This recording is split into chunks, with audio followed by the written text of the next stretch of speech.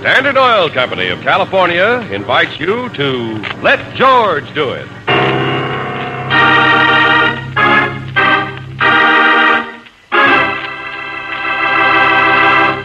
In just a moment, we'll begin tonight's transcribed adventure of George Valentine. If you've been having trouble starting your car lately, or if low gasoline mileage has you baffled, then make it a point to have your spark plugs checked soon. Dirty, worn spark plugs can rob your engine of power and pickup, and may even waste 1 out of every 10 gallons of gasoline you buy. Let the car savers at standard stations or independent Chevron gas stations check your plugs. They'll clean them and reset the gap, or if necessary, they'll be glad to install new spark plugs. Stop in tomorrow for an efficient car saver spark plug checkup where they say and mean we take better care of your car.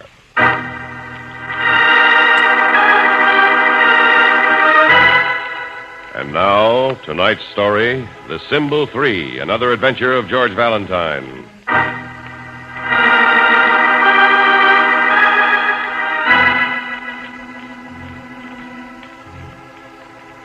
Dear Mr. Valentine, mark well the symbol 3. It's the key to destiny. Since I heard those words whispered to me on the telephone only 2 weeks ago, I've been living in a world of fear, horror. For these words have already twice brought into my home violence and sorrow. And now I know they're also going to bring death. What's worse, I can't get my husband's help. And I can't go to the police. So please, Mr. Valentine, come to see me as quickly as you can. But be sure you speak to me alone and introduce yourself merely as a friend. Sincerely, Ruth Laswell.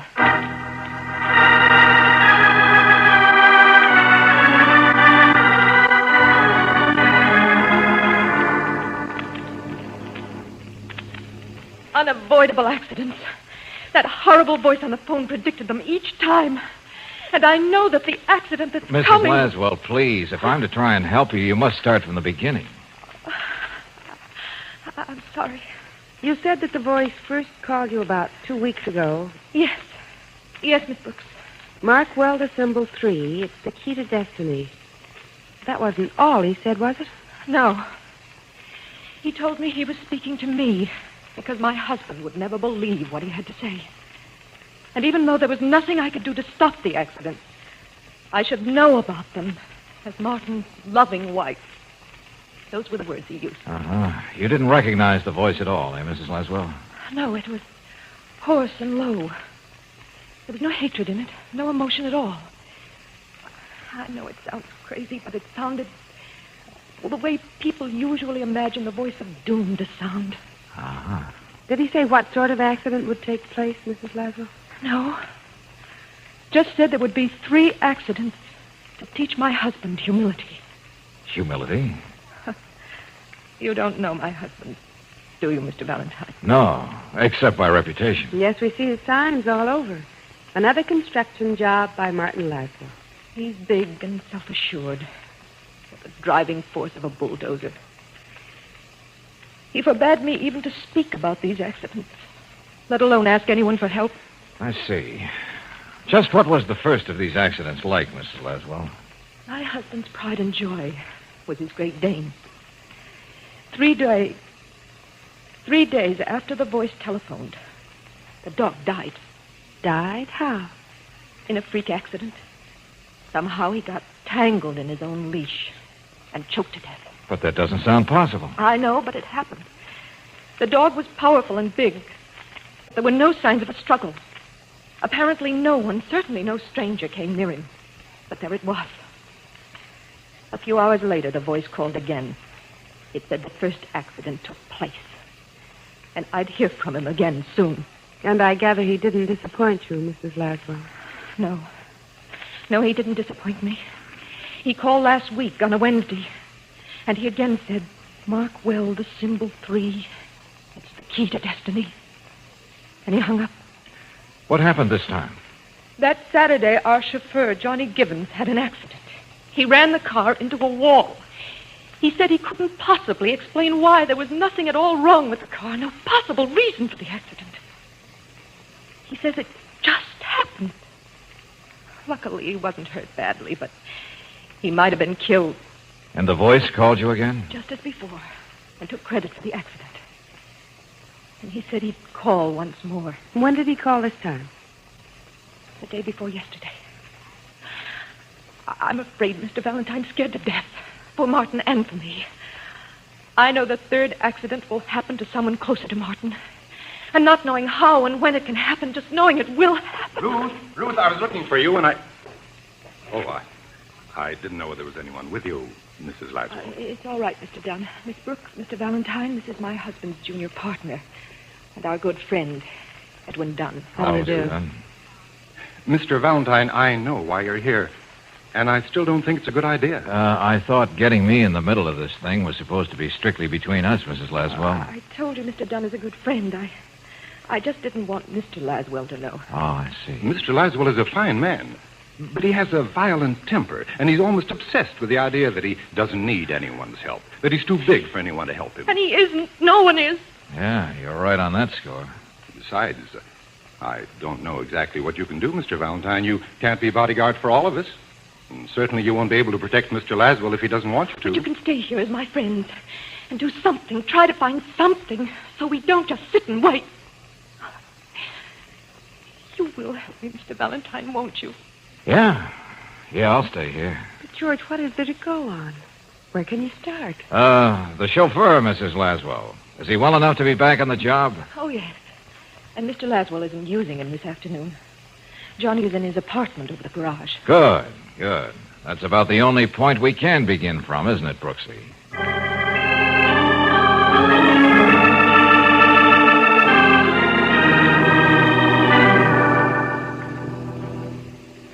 And you don't have any explanation at all for your accident, eh, Johnny?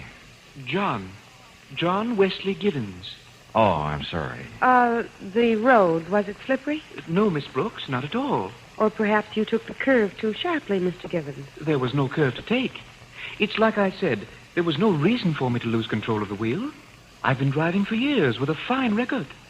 It was as though I was made to have this accident by some power bigger than me.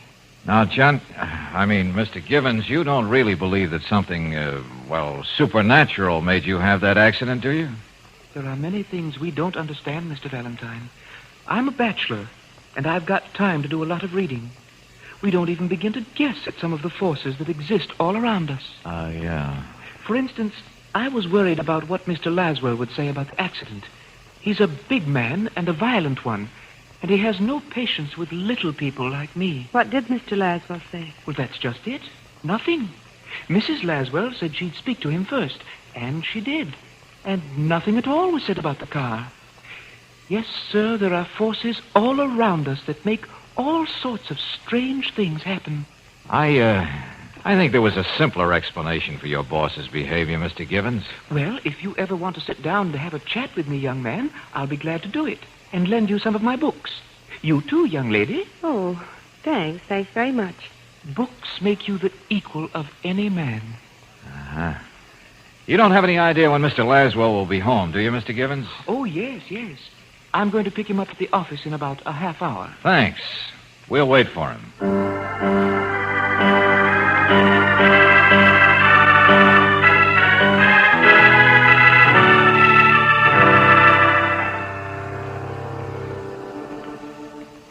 You must be rather recent friends of Mrs. Laswell's. Mr. Valentine, is it? Uh-huh, that's right, Mr. Laswell. And if Ruth had a friend as pretty as you, Miss Brooks, I'm sure she'd have mentioned it to me before. Well, that is thank you. Yeah, she always talked enough about other things. Well, you see, Mr. Laswell... Look, Valentine, let's not be childish about this. Ruth hired you as a sort of bodyguard to the Laswell household. When Johnny mentioned your name to me, I looked you up. It seems this whole thing has been the worst-kept secret in the world. I need no help. I need no protection. I need no nursemaid. But surely with those 2 accidents and the threat of a third... But I didn't say I wouldn't welcome some company, just to relieve the tension. That was certainly an elaborate build-up to a sudden letdown. Valentine, I'm a realist. I see what's going on in my house. Hmm? I don't believe in a voice of doom. On the other hand, I don't close my eyes to what has happened. Well, then. So, by all means, welcome until the deadline has come and passed. Have a drink? Let's get ready for dinner. Well, yes, of course. No need to worry my loving wife. Whatever we can do to put her mind at rest. Martin! Yes, Ruth. Yes, what is it? What is it, Mrs. What Laswell? happened? Ruth, cut it out. Come on, what's the matter? The accident. The third accident. It just happened. Mark well, the symbol 3. What happened? What are you trying to say? The watchman on your new construction job, Martin. He fell to his death with no one around him.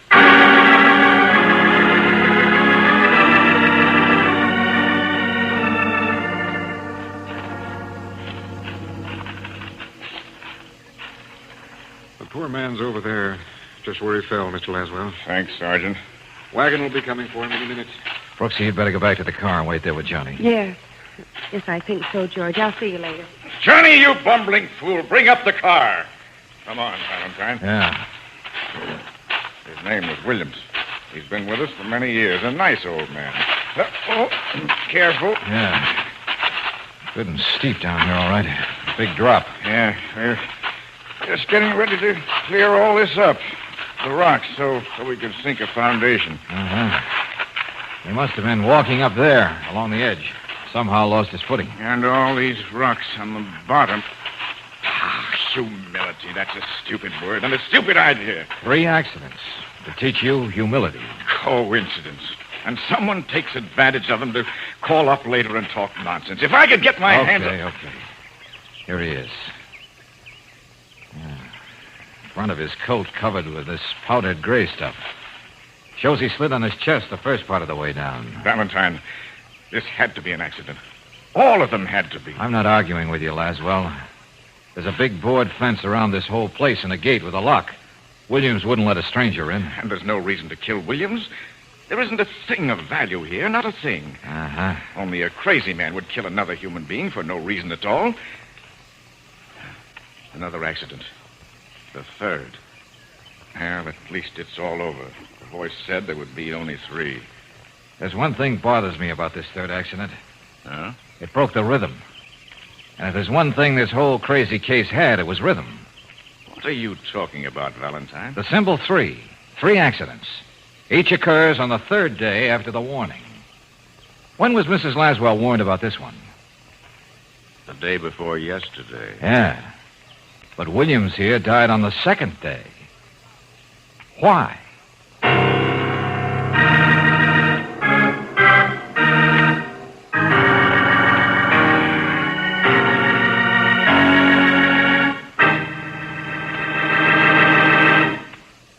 We'll return to tonight's adventure of George Valentine in just a moment.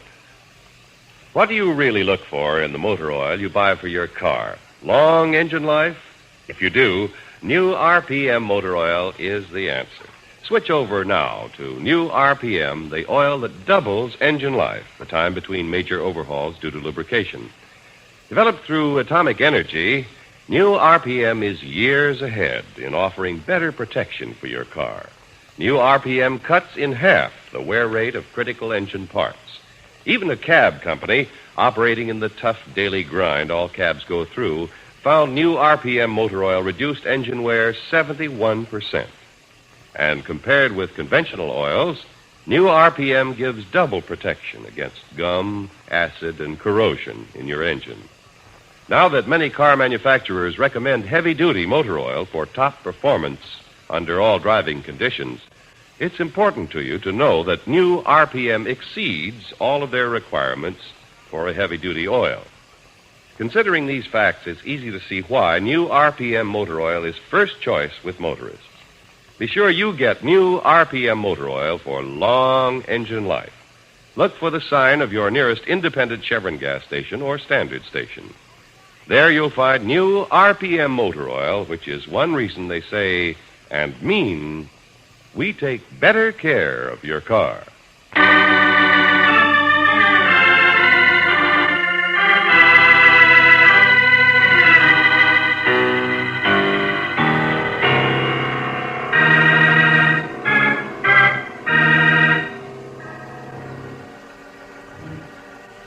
You're hired to save the wealthy Mr. and Mrs. Laswell from an accident which was promised by a mysterious voice over the telephone.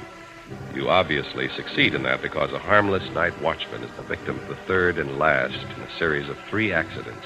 foretold, and delivered. So, at their home now, the Laswells are quite willing to consider the case closed.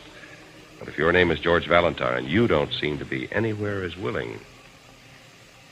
For one thing, nobody's come up with an answer to this. Why did Williams' accident take place 2 days after the warning, not on the third day? Mr. Valentine, please. Why keep pounding on this one point? It's 8 o'clock now. The third day won't begin till midnight. Have you any ideas, Mr. Dunn? As Mr. Laswell's partner, you're a little more objective. Can you venture a guess?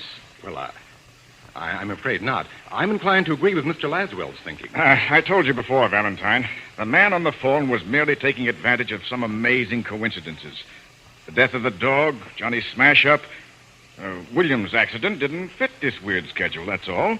It'd be 1,000,000 to 1 chance if it did. Uh-huh. I don't want to sound heartless. The poor watchman's death was horrible, so needless. But the nightmare is over, and I'm human enough to feel relieved. And the voice on the telephone? Some enemy of Mr. Laswell's. Some vicious man's idea of how to torture Mrs. Laswell. Mr. Valentine, I'm grateful for your interest and sorry for the trouble my wife has caused you. Here, please take this check, and thanks. Nice check. We were just going out. Dunn, Ruth and I. A quiet dinner somewhere, a few drinks. Why don't you call up Miss Brooks and join us? No thanks. I'm miserable company when something bothers me. And something bothers me.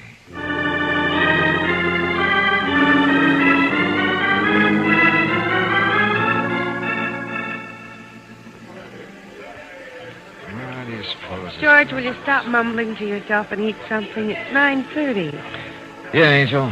9:30 of the second day. Mark well, the symbol 3. It's the key to destiny. Darling, maybe you are just being stubborn about this whole thing. Oh, but something is wrong, Angel. The partner who calls her Ruth when he thinks they're alone, but is so careful to call her Mrs. Laswell when he sees us. And the original Mr. Big himself who blows hot and cold. So much combustible material, Brooksy, and none of the 3 principals are involved in any of the accidents. Come on, let's get out of here.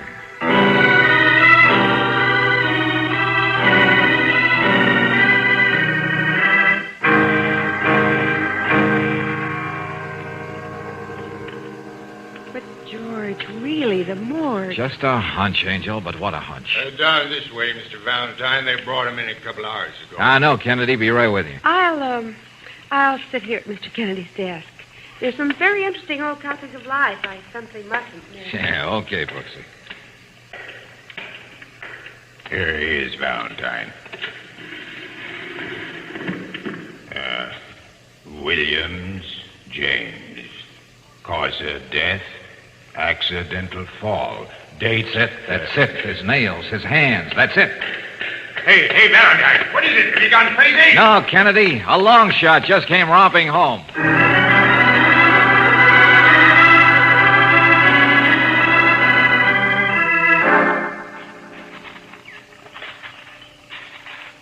But, George, what makes you so sure Williams was murdered? Just take my word for it right now.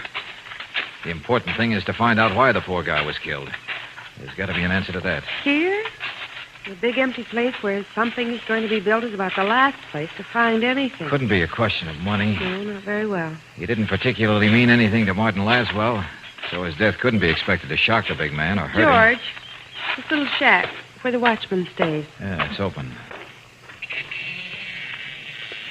No, there's never anything much in one, see? Little stove, some lanterns to be filled, just a cot, a few tools. Mm-hmm. Nothing seems to have been disturbed. He must have been hit on the head, then thrown down. No one in the world could tell the rocks didn't... What's the matter, George? In the corner. This space in the corner. Well? The dust. You can still see.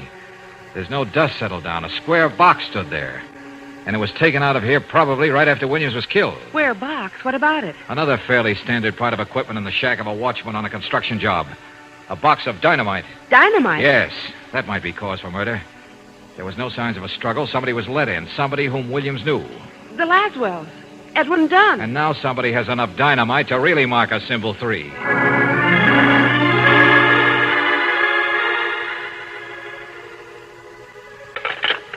Nobody answers to the Laswells. They're still out somewhere. But where? 11:25. Any time after midnight, the payoff to this whole weird buildup will really come.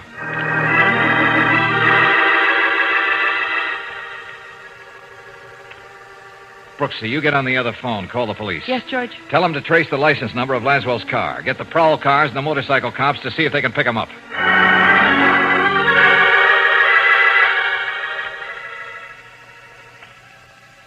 Okay, thanks. Thanks very much. Try and guess where a millionaire might go for a quiet dinner and a few drinks. A little rhubarb blue, a golden pheasant. Guess the best thing I can do is get over to Laswell's and wait for him.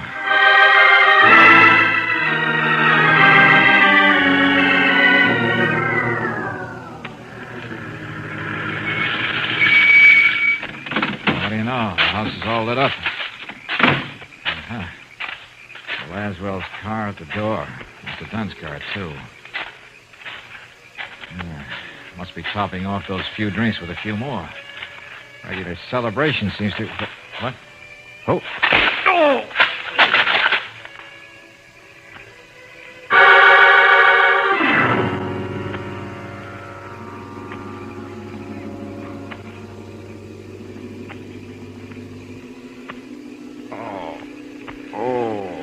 Just stay there quietly, Mr. Valentine. Oh, what? Huh? That's so dark. Hey, who are you? Where are you?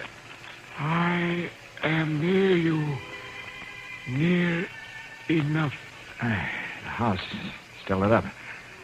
But you dragged me away from it. Hey, where are we? In back of the house.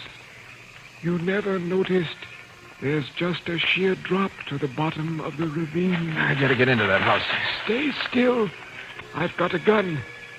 You can't see me, of course, but I've got it pointed right at you. Yeah. You're not gonna let me do anything, are you? Not until it's all over.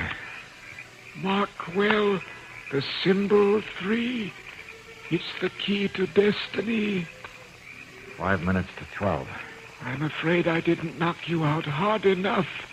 Well, after all, you're a pretty slight little man, Johnny. What? John Wesley Gibbons, not Johnny. I'm a man, not a little child, and I'm not just a flunky who can be called whatever you wish. I guess it had to be you. Maybe I should have known sooner. You had to be the one who smacked up your own car. You move 1 inch and I'll kill you. You know I will. Yeah, I know, but don't worry. I never argue with a gun. The music is pretty, isn't it? And they don't suspect a thing. It'll take only a few minutes more. Come on now, where is the dynamite? In Mr. Laswell's car. The big, shiny car. It's right next to the house. And soon it will blow up the house. But we're far enough away, we'll be safe. Look, you're crazy as a loon, Buster. No, I'm smart. I know all sorts of things. I picked the car for a good reason, Valentine. That's where Mr. Laswell was always so big, and I was so small. Johnny the fool, Johnny the nobody. But Mrs. Laswell, Mr. Dunn, they're innocent. Stand back. Don't you move. I killed the dog, but I didn't mean to kill Williams.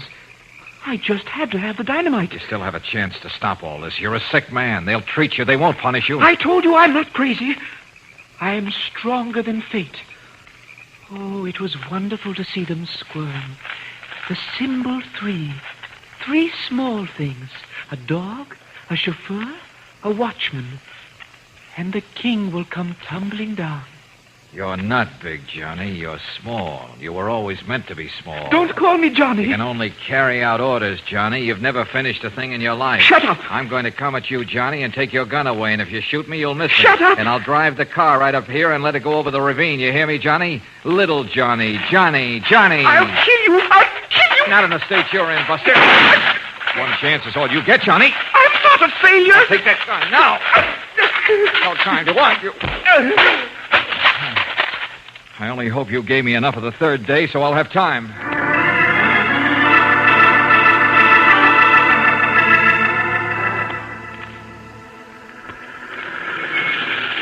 Release the brake.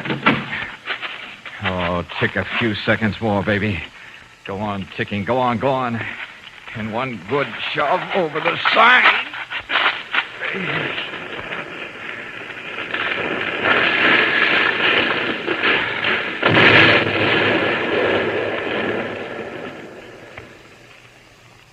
3 minutes after 12. Thanks for being true to the symbol of 3, Johnny. Now to tie up some real loose threads.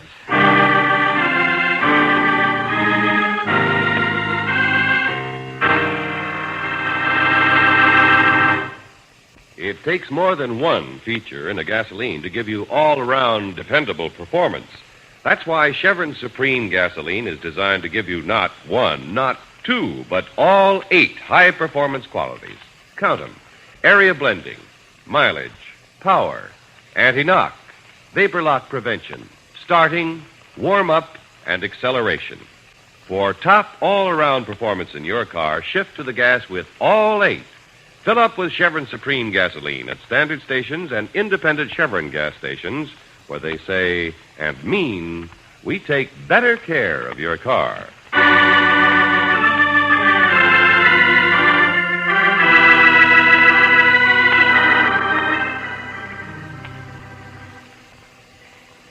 The Messiah complex along with the persecution complex. Well, it'll take the doctor some doing to try and straighten Johnny out. Yeah. Yeah, he really sold himself a bill of goods, all right. George, you still didn't tell me how you knew that William's death wasn't an accident, that it had to be murder. Well, under his nails, there was none of that gray dirt we found on his jacket. Why wasn't there? If he just fell, he'd grab at anything, scratch at anything on his way down. Law of preservation. That's right. No, Brooksy, he had to be killed and then thrown down. Oh, darling, you're smart. Very smart. Gee, thanks. You're so smart that I'm proud to consider myself more than your assistant. Huh? You do think of me more as a partner, don't you? A sort of, well, you know, a running mate. Sure, Angel. I was just thinking. It wouldn't be so hard for a girl to be a mate if some men wouldn't do so much running. Oh, I knew you'd get it. You see, I told you were smart.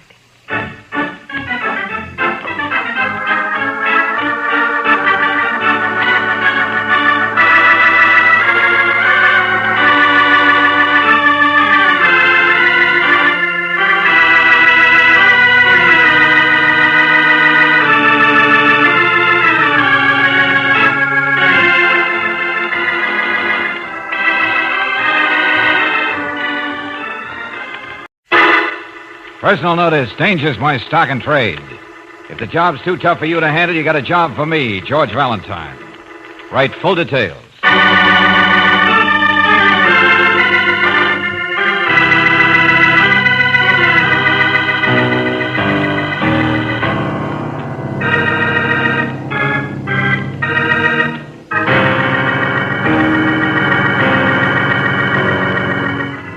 Standard Oil Company of California invites you to Let George Do It.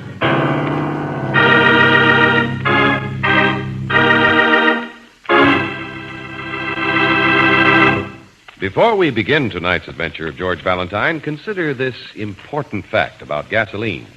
Any gasoline can be refined in such a way as to stress one feature at the expense of others. But Chevron Supreme gasoline is designed to give you all 8 necessary high-performance qualities, starting, warm-up, acceleration, area blending, vapor lock prevention, anti-knock, and power. For top performance under all driving conditions, shift to the gas with all 8 Chevron Supreme gasoline at standard stations and independent Chevron gas stations where they say and mean we take better care of your car.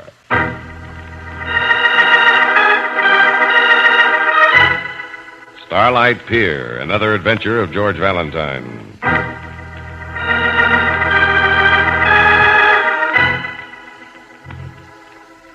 Dear Mr. Valentine, looks like I'm about to lose everything I got because of a string of circumstances I can't control. I own the amusement zone on Starlight Pier. You've never heard of me, but you've probably read in the papers about the accidents that have been happening down here the last couple of weeks.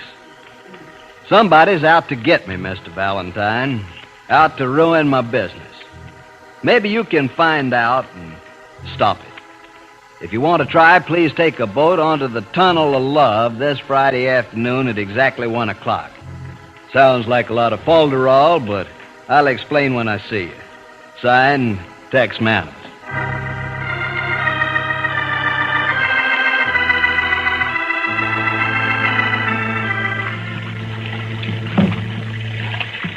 George, Yeah, Brooksy? I don't like this. Too dark in here for you? Oh, don't worry. I'm a very exemplary character, Angel. Oh, Huh? Oh, the goon boy with the eerie green light on him, huh? Ah, you've seen him before. Never used to scare you. I know it. Guess I'm just silly. Why the owner of an amusement park should want to meet you in this tunnel of love place instead of his office. Well, maybe just another way of drumming up trade. Business does seem pretty slim today out there. There isn't another boat going through here, darling. Maybe it's some kind of a plot. George. Yeah, I'm Valentine. You Tex Manners? That's right. Waiting for your boat. I can't see it, but I can stop it when it... yeah, I got it. Hey, you in the front seat? Yeah, that's right. Okay, I'll get in the back. If I can find it in the dark. There. Say, I thought I heard a woman's voice. You did. Miss Brooks, my assistant. Oh.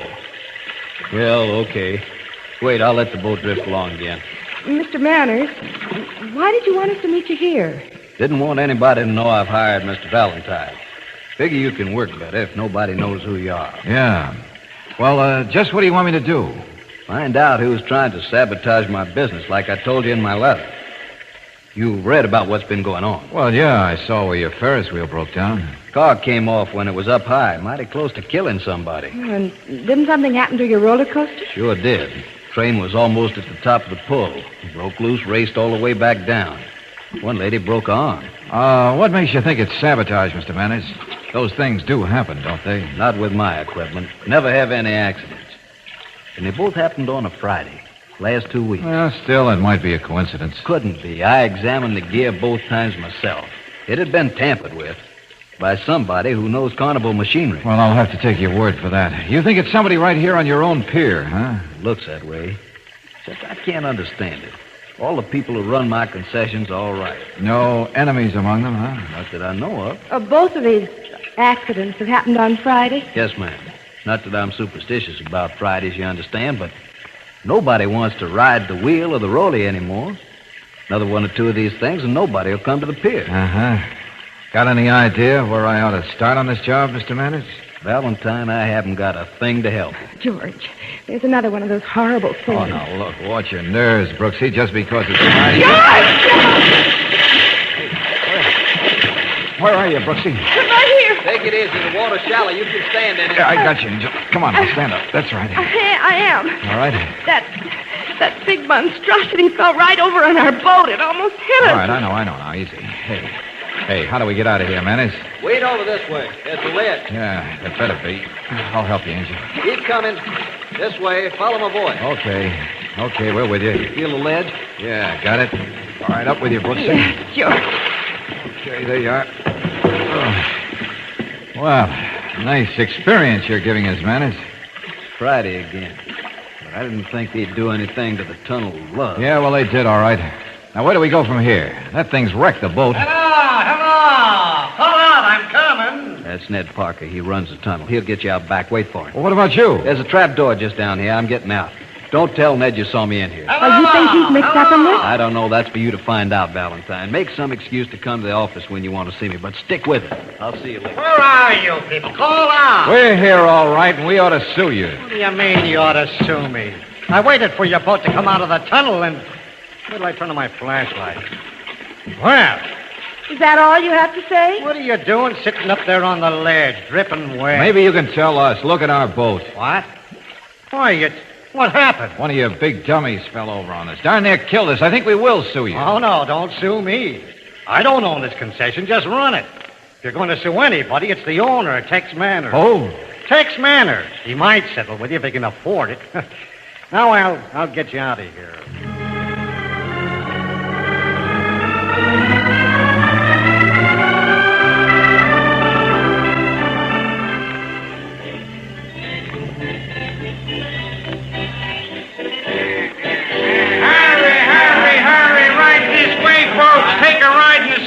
Finest roller coaster in the entire West.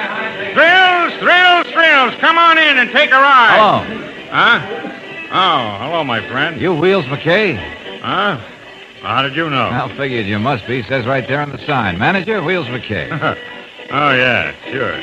You going to take a ride? Well, no, not right now. Maybe later. Say, you don't seem to be doing much of any business today. No, nor yesterday or for a couple of weeks now. Yeah, I know. I was talking to the guy that runs the Ferris wheel. What's his name? Joe Park? Yeah, that's it. He tells me the same thing. Guess it's because of these accidents, huh? Of course it is. People staying away like we had the plague. Oh, that's too bad. Guess that thing in the Tunnel of Love yesterday won't help any either, will it? No. There's another. Say, ain't you the one that was on that ride when it happened? That's right. Yeah. Saw you come out all dripping wet. How come you're back again so soon? Oh, I don't know. It's sort of like these places. Besides, I don't have to worry today. It isn't Friday. No, you're right. Look, you're up to something around here. What is it? Insurance company? Oh, no. Just curiosity. Well, might come back and take a ride later, Wheels. Yeah. Do that. The secrets of the future. Madame Zelda knows all, tells all. Your future is an open book. You, sir. Sell your fortune. Oh, well, sure, that's a good idea. How much? For you, 25 cents. That's a deal. There you are. Let's hear the worst. Ah, yes. You said the worst. Well, that's just a figure of speech. Perhaps not. No? What do you mean by that? I see for you danger. Danger in the near future in this place, on Starlight Pier. Yeah?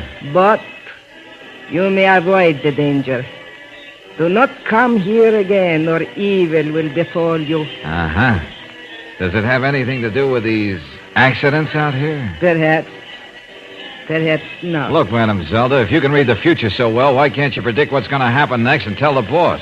It is not given to me to tell this yet. My warning is to you. Do not come here again.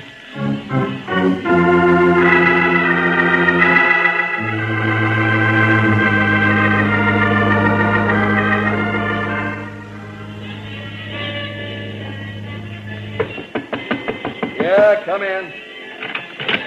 Hi, thanks. Just wanted to see you for...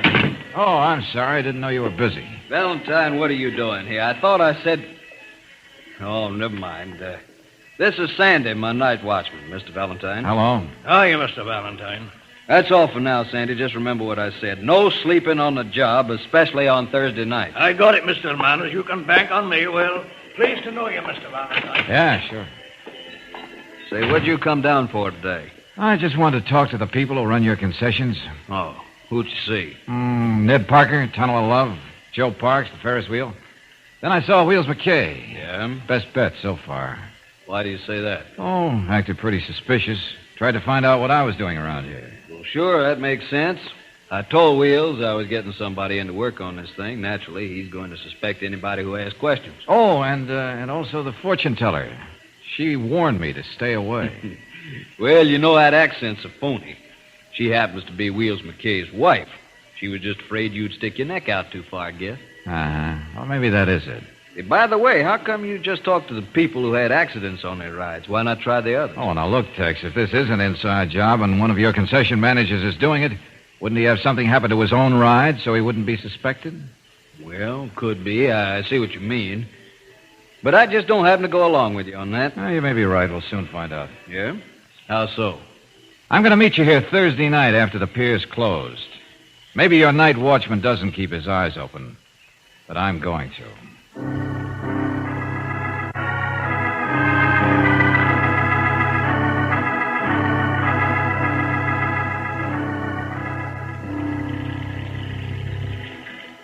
Afraid you're off on a wild goose chase, Valentine. Maybe. By the way, did you tell anybody at all that I'd be here tonight? Nope. Nobody. Good. Hey, where's the watchman? What's his name? Sandy? Yeah, he's probably making his rounds somewhere. I haven't seen him since we started down the pier. No. Or anybody else, for that matter. Well, I told you, probably not going to do it. Wait a minute. Hold on, will you? Listen to that. Hey, comes from over there by the diving bell. Yeah. Hey, duck back in the shadow. Okay. Sure. I can see a figure over there now. Somebody tinkering with a power plant for the bell. Come on, let's get over there. No, wait a minute. We won't. I will. Two of us will be spotted too easily. You go back to your office. Stay in the shadows so they won't see you. How about you? I'm going around the other side of the bell and surprise them. I'll get back to you in a few minutes. Okay, but be careful, son. Can't tell. Sure. Okay, Buster, what's the idea? That's better, friend. Just stay where you are. This is one Thursday night party that didn't come off, huh? Now stand up. Oh, wait a minute now. You look out.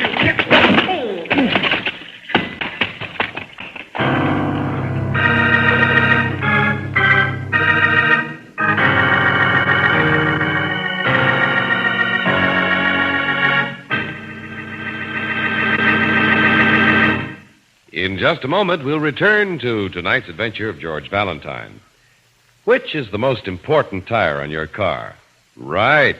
The oldest and smoothest tire is the most important because that's the one that will probably cause trouble first.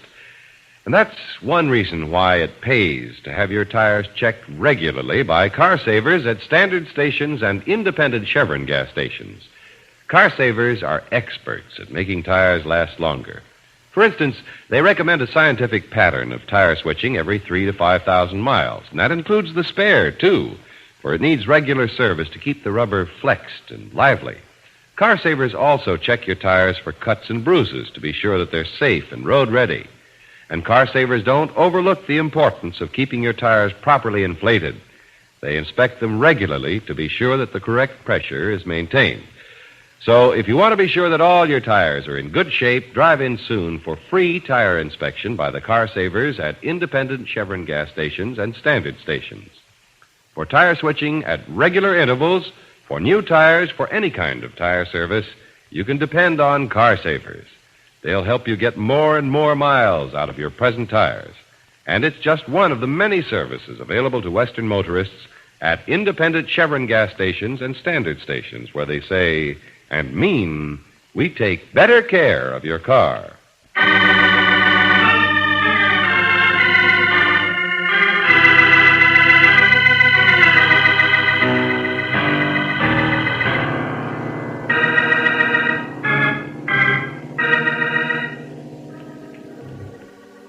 And now back to tonight's adventure of George Valentine.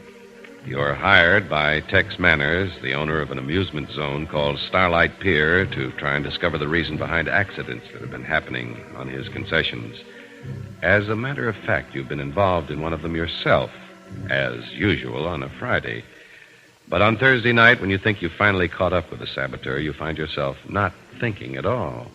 If your name is George Valentine, you suddenly come back to consciousness, flat on your back beside the diving bell machinery, with a voice coming closer and closer. Hello! I say hello! What's going on? Oh. You better not try any funny business. I've got you... Oh, you're that young fellow that was in Mr. Manners' office the other day. I am. Aye, name of Valentine. Yeah, and you'd be a night watchman, name of Sandy. Aye, that's right. But say, what are you doing around here this time of night, lad?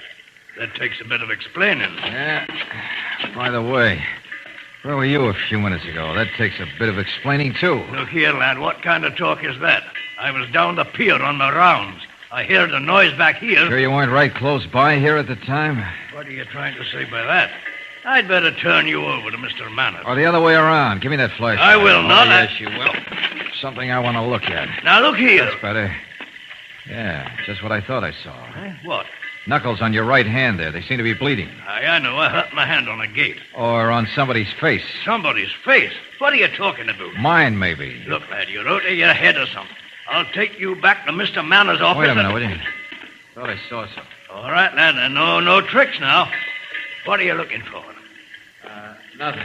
I just thought whoever hit me left a calling card. I was wrong. You picked up something. No. I thought I saw a piece of paper on the ground over there. It was just this wrench. Now, lad, don't try anything. Actually not. You've got the gun.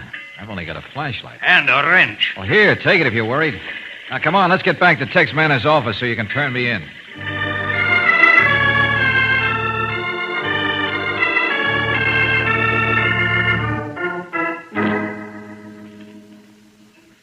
So that's the way it was, Mr. Manners. I found this lad flat on his back beside the diving bell, and he even tried to accuse me. All right, Sandy, all right. Mr. Valentine's okay. You don't have to worry about it. That's all. Aye, sir. Very well. But if you need any help, just call out, sir. Yeah, all right, Sandy. But I won't. Well, Valentine, whoever it was saw you tinkering with the diving bell got to you first, huh? Quite neatly, yes. Left me for a little nap. You couldn't see who it was? No, it was too dark. He must have heard the voice. Didn't he say anything? Not a word. Jumped me, laid in one good sock to the button, and I was out. That's too bad. That's an understatement. Incidentally, do you know a cafe up the street called the Tropicana? Tropicana? Yeah. No, can't say I do. Just might help us to clean up this case. How? That's what I got to find out. By the way, a week from tomorrow morning, in case we haven't got to the bottom of this thing, watch out for the shoot-the-shoots. Might be bad. Hey, son, how do you know all this? Well, maybe I had a vision while I was knocked out. Take it easy, Tex. See you tomorrow.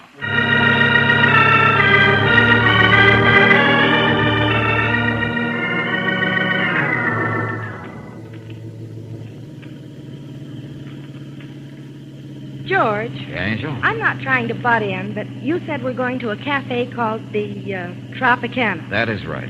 Well, would you mind telling me what that has to do with Mr. Manners and the Starlight Pier? Not at all. Matter of fact, I'll show you. Here. What, this paper? That's right. But it's only a list. George. What's that? This is a list of the rides at Starlight Pier. Sure. In the order of their fate. I picked that up beside the diving bell after I came to last. Roller coaster, Ferris wheel, tunnel of love, diving bell, shoot the chute. Darling. Well? But those are the rides that have had accidents. Sure. Oh, but the shoot the chute's in Virginia real. Turn it over, Brooksy. What? Oh. Well, it's torn off the top of a menu. Menu from the Tropicana Cafe. Right, and here we are. You think they'd know who made that list? No, probably not. But they know who comes here from Starlight Pier. Come on, let's go.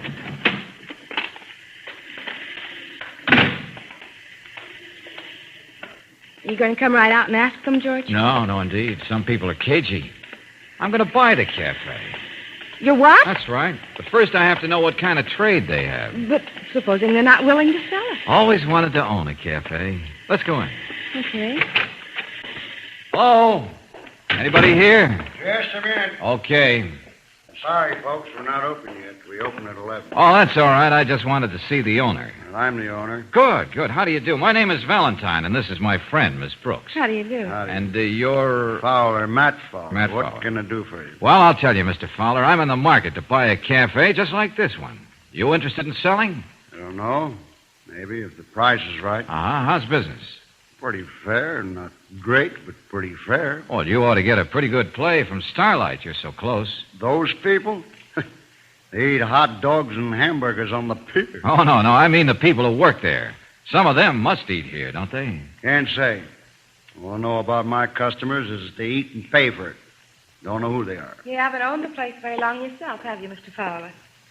What do you mean? Well, I just noticed the car outside. It's yours, isn't it? Yes, that's... With Arkansas license plate, so I thought naturally... Yeah, that's right. I came from Arkansas just a few months ago. Oh, figure the restaurant business is better here? I wasn't running a cafe there. I had a carny. Carnival, huh? Say, that's interesting. It wasn't. Business dropped off and I lost it. Had to start all over again. Oh, well, that's too bad. Well, I'm not interested in carnivals anyway. I got a little Frank stand in town called the Barking Dog, but I want to branch out. See. Drove up here last night. Was going to stop in, but it was after midnight. Didn't think the owner'd be in. I was right here all night until 2 in the morning. Oh. Well, think you'd be interested in selling? Well, in a month or so I might. Oh, say, that's great. Of course, I couldn't swing the thing alone. I got a backer. He'd have to see it first. Yeah, I understand. But I'm sure he'd like this location as much as I do. Say, where's that door in the back go to? That's my office. Oh, I see. Hey, look, I got an idea. What is it, George? Well, while we're here, I'd like to take a picture of the place to show Larry. That's my backer.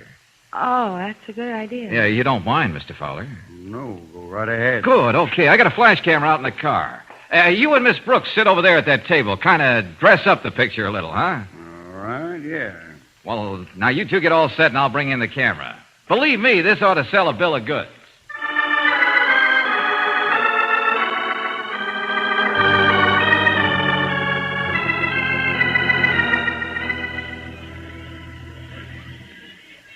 All right, Valentine, Miss Brooks, have seats. Thanks, Mr. Manners. Hey, you act as though you got something, Valentine. Well, I think I have. Tell me, Tex, did you ever have a business in Arkansas? Why, sure. Just before I came here, I had a carnival in Pine Bluff. Oh, that's great. Now we're getting somewhere. Did you ever know a man by the name of Matt Fowler? Matt Fowler? Uh-huh. No, can't say as I did. Name isn't familiar. Well, here's a picture of him I took at the Tropicana yesterday. You take a look at him. Know the man? No. No, never set eyes on that man, son. Oh. Well, it was a good try anyway. You and this character both had carnivals in Arkansas. You have businesses a few blocks from each other. It sort of added up. I'm sorry it didn't work, Valentine. At least you're on the job. Try again, will you? I'd better try again, and fast. They might just try switching the order of these accidents, and you'd have a mess of broken arms and heads. A few more, Valentine. I'll be out of business. I know. Brooksy, Yes, George? let's get back to the office. I want to sit down and do some thinking.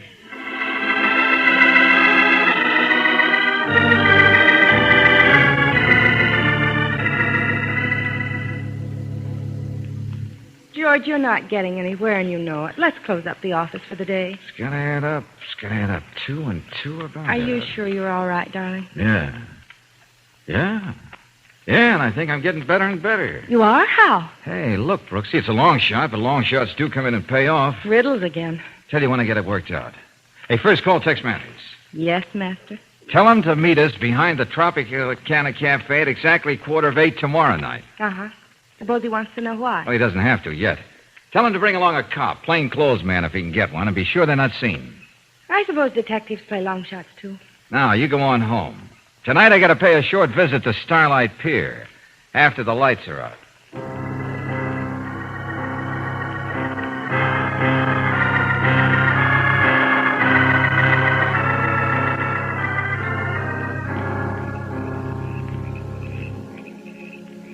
George, somebody's coming. It must be Tex. Yeah, about time.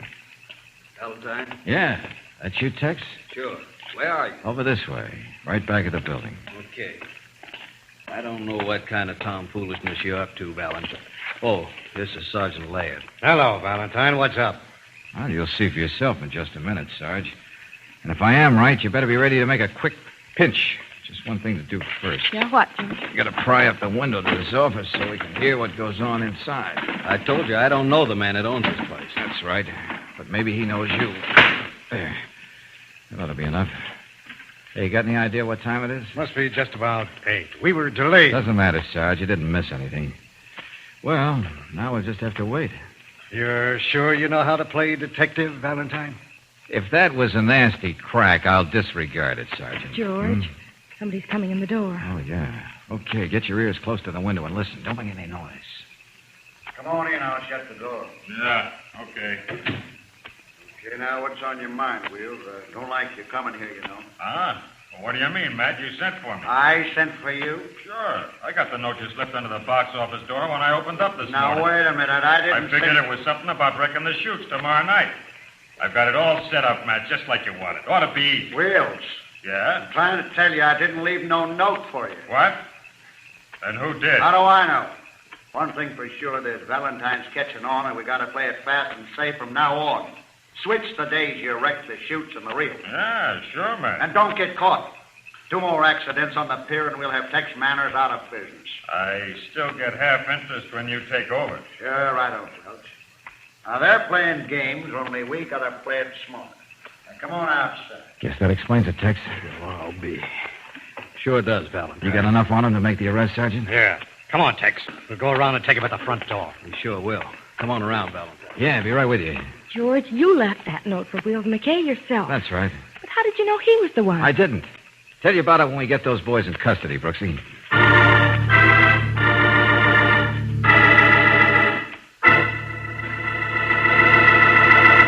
Here's a reminder for new car owners. New RPM motor oil exceeds all the requirements of car manufacturers who now recommend a heavy-duty motor oil. A new RPM doubles engine life, the time between major overhauls due to lubrication. Yes, even a cab company operating in the tough grind all cabs go through found new RPM reduced engine wear 71%. So for top protection for your engine, get new RPM motor oil at any independent Chevron gas station or standard station, where they say and mean we take better care of your car.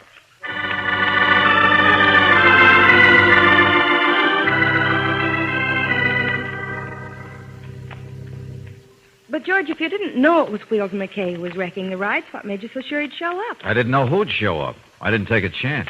What do you mean? I left the same note at every concession. Oh. Yeah, I just added up Arkansas and an accomplice on the pier. Then all I had to do was wait for someone to show his hand. It just happened to be Wheels. Then this Matt Fowler just wanted to put Tex out of business so he could take over the pier? Well, it was a little more than that. Tex didn't know it, but he'd put Fowler's carnival out of business when he set up back in Arkansas. Wheels told the sergeant.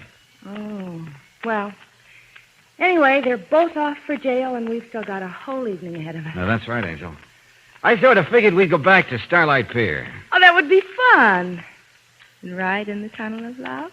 The Ferris wheel. Oh, George.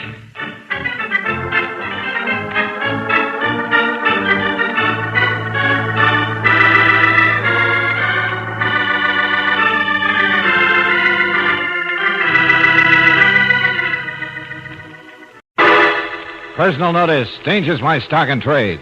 If the job's too tough for you to handle, you've got a job for me, George Valentine. Write full details.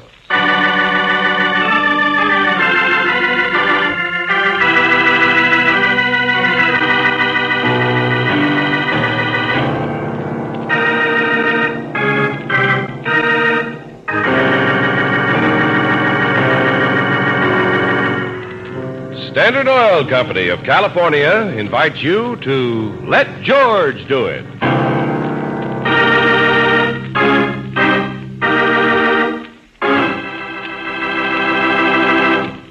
Before we begin tonight's adventure of George Valentine, here's a reminder that you can enjoy extra ease and convenience in motoring when you carry a Chevron National Credit Card. It provides an accurate, permanent record of your automotive purchases and is honored by leading oil companies and their dealers throughout the United States and in Canada, too. Here in the West, a Chevron National Credit Card is your key to finer products and better service at any standard station or independent Chevron gas station where they say and mean, we take better care of your car.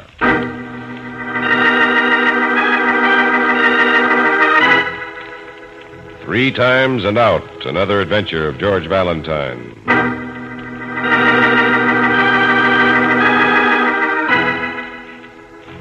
Dear Mr. Valentine, we all have to die sooner or later. I'm quite aware of that. But when it happens to me, I'd prefer to have it come through what we call natural causes, and not as someone else has planned it. In this connection, I believe that you can be of some help to me. If you're available, please call at my office at the Sellers Bank building as soon as possible. Signed, Warren Sage.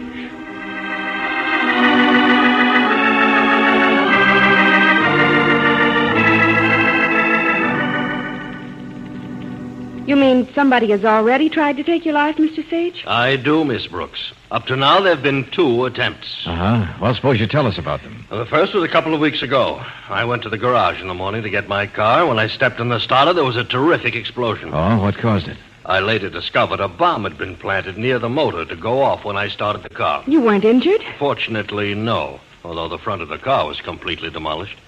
At first, I didn't think that bomb was meant for me. No, why not? Well, I seldom drive my own car. My man Frederick usually brings me down here to the office. I believe it must have been set for him. Oh. How did you happen to be driving that particular morning, Mr. Sage? Frederick wasn't feeling well and asked if I would mind, and I didn't, of course. Oh, well, just offhand, I'd say that doesn't look very well for your man. Well, I think we can eliminate Frederick. He's quite reliable. Been with me for several years. You said there was a second time? Yes, and that was quite a different matter. That happened only 2 days ago. See, every night before I go to bed, I have a glass of warm milk. Yeah? And night before last, I rang for Mrs. Hastings, housekeeper, and she brought it to me. Just as I was about to drink the milk, I detected a strange odor about it. What sort of an odor, Mr. Sage? The standard thing they talk about in those mystery stories. Sort of a burnt almond. Oh, yeah, I know what that would be. Well, what did you do? I questioned Mrs. Hastings. She smelled it, too. I saved the milk along with the rest of the quart it came from, and next morning sent them to Dr. Vance. Dr. Vance? My physician. He analyzed them for me. The poison was there, all right, in both of them. Very deadly type. Well, what did the housekeeper have to say when you told her? If you did. Well, of course I did. She couldn't be of any help. She thought the milk must have been tampered with before it was brought to the house. Well, Mr. Sage, to use a hackneyed expression, it seems to me that both times it was an inside job. I've told you about Frederick, and the same goes for Mrs. Hastings. She also has been with me for a long time. Anyone else in your household? Only my wife. I think you can eliminate her, too, Mr. Valentine. Yeah. So you want me to try and find out who's doing these things, huh? Yes, What's the matter? How about... George, Mr. Sage is ill. Yeah. Oh, what is it, Mr. Sage? What's the trouble? My heart What? has oxygen mask. Quickly. Oxygen mask. Yeah. Oh, there it is, George, on the corner of the desk. Yeah, I got it. Here. Turn on tank there. The valve on top. Yeah, I see it. Just a second. Hurry, George. There we are. Getting in? More. Turn more. Yeah, okay. He's beginning to look better, George. Yeah, kind of blew there for a moment. Is it all right now, Mr. Sage? All right. I didn't know they took oxygen for a heart condition. For certain types, yes. I don't know much about it. How long does he have to take it? I don't know. All right, Mr. Valentine. That's enough. Come on, turning it off, please. Okay. You sure that's enough? Plenty. Oh, you're certainly lucky to have that tank of oxygen right here in your office, Mr. Sage. I have one. Every place that I spend any time, Miss Brooks. Here, in my study at home, upstairs, my bedroom. I even carry a small tank in my car. Uh-huh. I didn't know what it was at first. It looked like a big roll of brown paper. Do they always come wrapped up like that? I never have the paper taken off. The tank itself looks rather ugly. These attacks happen quite often? Fairly so. No matter. It's over now. Now then, how do you feel about taking my case, Valentine? Well, I'll be glad to do what I can. I'll start by talking to Frederick and Mrs. Hastings and your wife.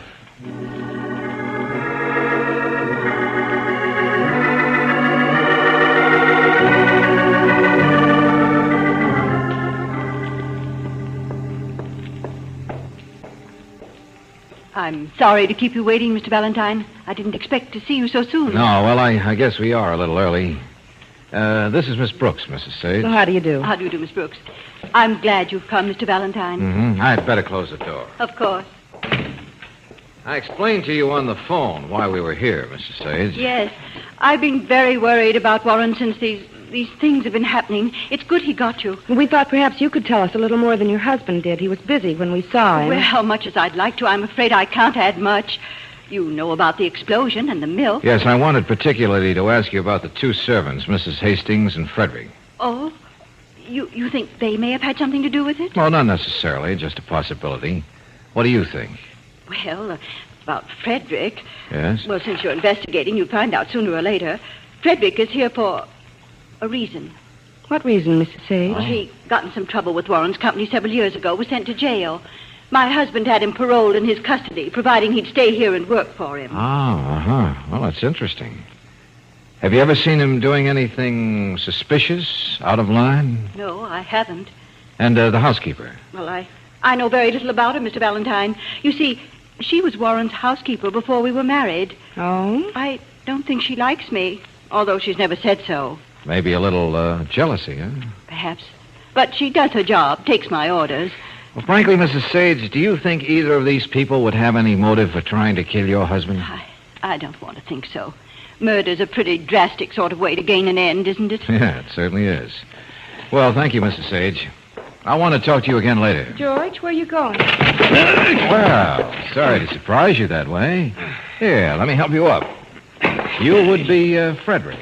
Yes.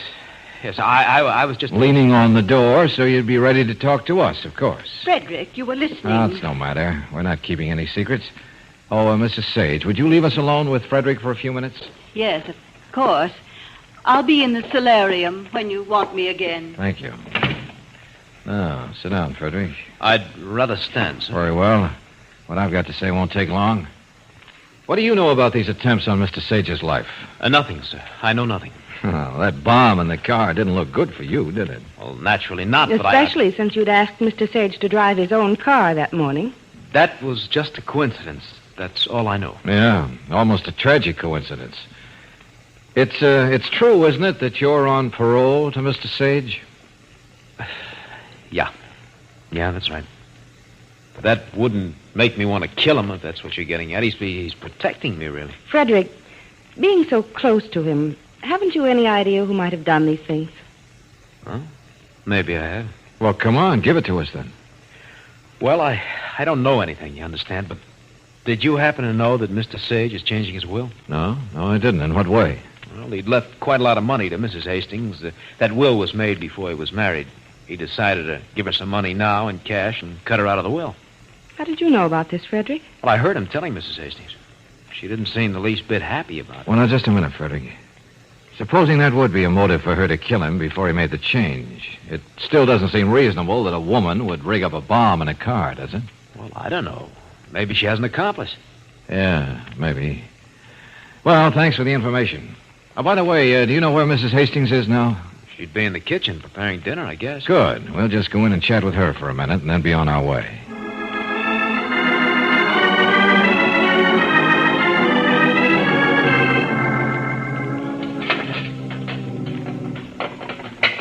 Mrs. Hastings? What? Oh. I'm George Valentine. I didn't want to take you away from your work, but I'd like to ask you some questions. My, something smells good. Thank you. Mrs. Hastings, who do you think is trying to kill your employer? What? My employer? I don't know. How do you explain the poisoned milk? It was in your keeping. You warmed it and took it to Mr. Sage. You think I did it? Oh, we don't think anything yet, Mrs. Hastings, but that incident didn't help you any, did it? I suppose not, but I didn't do it. Mr. Sage has done too much for me. I wouldn't kill him. Mm-hmm. Have you any idea who might want to? I don't like to say. Oh, well, now, if you think so much of him, it might be wise to tell us what you know. I don't know anything. Have you met Dr. Vance? Mr. Sage's physician? No, not yet. But what's he got to do with it? Dr. Vance is considerably younger than Mr. Sage, and quite handsome. And what does that prove, Mrs. Hastings? Well, he's about the age of the lady of the house. Oh, no, wait a minute. You mean Mrs. Sage and Dr. Vance are, Very friendly, Mr. Valentine. You might call it an attachment. Mr. Sage doesn't know it, of course, but they're together a great deal. Well, that's a new angle, certainly. All right, thanks, Mrs. Hastings. We'll see you later. George, where are we going now? Get a little dinner ourselves. Then go back to the office and make up a report for today's work.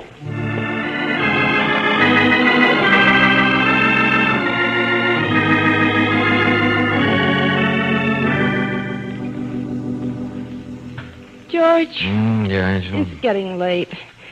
Can't we put away the report for tonight and close up the office? Mm-hmm. Sure, in just a second. This time of night. Hello, George Valentine. Valentine, Warren Sage. Yes, Mr. Sage. It's happened again. What? Where are you? In my study at home. Happened just a minute ago. And this one was a little closer. I'm sitting here with the lights off. You'd better come out.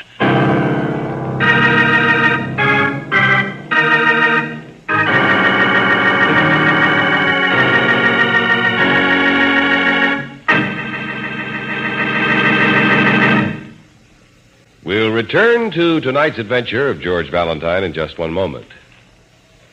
How many times have you heard someone say, you know, all gasolines are the same? Well, contrary to popular belief, there are differences in gasolines. For instance, any gasoline can be refined to stress one performance feature at the expense of others. But Chevron Supreme gasoline is designed to give you not one, not two, but all 8 high-performance qualities in correct balance. And that balance is important, too, for it's the proper proportion of all 8 qualities that makes Chevron Supreme gasoline perform best in your car. Check the important qualities that you get in every gallon of Chevron Supreme. Quick starting, fast warm-up, vapor lock prevention, anti-knock, smooth acceleration, full power, economy mileage, and area blending. So stop in soon and fill her up with all 8 high-performance qualities. Get Chevron Supreme gasoline at standard stations or independent Chevron gas stations where they say and mean, we take better care of your car.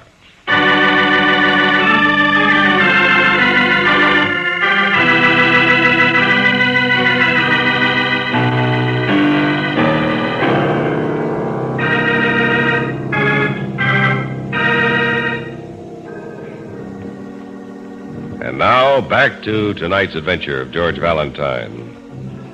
You've been called before by people who feel that their lives are in danger.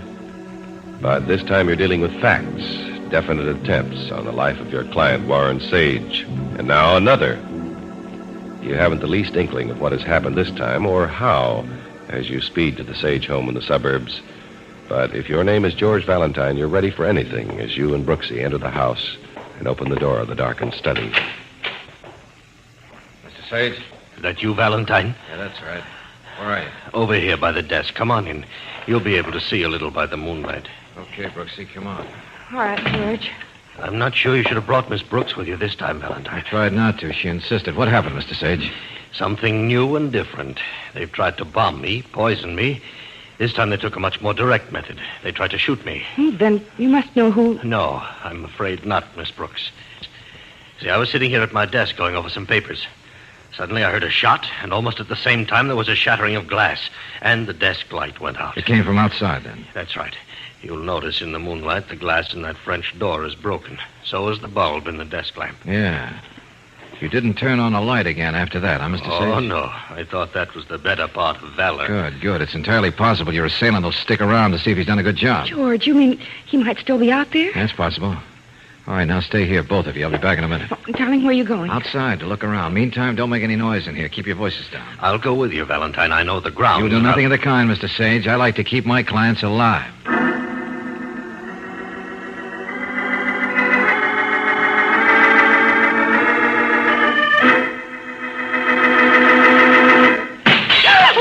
Sage, what was that? I don't know. It sounded like... Don't worry. Sorry. Oh. Just the rest of the glass in that pane fell out when I closed the door. Oh, darling, I thought it was... You can turn on the lights again now, Mr. Sage. Do you think it's safe? Quite safe now.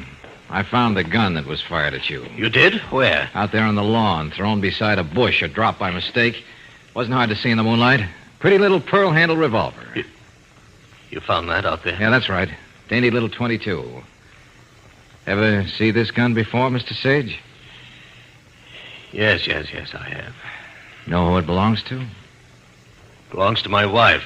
George. I thought it looked like a lady's model. Where is your wife now, Mr. Sage? Well, she's out. She said she was tired of sitting at home alone while I was working. She was going to a movie. Mm-hmm. And where are Frederick and Mrs. Hastings? Well, Frederick has the night off.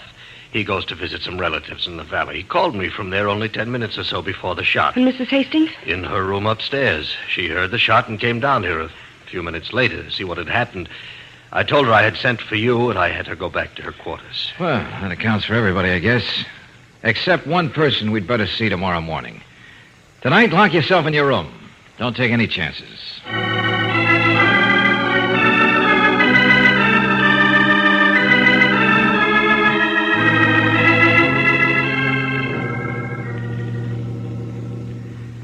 Dr. Vance, you know, of course, about the 3 attempts that have been made on Mr. Sage's life.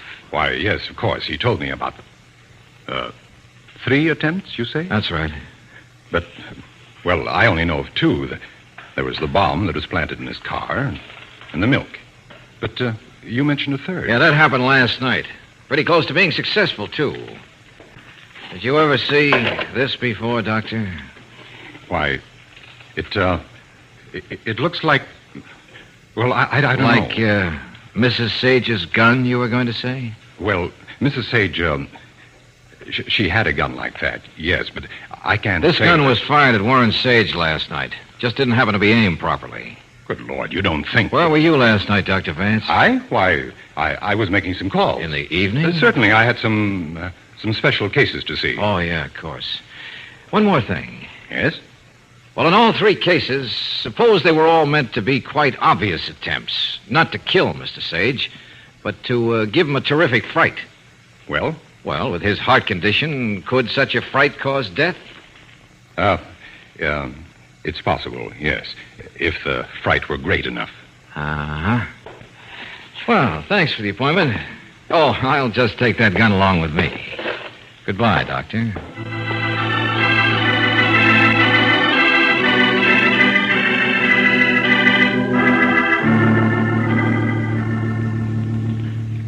So, what have you got, George? 4 suspects, period. Yeah, I know, Brooksy. Any one of them could be guilty. Or any 2. Well, I hope you get somewhere before they try it again. Oh, by the way, you have an appointment with Dr. Jennings this afternoon. Dr. Jennings, a dentist? Yes, I made it for you. He said you're overdue for your 6-month checkup. Oh, you better cancel it. I can't leave this thing now. You'll have to pay for the appointment anyway. It's less than 24 hours. I could call you there. I'll get it, Brooksy. Hello? Hello, Mr. Valentine? Yes? Mr. Valentine, this is Elsie Sage. Oh, yes. I knew you'd want me to call you. My husband is dead. Dead? How did it happen, Mrs. Sage? It was a heart attack. He was alone. Heart attack, huh? Okay, I'll be right out there.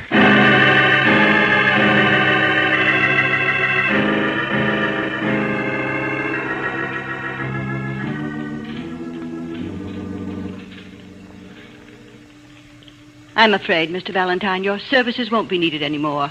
I'll see that your fee is taken care of. Well, I'm not so much interested in that right now, Mrs. Sage. Where did it happen? In there, in his study. He didn't go to the office this morning. Stayed home to work on some papers. He was alone, you said, on the phone. Yes, I went in to tell him I was going out and found him there, on the floor. Mm-hmm. May we go in? If you want to. The doctor's still there. Dr. Vance? Yes. Oh, Elliot, Mr. Valentine is here. What's that, Elsie? What did you... Oh, Valentine. What do you want? Not much. That's the way you found him, huh? Yes. You see, he's still clutching the oxygen mask. Yes, apparently he didn't get to it in time, that's all. If it's any of your business. Oh, I suppose it isn't now, Doctor. He hadn't turned on the oxygen, Mrs. Sage, huh? Oh, yes, it was on when I came in. I tried his pulse, and there was no heartbeat at all. I turned off the oxygen after I called Dr. Vance. He was definitely dead then, you're sure? Of course she's sure. I examined him. Death due to lack of oxygen. And now, if you've seen enough, Valentine. Oh, yes, we'll be going. Sorry, Mrs. Sage. Thank you. Come on, Brooksy. We'll find our way out all right. Don't bother. Well, that's one way to lose a client, George. Yeah. It's too bad, but I'm glad you're not on the case any longer. Somebody might have tried to kill you. I doubt it, Angel. If I'd had a few days more, I think I could have got somewhere. Well, you didn't. You're off the case. And you'll have plenty of time to get to your dentist appointment. Yeah, okay. But I'd still like to know who was trying to kill my client.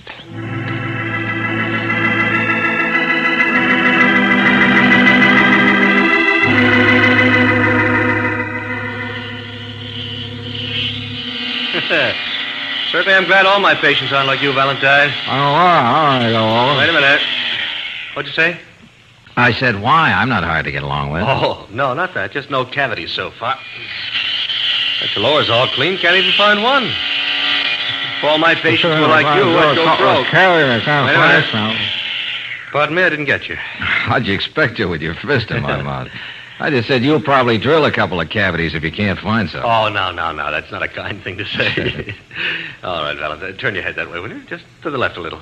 Yeah, that's good. We'll get these over here. Yeah.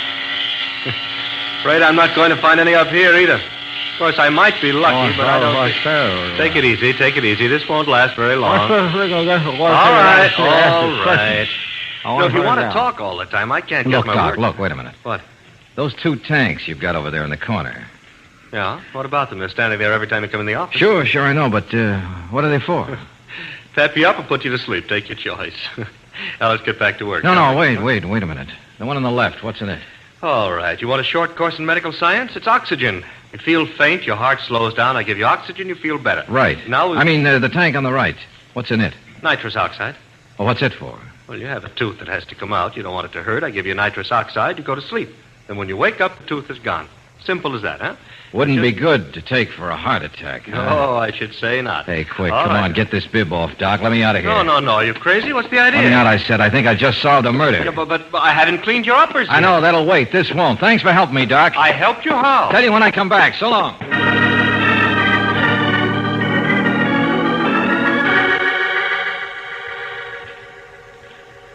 Hello, Jackson Hospital Service? Well, I'm calling for Mr. Warren Sage. I'm his accountant, and I just wanted to check on his last order. Oh, you got it right there. Good. Yeah. Well, what did the order consist of? Oh, and who phoned in the order? Oh, yes. Yes, that's fine. Well, thank you. Goodbye. Hey, Brooksy, Yes, George. they all in the living room? All of them not very happy, though. What's it all about? Drag along, you'll see. Come on.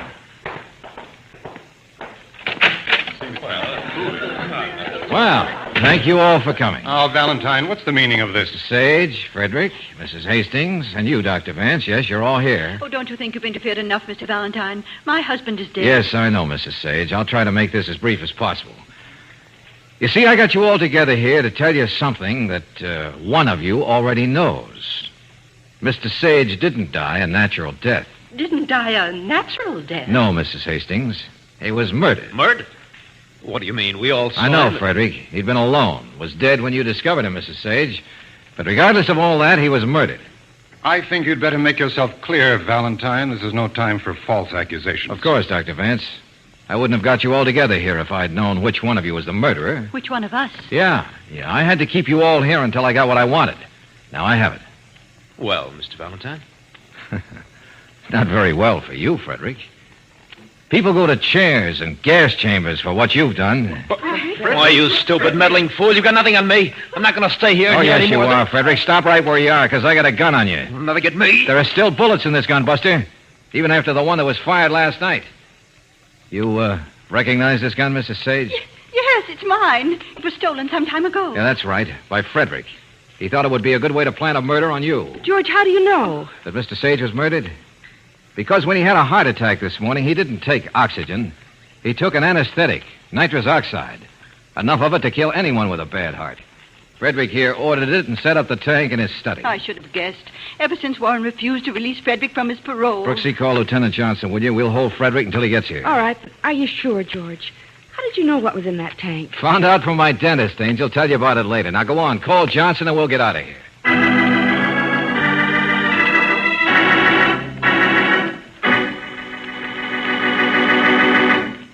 Perhaps you've noticed how many automobile manufacturers are now recommending a heavy-duty motor oil for top protection under all driving conditions. To keep modern automobile engines running better, our scientists subjected hundreds of motor oils to grueling laboratory and road tests. Even atomic energy was used in this search. Treated piston rings in test cars helped to unlock new secrets of motor wear as it occurred. The result was heavy-duty RPM, which exceeds all manufacturers' requirements for a heavy-duty motor oil. RPM actually doubles engine life, the time between major overhauls due to lubrication. So, buy what's best for your car. Get heavy-duty RPM motor oil at independent Chevron gas stations or standard stations where they say and mean, we take better care of your car.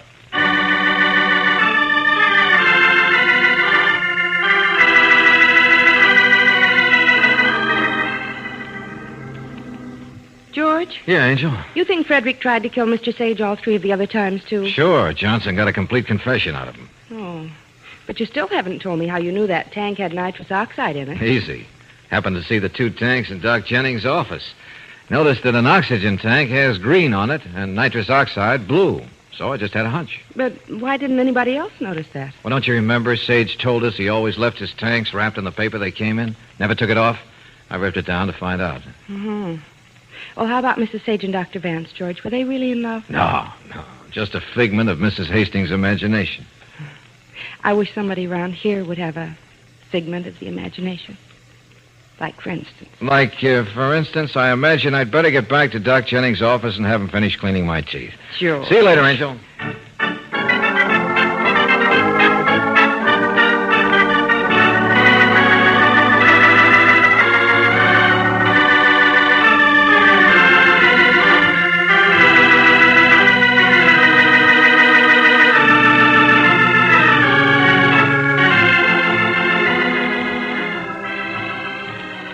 Danger's my stock and trade.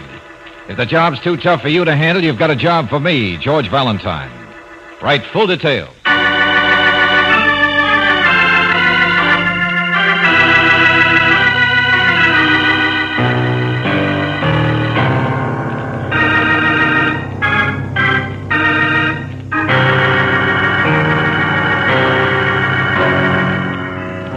Standard Oil Company of California invites you to Let George Do It.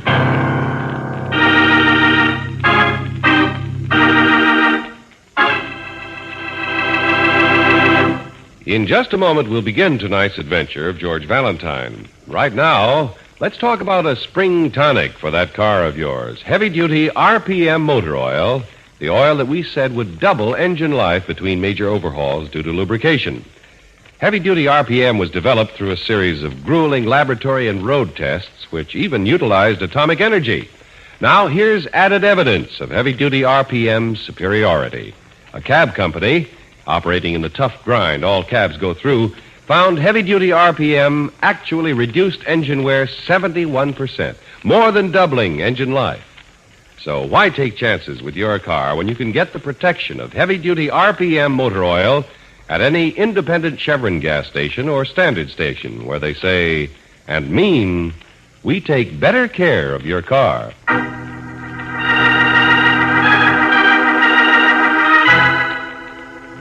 The Graystone Ghost, another adventure of George Valentine.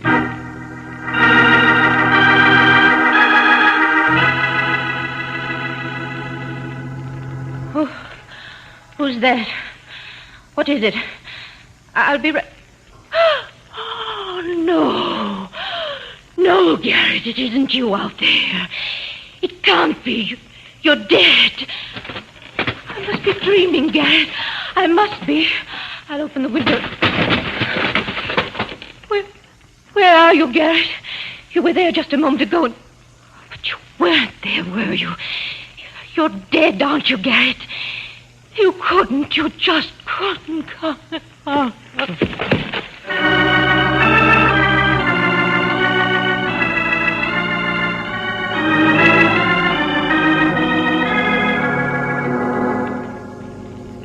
George, this is the strangest letter I've ever read. Oh, sure, we get some strange ones. What's it say? Dear Mr. Valentine, will you please be my guest at Graystone for a few days? I'm prepared to pay whatever you ask for your services. Your work will be to rid me of a ghost that I'm sure isn't a ghost at all. Huh? When you arrive, please call from the telephone at the gatekeeper's lodge, as you won't be able to get across the moat until I lower the drawbridge. Signed, Amanda Gray.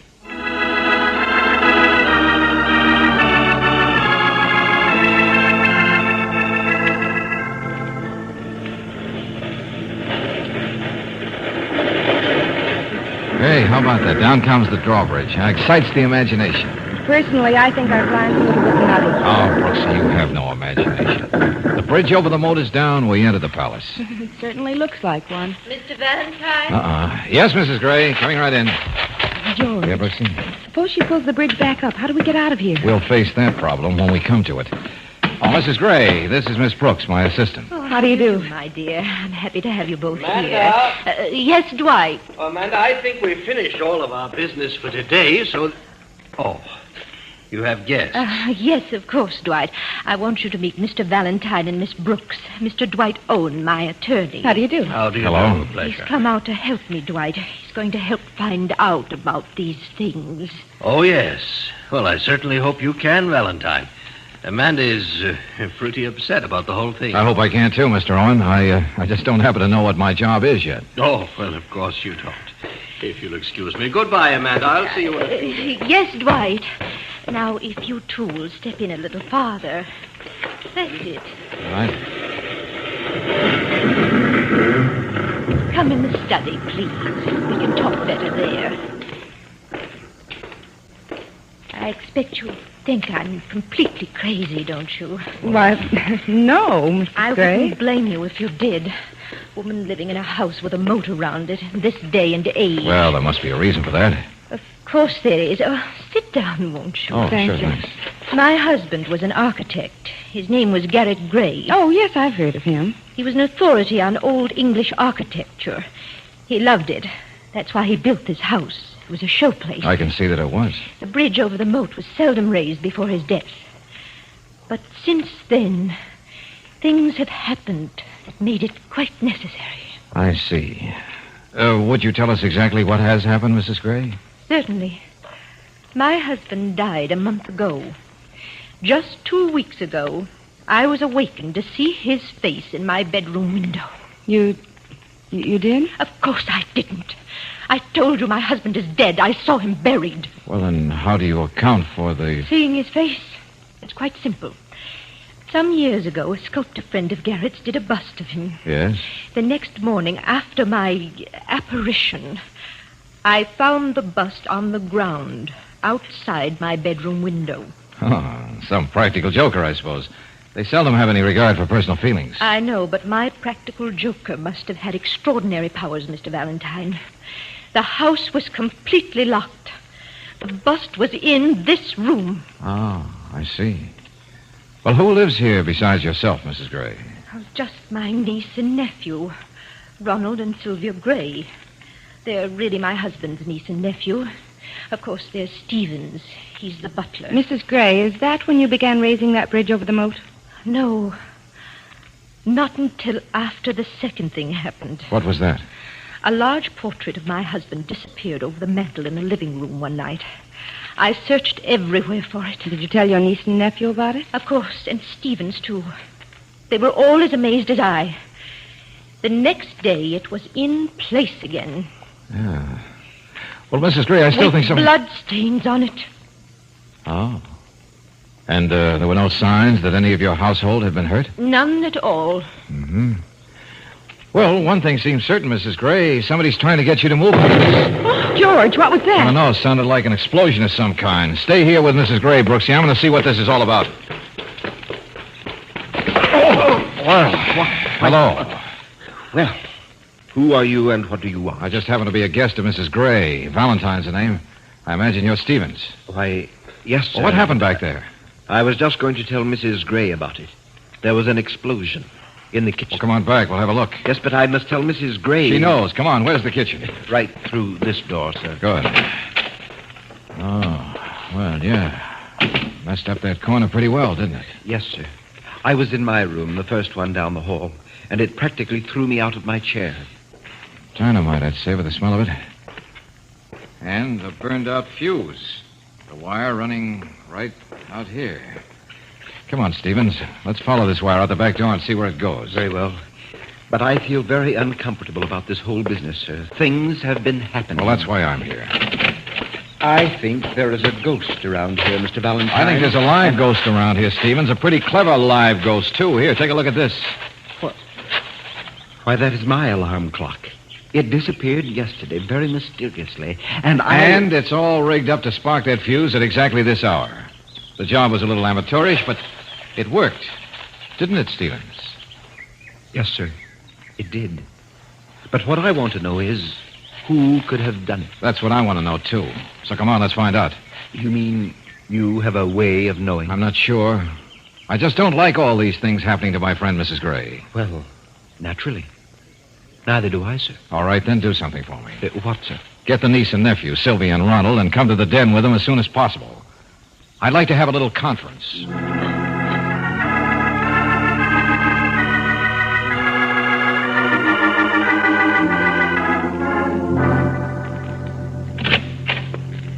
Aunt Amanda? Yes, Sylvia. Well, Stephen says there's a man here who wants to see us. That's right, my dear. Come in. All three of us, Aunt Amanda? Certainly. Mr. Valentine, this is my niece, Sylvia, my nephew, Ronald. And you've met Stephen. Yes, that's right. How do you do? How do you do? And Miss Brooks. How do you do? How do you do? We're here as your aunt's guests, but we're also here to help her get rid of a live ghost. Mr. Valentine, I don't like to say this, but isn't it possible that... Forgive me, Aunt Amanda. I don't want to hurt you. That's all right, my dear. You mean that perhaps I've been imagining things. That's possible, isn't it? I feel just as Sylvia does, but... Neither one of you, or Stevens here, saw the face in the window, of course. But you knew about the portrait being missing. I must make a confession about the portrait, Mr. Valentine. Oh? After Mrs. Gray told me about it, I made a thorough search of the house. I found it in a storeroom and put it back where it belonged. With the blood stains on it? I expect I shall lose my position anyway, so I may as well say it. Did you notice the bandage on Mrs. Gray's finger? Well, no, I guess I didn't. But we've got another thing to think about. Ronald, Sylvia, didn't you hear the explosion a few minutes ago? Well, I didn't. I was asleep. I heard it, of course. It sounded like a car backfiring to me. Okay, then. I just want to ask you one thing. Don't you all think Mrs. Gray should move out of this house? I do. If she doesn't, something really bad might happen to her. Well, I don't. If somebody is trying to make her move for some reason, you can find out who it is. Can't you, Mr. Valentine? Yes, Sylvia. I think he can. How about you, Stevens? I happen to have one theory, Mr. Valentine. I don't agree with what I'm sure you are thinking, if I may say so. I don't think this is an inside job.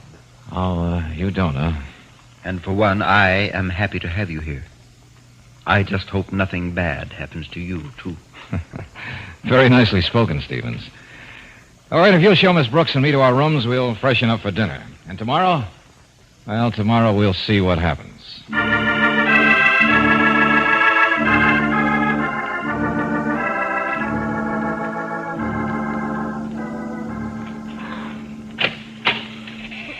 Who is it?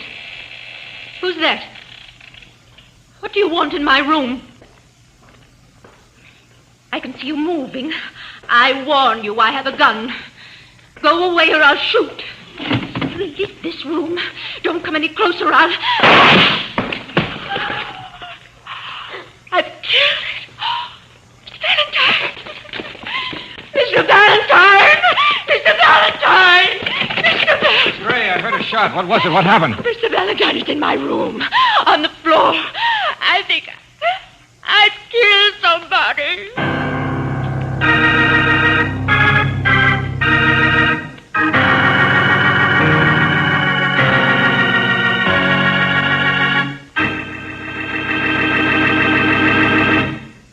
In just a moment, we'll return to tonight's adventure of George Valentine.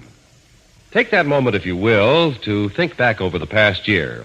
How many times in the last 12 months have you had battery trouble? Did you know that American motorists have to call for emergency service because of battery failures more than 10 million times a year? Yet most of these failures need never happen. Don't wait for trouble to come to you. Have your battery checked. If it's just plain tired out, plan now to get a new Atlas heavy-duty battery. Atlas is the battery that's packed with power to give you good, fast starting and also supply power for your radio, heater, or other accessories.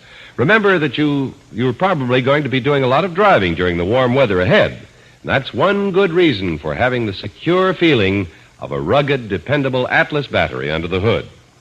Atlas batteries are backed by a written warranty that's honored by more than 38,000 Atlas dealers from coast to coast, and in Canada, too.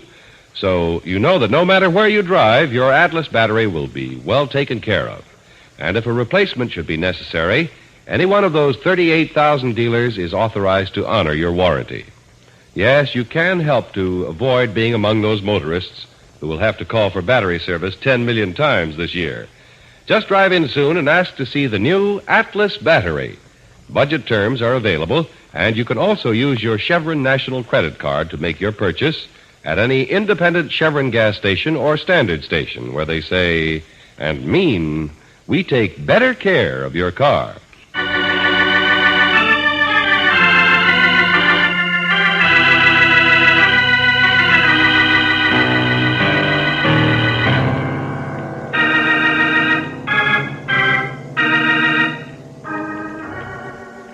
And now, back to tonight's adventure of George Valentine. You're sent for by the widow of a well-known architect to help her dispose of a ghost that isn't a ghost. You can see nothing supernatural in the face at the window, the disappearing portrait, or the crude bomb. Someone is obviously trying to frighten your client out of this strange house that is surrounded by a moat. If your name is George Valentine, you suspect that Amanda Gray has solved the case herself by shooting a nocturnal prowler in her room. And as you hurry with her along the hallway... It was a figure, Mr. Valentine, all in white like a ghost. It opened the door and came into my room. I shot, and it fell on the floor. All right, now, we'll find out. George, where are you? Down the hall here, Brooksy. This is your room, isn't it? Yes. All right, now, where's the light switch? It's right here. Good. Now, where did you see this? Oh. But there was someone. I know it. Are you all right, Mrs. Gray? Yes, but... Your ghost left its white sheet all right, Mrs. Gray. But I'm afraid your aim wasn't so good. He or she has climbed out of the shroud and left. But I shot right at it, and it fell on the floor. Hey, wait a minute. Let's see your gun. Yes, it's here on my table. Something sounds pretty phony about this. Yeah, here's the answer, all right. You're sure this gun was properly loaded, Mrs. Gray? Yes, the man loaded it for me in the store. Uh-huh. Well, I'm afraid something has happened in the meantime. George, what do you mean? Mrs. Gray didn't kill anybody, Brooksy. She couldn't. Because this gun is loaded with blank cartridges. With blanks? Well, that couldn't be, Mr. Valentine. I saw him put in the real bullet. Oh, I'm sure he did. But someone else decided it would be safer this way. Somebody in this house, George? Well, it's pretty obvious. Anyone coming in from outside would have to swim across the moat. I don't see any signs of water around here. The sheet is perfectly dry. Mrs. Gray, I heard a commotion. Is anything wrong? Well, Stevens, you're quite well dressed for the middle of the night. I came as quickly as I could, and if you're trying to accuse me of something... Here comes Sylvia, George. Yeah, gathering of the clan. Just one more party to be heard from now. Why, what's the matter? Why are you all here in Aunt Amanda's room? Your aunt just shot a ghost, Sylvia. She what? Yeah. What's that you said, Valentine? You heard me, Ronald. Pretty frightful experience for your aunt. For all of you, in fact. Imagine, a ghost in the house. But that's nonsense. There's no such thing. As a real live ghost, I think there is.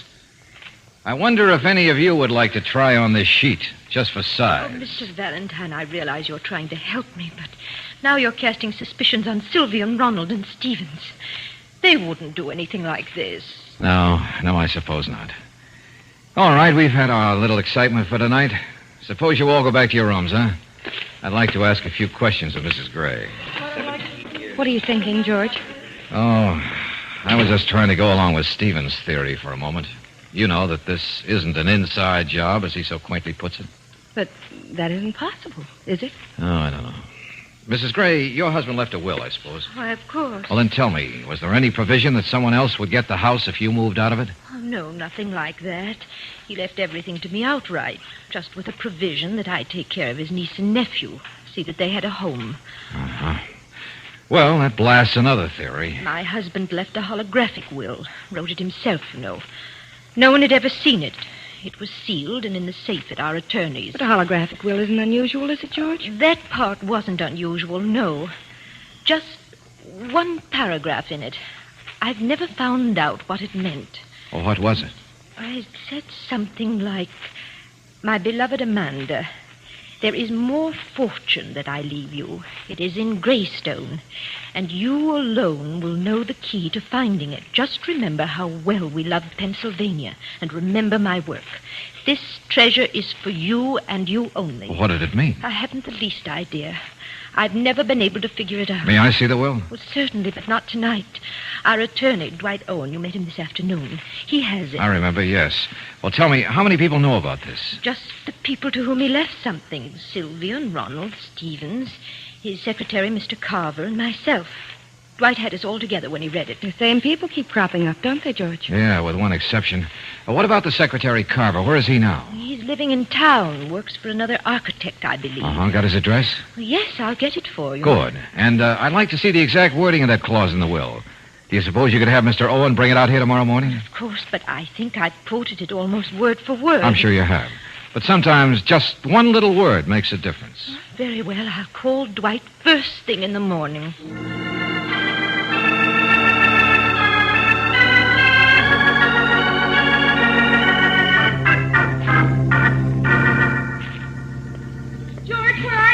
Here, Angel, in the study. Oh, George, something else has happened. Yeah, what? Mrs. Gray and I just went in the morning room together. So? And the place is a mess, darling. An old Hutch cabinet has just been pried apart. An early American chair. The cushion was ripped to bits. Can it be, Mr. Valentine? I can't understand. Well, I think I can, Mrs. Gray. It's probably our fault. Because we're here, I mean. Those early American pieces might be from Pennsylvania, I suppose. I suppose so. Well, at least it's a good try. They might be. Well, what are you talking about, George? Well, just that with us in the house to check up on what's going on, somebody's getting frantic to find the answer first.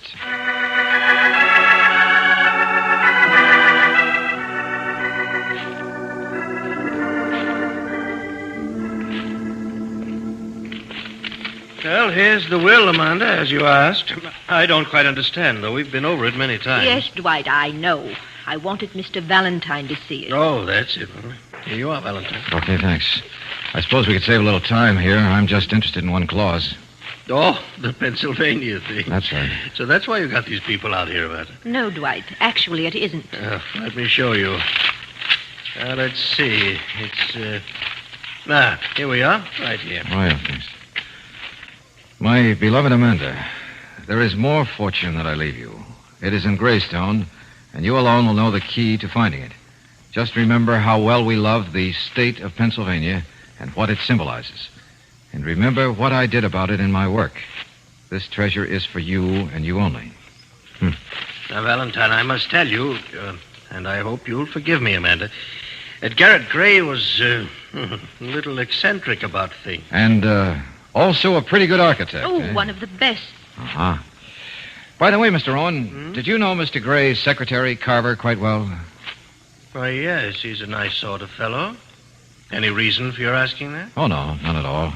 I'm just interested in everybody Mr. Gray mentioned in his will. Yes, of course, I see. Mrs. Gray, Yes, Mr. Valentine. I'm going to look up Miss Brooks, and then would you mind lowering the bridge over the moat for us? You're not going to be here for lunch. It's almost ready. No, I'm sorry. I have some business of my own to take care of in town. We'll be back later, though. I see. You'll stay, won't you, Dwight? Oh, certainly, Amanda. I'd love to. I hope you will come back, Mr. Valentine, in spite of everything that's happened. Mrs. Gray, you don't have to worry about that. And when I get back, we'll have an answer to this thing.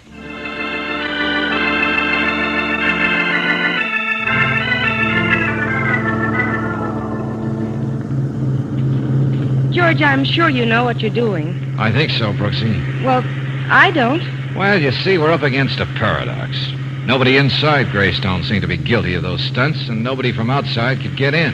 That's a paradox, all right. One fact or the other had to be wrong, and I figured it must be the second. You mean that somebody could get in some way? Sure. Then I remembered seeing a pile of planks outside the house on the far side of the moat. The ones you looked at when we came out? Yeah, that's right. That's when I knew I was right. After dark, it wouldn't be hard to throw one of those planks across the moat and get in the house. You'd have a hard time proving that, wouldn't you? I don't think so. One of the planks had quite a lot of dried blood on it. Somebody'd hurt himself on a rough edge. So? So, don't forget, there was also blood on that portrait that disappeared and then showed up again. Oh, yes, that's right. Well, where are we going now? Make a call in town. With just a little more evidence, we can tell Mrs. Gray who's trying to run her out of her house.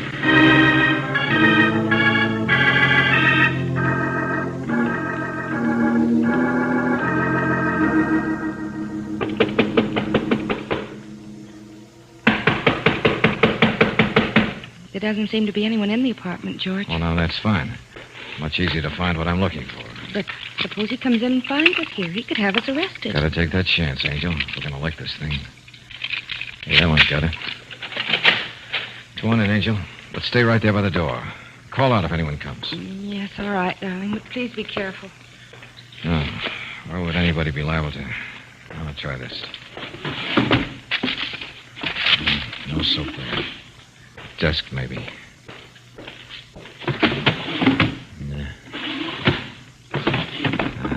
Yeah, I thought so. Please hurry, George. I'm frightened. Be right with you, Angel. I struck pay dirt. You found something? Sure, take a look at this. Those are cartridges. That's right. A box partly full of blanks, plus some real shells. Angel, it looks as though we have this deal pretty well pinned down. Well, what's next? After we get out of this place, I mean. A fast telephone call to our client, and then a little later we'll go back out to Graystone and start some fireworks.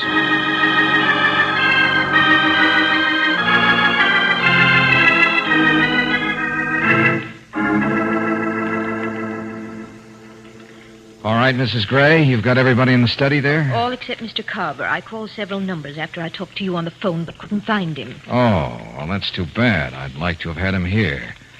But let's get on with it anyway. Come on in, Brooksy. Yes, I'm coming, George. You really found something, Mr. Valentine. I'm sure of it, Mrs. Gray. Well, hello there. Yes, it's about time, I should think. Well, I wanted you all here so I could put your minds at rest about these strange happenings out here. You mean you found out... Yes, I believe we have, Well, Sylvia. then what is it? Come on, Valentine, tell us. You sure you want me to, Owen? I don't know what you mean. You see, when we first met yesterday, I didn't notice that your left hand is bandaged. The one that you heard on those boards across the moat. You're making an accusation. That's right. Valentine. It would have been the same night the portrait of Mr. Gray reappeared with blood on it. Mr. Valentine, you can't be saying... I'm afraid I am, Mrs. Gray. You see, Owen, I took the liberty of looking around your apartment this afternoon, and I came across these. Oh, you meddling young fool. They're bullets. Bullets that were taken out of your aunt's gun. The rest are blanks, just like the ones that replaced them. Dwight, I can't believe it. You, of all people. I don't know what you can do to him, of course. Get him for prowling, I suppose. Maybe for trying to frighten you to death so he could have time to search the house for more treasure. Possibly we can have him disbarred. At least I'm sure he won't be your attorney any longer. But, George, you still haven't found what's hidden here in the house. Oh, we'll find it now, all right.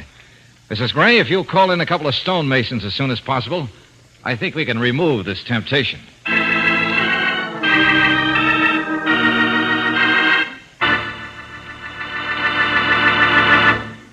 If you're missing something in driving pleasure, if a sputtering motor has you hugging the side of the road, here's a suggestion.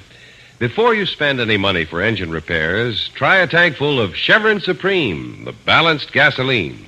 Chevron Supreme gives you all 8 high-performance qualities. Quick starting, fast warm-up, smooth acceleration, vapor lock prevention, anti-knock, full power, economy mileage, and area blending.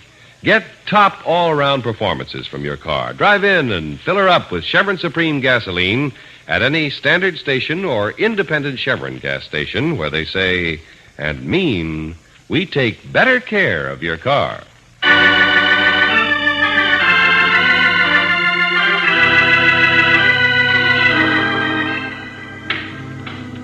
George, Yeah, Angel? why are you having those men tear down that stone arch over the front door? Yes, Mr. Valentine, I'm willing to do what you say. Well, I finally figured out that clause in your husband's will, Mrs. Gray. Oh?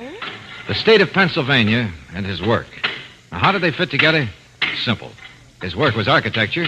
Pennsylvania is the Keystone State. George, you figured that out. And the Keystone is one of the important parts of architecture.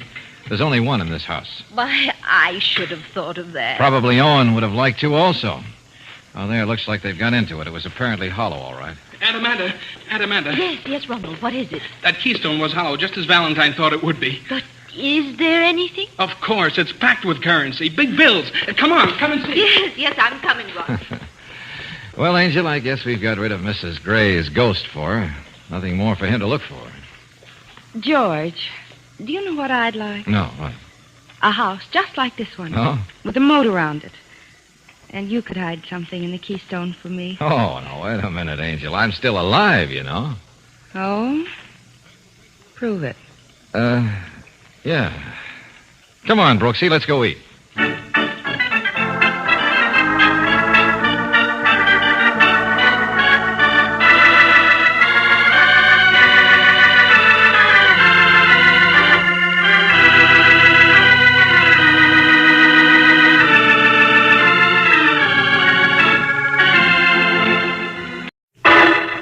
Personal notice. Danger's my stock and trade. If the job's too tough for you to handle, you've got a job for me, George Valentine. Write full details.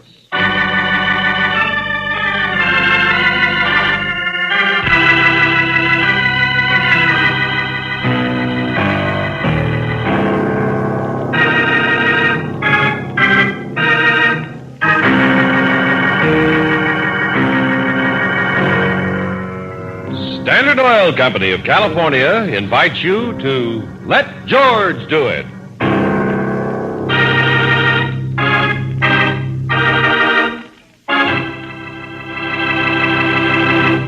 Before we begin tonight's adventure, here's a word about gasoline.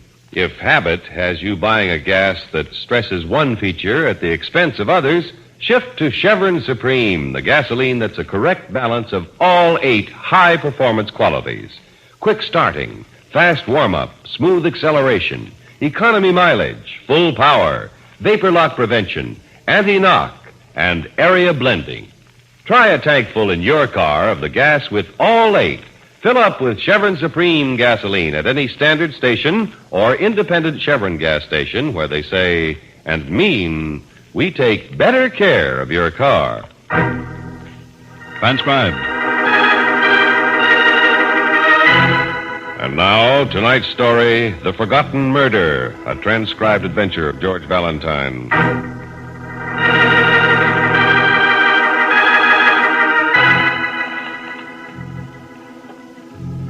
George Valentine, Esquire.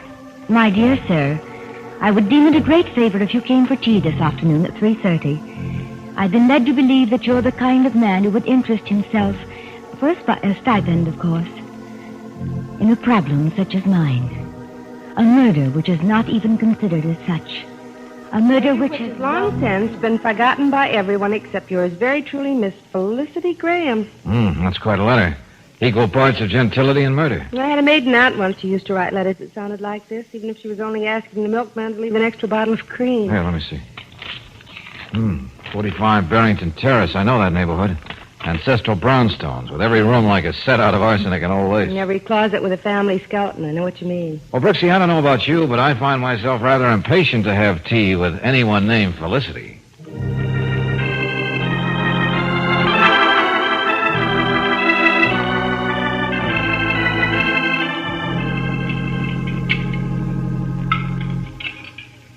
Any more tea for anyone? No, thanks. No. Please excuse us, Paul. I'd like to speak to Miss Brooks and Mr. Valentine in private. Well, I thought you trusted me completely, Felicity. With everything. Please, Paul. You've been so sweet and patient all these years. Bear with me a little longer. But I don't think I... Oh, whatever you say, whatever you wish. My best friend. My only faithful suitor. Your letter referred to a murder, Miss Graham. Yes. A murder which took place some 15 years ago. Until it's solved, I'm afraid I can't find any peace and happiness in my own life. Miss Graham, I think you'd better give Mr. Valentine all the facts from the beginning. Well, there was only one person who was close to me in the whole world. My cousin Laura. We became orphans about the same time, and for years we were inseparable. And then she got married, and the scoundrel murdered her, and he's off somewhere... grinning about it right now. Well, Miss Graham, if what you say is true, this sounds like a case for the police. Oh, the police. They consider me their personal cross to bear. They've been listening to my story for the past 15 years. The kinder ones simply say I'm touched in the head. But if they feel there's nothing can be done, I don't know how much help I can give you. But I tell you, Laura was murdered. I refuse to believe that she and her husband entered into a suicide pact. It's ridiculous. Suicide pact? But I thought her husband was the murderer. If he's dead, too... Well, according to the police files, Laura and her husband, James Cartwright, committed suicide together. Drove their car off a lonely pier into the ocean. Oh, how awful. Their bodies were never found on account of the tides. The only things that were found along the shore were one of Laura's shoes and her handbag. Was there a suicide note? Yes. It was found on Laura's night table. It said that she and Cartwright ran through all the money her parents had left her. They couldn't stand the prospect of just grubbing along. Well, frankly, Miss Graham, I don't see how I fit into all this. Look. There, on the financial page. It's yesterday's journal. Oh. See the place. Juan Palos, South American millionaire. Now, this is supposed to be Juan Palos, executive vice president of the Los Altos gold mine. He's here in the States for a directors' meeting. Well, what about it, Miss Graham? I believe this man to be James Cartwright. You do? Sure. I met Laura's husband only once in my life, and that was quite enough. But I still say this could be Cartwright. Oh, no, isn't that taking a lot for granted, Miss Graham? It's been 15 years. So many men look alike. It was the name Los Altos that caught my attention. You see, Mr. Valentine, all during those few months they were married, Cartwright somehow arranged to send most of Laura's money out of the country to a town named Los Altos in South America. Some legal hocus-pocus with a shyster lawyer. How do you know all this? Oh, I checked with a private detective. That's where the trail ended 15 years ago. As I get it, you feel James Cartwright married your cousin for her money, then somehow, very skillfully, he stripped her of it. Oh, it was all very neat. Laura's signature was on every withdrawal, no doubt about that. And then you feel he killed her on what was supposed to be a suicide pact. Cartwright loved himself too much to commit suicide. He was too handsome, too arrogant. And he knew they didn't run out of money. He just had it planted where he could pick it up. Well, I just can't go up to this Mr. Palos and ask him to bare his life to me. I know. And that's why I'm willing to pay you.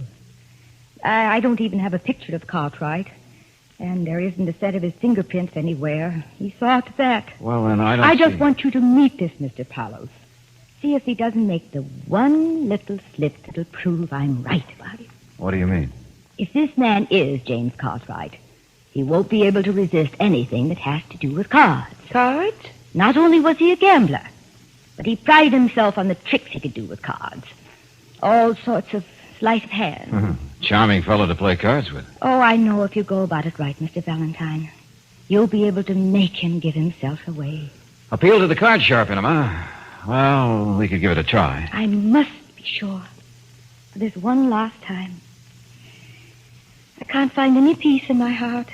Can't pick up my own life unless I'm sure I haven't failed Laura. I loved her very much. Of course. James Cartwright was a beast.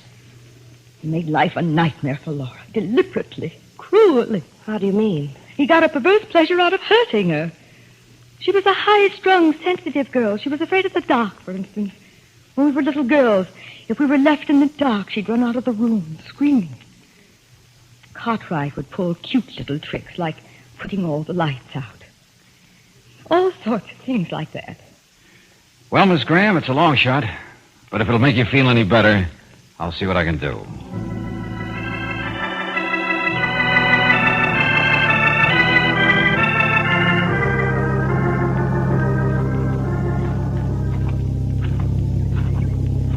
I don't put much stock in all this, Angel. But if it will put her mind at rest, it's surely worth a try. Yeah, I guess so. Mr. Valentine, wait. Oh, Paul Henridge, isn't it? Yes. I want you to stop checking into this business with Mr. Palos. Well, now, I was under the impression Miss Graham wanted that to be a private matter. I was eavesdropping. Not ashamed to admit it. Well, you certainly should be. Here, Valentine, take this check.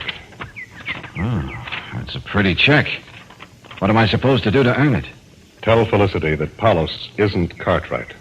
Well, now, look, he probably isn't, friend, but at least I'm going to try and make sure. Valentine, I want to marry Felicity. If she's convinced Laura and her husband did commit suicide, I think she'll finally say yes to me. I don't want to take even the smallest chance of Palos being Cartwright. I understand how you feel, Henrich, but I do have an obligation to my client. You'll be a sorry man, Valentine, if you don't listen to me. I guess it's just a chance I'll have to take.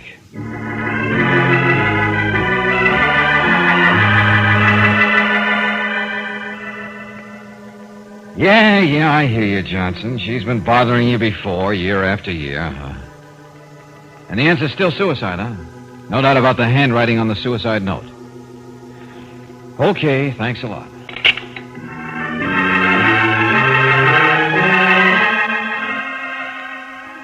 George, the cablegram from that detective agency in Buenos Aires is here. Oh, good. Read it.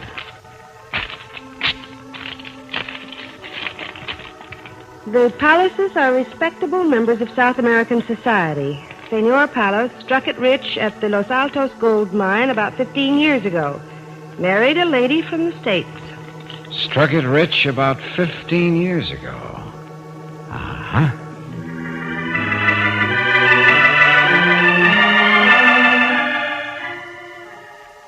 Oh, but it is such a shame. We are friends of Senor and Senora Palos.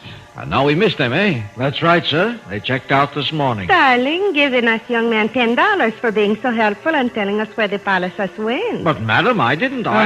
Women, eh, my young friend? Yes, women. They went up to the mountaintop ski lodge to rest up from doing nothing.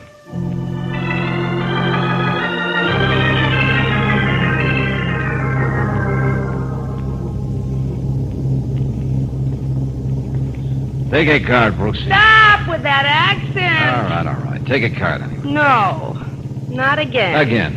It's bad enough I have to do all the driving. But I have to do a little practicing on card tricks. Yeah, I know. Go on.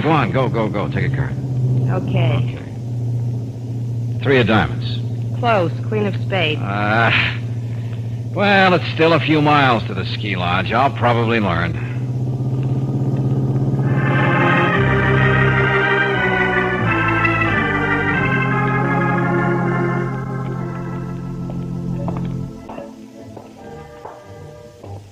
Mr. and Mrs. Palos are at the table by the window. Thanks, waiter. Here you are. Buy yourself an annuity. Thank you, sir. George, people are looking. Well, I gotta get into the role of Georgie Valentine, boy life of the party. Come on. Okay, Georgie. Well, honey, look at these two people sitting here by themselves. I bet they're as lonely as we are. I beg your pardon. I bet they'd like company, too. Really? Oh, just a minute, my dear. Let's see what the gentleman wants. Well, when me and the wife here walked in, we said right off, I bet you these two people are just like us. Hate to eat alone. That's just what my husband said. How interesting. So we decided to come over and rescue you. Sit down, Claire. Oh, yeah, I want you to meet my wife, Mr. Palos. Juan Palos and Mrs. Palos. Hello. Oh, yeah. Valentine is the name. I travel in women's dresses. You... Always gets a salesman. I sell women's dresses, yeah. What's your line? Gold. Just gold? Gold. How nice for you. Juan, it's really getting quite late. Oh, we have time, Doris. Yeah, Mr. Palace, I'm glad to meet another businessman who knows how to take things easy, how to relax. I bet anything you have a hobby, too. Oh, yes. Skiing, of course. Mountain climbing. Oh, yeah, well, fine. But I have a hobby I carry around with me. Makes me the life of the party wherever I go. I'm sure you don't need a hobby like to do that, Mr. Valentine. You're right, dearie. Yeah, but a hobby sure helps. Here, you see these cards? Go on now, pick a card. Well, no, go ahead. Go on. All right. All right. Don't show me now. No. 5 of hearts. I'm afraid not. King of clubs. But looky here. I take the whole deck of cards, and by flipping them up in the air like that, I shuffle the whole deck. Oh, Georgie, they all fell. Here, let me. Oh, sure. Go ahead, Mr. Palace. If you want to show me how it should be done. I? Show you? Oh, senor, when it comes to things like this, I am, all thumbs. I would be no help at all. Oh. I merely wanted to help you pick up the cards. Poor Georgie and his card tricks. I don't know about you, Juan, but I've had enough of this. I'm going upstairs. Very well, Doris. It's been very nice meeting you, Mr. Valentine. It's too bad about your trick. So sorry I could not help you to make it come out right. Oh, that's okay. You know, perhaps you tried too hard. That's a common failing with so many amateurs. Good night. Not even a little nibble, senor. Yeah, and I was certainly bad enough. Well, he's either the wrong man or he's very clever. Oh, it isn't a question of brains, Brooksy. I counted on instinct. If he were James Cartwright, demon card trickster, I was sure he couldn't resist showing me how the trick should have been done. Well, what now? Oh, I don't know. Hey, wait, Brooksy. Suppose I tell Palace who I am and what I'm here for. Oh, fine. He'll fess up just like that. Well, it isn't as silly as it sounds. It may turn into a very neat little trap. But if he is Cartwright, that'll give him all the warning he needs. You know, Brooksy, they haven't invented a trap yet that'll work without bait. And I'm sure of one thing. I'll make a better piece of cheese than I am a card sharp.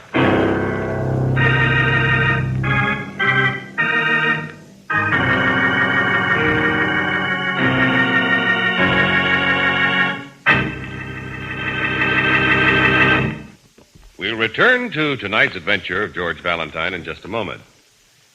Maybe you've noticed when you drive into a standard station or independent Chevron gas station that your car saver had a brand new tire set up in front of the station or in the window. It's the safer, longer mileage Atlas tire. Atlas tires have wide, flat treads that put more rubber on the road and give you better traction. They're thick treads with good, deep grooves and hundreds of tough anti-skid edges. And mighty important is the written warranty that you get when you buy an Atlas tire. 12 months protection against tire damage from any road hazard. A warranty that's honored by more than 38,000 Atlas dealers from coast to coast and in Canada. You can buy Atlas tires on convenient budget terms, charge them if you have a Chevron National Credit Card, and get a liberal trade-in on your present tires, too. An inspection will show whether or not your present tires are safe. Drive in soon and ask your car saver to give you all the facts on the many safety features of the Atlas tire. Then you'll know why he's proud to put such a tire out front in his station. And you'll know why Atlas tires are out front with motorists all over the West. Remember, the men to see for safe, sure Atlas tires are the car savers at independent Chevron gas stations and standard stations where they say and mean, we take better care of your car.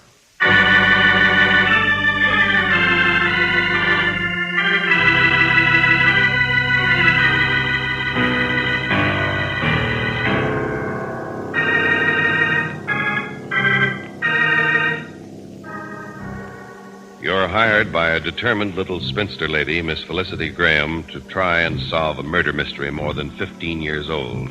Your specific assignment is to prove to your own satisfaction whether a South American millionaire, Juan Palos, is or is not James Cartwright. Yes, the same James Cartwright who presumably died in a suicide pact with Felicity's cousin Laura. Up to now, you've gotten nowhere. So if your name is George Valentine, you decide on the most direct approach possible. You're going to walk right up and tell Senor Palos your suspicions. Before we go in to see the Palaces, George, you've got to tell me what you want with my compact. I just wanted to make a nice, noticeable bulge in the pocket of my jacket. You could tell me why. I haven't got time. Yeah? Oh, Senor Valentine, the card tricks man. Yeah, well, that's what I came over to explain, Mr. Palos. That is, if we may come in. Well, of course. Has your husband been practicing, Mr. Valentine? Well, he's been cooking up something. Juan, who's at the door? Oh. Juan, darling, we must be dressing for dinner, and I'm sure that these people... Please, Mrs. Palos, this won't take long. The truth is, I'm not a traveling salesman. This is my secretary, Miss Brooks. And the reason I'm up here at the lodge is to find out if you're a murderer, Mr. Palos. What? Juan, call the manager at once. This man is a raving lunatic. Think fast, oh mighty brother of Dick Tracy. Well, the suspected murderer, Mr. Palos, was supposed to have practically had an obsession about card tricks. So if he had been you, he would have given himself away when I did that card trick so badly. Must we listen to any more of this fantastic story? No, but I find this rather intriguing, my dear. Just why did you suspect me, Mr. Valentine? The trail of the murderer led to South America. To Los Altos, to be exact. It was lost there. Oh, my dear fellow. There are more than 1,000 people in Los Altos. Fully more than half of them work for my company, as a matter of fact. Well, I came to apologize. It was a bad hunch, poorly played. You should apologize. Forcing yourself on us in the dining room, lying to us. Yeah, I know, especially when it was also unnecessary. I'm glad to see I've been exonerated. Now, that's not exactly what I meant. What is that? I mean, I now have a concrete way to solve this case. In my pocket, I have the lovely heart-shaped compact that was found in the dead lady's handbag. Really? Yeah, it's strange how everybody overlooks such a glaring piece of evidence at the time. But sometimes it happens. What in the world are you talking about? Well, as soon as I get back to town, I'm going to have an expert check on this compact, and I think I can prove it was murder. Ah, well, good luck, Valentine. And be sure to let me know about the solution when you find it. I shall be most interested. Yeah, I'll do that. Good night. Good night. Good night. Good night. George, I haven't the slightest idea wait, what Angel. you're trying... Hey, you. That man! That's Paul Henry! Yeah, you. Henrich, wait! Don't you know it's impolite not to answer when somebody's talking to you? Let go of me, Valentine. Not until you answer a couple of questions. I warned you not to interfere. Well, Mr. Henrich, welcome to Mountaintop Lodge. So you've been eavesdropping again, eh, friend? Yes, and again, I don't apologize for it. I'll kill you if you don't stop meddling. It's not fair, Buster. You didn't say put him up and fight like a man. I'm not going to let Felicity find out. I don't care if this Juan Palos did kill anybody. Okay, if you must play rough. Ow! Come on, Angel, let's get out of here.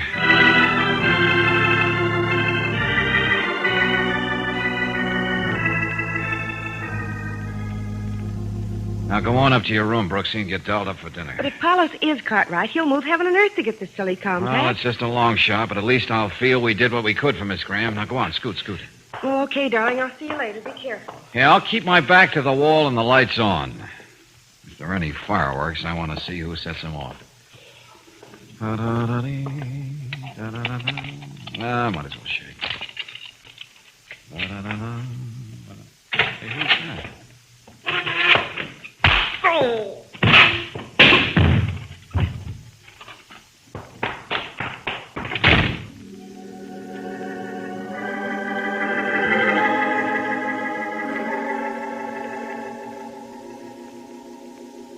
I didn't get a chance to put the light on. In the wall. It must have fallen right on my head. Please, darling, sit still. And I don't have an enemy in the world, huh? Maybe it was a dear friend who did this. All I know is it was a he. I heard his footsteps. And the way he hit me, I know it was. Oh, sure. I see the compact is gone. And we found out what we wanted. He is Cartwright. Yeah, the long-lost Cartwright. Aren't you going to tell the police so they can really dig into Senor Palos' past? Yeah. But first we're going down to the dining room and intrude on the palace's privacy once more. But why? Furthermore, we're going to make believe this little accident up here never happened. I'm certainly not going to break bread with a man who nearly broke your head. I know it doesn't make much sense, Angel, but that's what we have to do.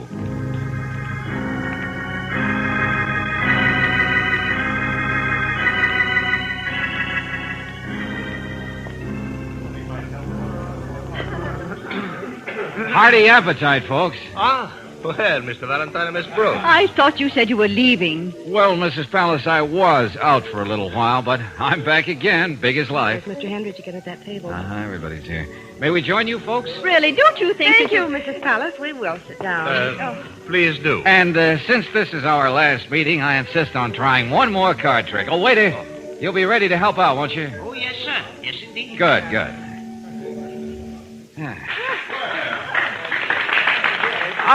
Thanks, ladies and gentlemen, for your kind applause. And thank you very much, gentlemen of the orchestra. Your timing was superb. Juan, people are staring at us. Well, no, Mr. Valentine, I really must agree with Thank my you, wife. Juan. It's about time. Ladies and gentlemen, I'd like to show you a very spectacular card trick, which will have special meaning to one particular person in here. Since it depends entirely on the element of surprise, I will now ask that the room be plunged into total darkness. Okay, waiter. That's fine. Doris, wait. Everything is all right. What made her do it, George? That was horrible. Come on, Brooksy. Let's get up to the Palace's suite.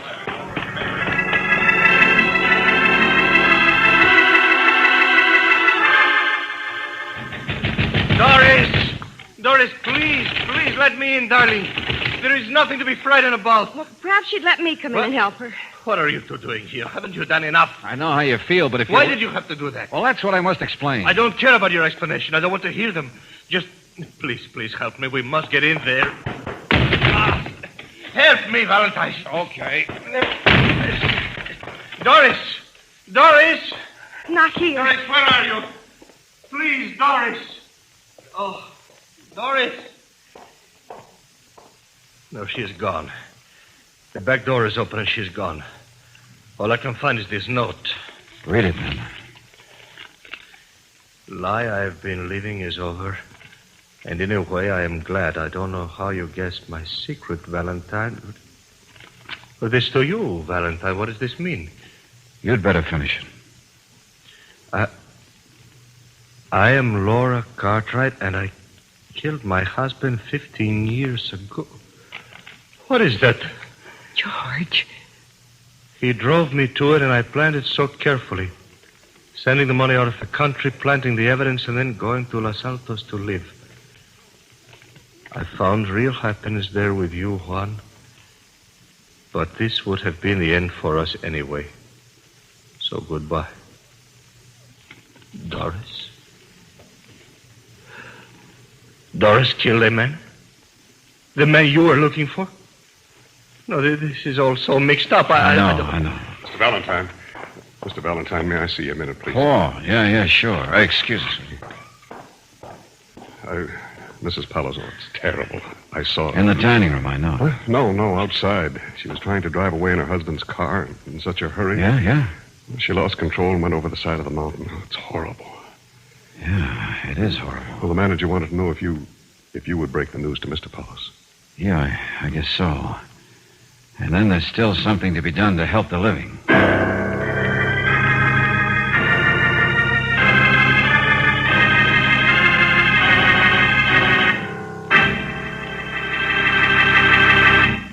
To ensure the best performance of modern automobile engines, our scientists subjected hundreds of motor oils to grueling laboratory and road tests.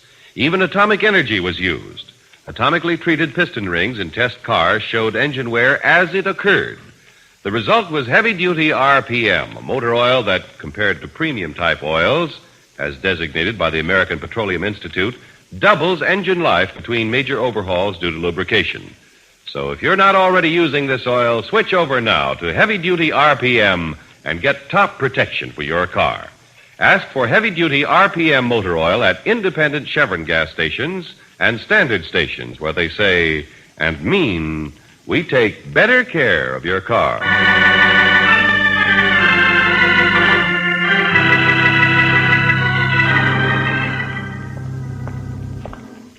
Well, darling, what did Lieutenant Johnson say? You know, he's a nice guy, Brooksy. If there's a way of keeping the truth about Laura from publicity, Graham, he'll find it. Oh, yes, it's much better that way. She can now find some happiness with Paul Hendricks. I should be sore at Paul for slugging me and taking away that worthless compact. But I guess people in love deserve some consideration. George, how did you ever suspect Mrs. Palos at all? We were so definitely looking for a man. Well, because it was a man who knocked me out. Huh? Yeah, not a woman. And only the murderer knew for sure that the compact didn't mean anything. So why do anything about getting it from me? That's only a small thing. But I started to think. Looking at it objectively, it was much easier for Doris than her husband to send that money out of the country. And it was her shoe and handbag that were found. And the note about the suicide pact. That was in her handwriting, remember? And she was an American who came to Los Altos and married Palos some 15 years ago. Uh-huh. Still, I had to make sure. And I remembered what Felicity said about Doris's fear of the dark. Like I always said, George, you don't miss anything. Uh-huh. Say, what time is it anyway? I wonder. Of course, that great big round object over our head might help. Huh? No police headquarters is complete without it. Well, at least you can't say the clock was right under my nose. No, darling. It was just over your head.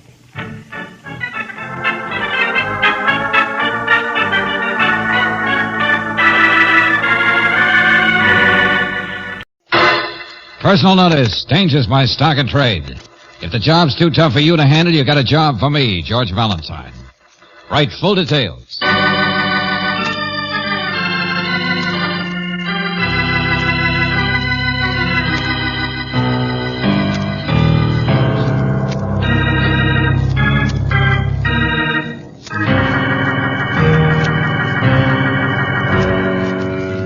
Standard Oil Company of California invites you to Let George Do It.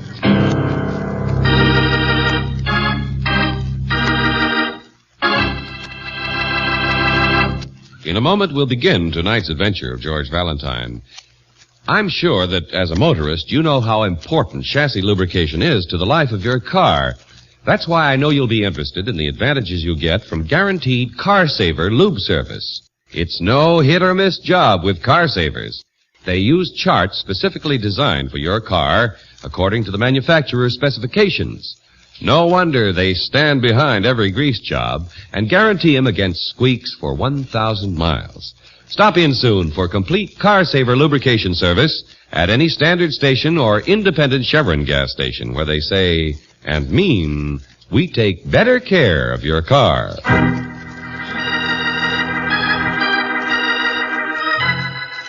And now, tonight's story, War Maneuver, a transcribed adventure of George Valentine.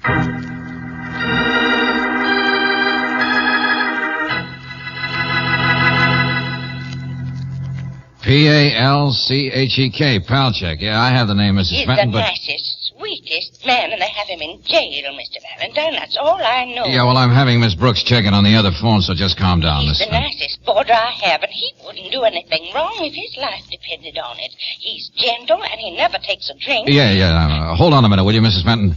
What did you find out, Brooksy? They have a Simon Palchek in jail, all right. Uh-huh. What's he charged with? Killing a young woman. He ran her down with his car. He was very drunk. What? Mrs. Fenton. Yes. What is it, Mr. Valentine? I'll get down there and look into it. I'll get back to you later.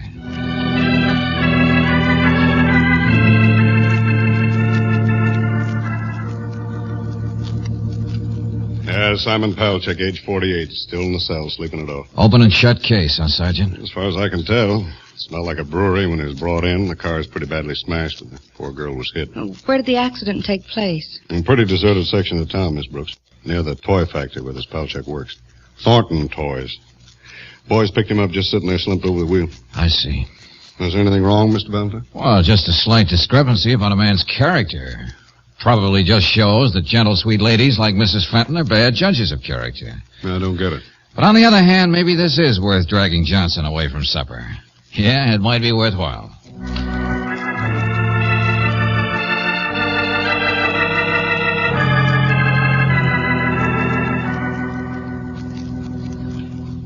Oh, I don't know anything, Lieutenant Johnson.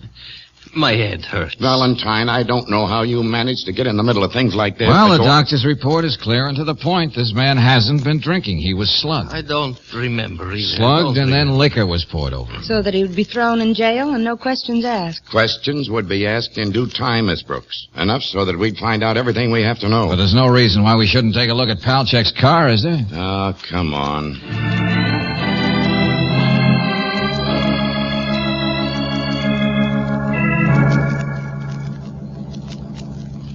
No question now, is there? No. Dents in the front of that car were put there by someone, probably smashed in with a heavy monkey wrench. They weren't the result of hitting that poor girl at all. No. She was probably killed by someone first, then thrown under Palchek's car. Pretty clumsy frame-up by somebody who was desperate and needed time for a getaway. Yeah. Well, I guess my job is over, such as it was. What's that? Well, Mr. Palchek can go back to Mrs. Fenton. She'll make him some nice chicken soup, and I can... You're staying here. You don't come in and get things started and then waltz out.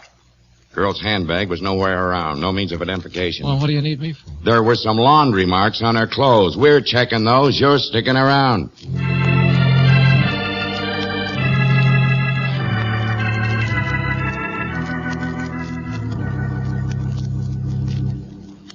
Laura Gillespie? No. No, I never heard of her, Lieutenant. And you don't remember seeing her before? No. I came out of the plant that's Thornton's Toys, and I was going to start driving my car, and I guess somebody hit me that must have been hiding in the back of the car. And that's all I remember. Yeah, and you probably just happen to be the handiest guy around, Mr. Palchek. I'm pretty lucky to get out of it. They might have killed you. Oh, they couldn't they? Mrs. Fenton is still pacing outside like a nervous mother hen, Lieutenant. Oh, nice lady. She very nice. Yes, I guess you can go, Palchek. We'll be around to ask some more questions another time. Anything I can do, Lieutenant, anything. Let the gentleman out, Sergeant. Yes, sir. Well, might as well see what we can find out at the address you have for Laura Gillespie.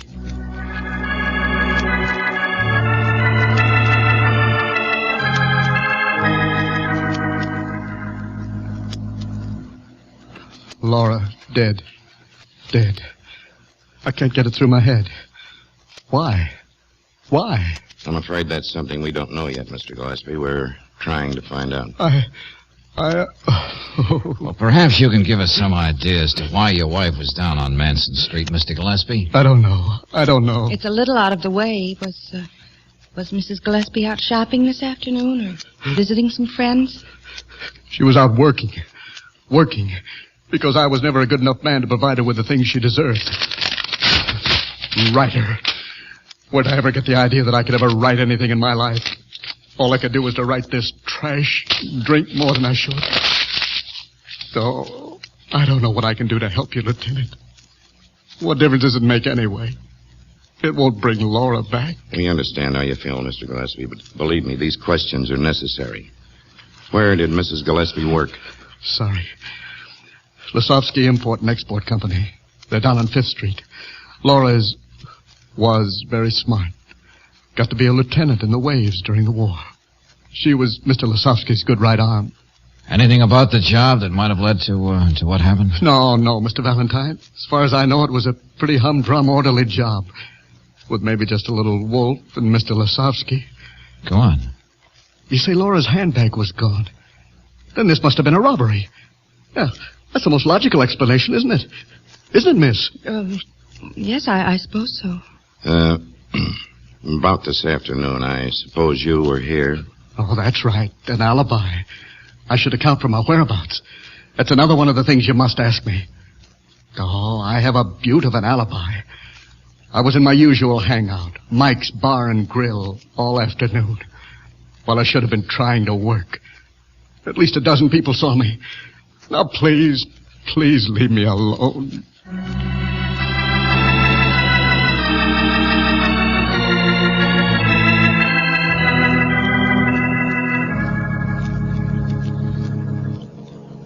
If you work with a girl for over 2 years, Mr. Lasovsky, you should get to know her pretty well. Oh, I did.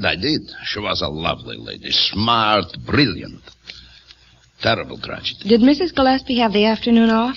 Oh, it wasn't anything as formal as that. In this office, she came and went without having to account to anyone. As a matter of fact, Mr. Lasovsky, we were curious as to whether you might know of any enemies Mrs. Gillespie might have had. Enemies? No. Well, that was kind of a reluctant no.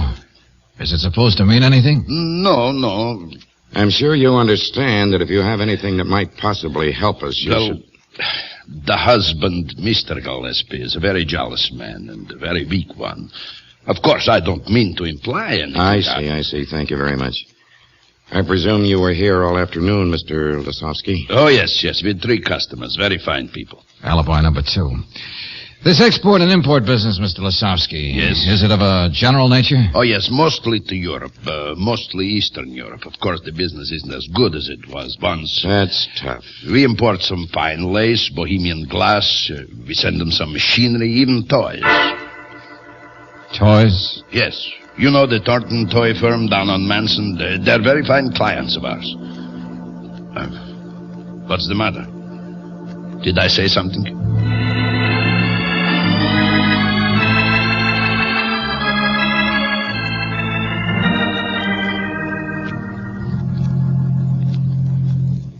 Thornton Toys for good girls and boys. That's been the slogan of our firm since my grandfather started it in 1884. That's very interesting, Mr. Thornton, but we were very interested in whether Mrs. Gillespie came down to see you this afternoon here at your plant. Well, no, as a matter of fact, she didn't.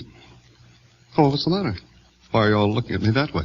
Well, if she did come down here, she'd see you, wouldn't she, Mr. Thornton? Yes, of course. She placed the order with me. And she didn't see you today? I'm not in the habit of lying, Miss Brooke. Oh, it's just that we felt we established a good reason for Mrs. Gillespie to be down here. We thought you might give us some further help in tracking down the man who killed her. I see. The Lasowski firm buys only a moderate amount of toys. Oh, here, dolls like this. Some dolls that sing their own lullabies. Some handmade toy soldiers. Mr. Palchek has been making toy soldiers for us for almost 20 years. Oh, yes, and some cowboy dolls. So your relationship with Mrs. Gillespie was rather casual and purely business. Exactly. Oh, but wait. I couldn't have seen Mrs. Gillespie at all this afternoon, even if she did come. What do you mean? It slipped my mind. I was uptown in our designer's office most of the afternoon, going through the new line of stuffed animals. Miss Perkins, that's the designer, can back me up. No doubt. A perfect score in alibi. Well, really, Miss... Never mind. Good day.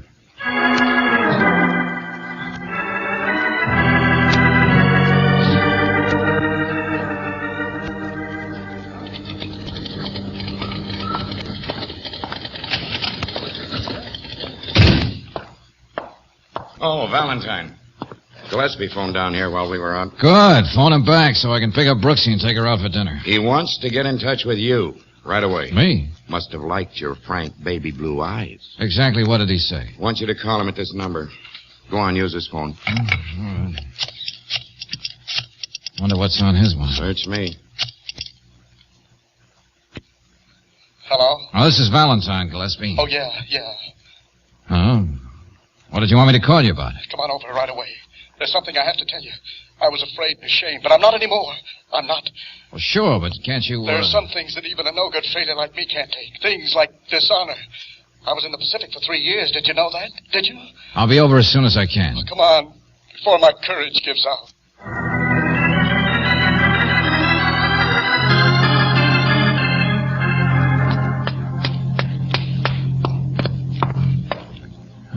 The door's open. Wide open. Funny. He isn't here. Maybe his courage left him again. What was the name of that barn? Hey, no, wait. What? That sound in the bedroom. Sounds like the window shade or a blind banging against the wall. Come on. Holy mackerel. Poor guy. Couldn't wait.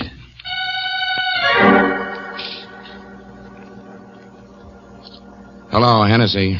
This is Johnson. Send a crew down to 418 Harrow Street. Gillespie just hung himself.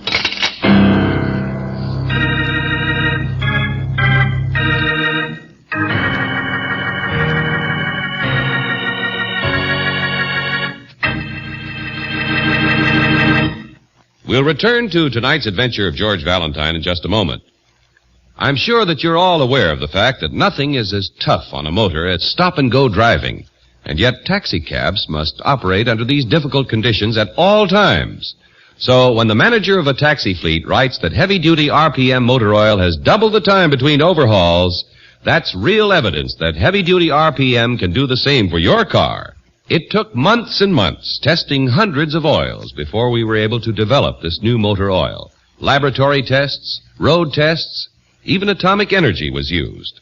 Atomically treated piston rings in test cars enabled us to measure engine wear as it took place. The result of all this testing was heavy-duty RPM motor oil that, compared to premium-type oils as designated by the American Petroleum Institute, doubles engine life between major overhauls due to lubrication. And now, motorists throughout the West have found the advantages of using heavy-duty RPM. Case history after case history proves that here is the motor oil that's years ahead of its time.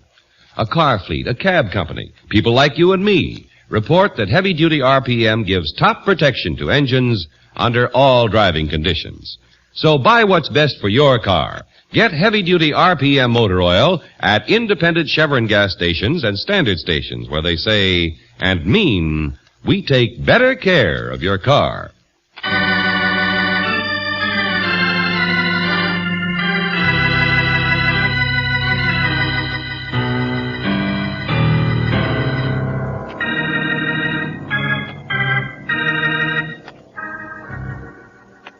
You helped clear a meek little toy maker, Simon Palchek, from a framed hit-and-run murder of a young woman.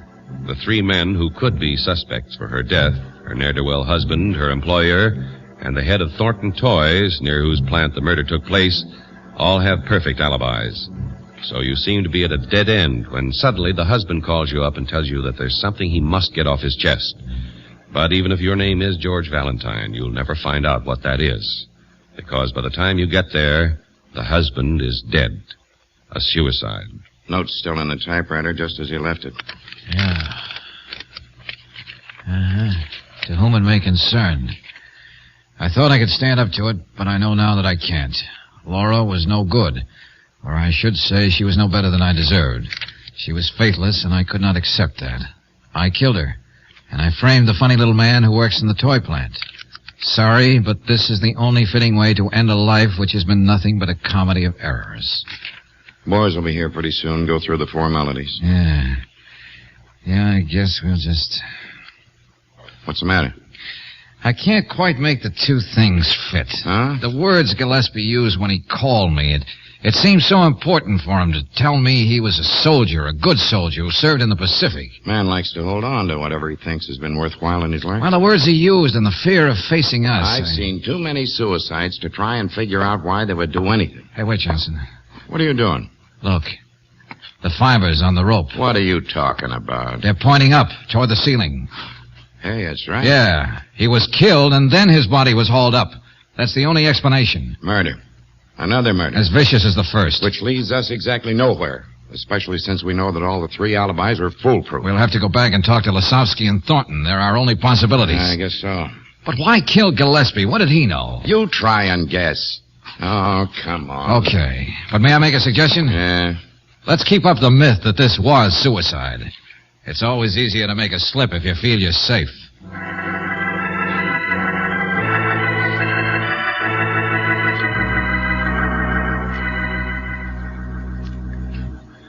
Poor man. Poor man. Yeah, I guess that washes up the case, all right. Tragedy.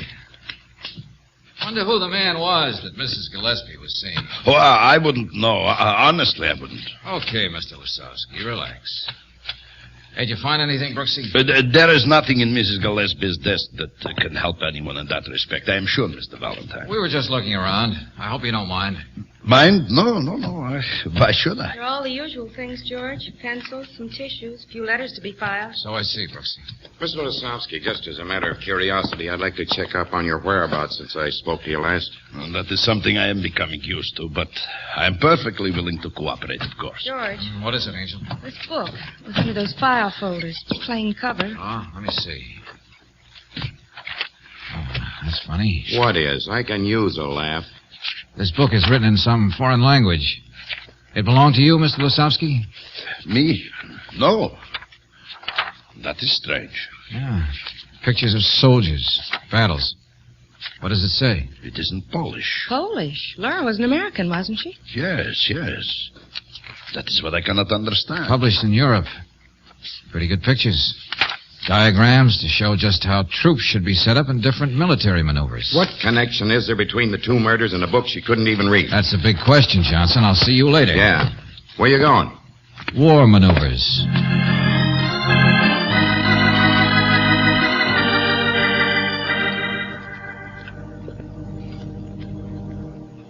This way, Mr. Valentine. Oh, wait.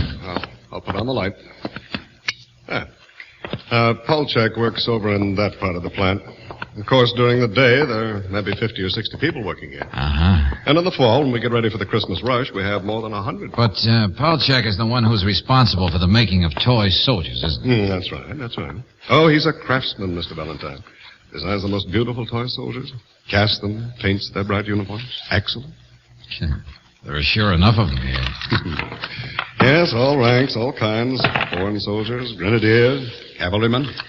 The soldiers that are exported, how are they usually packed, Mr. Thornton? Say a gross to the box, and in an assortment. I see. Oh, here. Here's a box already packed. Yeah, you see? Oh, yeah. All pretty well mixed up. Soldiers pointing a bayonet. Here's one raising his arm to call charge. Another one reaching for a sword. Just a big mad jumble. Huh? What? Oh, well, of course, they're not works of art, you know, just toy soldiers. No offense, Mr. Thornton. Oh, wonderful toys, little lead soldiers. I remember I used to play with them. Children don't play with them as much as they used to. I wonder why. Here's one raising a trumpet to his lips. Uh-huh. Of course, most of them are plain ordinary foot soldiers, all alike. I was very glad when these orders came a couple of years ago. Pretty steady orders. Oh, that's fine. Well, I guess you'll be wanting to close up and go home now, Mr. Thornton. Yes, indeed. But anything else I can do to cooperate? No, thanks. There's somebody else I have to see now.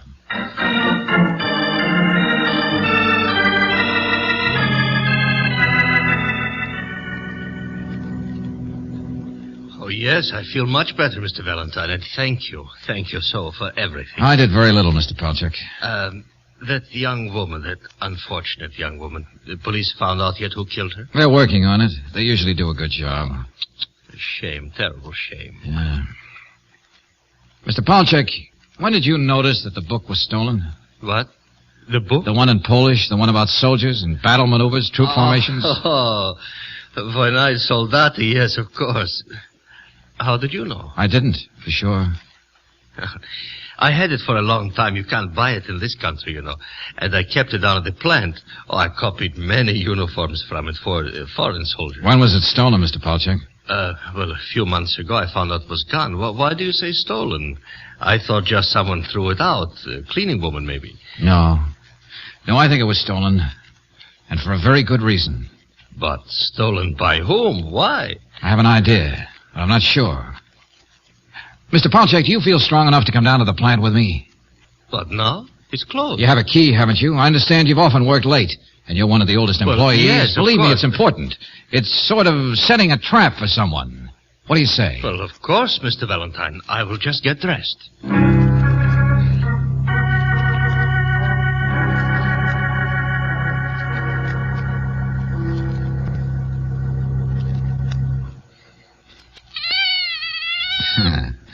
And these mama dolls sure are cute. How much longer are we going to wait, Mr. Valentine?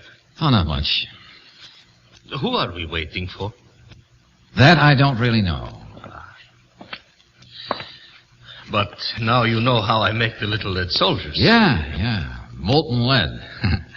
Bubble, toil, and trouble. No. I wouldn't come too near, Mr. Valentine. And little forms to cast the soldiers from it. Yes, that's right. I thought this box of soldiers was all ready for export. You, what? Well, any reason why you melted down some of the soldiers from it? Oh, you must be mistaken. All the plain foot soldiers are here, it seems.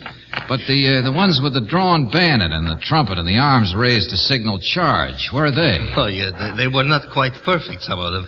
And while I was melting some lead down, anyway, I can make them better. You know, I was wondering all along, how come that lead soldiers are shipped to Europe from here? You know, usually they should be imported here from other countries, say Japan or Czechoslovakia, where the labor is cheaper. I would not know about that, Mr. Valentine. Mr. Thornton makes the deals with Mr. Lazowski. I just make the soldiers. Yeah, I know. Well, I think we are waiting for nothing. The late Mr. Gillespie, Mr. Lazowski, Mr. Thornton, they all had perfect alibis for the time that Mrs. Gillespie was killed. How about you, Mr. Polchak? Me? But I was in the car. The murderer tried to frame me. And no one would suspect a frame man. What? You're a very smart man, Mr. Palchek. You killed Laura Gillespie and then framed yourself on a hit-and-run charge that you knew very well wouldn't stand I up. would stand just where you are, Mr. Valentine. Oh, you're really smart, Buster, completely equipped with a gun. Which I can use. You know, I suspected you, Palchek, ever since I found that book. But I knew you were smart enough so that you'd have to tip your hand yourself. That's why I got you down here. That's why I watched you melt down those particular soldiers. I will take you out in my car and kill you, Mr. Valentine, and then I shall disappear. I have friends, many friends. They will see I get out of this country. I know. And you get lost somewhere behind the Iron Curtain. Don't move. Yes, of course I killed the Gillespies. First the woman and then him. He began to think of honor. Mrs. Gillespie was blackmailing you, wasn't she? Oh, that fool. She was smart, too.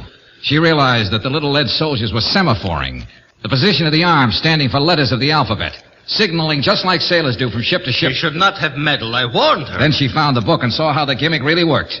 The people you send the jumbled box of soldiers to have the book also. They know the diagram you mean. Sort the soldiers out so they correspond to the diagram and then read the message clear as a bell. Now start moving. Now march. What? Just a doll. But you start moving, Buster. Unless you want lead showers. Look out! One chance is all you get. A little war maneuver I learned in the Army. Playing with real soldiers.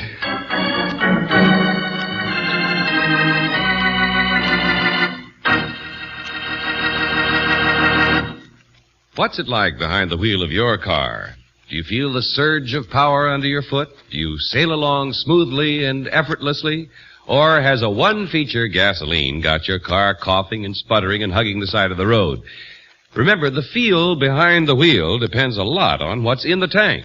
So if your driving pleasure isn't all it should be, shift over now to Chevron Supreme, the gasoline that gives you all 8 high-performance qualities.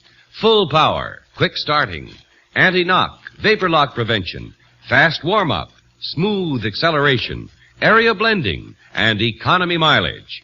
Put spring in your driving with a full tank of Chevron Supreme gasoline at standard stations or independent Chevron gas stations where they say and mean, we take better care of your car.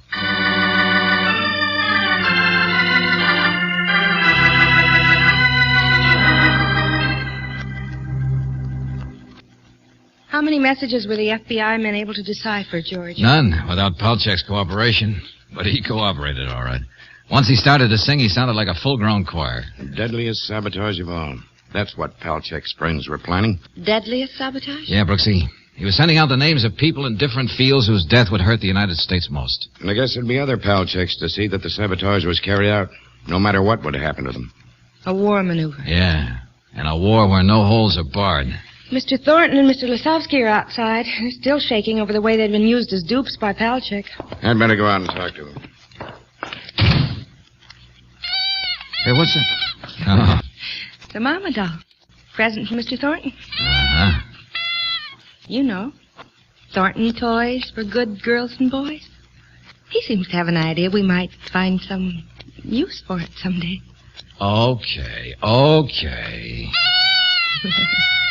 You see, darling, there are war maneuvers and war maneuvers. All's fair in love and war.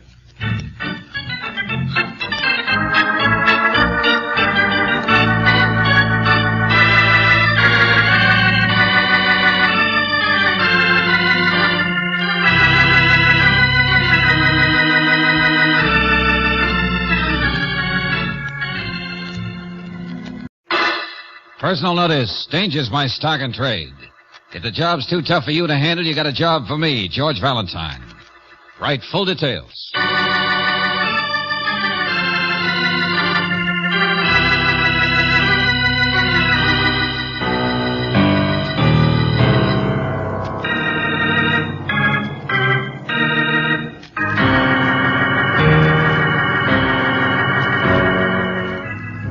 Standard Oil Company of California invites you to Let George Do It.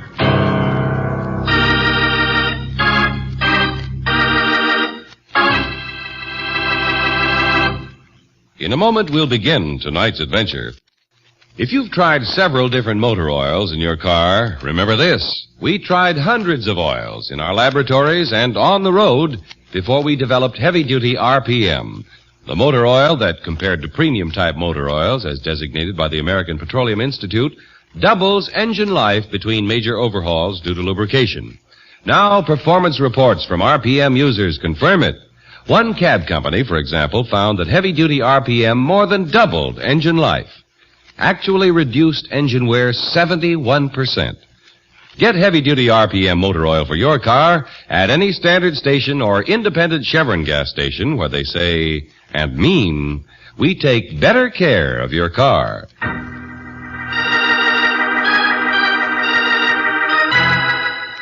And now, tonight's story, Operation Europa, a transcribed adventure of George Valentine.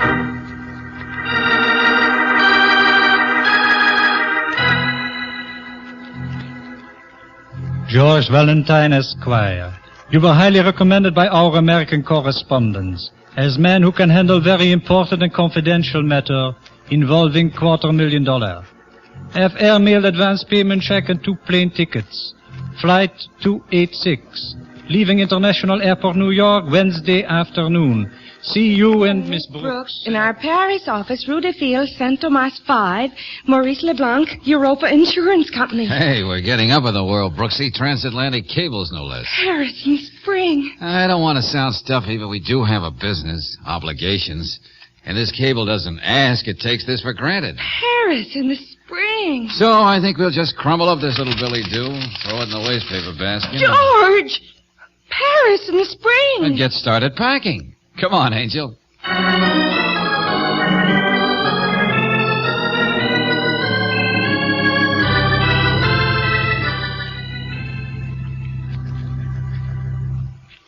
Paris is not for working, it is for romance, joie de vivre. The organ grinders are out in the street, and children are playing. And, Mr. LeBlanc, we came thousands of miles in a matter of $250,000. Among other things. And you will not be disappointed, mademoiselle. But, yes, to business. Of course, the man who is about to cost Europa Insurance $250,000 is not here in Paris. He isn't? No. He's in Istanbul. Istanbul, Turkey?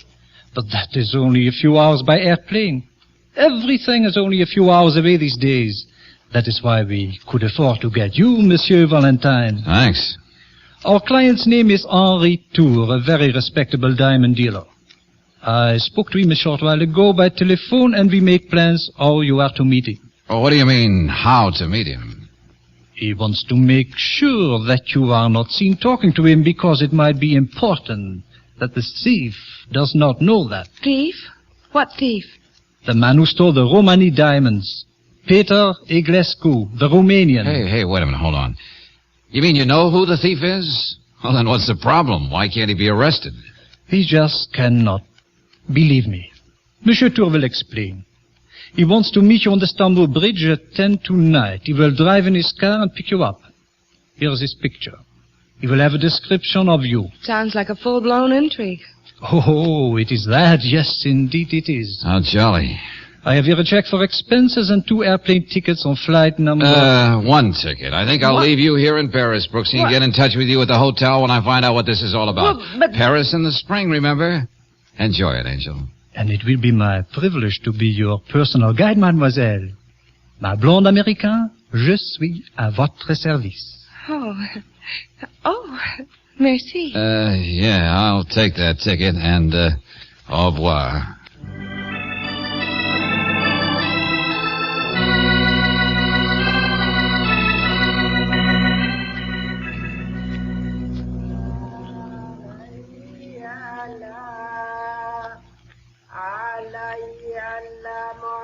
Ah, 10:15. I wonder if Turkish cops pick you up for loitering. Come on, Mr. Tour. Come on. Europe at one end, Asia at another. Quite a bridge. And according to the guidebook, those lights over there should be the old Sultan's palace. Ah, good. Monsieur Valentine? Oh, hello. Mr. Tour? Yes. Come in. Quickly, please.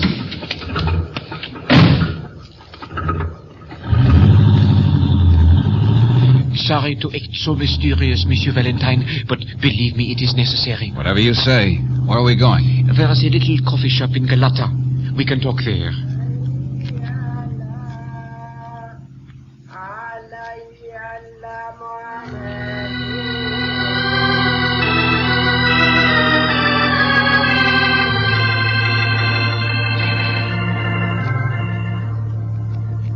Let me get this arrangement between you and this Peter Iglescu clear, Mr. Tour. It was not a very unusual arrangement, not here in Europe. Well, now, let's see. The Romany diamonds have been in the Iglescu family for 100 years or more. You took them on a sort of consignment to sell them, and you protected Mr. Iglescu by giving him your personal note for $250,000. That's right. Of course, I am insured with Europa. That is where they come in. And when did you find the diamonds gone? Almost a week ago. Iglescu and I are both staying at the Hotel Metropole. I was ready to show the stones to a visiting prince from India, and they were gone. I would swear that only Iglescu knew where I kept them. Did you accuse him? No. In fact, I told him nothing about the theft. Why? He would only deny it. And where would you look for 4 small stones? Oh, I see. In 4 days, according to our agreement, I will either have to return the stones to Iglescu because I was unable to sell them, or pay him the money. Uh-huh. Well, what did you think I'd be able to do for you, Mr. Tour? I really do not know. I am just a desperate man. One thing I am sure about. What's that? Iglescu still has the diamonds. Here, somewhere in Istanbul. Oh, it's a big place. The Romany diamonds are too well known to the dealers. He could never sell the stones to them. And if he tries to, as you say, fence them, he would get practically nothing. So our friend will sit tight until he gets the money from you, then later get rid of the stones somewhere else. In Paris, England, America, maybe. Yes.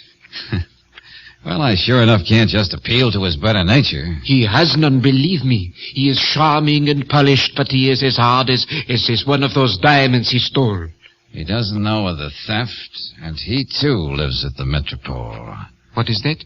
Just thinking out loud, that's all. I may be brighter in the morning.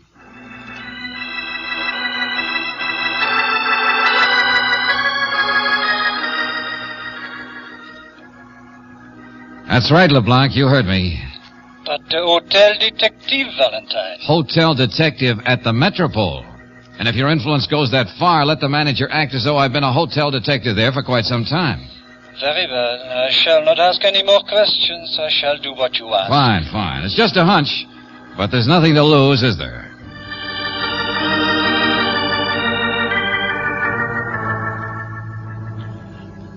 Yes, I can have some imitation Romany diamonds ready by tomorrow.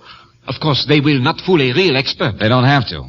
Let them look pretty close to the real thing, and I'll be satisfied, Mr. Tour. I see. But then you also say I shall have to play a part? Exactly. Like an actor? Like an actor. But don't worry, Mr. Tour. I'll coach you very thoroughly.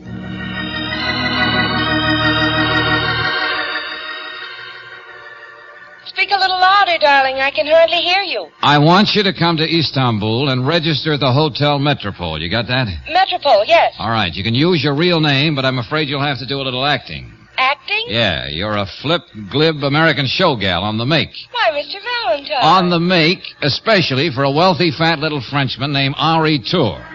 Now, when you come to the lobby of the Metropole...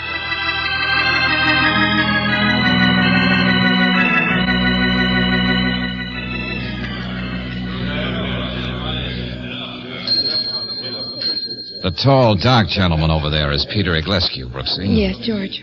Okay, let's start walking. And remember, I want him to see me in my job as hotel detective. I know, and see me making a play for Mr. Tour. Okay. But I tell you, I must find Fifi. She's not just my dog. She's my good luck charm. Oh, yes, indeed, Miss Brooks. And all of us here at the Metropole shall do our best to help you. Fifi always liked men more than women. The other girls in the show always say she takes after me. Yes, ma'am. Maybe this gentleman here saw Fifi. Oh, well, let me ask him. I beg your pardon, sir. Oh, yes? Mr. Iglescu, I'm the house detective. What? This is Miss Brooks, one of our guests. Hello. Oh, Miss Brooks? Yeah. Miss Brooks was wondering whether you'd seen her little black French poodle. The name is Fifi. It seems Fifi is lost. No, I'm afraid I have not seen her. And it is a shame I cannot be of service to such a charming young lady. Oh, say, that's sweet of you to say that.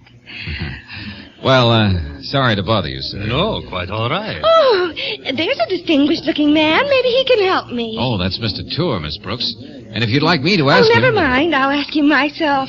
I've always been partial to the older, like I said, distinguished type man. Ah, very attractive girl. Showgirl, Mr. Gillespie. Oh? Didn't have much trouble getting to talk to Mr. Tour. No, indeed. I can't tell how they do it, but they can spot money in a man a mile away.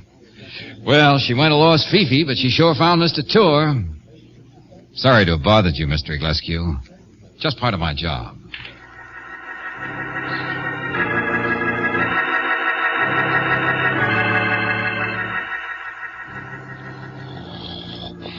That's right, Mr. Tour. Sleep soundly. Pleasant dreams. Now, where are those diamonds? Oh, yes. Here they are. Nice. Very nice. That will set the stage very nicely. Yep, that does it. Good night, Mr. Tour. Good night, Monsieur Valentine, and good luck.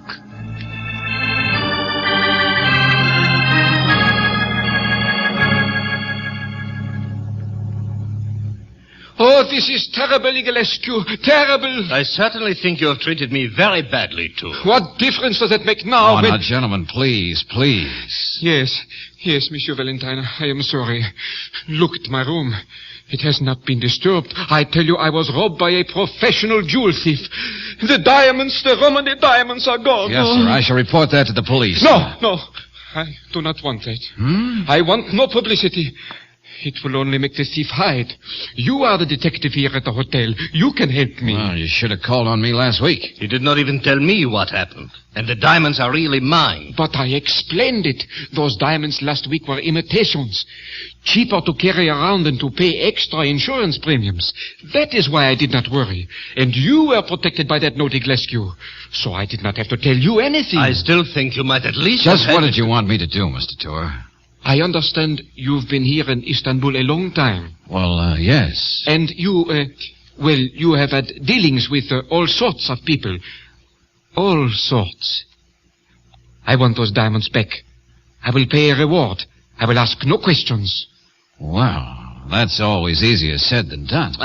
If someone stole the imitations, you should have been warned by that, Tour. But I was sure no one knew that I still had the real diamonds. You must help me find them, Monsieur Valentine. I'll certainly try. How can you even start to go about something like this, Mr. Valentine? It is impossible. No, not impossible, Mr. Gillespie. It's mostly a matter of baiting the trap. Then you sit back and wait.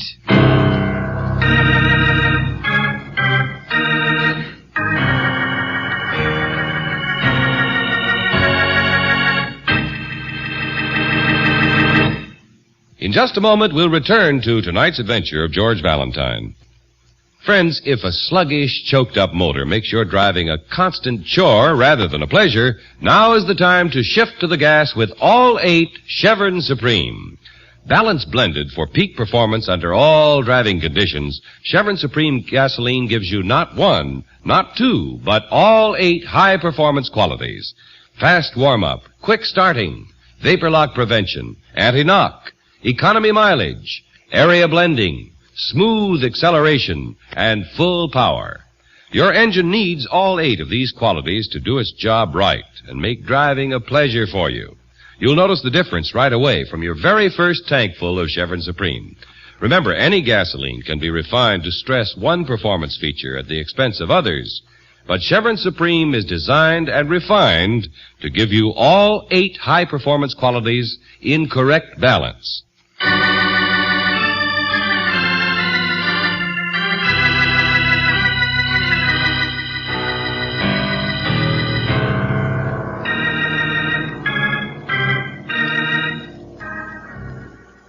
You go halfway across the world to Istanbul to try and recover a fortune in stolen diamonds. It's an unusual case because you're quite certain who the thief is.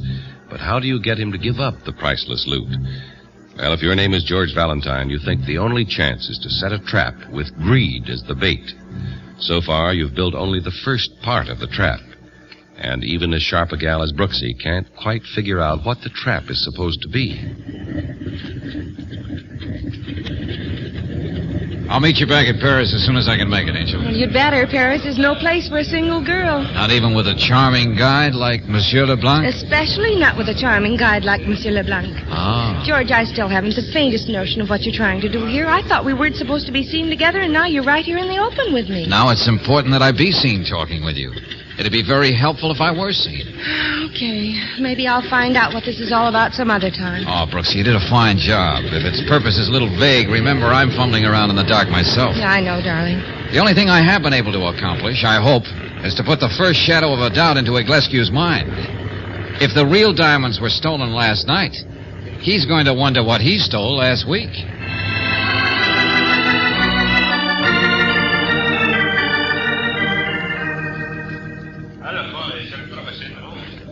$30,000. That's right, Mr. Iglescu. And you're getting the bargain of the century. Now, of course, you know I can tell all of this to Mr. Tour.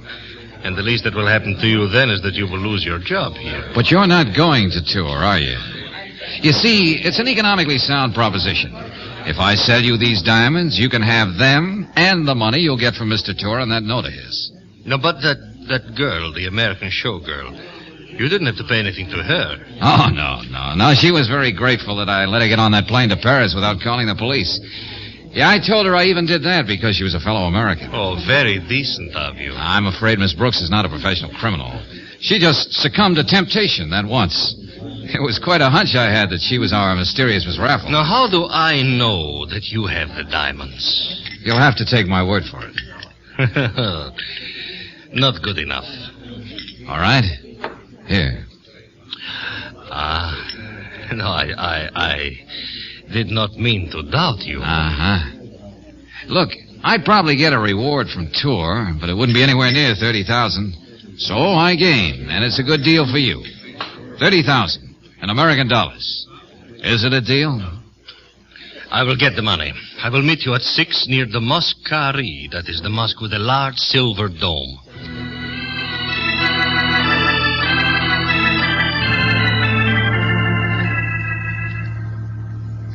So you really think you have him, as you say, on the hook, Monsieur Valentine? At least there's a chance, Mr. Tour. Have you checked all the banks here in Istanbul? There are only a few large ones. I have friends in most of them. And no Iglescu account in them, huh? No. And certainly no $30,000 transactions of any sort today? No. Good, fine. What? I do not understand. I think Mr. Iglescu needs one final bit of convincing that what I have here are the real Romany diamonds. And I have an idea he's going to try and convince himself.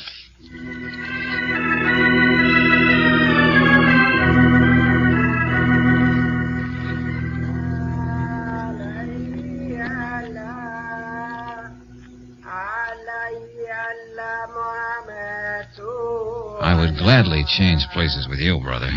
Way up there on that minaret. Safe. What this place needs is more electric lights. Of course, Iglescu could have chosen a meeting place in Galata or Para. Or he could have... What the... Hey, you! Oh, you're not going to run away leaving a knife there, are you? Take another throw at me, Fez boy. No. It's a handy word to know, but it's not going to help you. Hey, stop! Oh, that's great. I sure don't want to chase him. Run back to the man who hired you, Fez boy.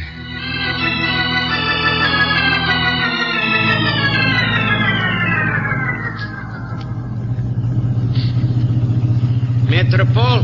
Hotel Metropole. Me understand, no worry. Okay, I won't worry. Just get this cab there quick. You American, mister? Hockey kid, Yankee Doodle. Hockey kid, huh? Sure, fine. Me name Pukovitsky. Yeah. Puko, Italian. Vits, Russian. Ski, Polish. Which all makes me Greek boy. Hockey kid? Yeah, Ginger Peachy. Hey, what? Now what? Don't know. Maybe engine go free. Me look. Okay, but make it snappy, will you? You help, Yankee boy. You. Hey, cut it out, you. Me knock your head. You'll need more than that. Okay, kid. More than a monkey wrench. Yankee. Daddy! Oh, what do you know? Who would think Iglescu would plan a double chance to knock me off?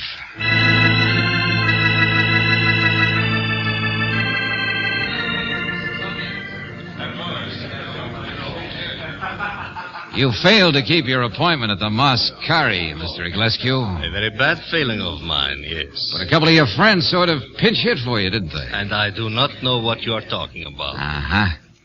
Anyway, you should know that you can't get anything without paying for it. You cannot blame me for trying to save myself some money. Oh, it's done every day in the best of circles. I just came by to tell you that you've missed your chance, Buster. The deal for the diamonds is off. For good. Oh, now let us not be too hasty, Valentine. Oh, I'm not Valentine. hasty at all. I'm just being prudent. I don't like the way you play. So I'm going to turn the diamonds over to Tour and settle for the reward. You cannot do that. You want to bet? I'll pay you the money. No tricks. Too late.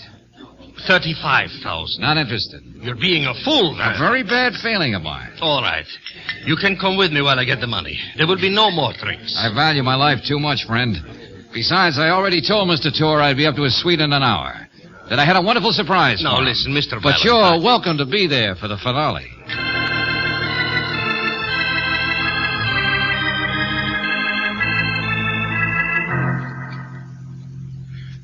Where did you get these, Mr. Valentine?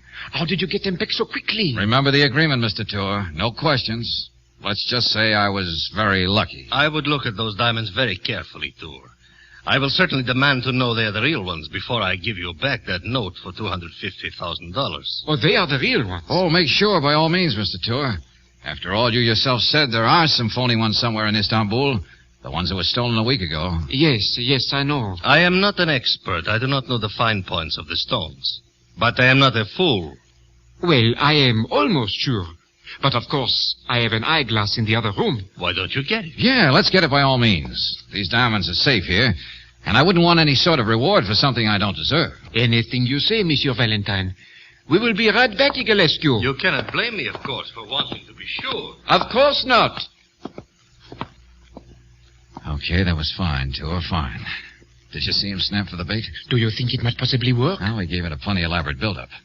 You should have heard him actually beg me to take his money for the diamonds. Here, I have the eyeglass. Well, you better give him enough time. Not too long, not too short. Just the right amount of time. You say when we should go in. Yeah, okay. Do you hear anything in there? No. Okay, I think that's it. Yes, Monsieur Valentine. Easy, Mr. Tour. Easy. Yes, easy. Did you get it, Tour? Yes, here it is. Ah, the big moment is at hand, huh? For both of us, eh, Iglescu? That is right. Let me see now.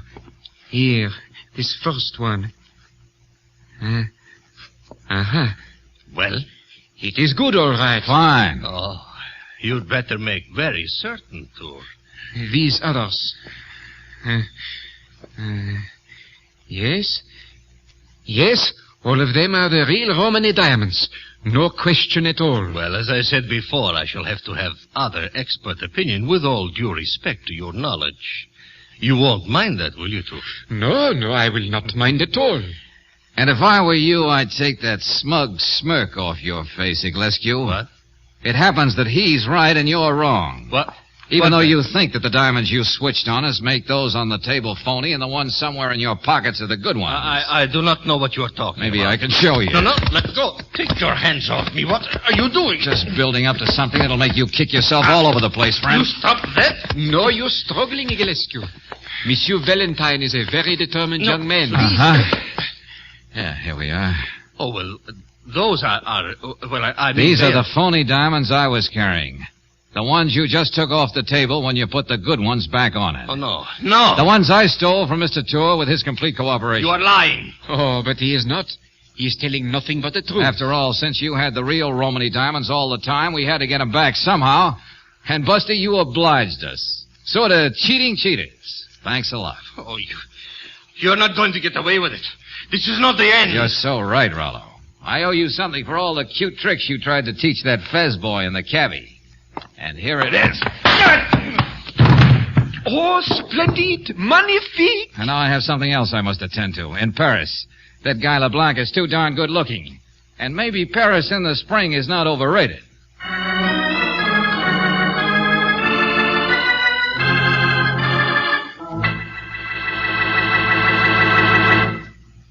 Check these advantages of buying with a Chevron National Credit Card. For tax and budget purposes, your receipt is an accurate, permanent record of your gas, oil, and other purchases, and it's not necessary to carry cash.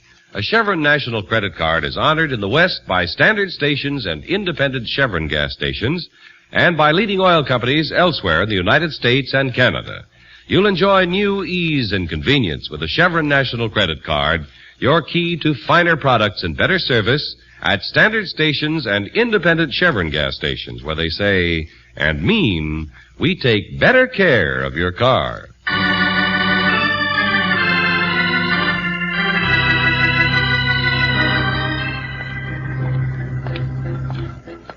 You know, darling, it's all true, all the things they say about Paris. I never saw you quite as radiant as you are now, Angel. There's love in the air. You can actually feel it. Your eyes are shining, ma blonde Americaine. And I can thank Monsieur Leblanc for it. He's simply marvelous. Oh, he is. He knows so much about love and marriage and all the wonderful things it can mean. Oh, we had so many talks together. You did? He's so young. But do you know that he's been married for over 10 years? Oh, you don't say. He has 6 children, and there's another one on the way. He says children make any marriage happy. Well, what do you know? He wants me to write to him and tell him just how the two of us are coming along. He says he can give me all sorts of good advice. Good. Let's call him. Why, darling. Yeah. Ask him if there's a good French restaurant in town.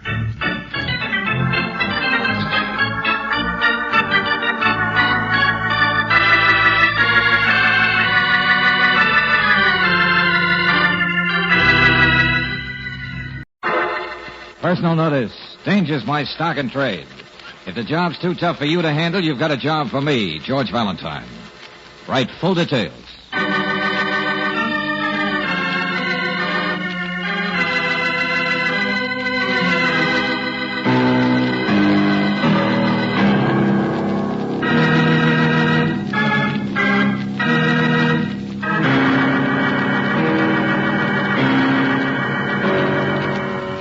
Standard Oil Company of California invites you to Let George Do It.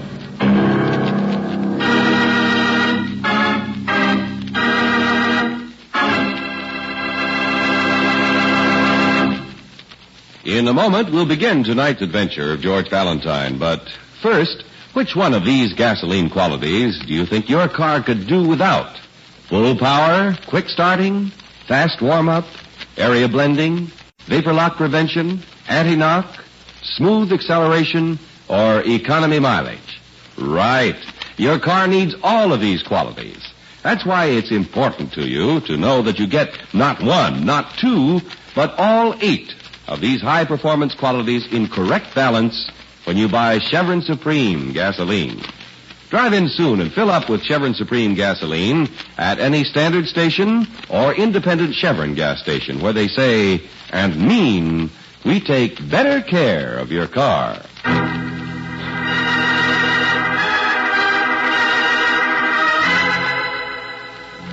And now, tonight's story, Come to the Casbah, a transcribed adventure of George Valentine.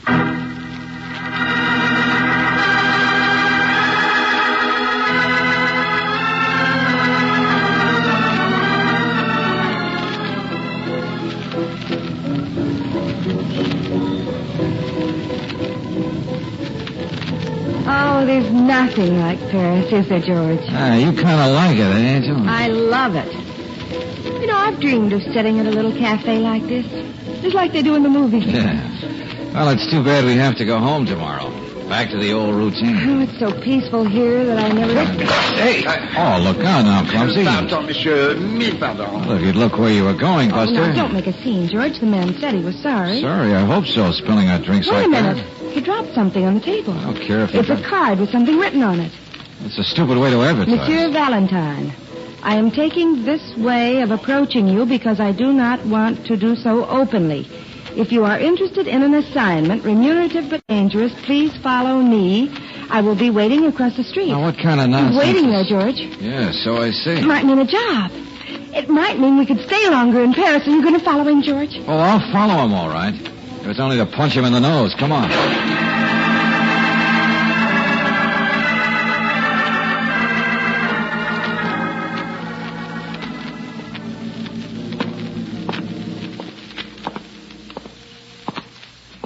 He came into this building, all right. He went down this hall. Yeah, but which office? Monsieur Valentine. Monsieur Valentine, this way. Hey, wait a minute, Angel. Better let me look into this. If you think I'm going to let you go in there alone, Now, you've look, got will you to... please? Monsieur Valentine, Miss Brooks, I am sorry that I had to reach you this way. Please, quickly. Kind of a strange way to try to engage a man's services, if that's your idea. Again, my apologies. Sit down, won't you? Okay. I have made inquiries about you, Monsieur Valentine, and you, Miss Brooks, and I think you are just the people I am looking for. Well, that all depends. I don't know who you are, and... Again, me pardon. I am Pierre Carreau, agent de sûreté français. Here are my credentials. Oh. Yeah. Well, I suppose it's okay. You do not speak French? Oh, sure, a little. Miss Brooks here is a better scholar than I am. Well, it looks all right to me. I picked up a little French, of course. I know, in the invasion of Africa and the drive through France during the last war. Ah, you know I was there. My government has made a thorough check of your record. I think this is a complete dossier. Uh-huh. Well, looks quite full. Starts off with a lot of things I've forgotten. Oh, let me see, George. Never mind. Okay, mister, I'll admit you've covered my career quite thoroughly. You will forgive the necessity, I am sure. This matter is something in which my department cannot appear officially, but it is nevertheless very important. Perhaps it's something I wouldn't care about.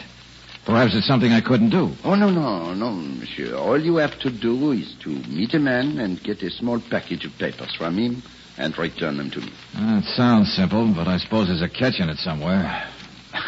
Pardon, I do not understand the catch, as you say, but it may not be as easy as you think.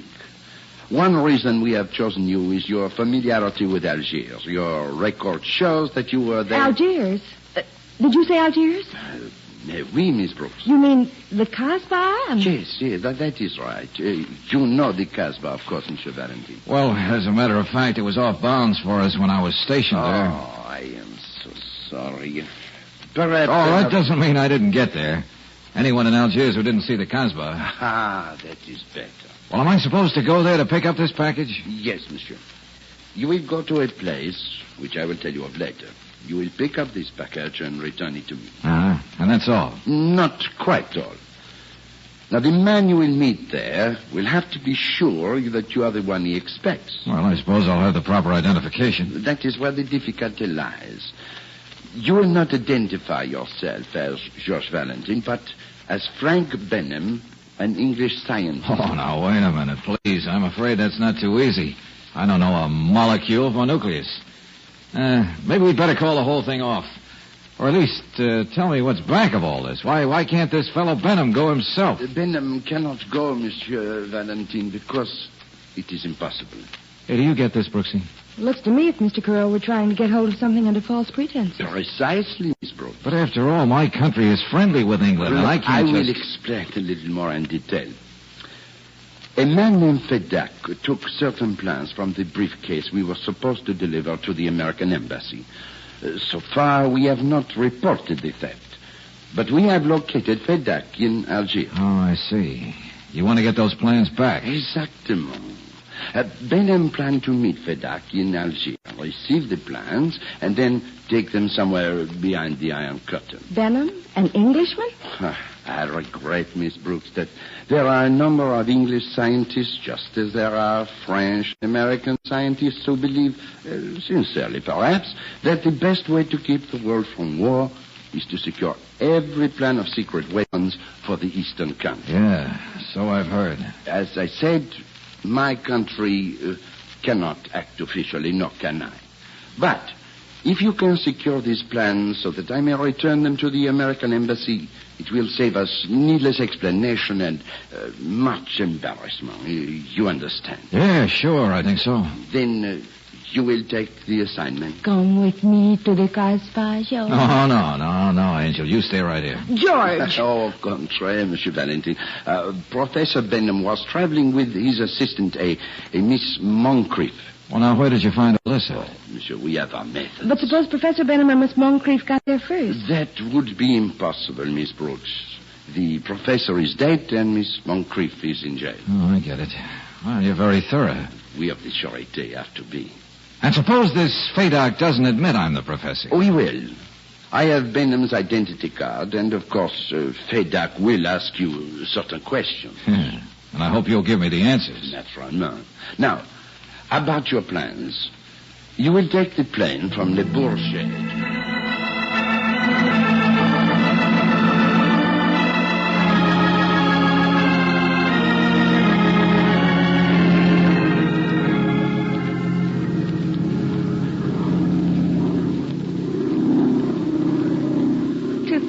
I'm going to see the Casbah at last. Yeah. Well, you're going to be very disappointed, Angel. I'll tell you that right now. Most of the streets are all up and down stairs. They're narrow and dirty and smelly. But romantic. If a man doesn't keep his hands in his own pockets, he's liable to find someone else's hand there. Now, let me see if I have this code business right. I go to this shop in the Casbah. 2 short knocks, 1 long. I ask, have you any souvenirs? He replies, what kind of souvenirs? I say, paintings of the Casbah.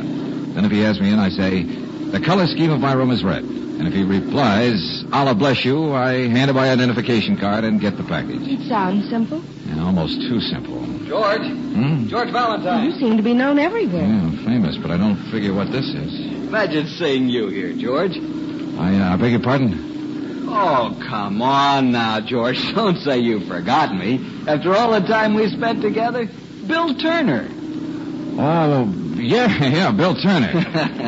You coming back to live over your old experiences? Well, no, not exactly. Honeymoon, I suppose. This is Claire Brooks, my assistant. Bill Turner. How do you do? How do you do, Miss Brooks? You know, George and I were together in the late Unpleasant. Yeah. So I guess. I thought you were on your honeymoon. Not yet. Oh, you mean you're on an assignment? Hey, I've seen those ads of yours. If a job's too tough for you to handle, you've got a job for me. That's the way it was in the Army, Miss Brooks. Always shaming the rest of us by volunteering. Yeah, well, I can't remember. What brings you to this part of the world, Bill? Oh, I'm just a tourist. Well, just like us. Say, how'd you happen to come to Algiers? Well, we were in Paris on business, had a few days off, and Brooksy wanted to see the Casbah. That's the way with me. Where are you stopping? That big hotel on the hill, the Aletti. Oh, good. I'll see you around. Maybe we can see the Casbah together. Yeah, sure thing. Give me a ring. Yeah, I will. I'm very glad to have met you, Miss Brooks. Thank you. Well, no, that's too bad. Why? He seems like a nice fellow. Yeah, he probably is. But he's going to be hard to avoid when I call on Fadoc.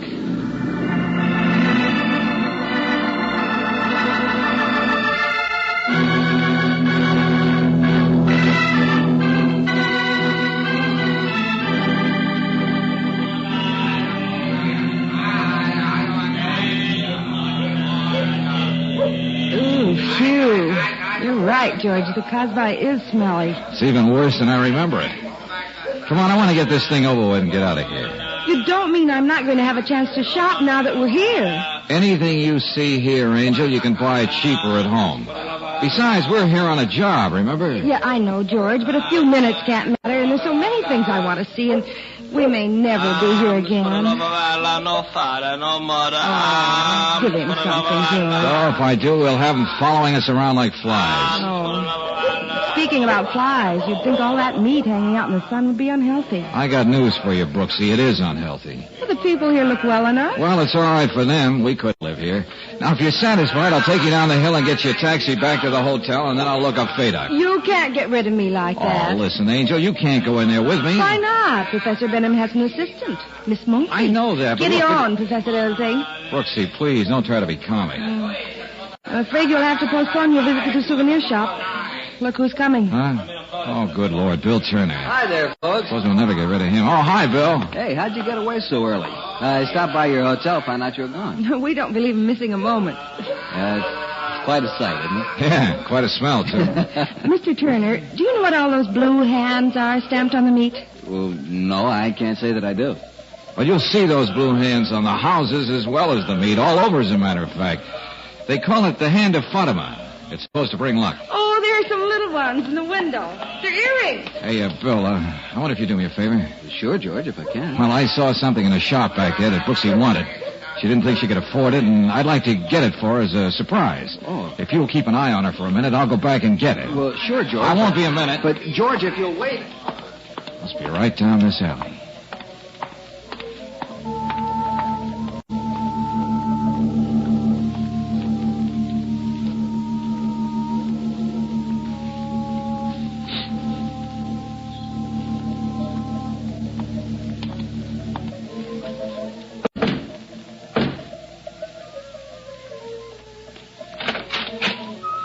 Yes? Oh, good morning. Have you any souvenirs? What kind of souvenirs? Oh, paintings of the Casbah? Come in, monsieur. All right, thank you.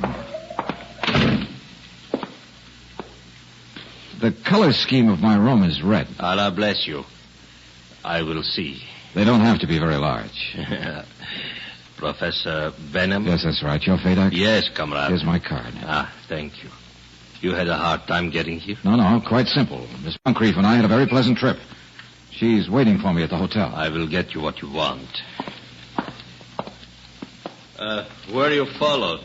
Who'd follow me? I took an assumed name. I assure you, the arm of the French Sûreté is long. Here you are. Ah, thanks. You know where you are to take it. Naturally. But the address, please. Well, frankly, comrade, I wasn't supposed to tell you. Oh, no, I'll take I your package. What? Just throw it here and keep your hands. Bill. Throw it down, I say. Oh, no, American, you won't get it. Oh, wait a minute. Hey, Bill, stop him. He's getting away. Just stay where you are, George. I wouldn't want to shoot you. But I will if you move.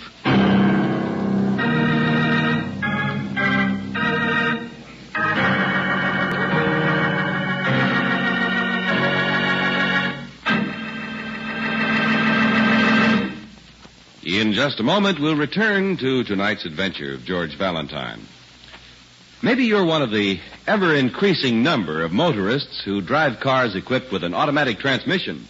If so, you know that it makes driving easier, smoother, practically effortless because you don't have to shift.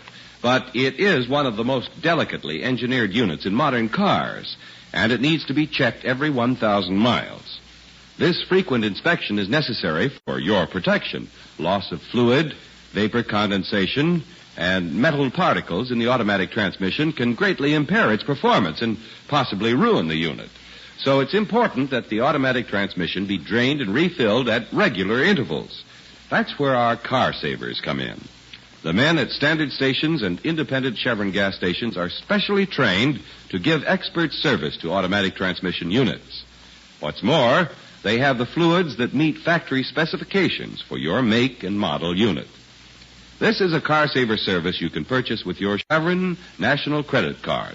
So take advantage of the convenience of your nearby car savers.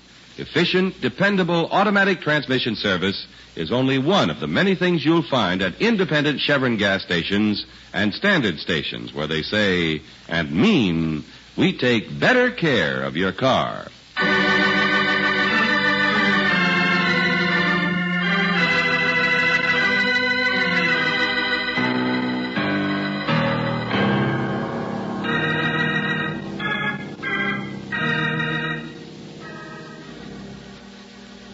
An official of the French Sûreté police sends you to Algiers on a diplomatic mission to pick up a package that has been stolen from a diplomatic briefcase. You are to pose as an Englishman, Professor Benham, and get in touch with a man named Fadak. You meet Fadak in a hole in the wall in the famous Casbah, and you almost get your hands on the package when Bill Turner, whom you met in the army, appears and demands the package. Fadak escapes.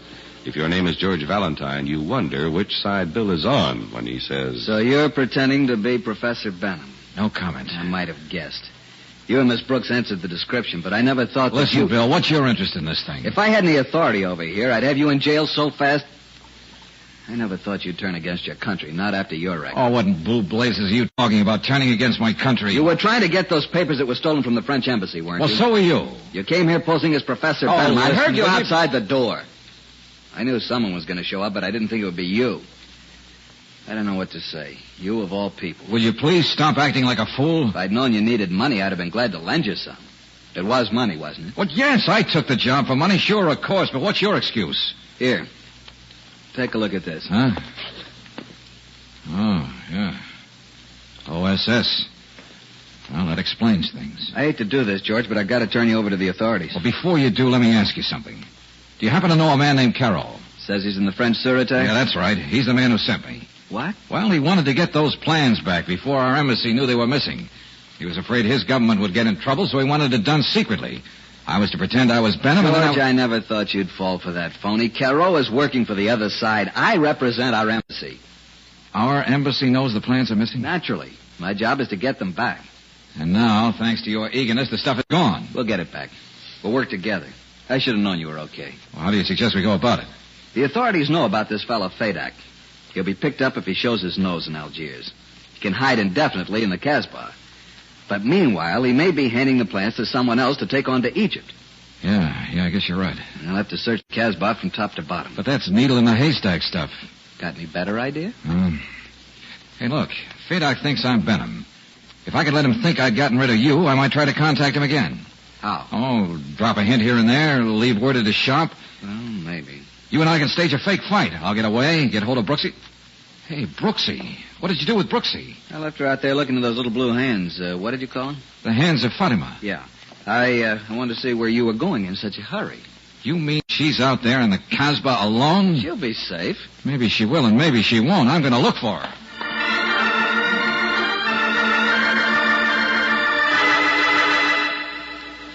Say, have you seen anything of an American lady?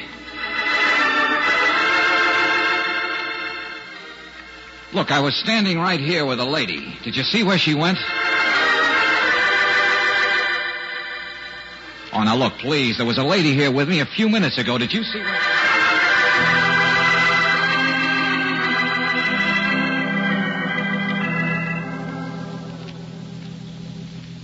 Oh, no sign of her, Bill. Maybe she went back to the hotel. No, I called her. She hadn't come in. Meanwhile, those plans... I don't think Fadak could give them to anyone who hasn't the identification card.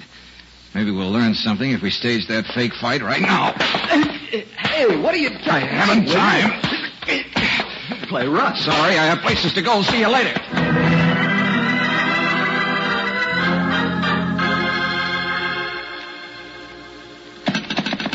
Come on. Hey, hurry up, operator, will you? This is important. I want to speak to the American Embassy in Paris. No, I said the American Embassy in Paris.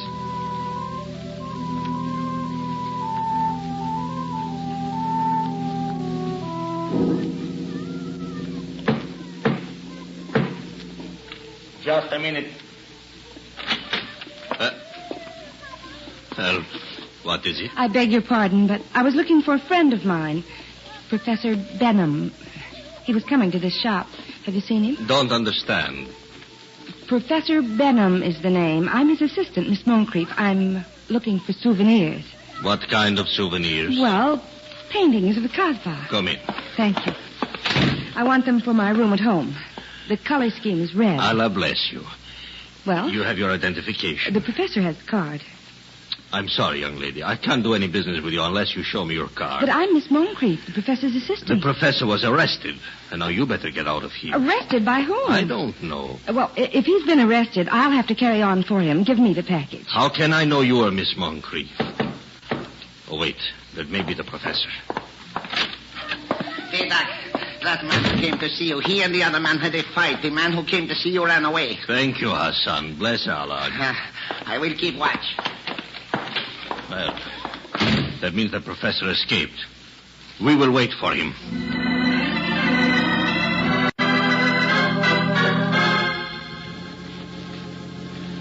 Okay, yeah, I got it. Thank you. No, that's all I wanted. I know what to do now. No, please, don't worry. I'll handle it my way. Just sit tight. I'll call you later.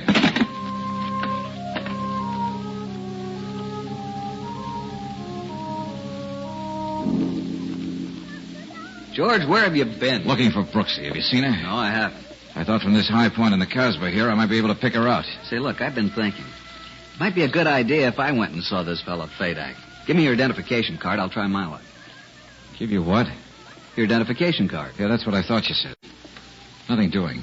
Now, look, I don't want to have to take it from you. You and who else?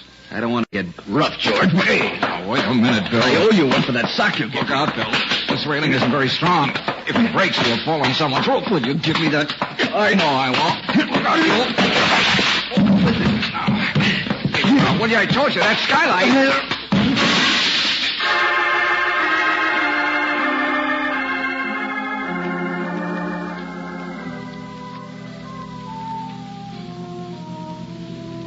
I won't wait any longer, Mr. Fadak. I don't think the professor's coming back. You're not going anywhere, lady. You can't keep me here if I want to go. We are waiting until the professor comes. Sit down. There he is.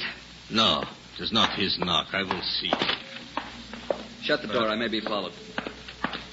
Bill. Well, Miss Brooks. You're hurt. Thanks to that boyfriend of yours, he wouldn't listen Where to... is he? He's taken care of. You mean you and George had a fight? Yeah. It's lucky for me I was on top when we crashed through that skylight. You mean George is hurt? I hope so. Oh, where is he? I must go to him. You stay where you are. I'll take that package, Fadak. Identification. I haven't time to go through all that rigmarole. Here's the identification card. Here's mine. Just give the stuff to me so I can get out of here before Valentine comes, too. Valentine? I don't understand. Valentine is the man who was posing as Professor Benham. He's representing the French government. This girl is Miss Brooks. Not Miss Moncrief? No, not Miss Moncrief. The police must have grabbed Miss Moncrief, so give me that package. Bill, I don't understand. Just tell George when he comes to that I'm really sorry I had to do this to him. I liked him a lot when we met in Germany, in spite of politics. Tell him that... Why don't you tell him yourself? George, darling, you're wounded. My head is bloody but unbowed. Okay, Buster, the gendarmes can take over you. You too, Fadak. George, and Bill. I'd hate to have you think I fell for that fake OSS card.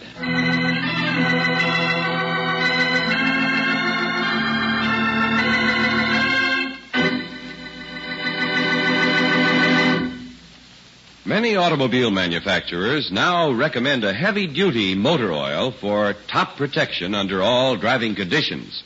To keep modern engines running better, our scientists subjected hundreds of motor oils to grueling laboratory and road tests. Even atomic energy was used in this search. Treated piston rings in test cars helped unlock new secrets of motor wear as it occurred.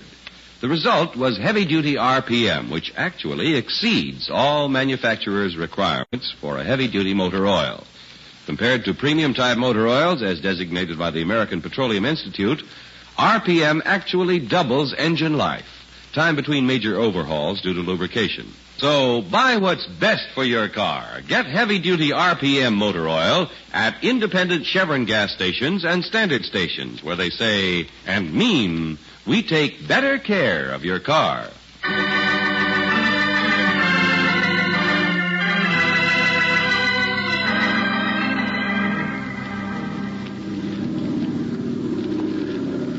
You're sure you feel all right, George? Oh, sure, I'm fine. Now that I have those plans back.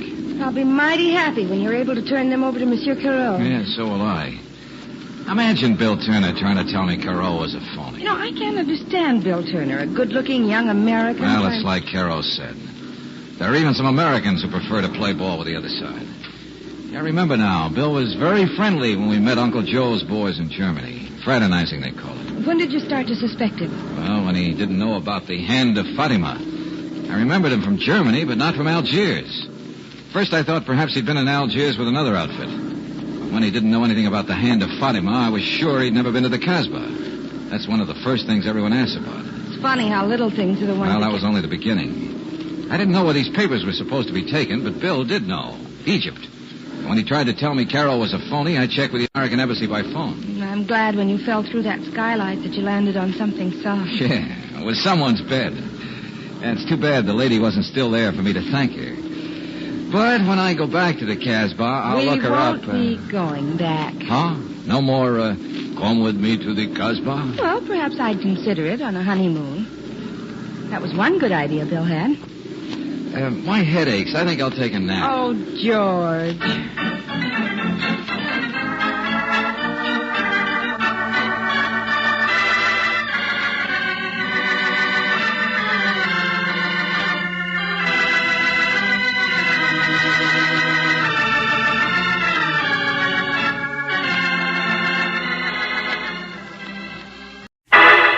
Personal notice. Danger's my stock and trade. If the job's too tough for you to handle, you've got a job for me, George Valentine. Write full details.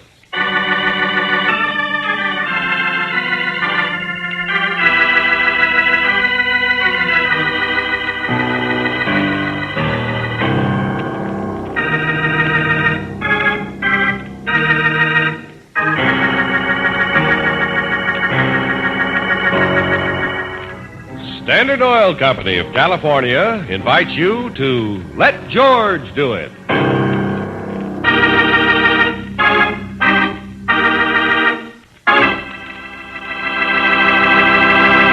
Before we begin tonight's adventure of George Valentine, here's a reminder that for real ease and convenience, you can't beat a Chevron National Credit Card.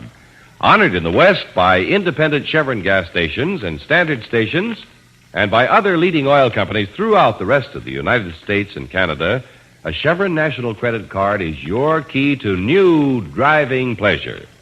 No need to carry extra cash when you travel for gas, oil, and other purchases. Just charge it. Your receipt is an accurate, permanent record for tax and budget purposes, too. Here in the West, your Chevron National Credit Card brings you better products, finer service, with added ease and convenience at every standard station or independent Chevron gas station where they say and mean, we take better care of your car.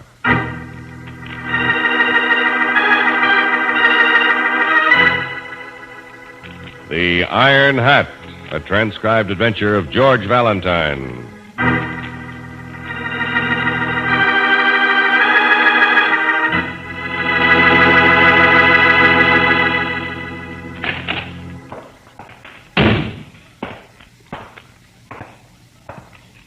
You are Mr. Valentine, I suspicion. Well, how did you get in? Now, that is a phenomenal question. I walked. Yeah, so I see. What I mean is Miss Brooks usually announces my call. Yeah, I know. But don't be hard on the girl. I told her I wanted to castigate with you about running for mayor. Yeah, very interesting. Except I'm not interested. So, unless you've got a better offer... I am. Okay, let's get to it.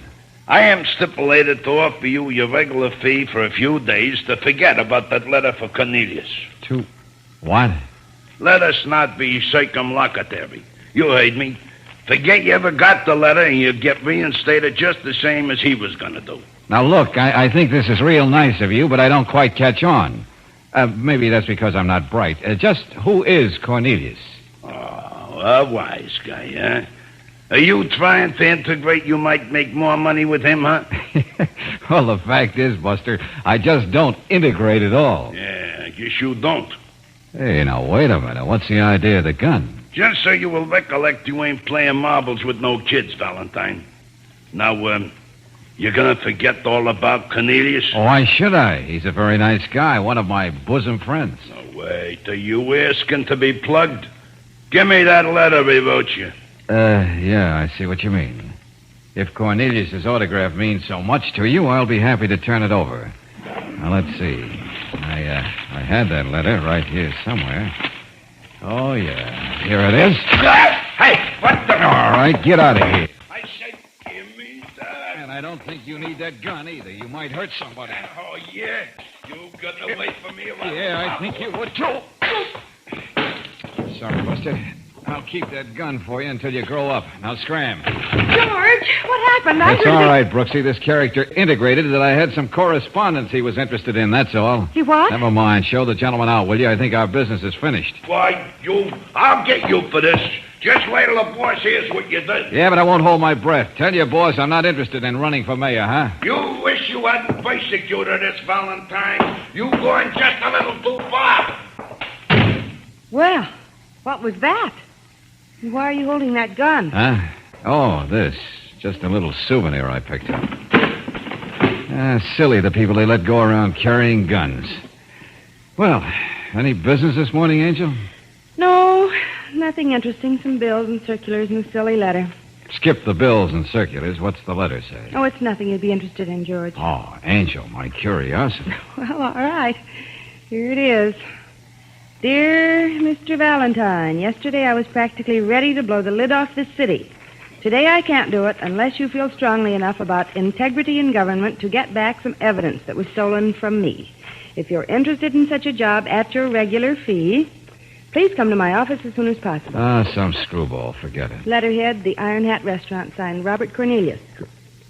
Cornelius, huh? That's right. Do you know him? Not yet.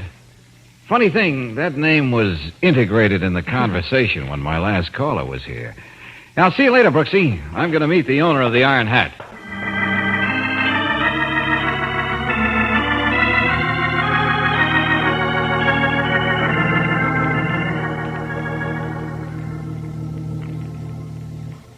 Okay, Mr. Cornelius, let's start from scratch.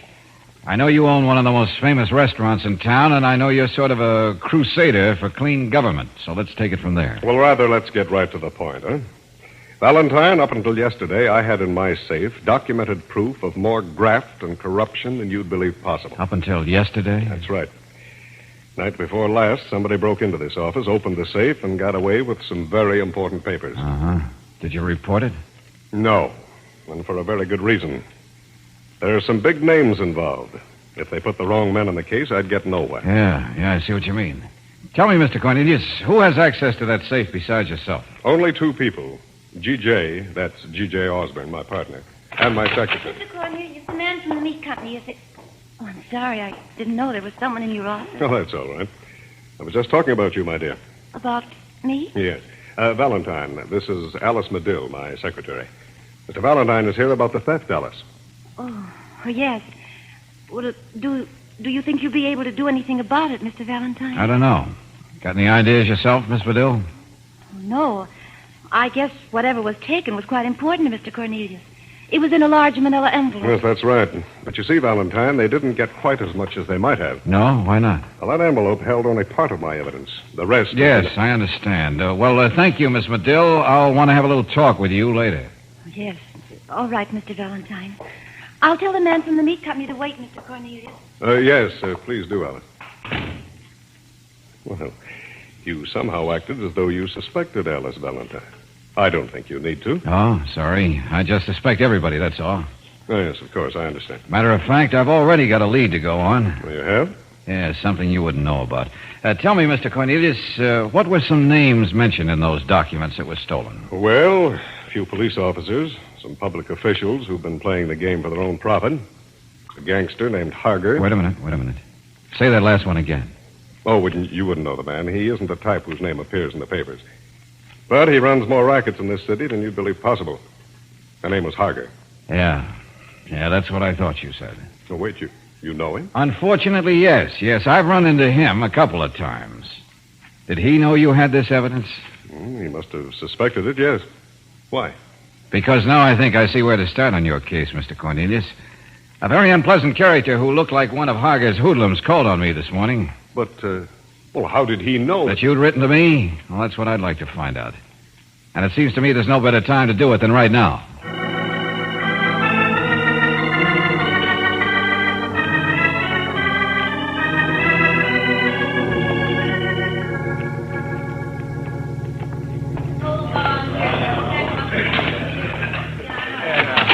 Just a minute. What right have you...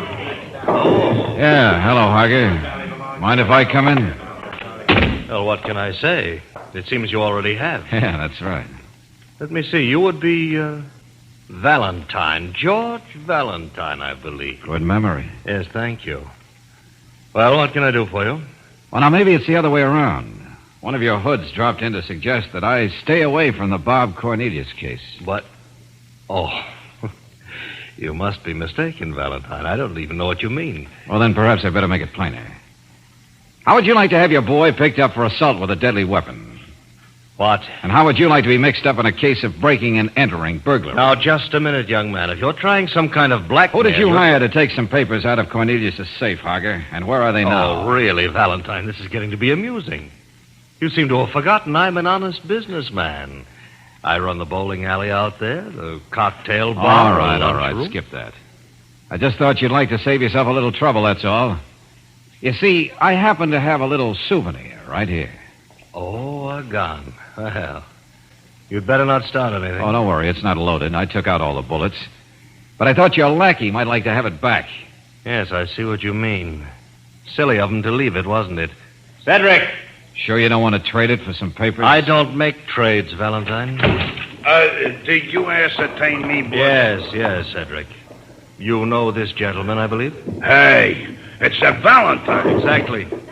He was kind enough to bring back the gun you so carelessly left in his office. Oh, wait a minute. If you think I'm going to... And in case he feels like changing his mind, Cedric, I have him covered.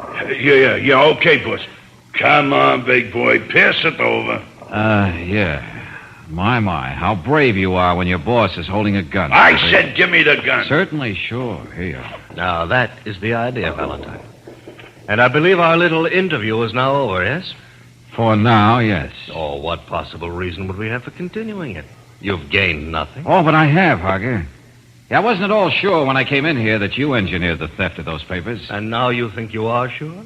I'm afraid you'll have a hard time proving that, Valentine. I like it that way. Oh, and one more thing, Harger. Yes? You might be interested to know that you got only part of the papers. Wait a minute. What is he in? Be quiet, Cedric. Go on, Valentine. All right, if you're going to look for them, they won't be in Cornelius' safe. Any deals from now on, you take up with me.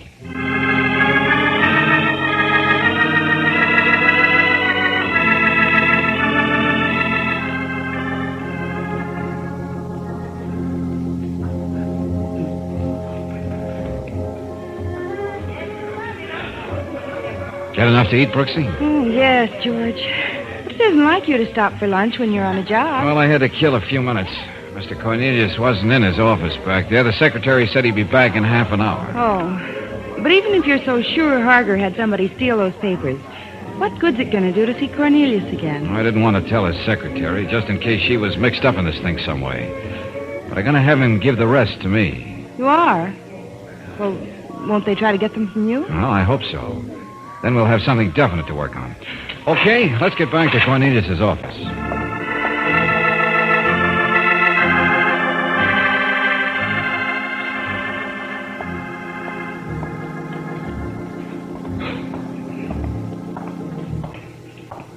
I'm worried, George. Yeah, why, Angel? Well, if they're so desperate to get those papers, something might happen to you. I'll be ready for him, don't worry. Here we are.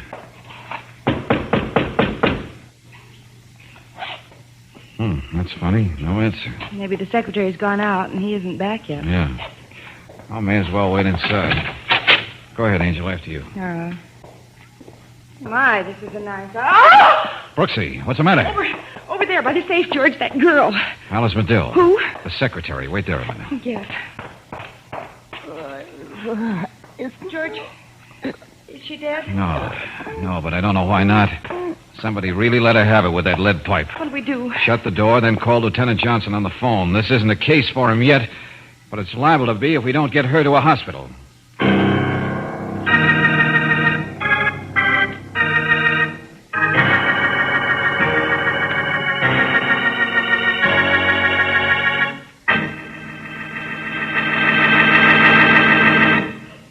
In just a moment, we'll return to tonight's adventure of George Valentine. Did you ever stop to consider that the cost of operating your car depends a great deal on the motor oil you use? It's true, and it's one of the main reasons why most motorists here in the West prefer heavy-duty RPM motor oil that doubles engine life the time between major overhauls due to lubrication. Yes, we claim heavy-duty RPM, compared to premium-type oils as designated by the American Petroleum Institute, doubles engine life. Actual performance tests prove it. For instance, taxicabs operated by Tanner Motor Tours of Las Vegas, Nevada, used to average only 35,000 miles between overhauls.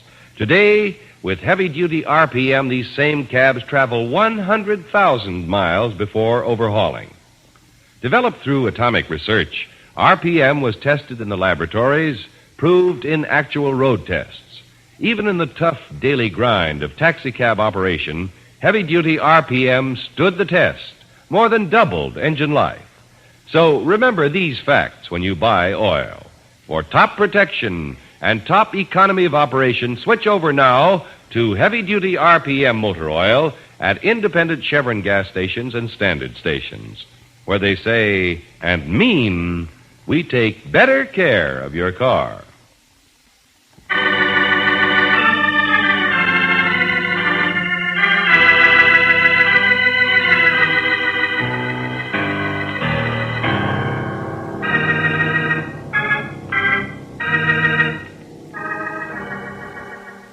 Now, back to tonight's adventure of George Valentine. You suddenly find yourself on a case that you've been warned to forget even before it's been offered to you.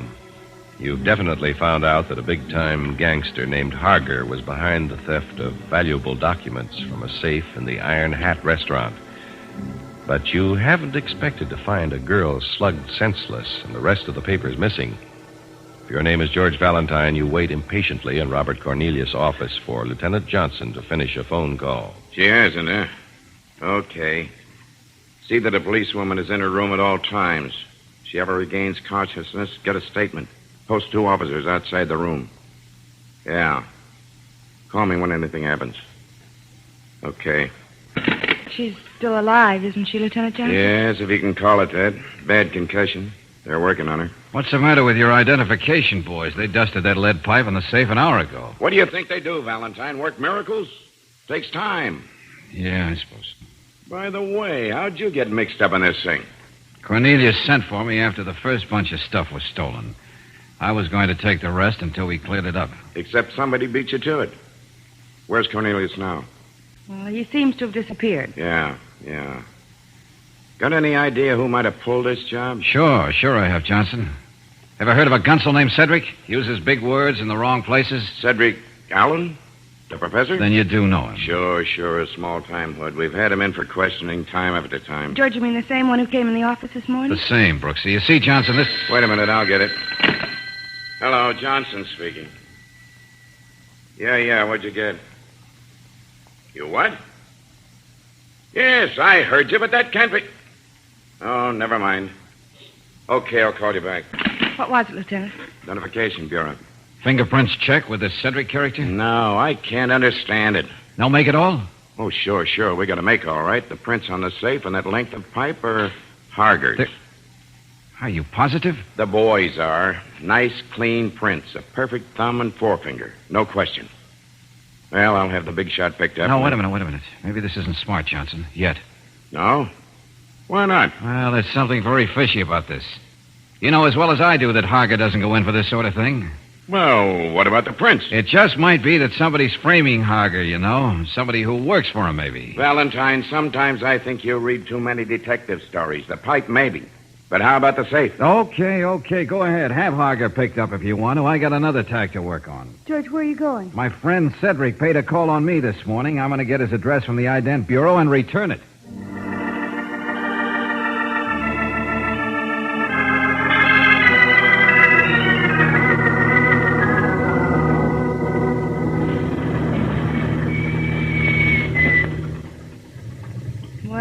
The address you got from the files, George. Yeah, okay. You stay behind the wheel, Brooksy, and keep the motor running. I'll be out in a minute. Oh, that's a horrible-looking place. George, please be careful. Yeah, sure, I'll be careful. This won't take long.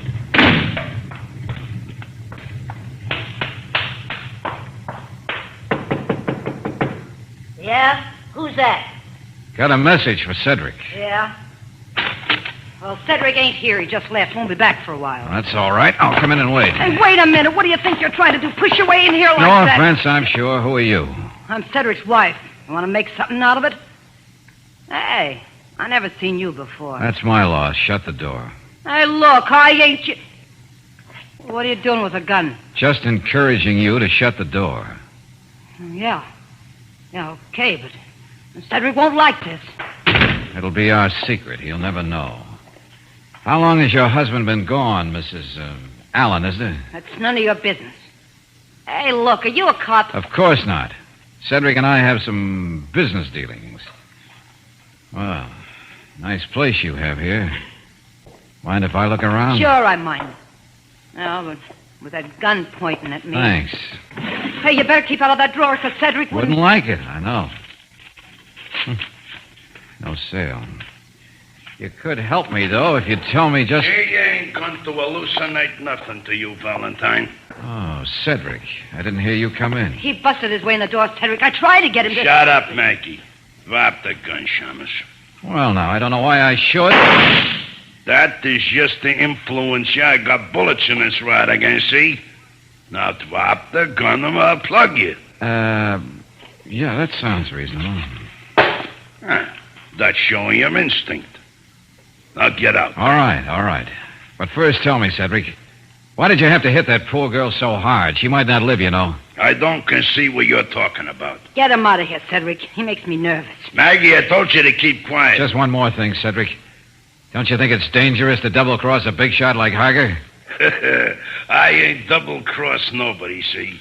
Now, like I said, get out. Thanks, I will. See you in jail, old boy. George, are you all right? He went in there. Yeah, I'm all right, Angel. Except mine is a perfectly good gun. I heard a shout. Yeah, I know. Just Cedric showing off. Come on, let's go. Well, all right, darling, but where? Headquarters. I gotta have a few words with Lieutenant Johnson.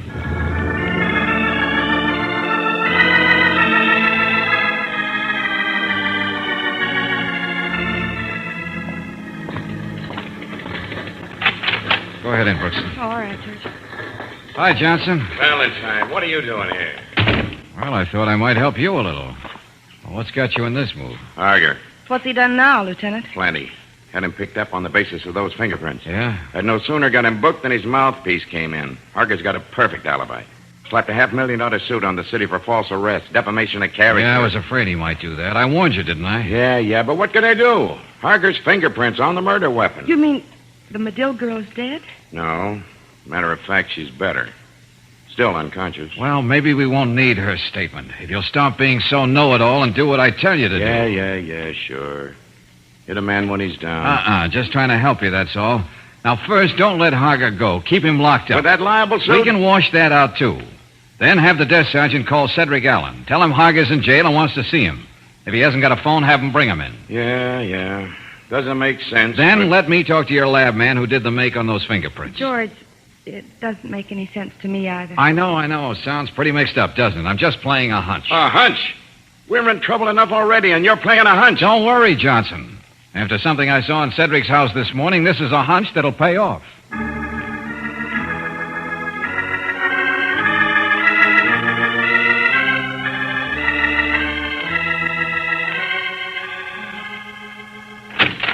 Cedric, that you? What did Harger want? Didn't take you very long to... Oh, it's you again. Yeah, I came back for something I forgot. Your gun? Is that what you mean? Oh, yeah, that's right. Wasn't what I had in mind, but I'll take that, too. Where is it? I don't know. Oh, yes, you do. I hate to treat a lady like this. Let go of my wrist. You... Stop, that hurts. Oh, where's that gun? I'm not telling you. All right. That table drawer. Fine, thanks. Quite a place, that table drawer. I can get everything I need right there. What do you mean? Oh, I'm just taking along something I saw on my last visit. These gloves. Yeah, but you can't take those gloves. You can't. Oh, but I can, Maggie. Stand back. Like Cedric would say, I don't want to have to plug you. What are you going to do with them? Oh, yeah, that's what I thought. I said, what are you going to do? With these? Oh, just keep them for souvenirs. Mind if I use your phone? Thanks. I appreciate your hospitality, Maggie. I'm sure Cedric will, too. And Mr. Harger. Hello? Hello, Johnson. Yeah, who? Oh, Valentine. That's right. Cedric get there yet? Just came in. Look, Valentine, you're going to get us in the worst pickle with this Don't worry, Johnson. Everything's all right. Yeah? I wish I thought so. When Cedric finds out that Harger didn't send for him at all... I know. That's what I called about. Don't let Cedric leave there. Put him under technical arrest until I get back. Valentine... Hang on to Harger, too. You'll have enough on both of them to send them up. Hang on to Brooksy, too, in a nice way, that is. And when we've washed this up, I'm going to take her to dinner.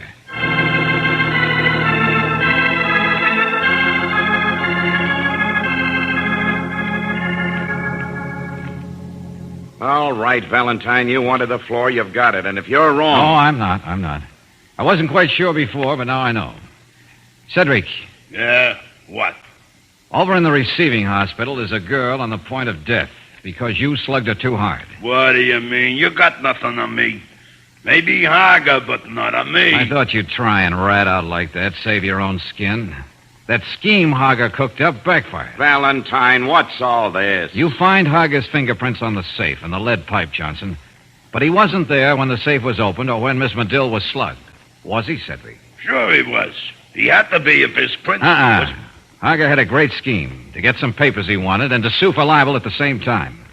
He knew his prince would be in that office, and he knew he'd have a perfect alibi. George, can't you explain it to us? I guess these will explain best, Brooksy. Why, it's just a pair of rubber gloves. Plastic gloves, to be exact. With exact reproductions of Hager's fingerprints on the thumbs and forefingers. You checked this with ident? Just came from there, Johnson. All right.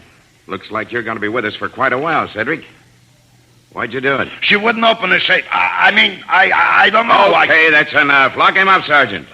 And thanks for the assist, Valentine. Not at all, Johnson. Glad to be of help. But, George, how did you ever know a pair of plain plastic gloves would be important? Got friendly with the fingerprint bureau, Angel?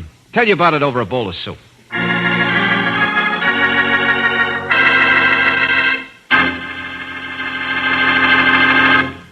Before you buy another gallon of gasoline, consider these facts. Any gasoline can be made to stress one feature at the expense of others. But Chevron Supreme gasoline gives you the correct balance of all 8 high-performance qualities. And every one of these qualities is necessary for top performance. Quick starting, smooth acceleration, anti-knock, vapor lock prevention, fast warm-up, full power, area blending, and economy mileage. So ship to the gas with all 8. Ask for Chevron Supreme gasoline at standard stations or independent Chevron gas stations where they say and mean we take better care of your car.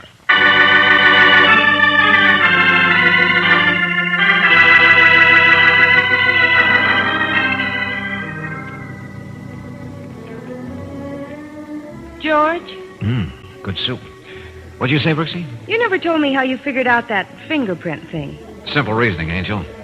I got to thinking after I saw that pair of plastic gloves at Cedric's place. So I went to the boys who made the ident. And? That was a pretty heavy length of lead pipe.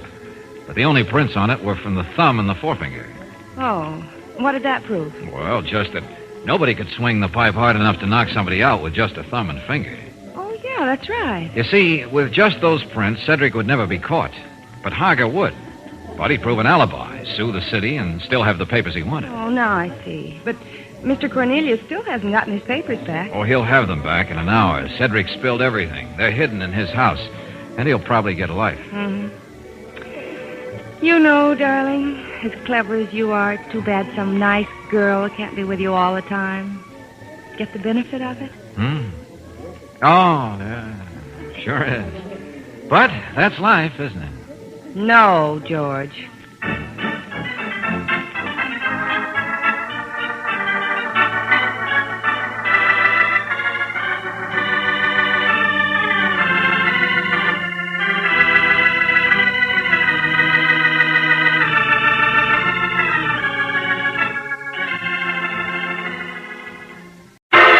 Personal notice. Danger's my stock and trade.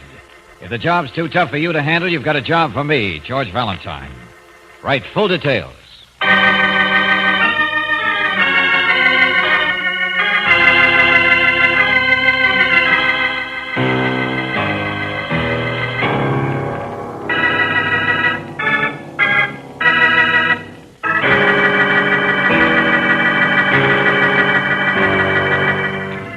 Standard Oil Company of California invites you to Let George Do It.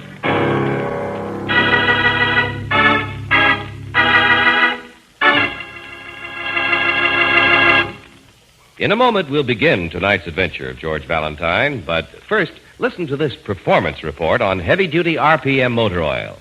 Taxicabs operated by Tanner Motor Tours of Las Vegas, Nevada, used to average only 35,000 miles between overhauls. Today, with heavy-duty RPM, the same cabs travel 100,000 miles before overhauling. Heavy-duty RPM, developed through atomic energy, tested in laboratories and on the road, compared with premium-type motor oils, as designated by the American Petroleum Institute, more than doubles engine life, time between major overhauls due to lubrication.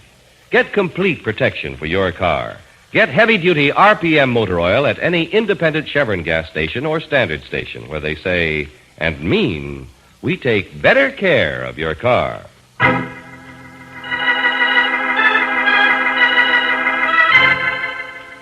It Happened on Friday, a transcribed adventure of George Valentine.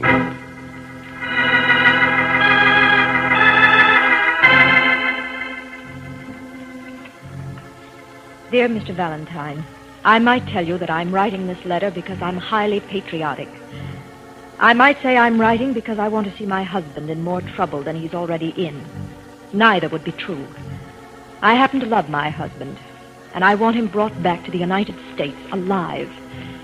If you and your assistant are prepared to take a rather lengthy trip, please call on me on receipt of this letter, and I will explain what cannot be put in writing. Yours sincerely, Lois Craig.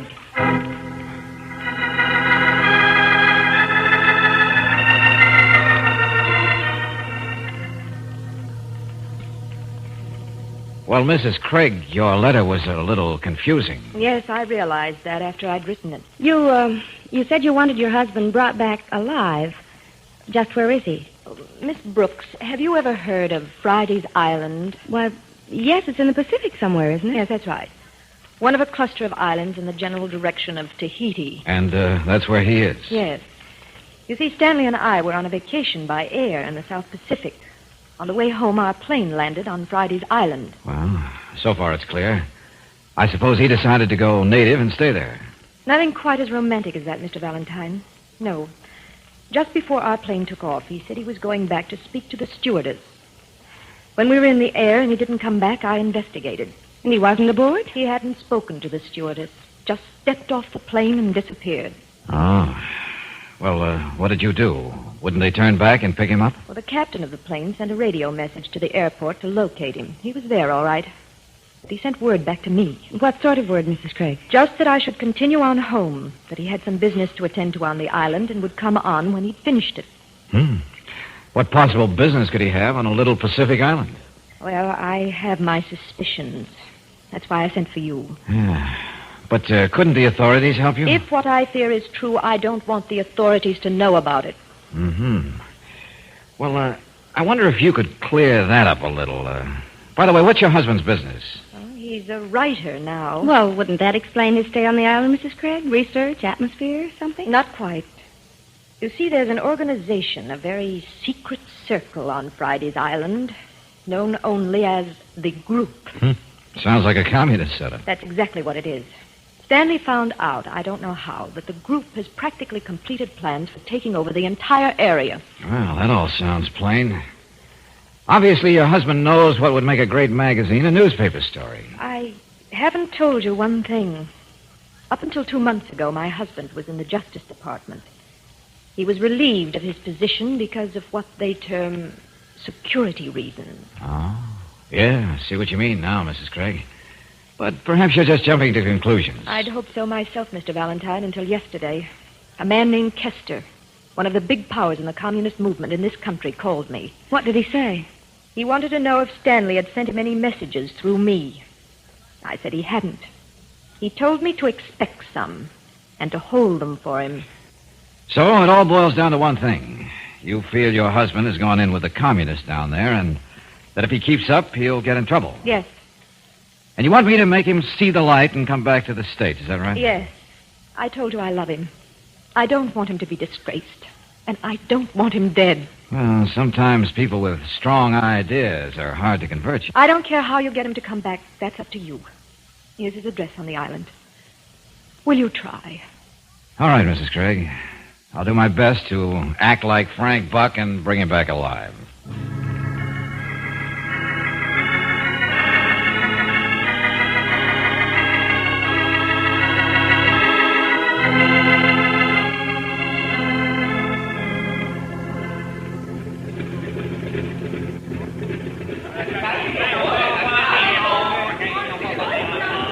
So this is Friday's Island, Brooksy. It's pretty, George. Blue skies and palm trees. Yeah, and slow-moving natives. Hard to believe any of these people could get excited enough to hatch up a commie plot. Mrs. Craig didn't say there were natives in the group. They could be foreigners. Yeah, probably are. Well, let's try and find the hotel and then call on Stanley Craig, huh? Pardon, mister. Oh, hello there. I hear you say you like to go to hotel. Well, yeah, that's right, if you'll direct us. Have carriage here. Happy take Mr. and Missy. Is it far? Not far, just hot. better you ride. Yes, let's, George. Okay, yeah, sure. Hop in, Brooksy. There you be. They'll send our baggage over later, I suppose, huh? Oh, yes, oh, yes.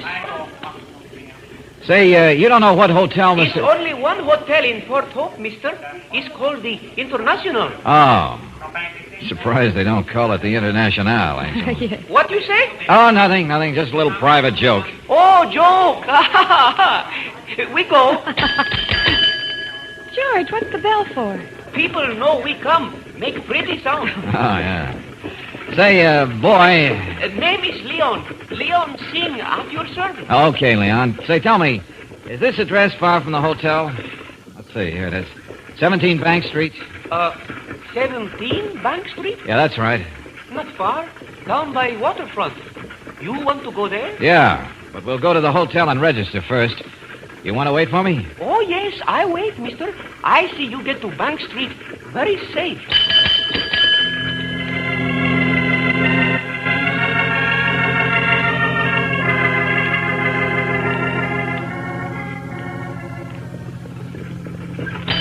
Oh! Here, mister. This is house you want. 17. Yeah, all right. Wasn't very far, was it? No, not far.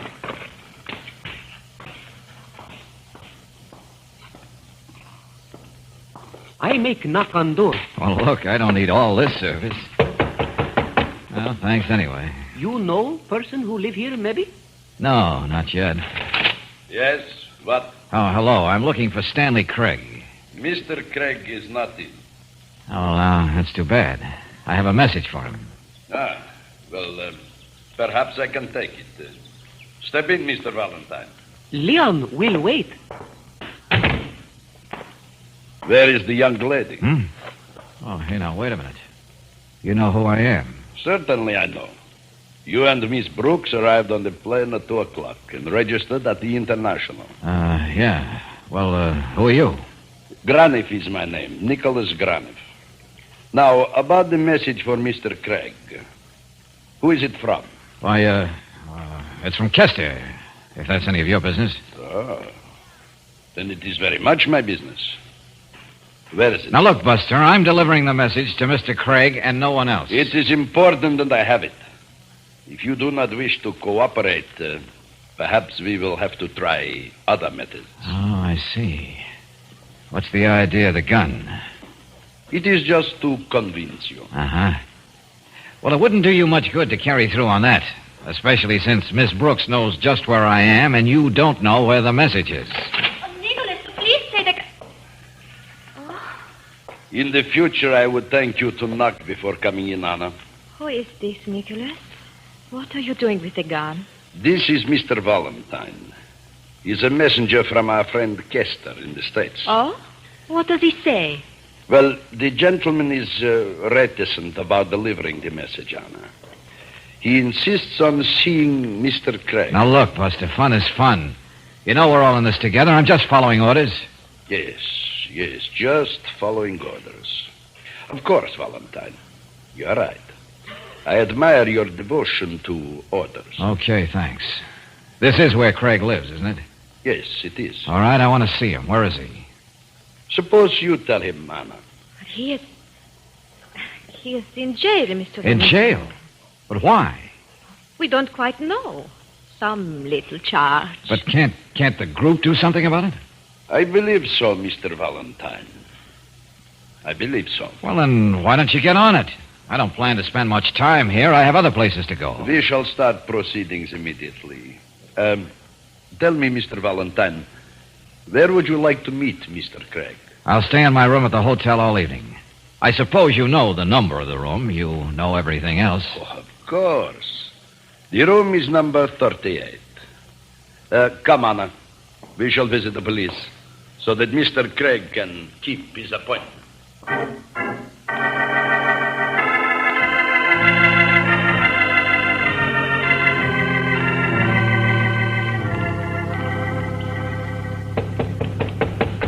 Just a minute. Yeah? Mr. Valentine? Yeah, that's right.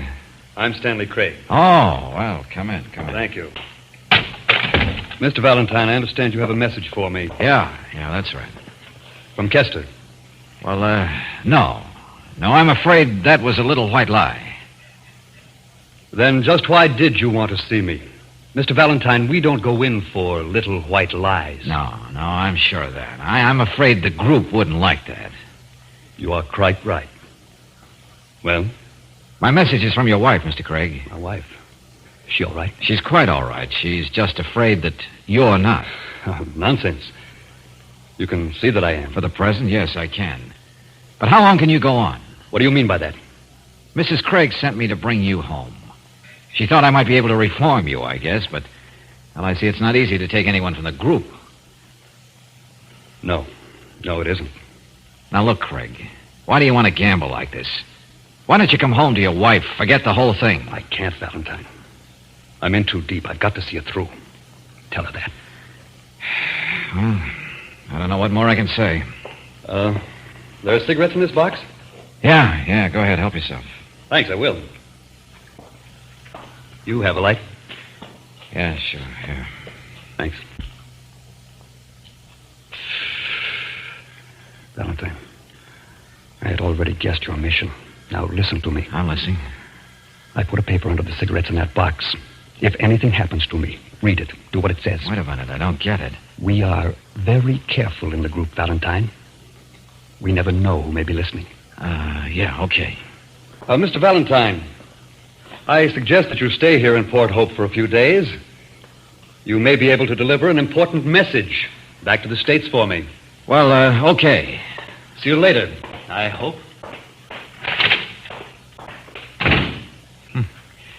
Well, you can't always win, I suppose. Pretty stupid way to earn a trip to the South Pacific. Good evening, Mr. Valentine.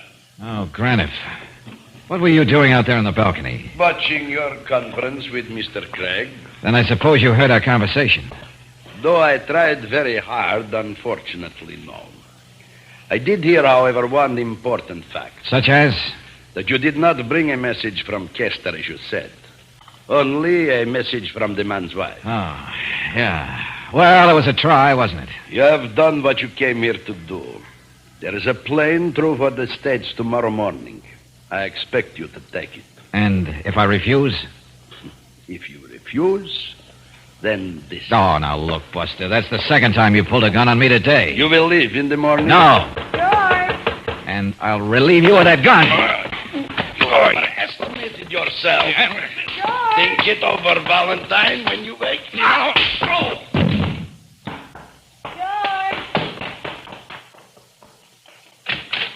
Darling, are you... George!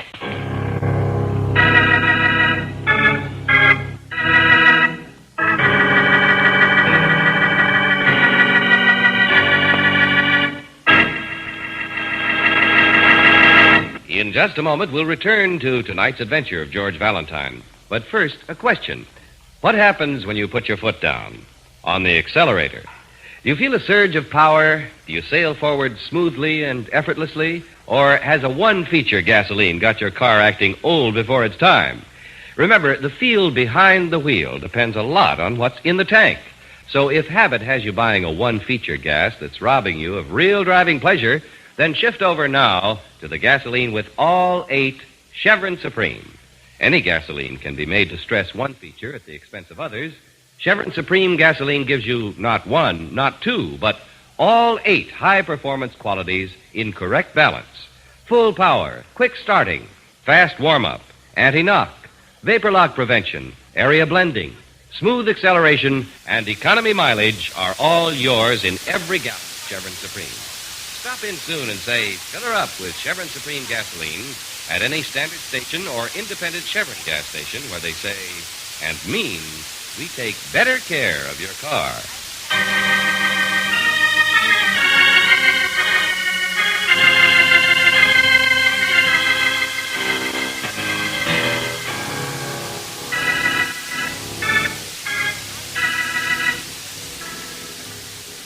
And now, back to tonight's adventure of George Valentine.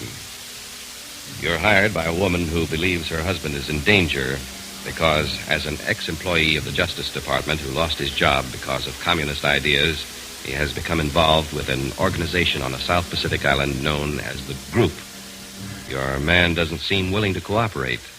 And when he's left your hotel room, another character appears to order you off the island and impress his order with a knockout punch. If your name is George Valentine, you come to with a familiar voice in your ear. George, darling, what happened? Oh, Brooksy, where did you come from? Did Craig do this to you, darling? I heard voices. Oh, no. Craig didn't do it. It was that goon boy. Will you please make sense, George? Well, I'm trying to, Angel. I'm trying to. I should have used my right instead of my... Oh, hey, wait a minute. Will you please lie still, George? If you get up... A cigarette box. I'll get you a cigarette. I don't want a cigarette. Then what? Hey, throw the catch on that French door to the balcony, Angel. Well, all right, but... Yeah, sure. At least he didn't get this. Pull the drapes, will you, Brooksy? All right, George. That's better. Okay, now let's see. Don't you think that Hey, wait a blow on minute. the head Listen to might this. If anything should happen to me, please take possession of very important information hidden in my room. The instruction will be sufficient to guide you in its use. Use great caution. Graniff and the others will try to take it from you. I still hope to see you when the job is done, Craig. Well, what does that mean? That's what I'm wondering. If it's what I think it is, Mrs. Craig had real reason for worrying about her husband. I don't think I quite follow you, George. That's probably because I don't quite follow myself, I guess. But it's just a hunch. Come on, let's get out of here. Darling, where are we going? To the airport. But I haven't packed Don't yet. have to this trip. I just want a little information. Information about what? Stanley Craig. I don't know who to trust in this place, but I think we'll take a chance on the boys at the airline.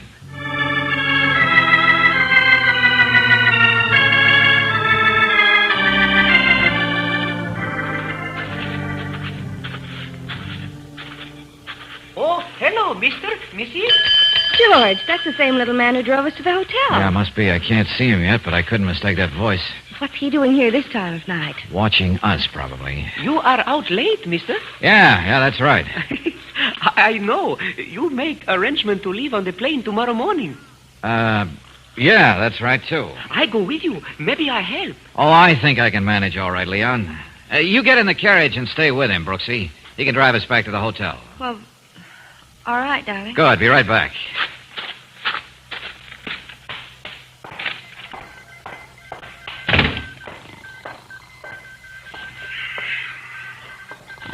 Hello there. What? Wake up. Come on, will you, old man?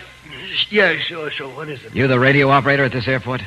Radio? Yeah, sure. Radio operator, ticket agent. All right. dispatcher, I want to send a radiogram. I want you to send it for me. Oh, now, just a minute, Bud. This is an airport. Official business only. Now, look, there's an office in the hotel. Suppose if you don't want trust anybody to send a very important message. Yeah? How important? Enough to affect the lives of a lot of people. Oh? All right, here you are. It's all written out for you. Think you can get it through for me? Department of Justice, Washington, D.C. That's right. Will you do it? Sure. Good. And when you get an answer back, hang on to it until I come back for it, will you? Hey, this is dynamite, Mr. Valentine. You'll find the signature at the bottom. And here's something for your trouble. Oh, no, sir. I wouldn't take that. I'll buy yourself a couple of hula skirts to send to your girl. I'll be back in a few hours, and let's hope you've got an answer.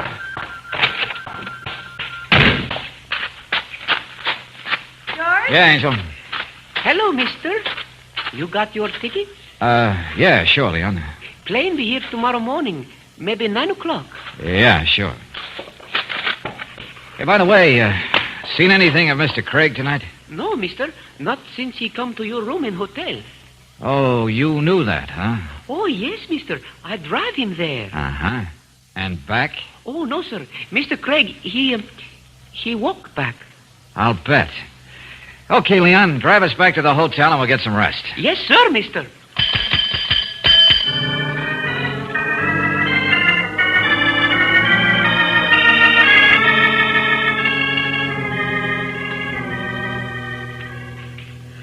Oh, George. Yeah, Angel? Getting awfully sleepy around here. Couldn't I go to my room and go to sleep for a while? Oh, sure, I'm sorry. Just because I have to sit up doesn't mean that we both have to. Well, why do you have to? Well, I'm going back down to the airport pretty soon. It's been several hours. The Washington offices would have been open quite a while. You mean an answer to your radio? That's right. Well, you go ahead, and I'll just... Wait a minute. Yeah, who is it? Jim Riley, Mr. Valentine, from the airport. Oh, good. Okay, wait a second. Hi, Mr. Valentine. Hi.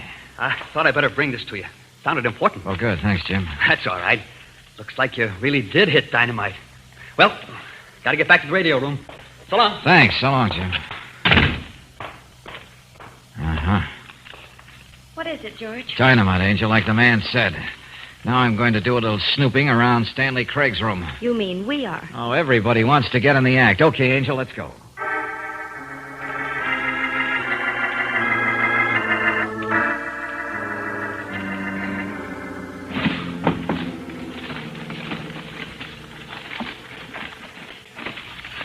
George, why do you suppose Stanley Craig isn't here in his room? Don't know, Angel.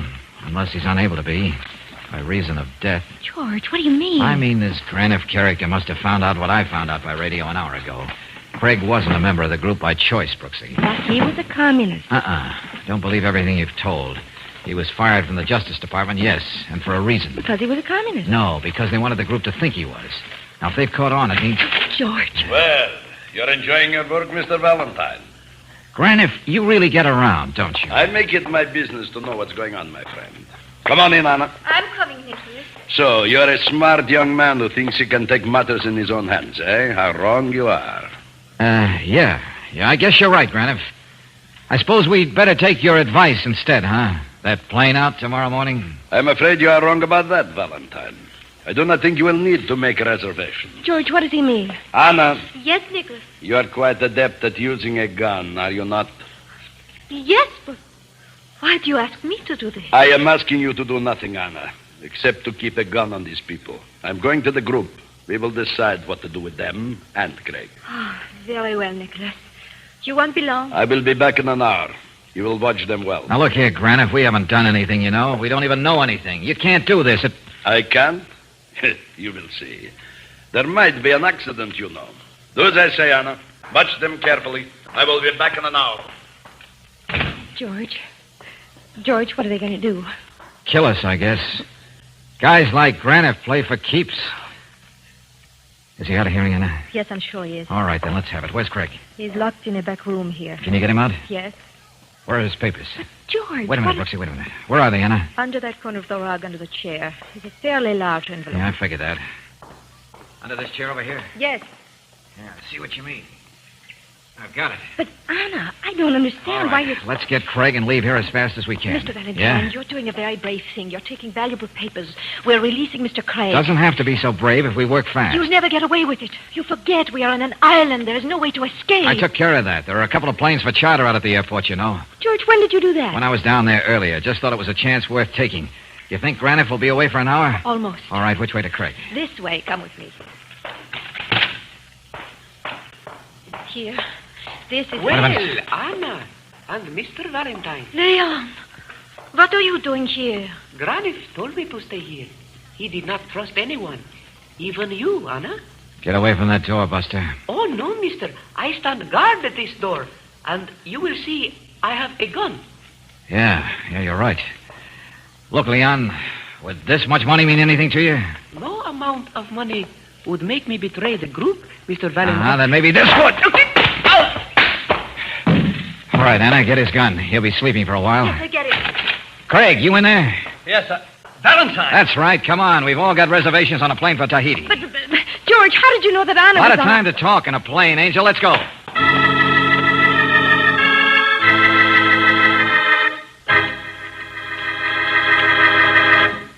Here's the easiest way I know to keep your tires safe. Let the car savers at independent Chevron gas stations and standard stations keep your tires properly inflated. Switch them around every 3,000 to 5,000 miles for longer tire life. Inspect for nails and glass that might cause blowouts. Tire inspections are free, and tire switching is a car saver service you can purchase with your Chevron National Credit Card. Keep your tires safe. Stop in soon for a complete car saver tire checkup at any independent Chevron gas station or standard station where they say and mean we take better care of your car.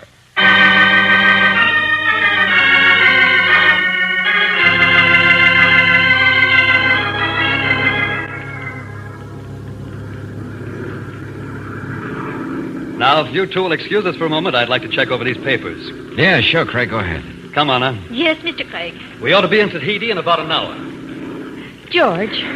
Oh, yeah, Angel. How did you have the idea that Anna would be with us? Oh, very simple, very simple. She winked at me. She did? Mm-hmm. The first time I saw her.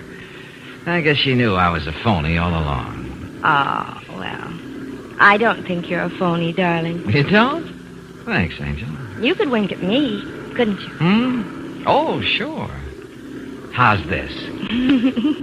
I like it. Okay, I'll do it again tomorrow. Now, just sit back and relax. We've had a very busy day. Oh, George!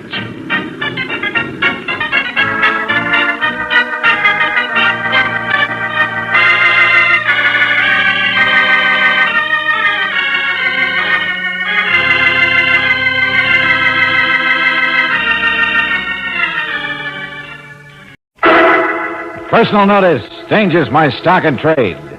If the job's too tough for you to handle, you've got a job for me, George Valentine. Write full details.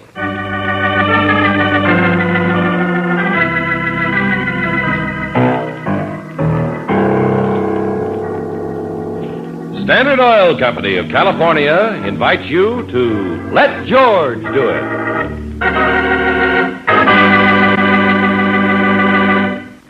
Before we begin tonight's adventure, here's a reminder about gasoline. If horns shout, "Move over," then you'd better switch now to the gas with all 8 Chevron Supreme. A balanced blend of all 8 high-performance qualities, Chevron Supreme gives you full power, quick starting, fast warm-up, area blending, vapor lock prevention, anti-knock, smooth acceleration, and economy mileage. Stop in soon and fill up with the gas with all 8 Chevron Supreme gasoline at standard stations and independent Chevron gas stations where they say and mean we take better care of your car.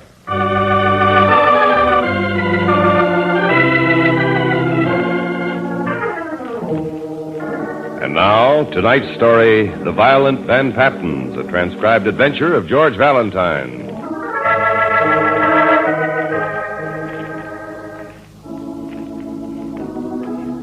Dear Mr. Valentine, I suppose many families have their own special kind of curse.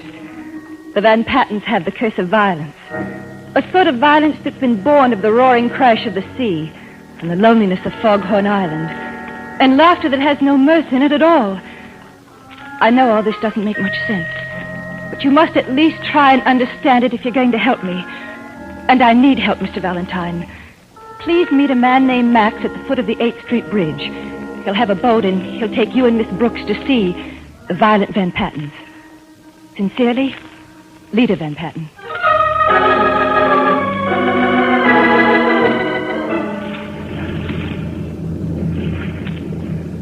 But, Max, there must be something you can tell us about the Van Pattens. I only work for the captain, mister.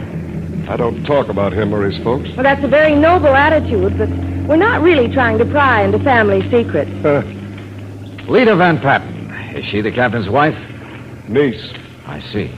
Are there any other ladies on this Foghorn Island? Just as a matter of girlish curiosity. There's Miss Rachel, captain's adopted sister. One of the guests is a lady. Quite a ways out from the shore, isn't it, George? That's right, Brooksy. Violence born of the roaring crash of the sea and the loneliness of Foghorn Island. Used to be a lighthouse, I understand, before they built a new one down the coast. They still left some foghorns around. You hear them? No, just the Van Pattens live on Foghorn Island. The Van Pattens and me. Oh, you aren't one of the family then, I take it, eh, Max? Me? I'm just a man of all trades. Take care of the big house. Me, who used to be a second mate. Captain lives by himself in the old lighthouse. How cozy. Mister, I wouldn't be a Van Patten for all the money in the world. Why? There's quite a squall coming up, mister. Quite a squall.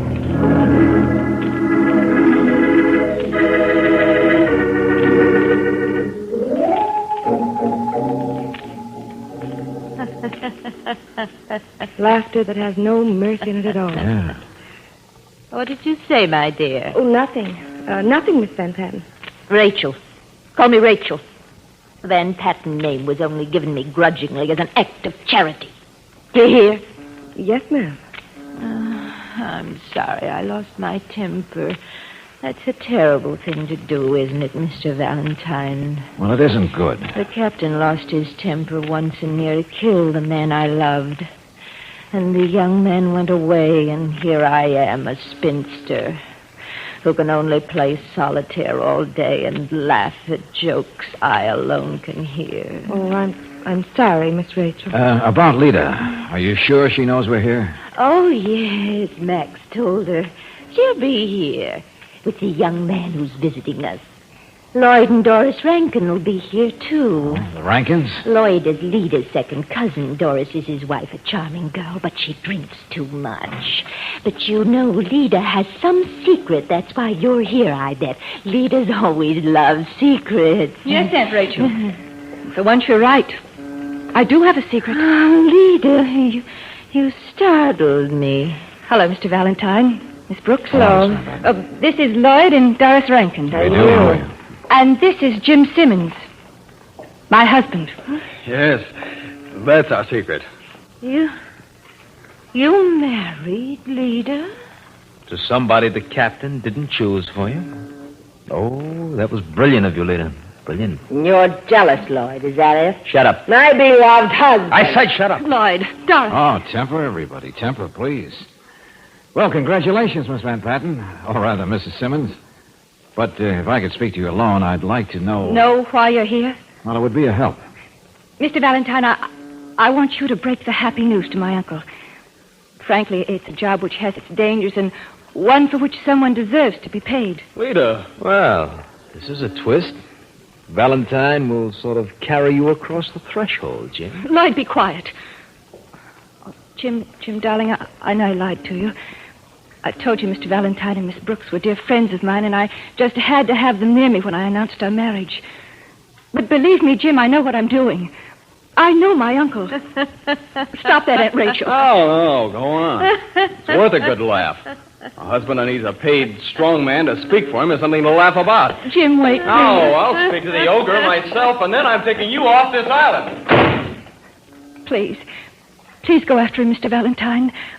I need your help more than ever now.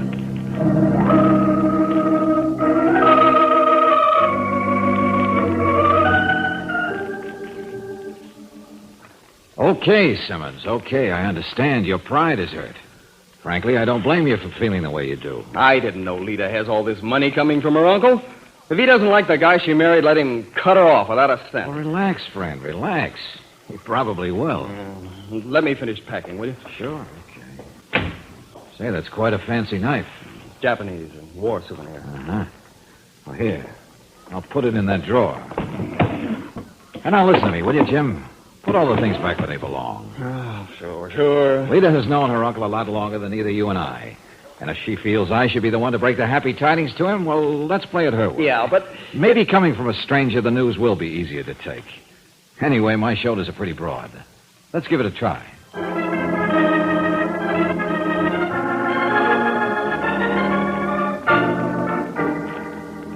And so my dear niece got married, eh, Mr. Valentine? Yeah, that's right, Captain Van Patten. Yeah, just got married. Here she is. The deed is done. Take it or leave it, dear uncle. Uh-huh. Yeah, you've had nothing to say about it, dear uncle, and if you don't like it, you can keep your precious fortune. That's about the size. Good for her. Yeah, good for you, young man, for bringing me such good news. What? Yeah, sure. Here, shake. Come on. Shake hands with the big bad tyrant of Foghorn Island. Sure, of course. Yeah, Lita's done the first brave thing any of the Van Pattens have done in 20 years. Yeah, and I'm just a big enough bully to appreciate it. Well, that's a relief. Yes, I've always taken anything I wanted from life, and now Lita did too, eh? Well, hang around till this evening, young fella. We'll all have a pip of a celebration, eh? Well, yeah, thank you. Thank you very much.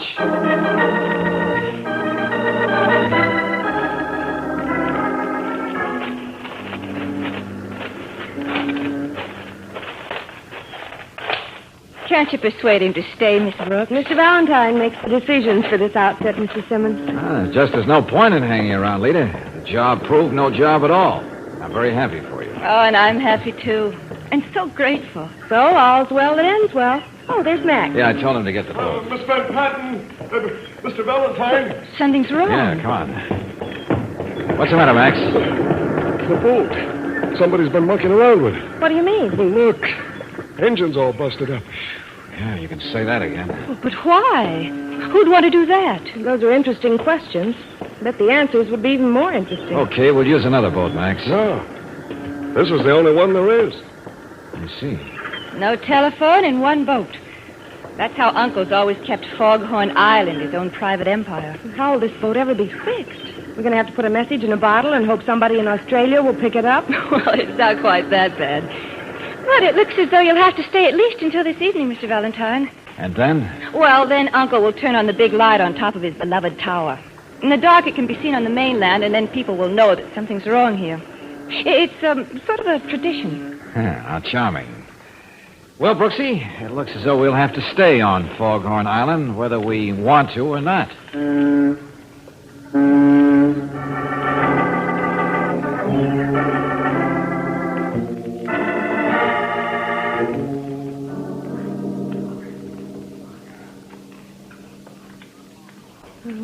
George, I wish it would get dark. The place is getting me nervous. Yeah, I know, Angel. The violent Van Pattens. And the only one who's not violent at all is the big bad ogre himself. Well, the only reason I can think of for the broken boat is to keep us here. But why? I don't know. Maybe somebody's desperate for a fourth and bridge. Maybe... Mr. Valentine! Mr. Valentine! What is it, Simmons? What's the matter? The captain. Captain Van Patten. Yeah. What about him? What happened? I went up to the lighthouse to thank him for being so swell about Lita and me. He was moaning, and then he died. Right there in front of me. He died. What do you mean, died? Come on, snap out of it. There was a knife in his bag. My knife.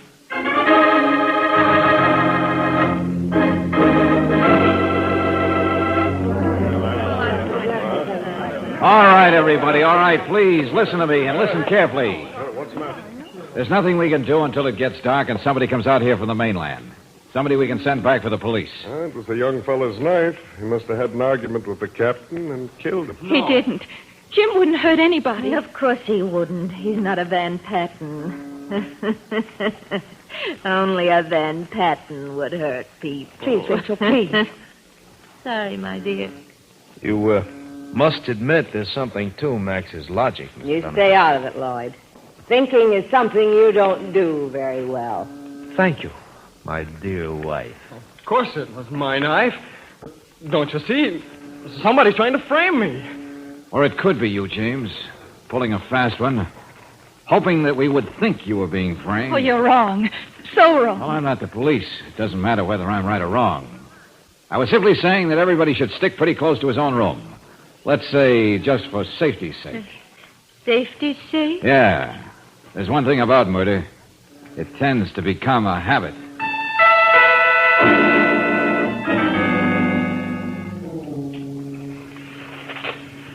Go on back into the house, Brooksy. It's pouring. No, darling, I'll be all right. Lita gave me your coat. I want to go to the lighthouse with you. Okay. I guess in a setup like this, almost anybody could have killed the captain. Uh-huh. I just got through talking to them. Nobody has an alibi, except Rachel and Lloyd Rankin. They were playing double solitaire. I suppose the police will think that either Lita or her husband would have the best motive for the murder. Yeah. Lita's the only beneficiary in the captain's will. And, of course, Jim Simmons shares whatever Lita gets. I wish we could get off this island. Lita's right. It just seems to breed violence and hatred. I know what you mean. Here, Angel. Let me get over here and open the door. Oh, yes, George. Hope this key will... George, look out! What? Oh, I just missed you by inches. That lantern. I saw it before on the sill of the captain's room. That's where it came from, Brooksy. The question is, did they think you were Lita, or was it meant for us?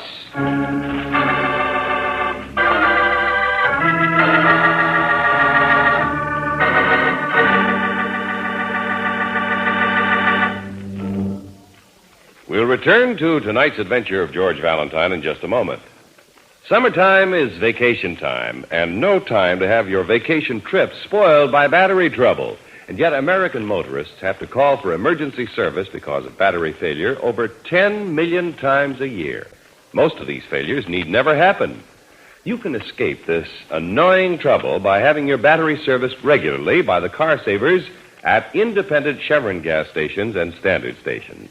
Car savers make it their business to take regular care of your battery. They give it a periodic cell-by-cell check to see that it's kept filled with water. Car savers clean the terminals and coat them with a corrosion resistant.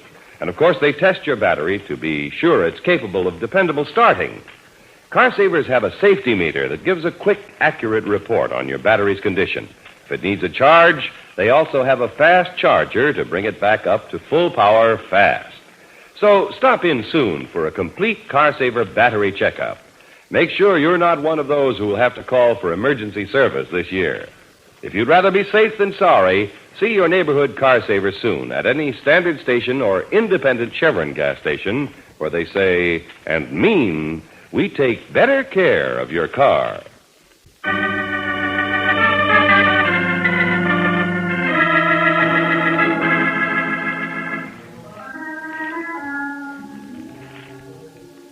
You come to lonely Foghorn Island as, well, a sort of Cupid. To be more exact, your job is to tell a man with a legendary temper that his only niece had gotten married without his knowledge or consent. You do that, and the violent Captain Van Patten turns out to be surprisingly genial. Then, only a short while later, he's found murdered. Even if your name weren't George Valentine, you'd know that in this case, one murder was only the beginning, because now a heavy lantern just crashes at your feet, missing you by inches. Come on. Open up, will you? Oh, the key would stick. Come on. That does it. Now, where are the stairs? I can save myself a climb. Whoever was up there went out that back door. It could have been anybody from... Hey, you out there! Stop! Wait! I told you to stop. What's the matter with you? What are you doing? Playing tiddlywinks. Come on, Max. Get up and do some fast talking. Talking about what, mister? I'll give you 3 guesses. Come on. Now, what were you doing in that lighthouse just now? In that lighthouse? You heard me. Come on. I was just going in there. Make sure that light was okay for when it got dark. And I heard someone shouting. I didn't know who it was, so I got scared and ran. You think fast, don't you, Max? I don't know what you're talking about. Uh-huh. You didn't see anybody else around the lighthouse as you were about to go in, did you? No. Not a soul. I see. Well, anything else you want from me, mister? No. Well, then I'd better go in and check on that light. Yeah, do that. I'll be seeing you, Max.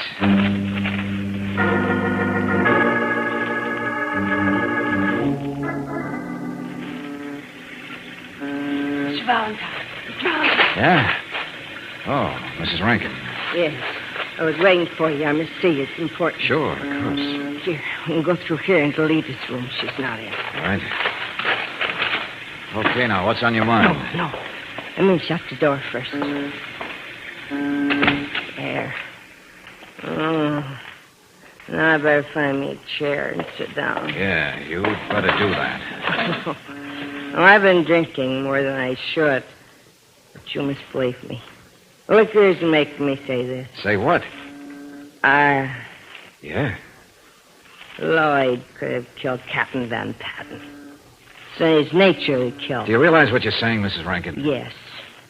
I'm saying that my husband is no good. He's cruel and heartless. But Miss Rachel told me she was playing cards with Mr. Rankin at the time the captain was killed. I know. I can understand that. But I want to be sure you understand something. Yeah, what's that? Lloyd always wanted to marry Lita. That's the only reason he married me is because he thought I had more money. And he wouldn't have to wait for Captain Van Patten to die. Nice boy. What a surprise he got. What a beautiful surprise. A wife with no money. A wife who had no love, and so...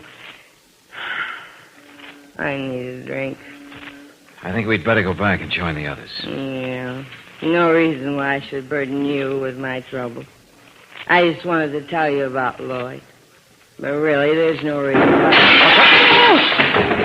Oh, dear Lord. Rankin. Mrs. Rankin. Oh, it hurt. Mrs. Rankin. Oh, no. The dirty murderer. The dirty murderer. Gone. Of course he's gone. Nothing out here but rain and fog.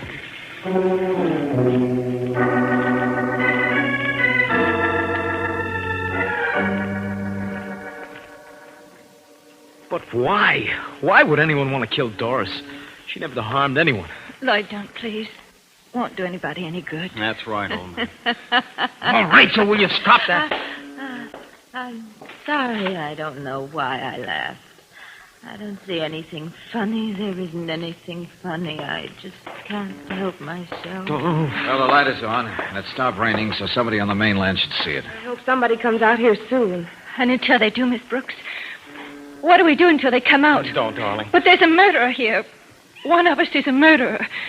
How many more is he going to kill? Stop that, Lita. Why? They have every right to want to know. Maybe the murderer didn't want to kill Doris at all. Maybe it was a mistake. What are you talking about? Well, come on, answer me. Doris was sitting in my chair, her back to the window. Maybe the murderer thought he was shooting at me. That's right. And that lantern. Maybe it was meant for me, too. Mistake. That would be funny, wouldn't it? Okay. Cut that out, all of you. Hey, Max. Max, come in here. Yeah? Close the door. Okay, now we're all here. And we're going to stay here. And wait. Oh, that's a good idea, George. But you must have some idea who the murderer is, Mr. Valentine. You must. As a matter of fact, Lita, your husband would be a very prominent candidate for that honor. Me? Oh, no. It was his knife that killed the captain. His motives are the best. And if Doris was killed by mistake, the motives are even better. Yeah, with you out of the way, Lita, he'd have the entire Van Patten fortune. He must have done it. He must have taken that knife out of the drawer and killed the captain. But just where were you when Doris was shot, Jim? Huh? Where were you? What's the matter with all of you? I told you. I was out looking at the boat. See if I could fix it. Yeah, sure. Okay, Lloyd, that's enough. I think it's time for me to have a private talk with Jimmy boy.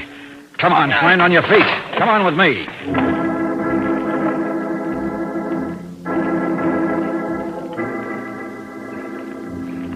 Oh, I don't understand any of this, Valentine. Don't try. Just do what I tell you and believe in me. Sure. It sounds so wrong, so cockeyed. Don't argue, will you please? Just start screaming as though you were being beaten to a pulp. Okay. Come on. No! Oh, please don't! That's it. Come on. No, George!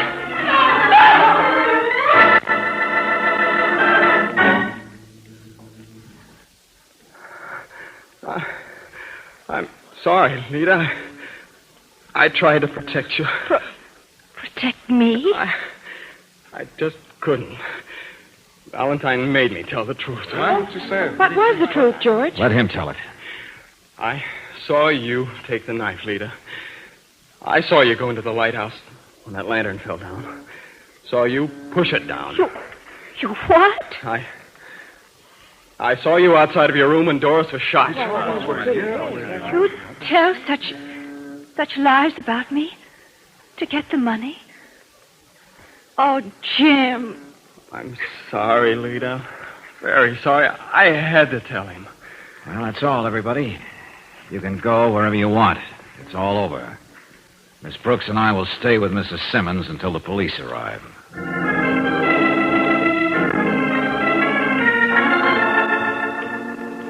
George, give me at least one hint. No time, Angel. I've set the trap. Now I must get up to Jim's room.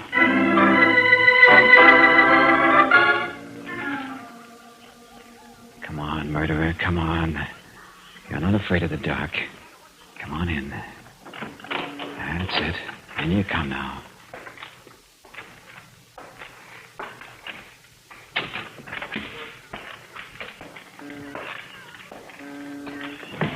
Now. Put some light on you. What? No. Leave that gun where you put it, Lloyd, in the desk drawer. I said leave it. Let her in. Good boy.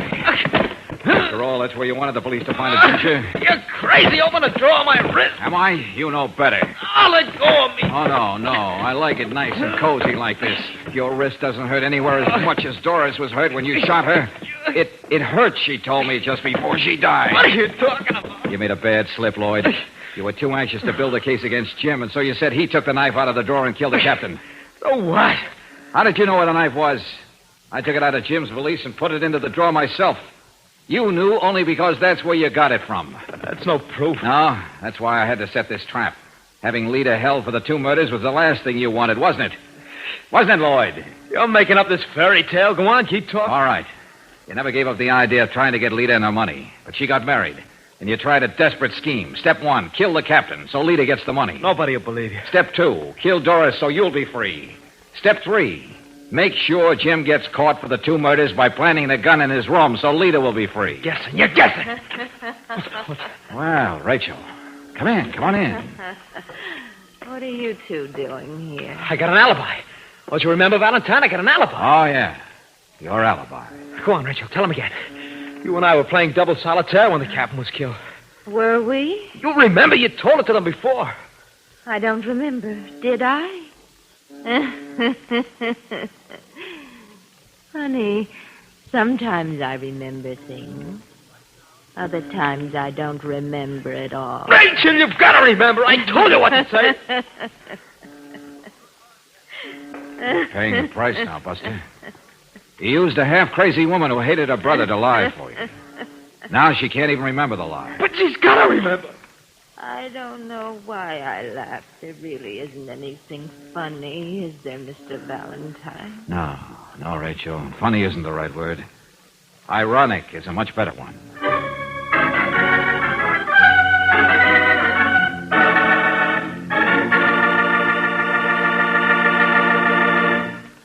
Listen to the results of this performance test using heavy-duty RPM motor oil. A fleet of taxicabs operated by Tanner Motor Tours of Las Vegas, Nevada, used to average only 35,000 miles between overhauls. Today, using heavy-duty RPM, these same cabs travel 100,000 miles before overhauling. Heavy-duty RPM actually more than doubled engine life, time between major overhauls due to lubrication. Remember these facts the next time you buy oil. For top protection and top economy of operation, switch over now to heavy-duty RPM motor oil for your car at any independent Chevron gas station or standard station where they say and mean, we take better care of your car.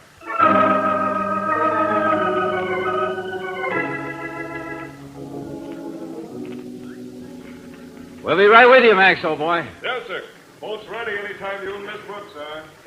Mr. Valentine, Jim and I'll never be able to thank you. Well, then why try? I didn't know what you were trying to do. And when I had to say all those terrible things about Lita, accuse her of those murders... Oh, she never really believed you meant them, did you, Lita? Well, I didn't, and I did. It was horrible. I still can't get over Boyd's cockeyed plan. Even after I heard him admit everything. Even wrecking the boat so you'd have to stay here, Valentine, and help the police put the blame on me. Well, it was a desperate plan, all right. There was so much money at stake, he must have felt it was worth taking a long shot. Claire, Yes, Lita? we're going to spend our honeymoon here on Foghorn Island. Oh, good. When you need a place for your honeymoon, you will let me know, won't you? I certainly will. If you'll just take those foghorns away from here. Unless you like foghorns, George. All right, Max. Don't be so impatient. After all, a honeymoon is for two. We're coming, Max. George! We're coming.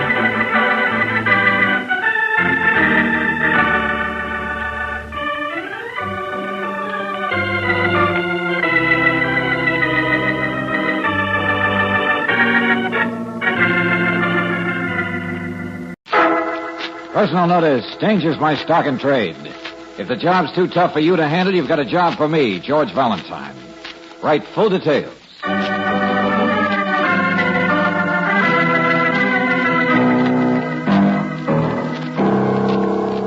Standard Oil Company of California invites you to Let George Do It.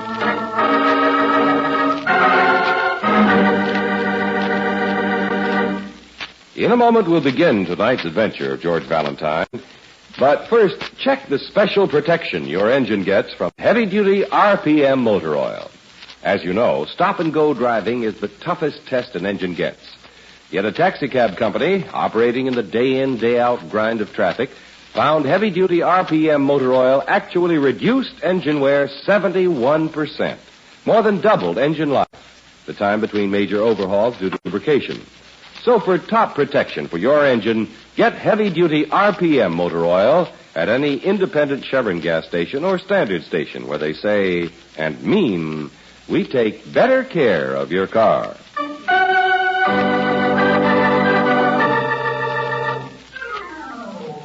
The Mystic, a transcribed adventure of George Valentine.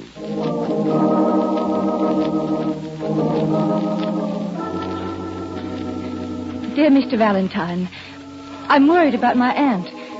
Perhaps you know her. Mrs. John Breckenridge of River Park Drive. She's under the influence of a man whom I consider dangerous. He's known as Calma the Mystic. May I call to discuss my problem? I cannot give you the full details you asked for in the letter, so will you please see me? I will telephone later for an appointment. Very sincerely, yours, Rita Morton. Calma the Mystic. Miss Morton called early this morning, and I made an appointment for 10 o'clock. Yeah, you know, these mystics interest me. When I was a boy, I never missed them when they came to our theater. The young lady seems to be ahead of time. Yeah, come in. George Valentine? Yeah. I want you to leave my cousin alone. Well, now take it easy, Buster. I don't know you, and I don't know your cousin. Don't lie to me, Valentine. I heard her making an appointment with you at 10 this morning. Oh, is your cousin Rita Morton? Yes, I'm Thad Breckenridge. Any relation to Mrs. John Breckenridge? She's my aunt. My cousin Rita want to see you about her? Well, if you're interested, why don't you stick around and find out?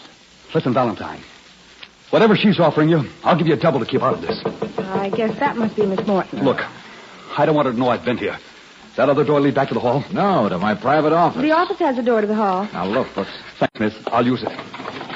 I'll see you later, Valentine. Hold on, Let him Buster. go, George. You going to tell her about him? I'll see what she wants first. Come in.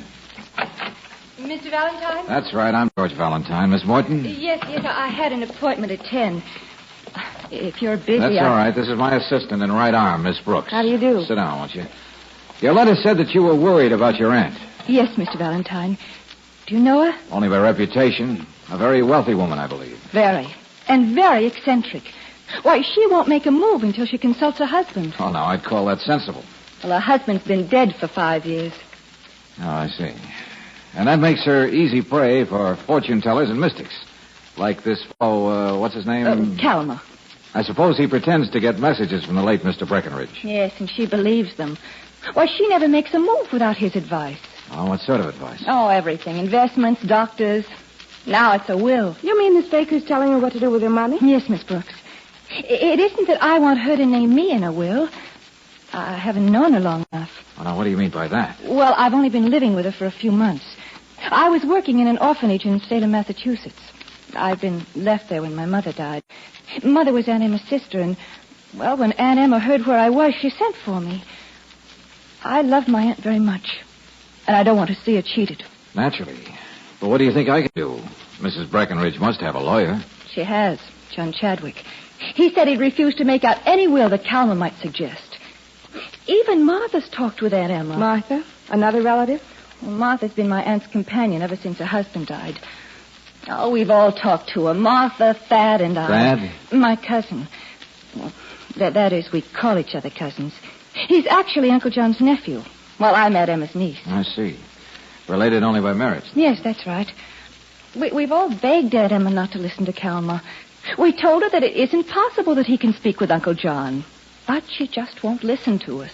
Well, now, if she won't listen to her relatives, her companion, or her lawyer, what makes you think she'd listen to a stranger like me? Well, I thought perhaps that you could show her what a fake Calma is. Well, I can't just barge in on the good lady and say, this Calma you think so much of is a charlatan. Well, tonight Calma's holding a seance at my aunt's. I can arrange for you to be there. George, I've never been to a seance. Aunt Emma told us that tonight Calma will prove beyond the shadow of a doubt that he's in communication with Uncle John. Oh, brother, this I'd love to see. Aunt Emma told me that I might bring a friend of mine to the seance. I want you to be there. Then you'll be able to judge for yourself if he's cheating her. Well, I can tell you right now he's cheating her. But Brooksy and I'd love to be present and see how he does it. Oh, thank you, Mr. Valentine. I'll expect you both about 8.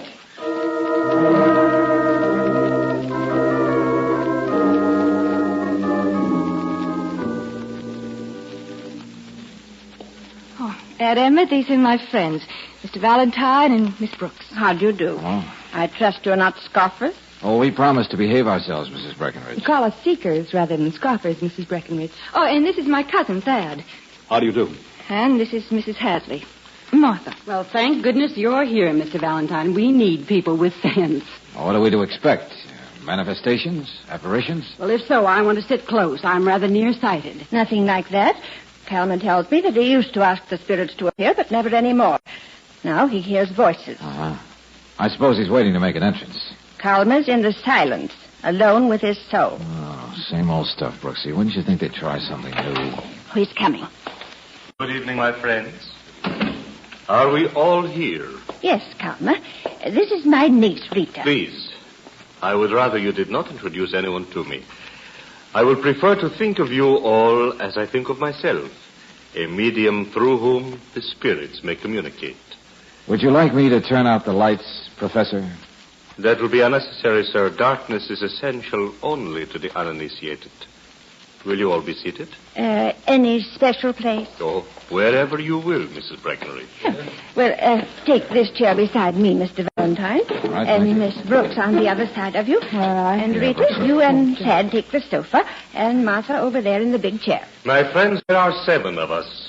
And the number 7 is very helpful to the proper atmosphere. Same old approach. Will you please keep quiet? I must ask you to be as quiet as you can and to concentrate. I am very conscious of distracting sounds. And now, Mrs. Breckenridge, will you tell your friends what you have asked me to do as a supreme test?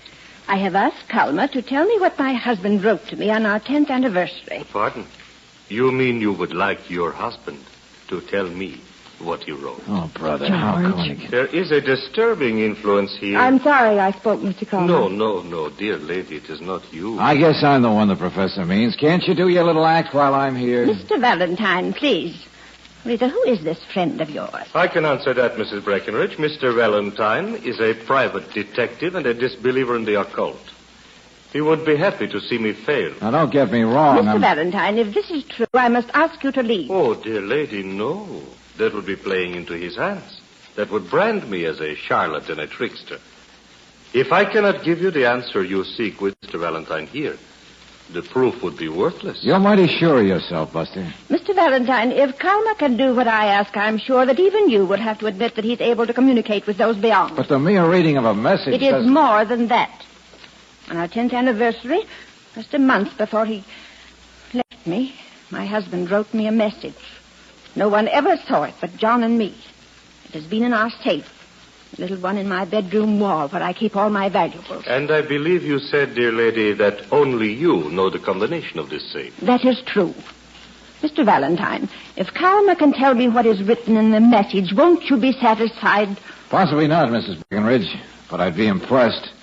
Because if the test is as rigid as you've outlined, I don't think it can be done. Oh, the gentleman's doubts will make success all the sweeter. Go ahead, Buster, go ahead. It's your show. I dislike the word show, Mr. Valentine. Rather, let's test. Mrs. Breckenridge, you have asked me what your husband wrote to you. I hope he will tell me.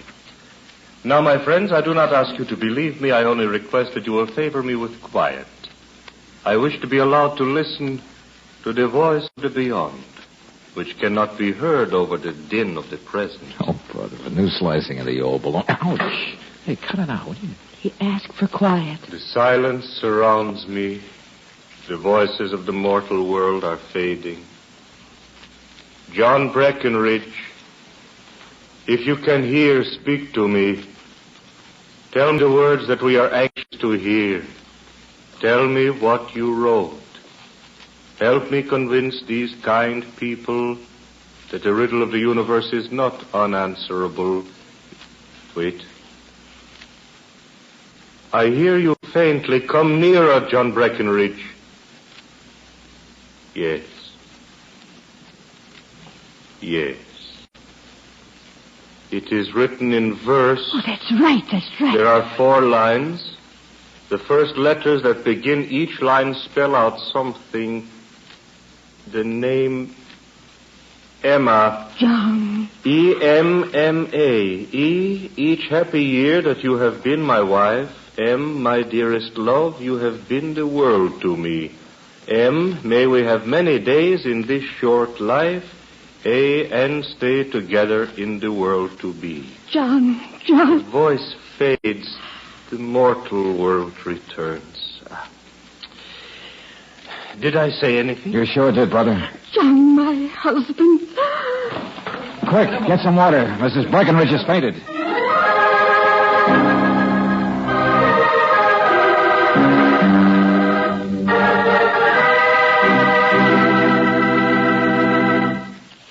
In just a moment, we'll return to tonight's adventure of George Valentine. Right now, let's talk a minute about gasoline. When you come right down to it, there's really only one selling point for gasoline, and that's performance. All gas looks much the same. The one big difference is the way it performs in your car. That's why it's so important for you to know this fact. Any gasoline can be made to stress a single performance feature. But Chevron Supreme gives you all 8 high-performance qualities in correct balance. Quick starting, fast warm-up, anti-knock, vapor lock prevention, area blending, smooth acceleration, economy, mileage, and full power. They're all yours in every gallon of Chevron Supreme. So if habit has you buying a one-feature gas that's robbing you of real driving pleasure, better switch over now to the gas with all 8 Chevron Supreme.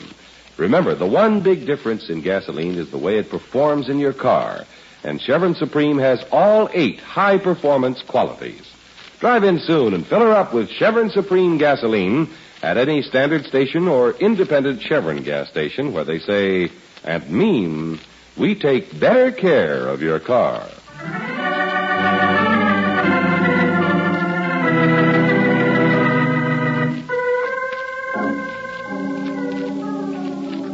You are asked to attend a seance by Rita Morton, niece of the wealthy Mrs. John Breckenridge. Rita tells you that her aunt is under the influence of a mystic who calls himself Kalma and wants you to investigate. The mystic presents a seemingly impossible manifestation, but if your name is George Valentine, you aren't satisfied. So next day you decide to call at the Breckenridge home. Hello, Rita. Oh, Mr. Valentine, Miss Brooks. Come in, please. Thank you. Have you found out anything? No, I'm afraid not. We haven't very much information, you know. Would you mind if I ask you a few questions? Oh, no, of course not. Come in the library.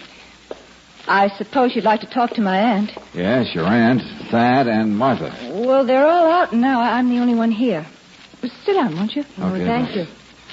Now, tell me, Rita, did I understand you to say that Mrs. Hadley found you in an orphanage in Salem, Massachusetts? The Peabody Orphanage. Yes, that's right. Uh-huh. Have you any idea how she found you there? Well, I'm afraid you'll have to ask her that yourself. Ask me what? Oh, Martha, I didn't hear you come in. You remember Miss Brooks and Mr. Valentine? Of course. Hello.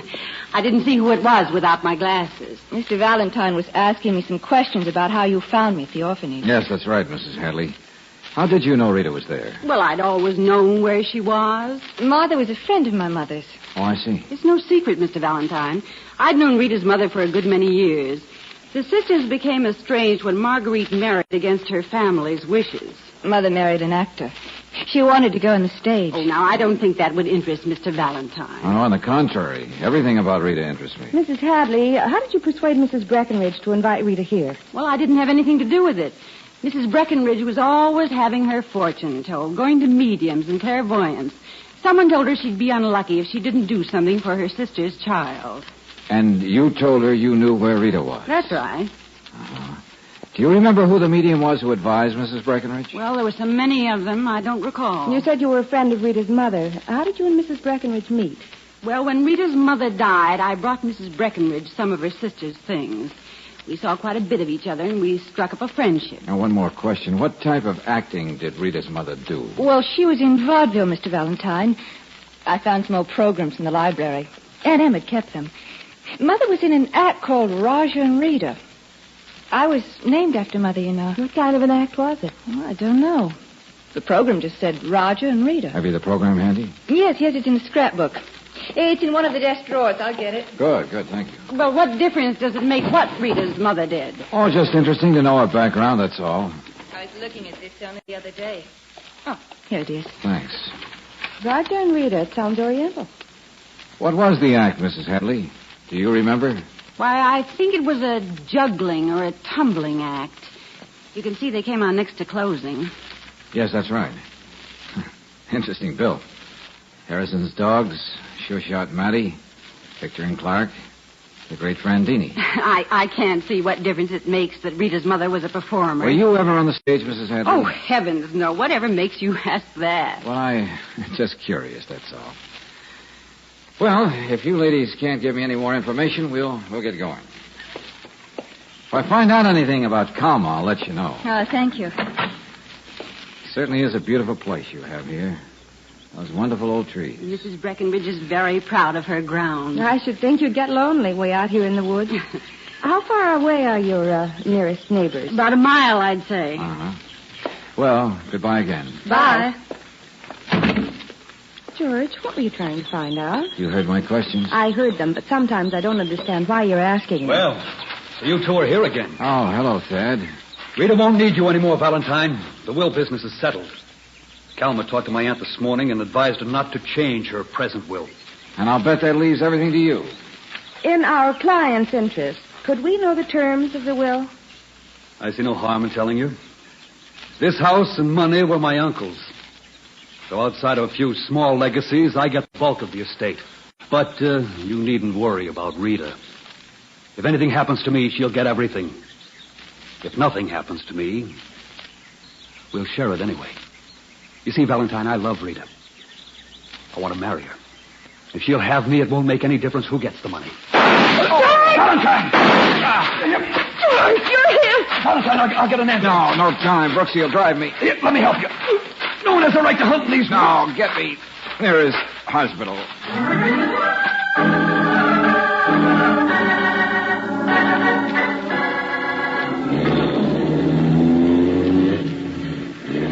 A fine thing scaring me half to death. If you weren't hurt, why didn't you fall down? Well, you don't think I wanted them to keep shooting at me? I thought you'd been killed. Well, I'm sorry, Angel. I thought whoever did it'd feel more secure if they thought they winged me. Oh. What do you think it could have been? Martha, Rita herself. Either one had time to get out of the back door and hide among the trees. Possibly it was someone from outside. I don't know. Maybe it was just a hunter, like Thad said. Well, if it was, I'll bet it was open season for either Thad or me. But why, Well, George? maybe Why? someone thinks I'm asking too many questions. Now, look, Brooksy, I have a call to make on an old friend of mine who runs a theatrical agency downtown. Now, while I'm there, will you send a wire to the Peabody Orphanage at Salem, Massachusetts? Ask him to let you know all about Rita Morton. How she came there, when she left, everything possible.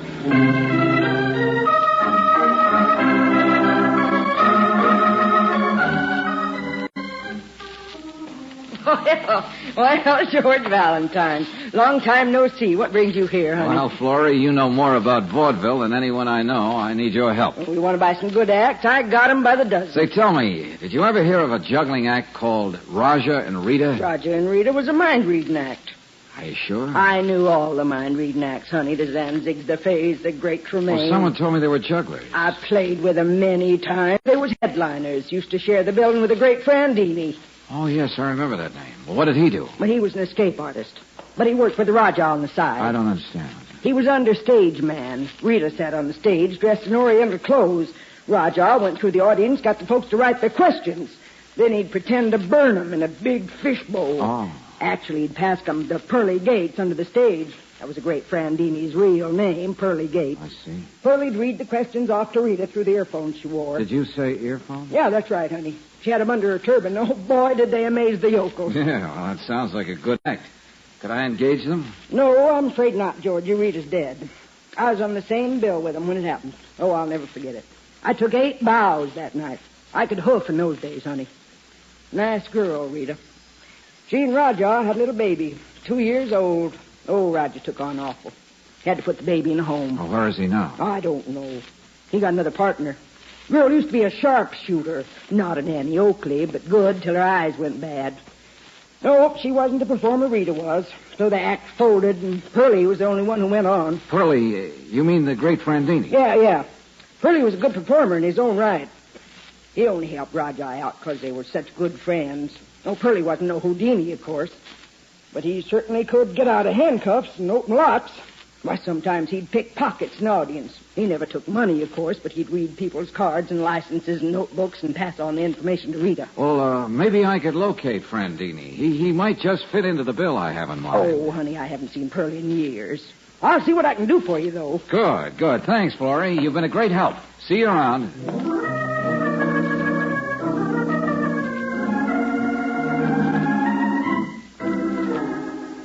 Did you find out anything, George? Yeah, plenty. Florrie was a perfect mine of information. Any reply from Salem? Yes. It says, Rita Morton left in hospital March 10th, 1934 by father and stepmother, Harry and Mattie Morton, known in vaudeville as Raja and Rita. Uh-huh.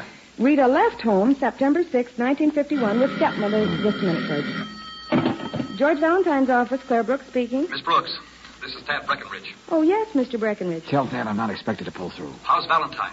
Oh, he's very low. I'm sorry. I wanted to apologize to him for the way I talked. Rita explained things to me. I wanted to tell him, too, there'll be another seance tonight at 9 o'clock. If you can get There's here... going to be another seance tonight. Well, tell him you'll be there. I won't. George won't be able to make it, of course. I'll come, unless he needs me. We'll expect you. Sorry to hear about Valentine. Bye. Goodbye. He's sorry you won't be there. Oh, I'll be there. But I'll go in the back way. I have enough information now to make the spirits talk their heads off.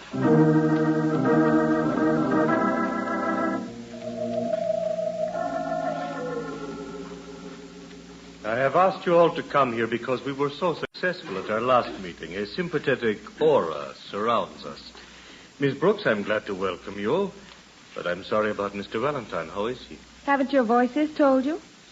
You must not jest about the supernatural, my dear lady. I'm not jesting. I'm just asking.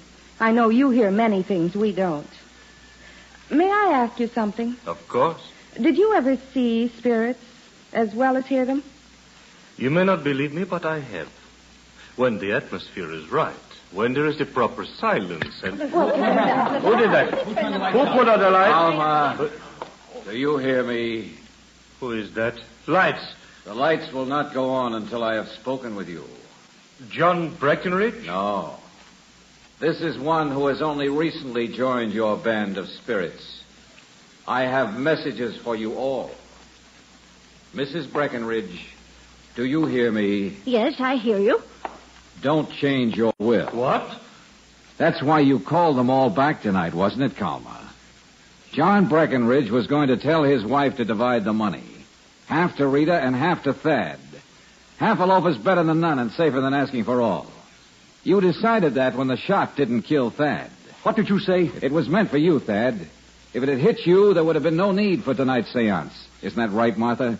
Then the money could have gone to Rita, and eventually to you and Calma. Who are you? Your victim, Martha.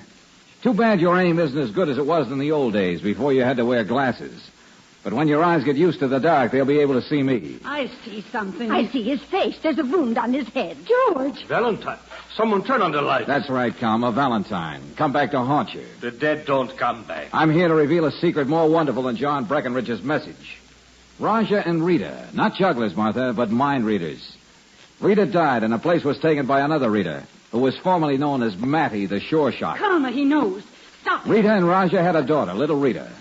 When Mattie joined Raja, the little girl was put into an orphanage in Salem.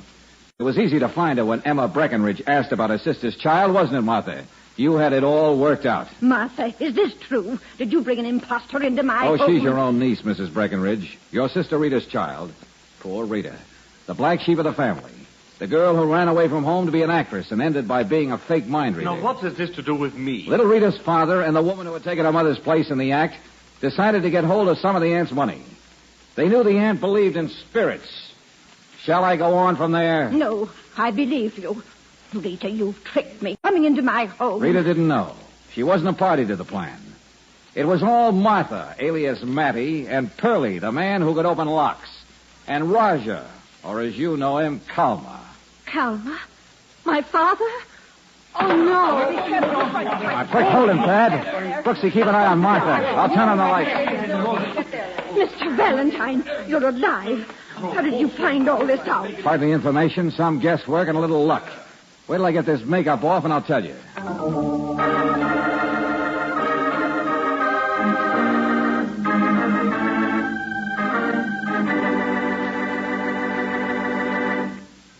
Just one of the many extras you get from your Car Savers is a sparkling windshield service.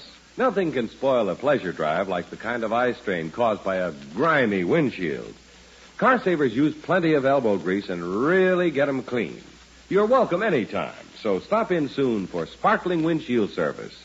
It's just one of the many reasons why the Car Savers at independent Chevron gas stations and standard stations say and mean we take better care of your car.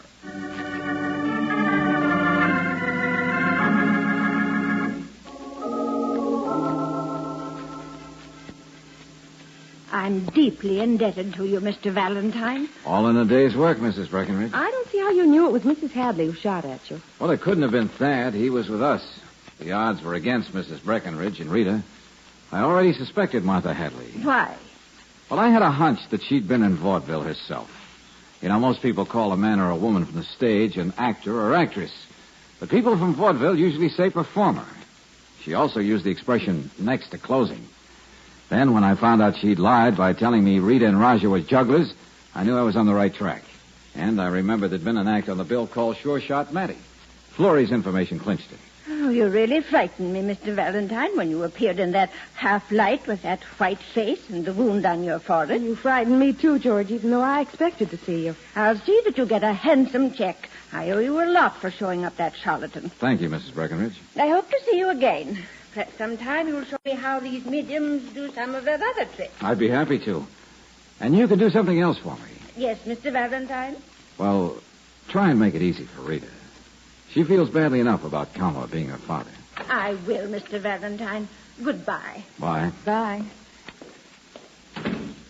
Oh, that was nice of you to think of Rita, George. Oh, after all, she was our client. I guess that will help her forget. You know they invited us to their wedding. You can go. I don't like weddings. Well, there's one wedding I hope I can get you to. Yeah? Whose? Ask the spirits, darling. They'll tell you.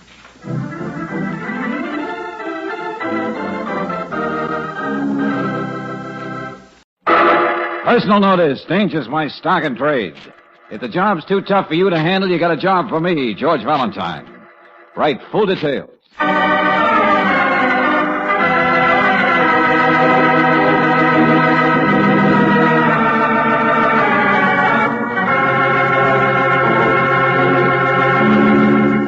Standard Oil Company of California invites you to Let George Do It. In a moment, we'll begin tonight's adventure of George Valentine. In hard city driving, taxicabs work round the clock. Stop and go, stop and go. And yet, in one fleet of cabs, heavy-duty RPM motor oil actually reduced wear 71%. In this tough day-in, day-out grind of traffic, heavy-duty RPM gave top protection, the kind of protection your car needs for top performance. It cut engine wear, kept oil consumption way down, and increased the time between overhauls. So, get what's best for your car. Buy heavy-duty RPM motor oil at any independent Chevron gas station or standard station where they say and mean we take better care of your car.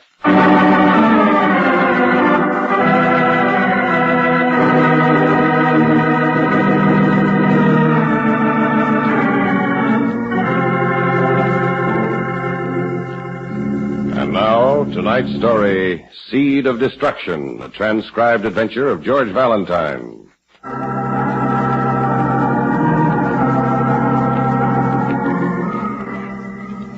Dear Mr. Valentine, the name Dan Creighton must be familiar to you.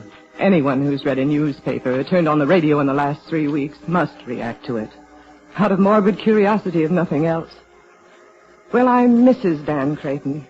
And the mystery of my husband's disappearance is something that I just can't stand any longer. I can't sleep nights. I hate the sound of the doorbell for fear that it's the police or the reporters again. And yet I rush to answer it because it might be some news of him. Good news or bad. I almost think at this point that even bad news would be better than none. Mr. Valentine, I'm through waiting. I want you to help me. I'll pay you well. And believe me, the case is challenge enough for anyone. So please, come right away. Anxiously yours, Edna C. Creighton.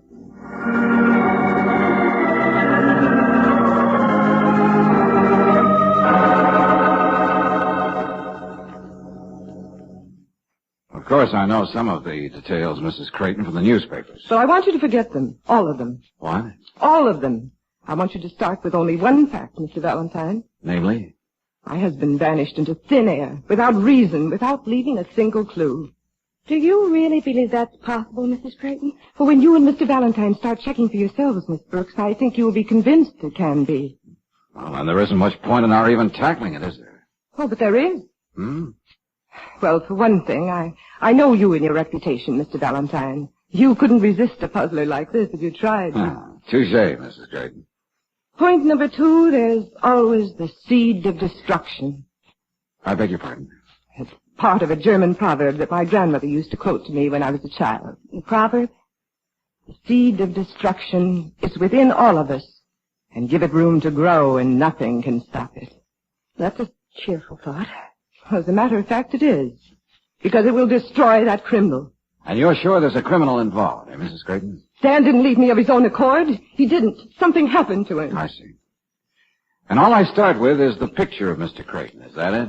Oh, it's the one that I always liked best. He's a very good-looking man. Is that so strange? Why shouldn't he be? I was a very handsome young lady when we were married, believe it or not. Oh, I'm sorry, but I've been under terrible pressure. I understand. You will try and find Mr. Creighton, won't you, Mr. Valentine? Yes, Mrs. Creighton. And I'll respect your wish.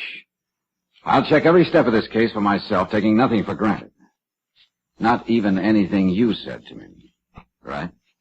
Quite right, Mr. Valentine.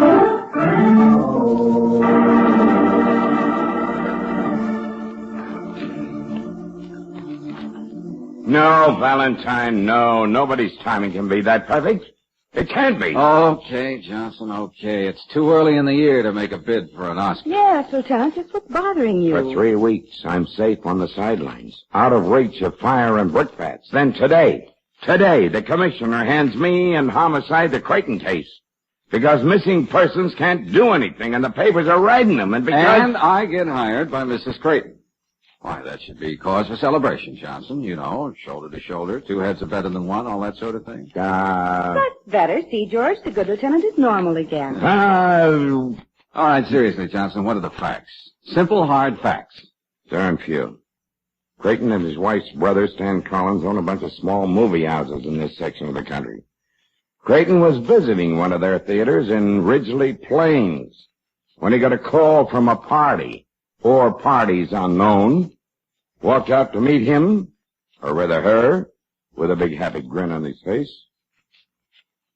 Was never seen again. The phone call was definitely from a woman, huh? The papers didn't have that.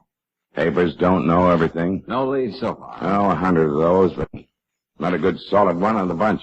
And so homicide gets called in. And it's going to be a big headache. If Dan Creighton's been dead for 3 weeks, where's the body? The boys and missing persons are smart. They looked high and low. And found nothing. Yeah. And Valentine, you know that getting rid of a body is about the hardest job there is in the whole world. Not to be obvious, a murderer could have buried poor Mr. Creighton. Ridgely Plains is a highly choice suburb. Every inch of ground is carefully cultivated. No one has been seen doing any extracurricular digging. Oh. Well, Johnson, good luck to you on your future search in Ridgely Plains. We'll probably see you there sometime. Sometime. Do you have anything more important to do? Well, as a matter of fact, I have.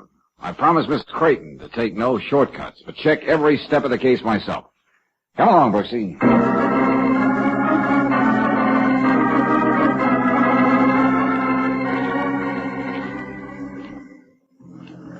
Dead? You gave me a scare, Mr. Valentine. I simply said that's one assumption the police must make, Mr. Collins. Yes, I suppose so.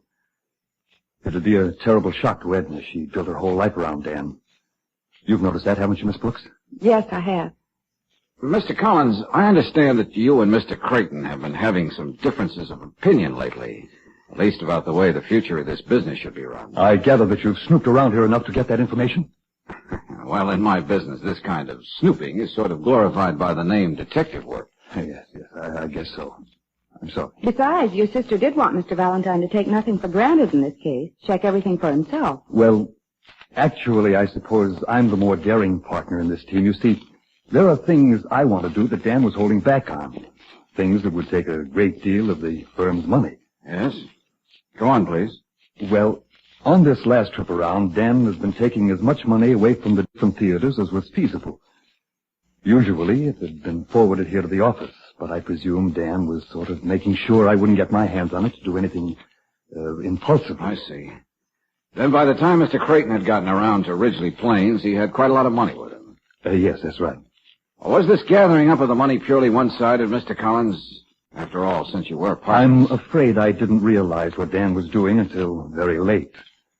I did beat him to the punch at the last place, however. Ridgely Plains? Yes, Miss Brooks. I was there the day before Dan came and disappeared. Oh, the police know all about that. I've been thoroughly checked and given a clean bill of health. Still, to be brutally frank, Mr. Collins, you would benefit in a business sense if anything happened to Mr. Creighton. To be brutally honest, Mr. Valentine, I'd benefit greatly.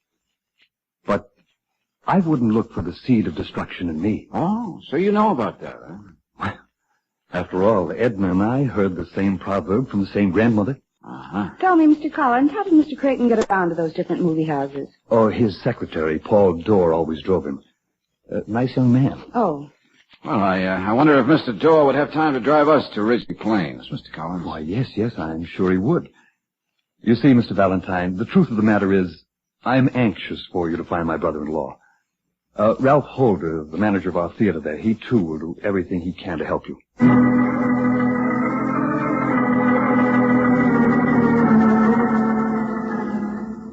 Mr. Creighton was standing just about here in the lobby when the phone call came. Isn't that right, Mr. Holder? That's right, Mr. Dorr. It was just before noon. The theater wasn't open yet, huh? Yes, sir. Yes, sir. It was about the same time as right now. And as I get it, an usher answered the phone and then told Mr. Creighton it was for him. That's exactly what happened, Mr. Valentine. The usher, Joe, is around somewhere. I'll get him for you. Thanks, Mr. Holder. Mr. Dorr? Yes, ma'am. Strictly off the record, do you have any idea who the lady on the phone might have been? As I understand it, you and Mr. Creighton have made periodic trips here to Ridgely Plains. Oh, I wouldn't know anything about Mr. Creighton's personal life or his friends. I bet. Would you venture a general opinion? Oh, of course, sir. Would you call Mr. Creighton, to coin a phrase, a gay dog? I wouldn't say so. Uh-huh. This is Joe Ritchie, Miss Brooks, and Mr. Valentine. How do you do? And Mr. Valentine would like to ask a few questions, Joe. Yeah, sure thing. The lady who asked for Mr. Creighton when you answered the phone. Hey, sounded nice. You have no idea who she was? Yeah, it's a funny thing. Voice sounded familiar, sort of. I can't say I recognized her. Oh, that's too bad. Of course, she didn't say very much, just asked to talk to Mr. Creighton. Hey, but from her voice. I bet that dame would be a lot of fun. Yes, sirree. Joe. Sorry, miss. Well, knowing Mr. Creighton, I mean... Oh, go on, Joe.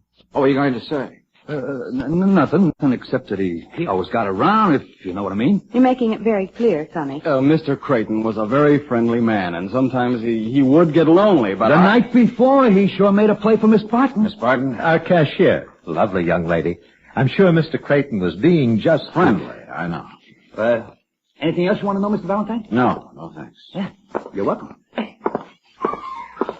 Anything else we can do? Did Mr. Creighton say anything after the conversation with the mysterious lady? Yes, he told me to go on back to the city. He joined me there later. Did you? Yes, of course. Now, it took you less than an hour to drive us out here, Paul. You didn't get back to the city until 4 that afternoon. I checked. Oh. Well, as a matter of fact, I didn't go right back. I spent a couple of hours with a friend here. Friend? A girl, a lady. Yes? She has nothing to do with any of this. There's no point in mentioning her name. I won't. All right, we were just curious. And you, Mr. Holder, what did you do after Mr. Creighton left for his mysterious appointment? I went home for lunch. It's only a couple of blocks. I always go home for lunch. At 1 o'clock? What? I checked. Yes, that's right. But you see, my wife was leaving town the next day and had some shopping to do, so I went earlier. I see. Your wife's been gone ever since, is that right, Mr. Holder? Yes, sir. Visiting her family. Any time you'd like me to drive you back to the city, Mr. Valentine. I'll ask you, Paul. Thanks. Thanks very much.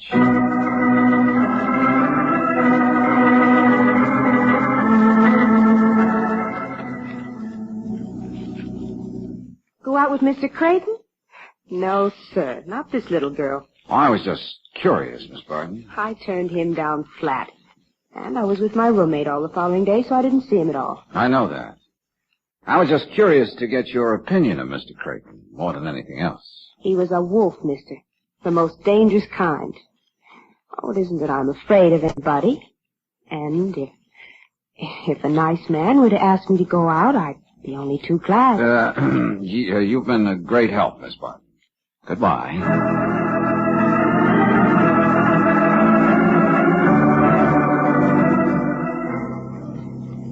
George, there's no question about Mrs. Holder leaving town the day after Mr. Creighton disappeared. Everything checks? Yes. She's been making plans to go to Chicago for quite some time, talked about them to the neighbors. Uh-huh. Mr. Holder bought her a ticket, drove her to the station. What did the neighbors say she looked like? Well, they say she was very pretty, younger than Mr. Holder. Liked better things than he could get her on his salary. Good work, Brooksy. I think we ought to see if we can find Lieutenant Johnson around anyway.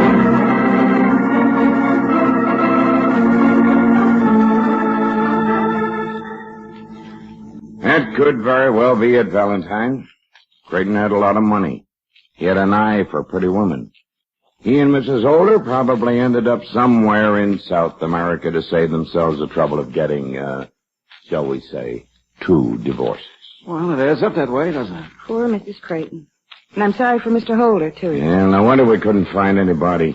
Well, look, high and low, I told you, the hardest thing in the world is to get rid of a body. No, Johnson, you're wrong. What? To get rid of 2 bodies would be even harder.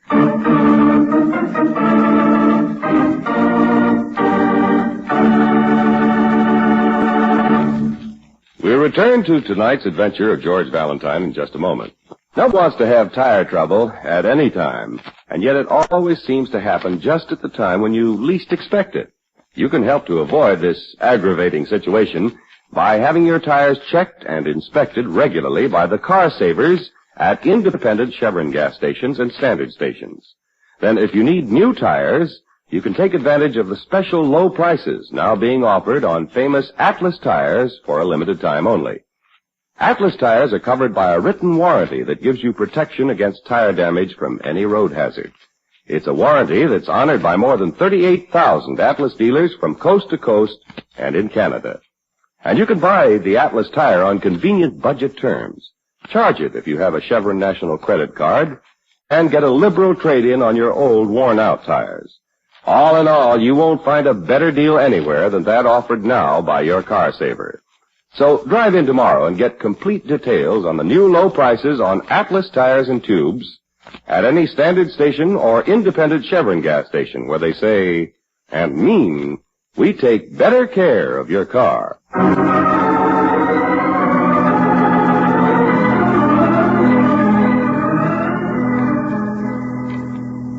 A susceptible and wealthy married man, Dan Creighton, disappears mysteriously after receiving a phone call from a lady. And so you're hired by Mrs. Creighton to try and find him. Well, you get to work and dig up enough evidence to give you a logical answer. Creighton ran away with someone else who was straining at marital ties, Mrs. Holder, the wife of the manager of one of the movie theaters owned by Creighton. So there it is. Case solved. But if your name is George Valentine, you seem to have reservations about accepting your own answer to the mystery. And the only one who really shares your doubts is Mrs. Creighton. I had to come here to Ridgely Plains, Mr. Valentine. I just had to talk to you. Of course, Mrs. Creighton. You're upsetting yourself, Edna? Oh, you're very worried about me, my dear brother. But you would accept that lie about Dan and that Holder woman. I know your pride is hurt, Edna, but the evidence. Look at the evidence.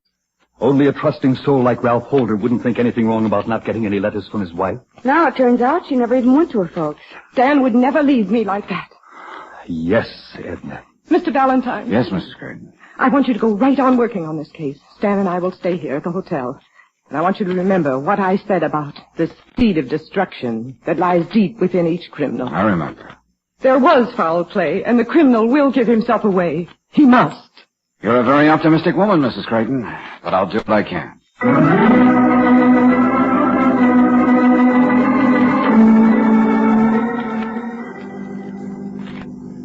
Okay, Mr. Dorr, Mr. Valentine's here. What's on your mind? Well, I feel I must tell you the name of the woman I spent that afternoon with, Mr. Valentine. Okay. Who was it? Mrs. Holder. The femme fatale of Ridgely Plains. Keep talking, Paul. I had a date with her. I picked her up after Mr. Holder had his lunch and went back to the theater. We rode around, stopped for a drink in a little cabin the Holders have not far from here. Nice girl. Kept her date with the kid here. Met Creighton somewhere in Chicago the next day. Uh-huh. I wonder.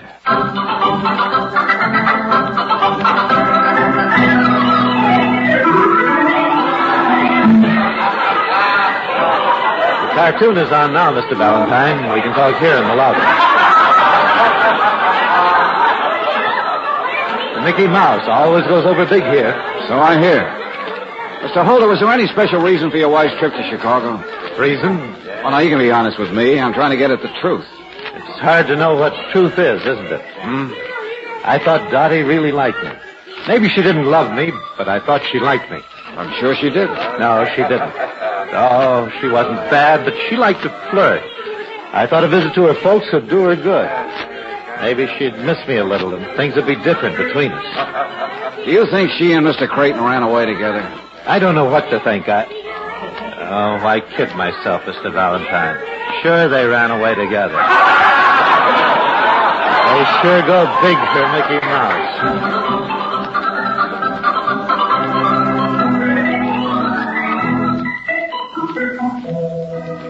I don't know what you expect to find here in Mrs. Holder's room, George. Maybe nothing. Just curious about how she lived. Yes, well, I had a job getting permission from the chief here. After all, we're pretty sure now no crime has been committed. But, Johnson, there are too many loose threads. Like what? Like Stanley Collins's pretty good motive for killing Creighton. Now, look here, Valentine. I'm not making accusations. I'm just thinking out loud. Certainly enough pictures of Dottie Holder around. She liked herself. And Mrs. Creighton isn't fooling anyone with all this talk of her husband's loyalty. She knew him for what he was for a long time. Valentine, stop making a mystery of everything. Well, this would be Dottie's closet, I suppose. Brilliant deduction. Let's see. Oh, not much left in here, huh? Oh. A couple of old dresses she probably didn't think were worth taking. We're wasting our time. Look, Valentine, Mrs. Johnson is expecting me home for dinner. No, that's fine. What is, darling? These shoes. Look. Well, they're brand new. Yeah. So what? So why didn't Dottie take them along? Yeah, that is funny. She probably bought them for this trip and... Just a minute. Now what are you looking for? Huh? Not here. Nope, they aren't here at all. George, if you don't stop acting so mysterious... Excuse me a minute, Angel. I gotta make a phone call. Well, yes, but George, you Hey, can... what was the number of the movie house again? Oh, yeah, here it is.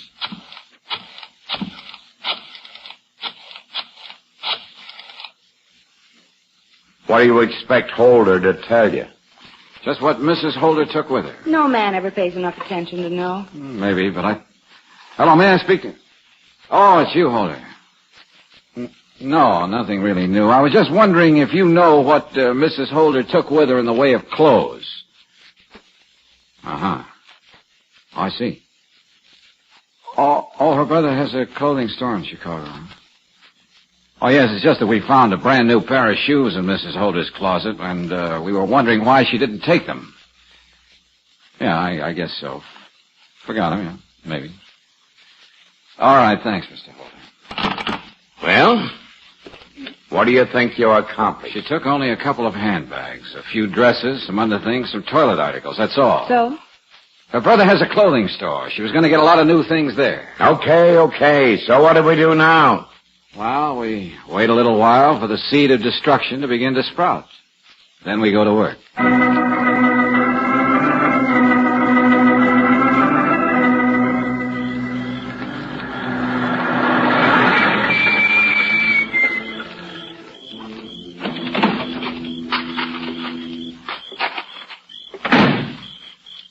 George, I don't think there's anybody around here at all. Oh, now don't you be a cynic, Angel. They lost the good lieutenant to the lure of Mrs. Johnson's famous corned beef and cabbage. That's enough. Oh, I'm the true blue type, George. I stick it out. Even though I don't know why. No lights in the house. No car anywhere around. Just as I said. No nothing. Well, let's see now. You might as well sit out here on the porch, Angel. What are you going to do? Look around for signs of freshly dug earth. Oh. Oh, maybe I will just sit here. I'll be back after a while, Brooks. Oh, great. Well, at least I can have a cigarette. Relax a little. Oh, my feet hurt. I wouldn't bother to sit down, Miss Brooks. Oh, Mr. Holder. Quiet, please.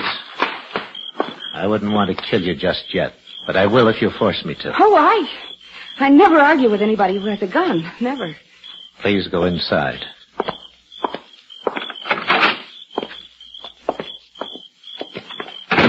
No, we won't put on any lights. We'll just sit here in the dark and wait. Wait for what? For Mr. Valentine to come back. But why? You mustn't think I'm a fool, Miss Brooks. I know Mr. Valentine suspects me. Ever since he mentioned that pair of shoes, I knew I'd have to kill him. Both of you. I don't know what you're talking about. You'll find the place where ground was freshly dug. Find it sooner or later. My own place was the only one where I could work safely, wasn't it?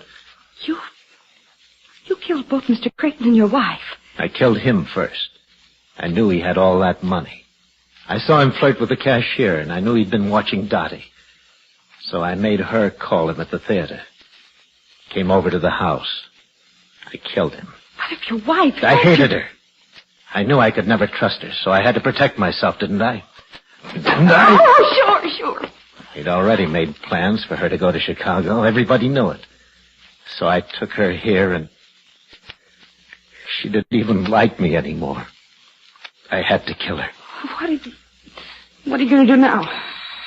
In a minute, I'll open the door and let Mr. Valentine in. I must protect myself against everybody. No. I have money now. I need time. Come on with me, Miss Brooks, to the door. Please, Mr. Holder, you can't go on killing... Don't be such an impatient young man, Mr. Valentine. I'm coming. So I see, Buster. George! Drop that gun. No. I said drop it. That's a nice boy. I'll kill you. Just go along quietly or I'll carry you out. Yes, I'll come along. George, did you hear what... Yeah, I heard enough. The doorbell. It's still ringing. I thought I was safe as long as I heard you ring the doorbell. Yes, George, how did you know... Shades of Halloween. A pin in the bell. The seed of destruction can take all sorts of shapes, can't it?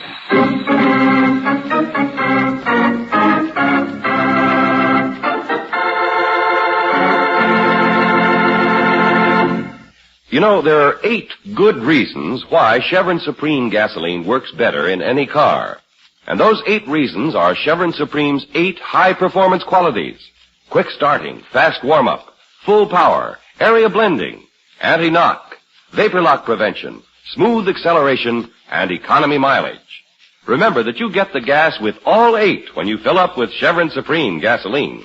So stop in tomorrow for a tank full at any standard station or independent Chevron gas station where they say and mean we take better care of your car.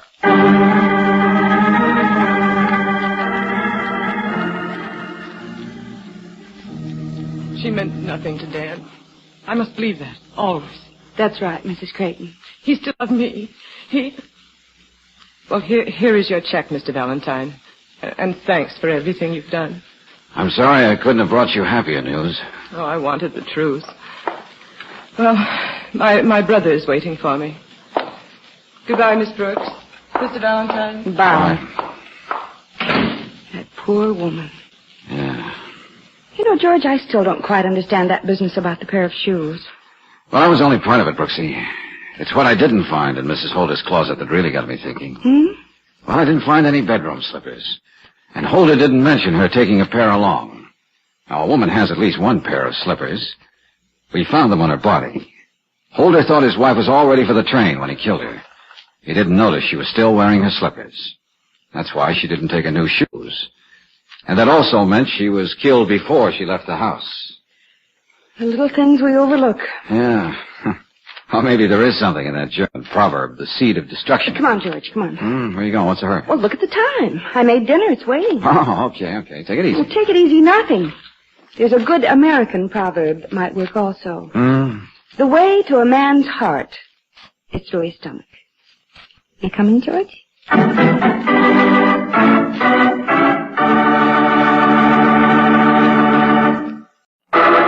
Personal notice. Danger's my stock and trade.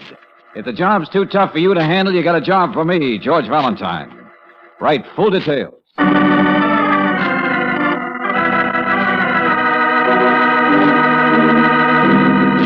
Standard Oil Company of California invites you to Let George Do It. In a moment, we'll begin tonight's adventure of George Valentine. You know, there are 8 good reasons why Chevron Supreme gasoline works better in any car. And those 8 reasons are Chevron Supreme's 8 high-performance qualities. Quick starting, fast warm-up, full power, area blending, anti-knock, vapor lock prevention, smooth acceleration, and economy mileage. Remember that you get the gas with all 8 when you fill up with Chevron Supreme gasoline. So stop in tomorrow for a tank full at any standard station or independent Chevron gas station where they say and mean we take better care of your car.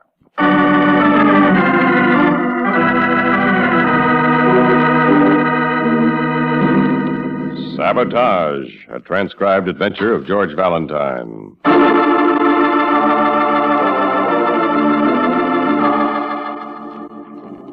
Dear Mr. Valentine, how would you like to do 3 things? See a bit of the world, solve a situation for me, and be of service to your country. On second thought, the order of those 3 things should be reversed. In any case, if you're available for such an assignment at your regular fee plus expenses, please call on me as soon as possible at the above address. Yours very truly, Miles Carter, President. Very interesting, Brooksy. I'm sort of a yen to see some more of the world. Oh, so have I, George. How do you know you're included in? Oh, well, I don't, but you ought to be able to fix it. Uh-huh.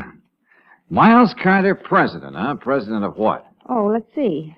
Acme Mining and Smelting Company. Acme? What? You sure? It says so right here on this letterhead. Well. I'd best get out there right away and see my client. How do you know he's going to be a client? And why did you spark so to the name of the company? Well, it just happens to be a very big and important concern, Angel. Practically has a corner on South American tin. Oh, is that where tin comes from? A good deal of it. And Mr. Carter has run out of stuff to make tin cans with, wants you to discover another mine or something. Well, if that were the case, he'd hire an engineer. Then what could this situation be? I guess the best way to find out is to call on Mr. Carter. Put on your face, Brooksy. Let's go.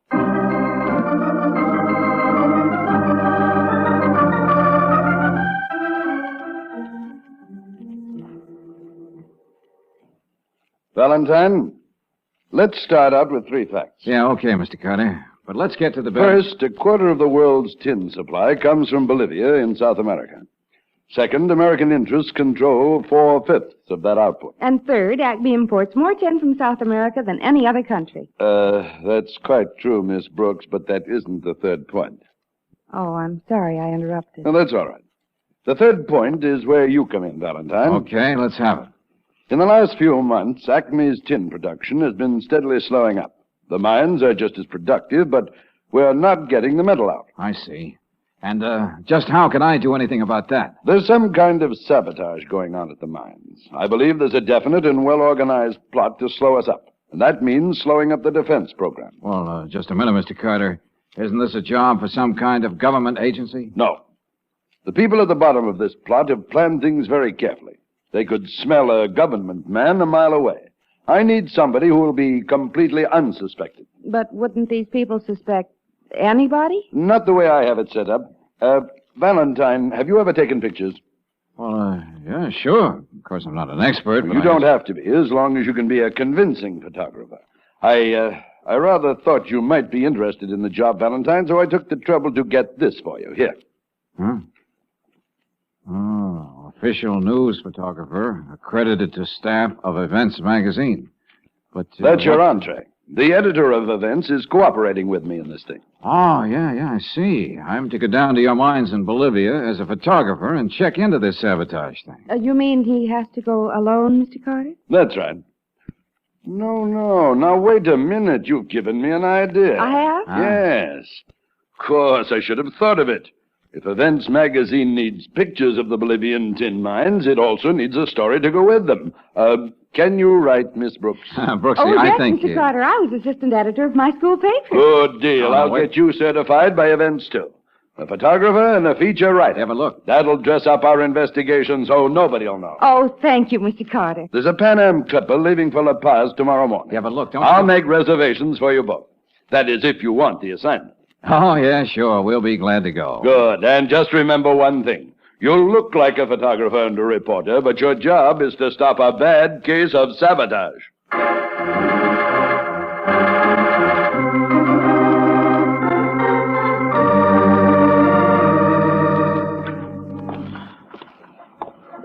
George? Yeah, Angel. The Acme office is supposed to be in this block somewhere, isn't it? That's right. There aren't any signs. How will we know when we come to it? I guess it's an old Bolivian custom, Brooksy. Don't put up signs. Let them guess. I suppose we could ask somebody. Yeah, sure, I suppose so. How's your Spanish? Well, it's a little on the Mexican side, but if we have... You got a camera, huh? Yeah, that's right. And you speak English. So perhaps you could tell us how... Senor, you'll take my picture? Yeah, sure, maybe. But I'm looking for... I got a friend who is manager in the office of Acme Mines. He's right here, this building. You could take my picture there, huh? The Acme... Well, yeah, I suppose I could. Then you will come with me, Mr. Valentine.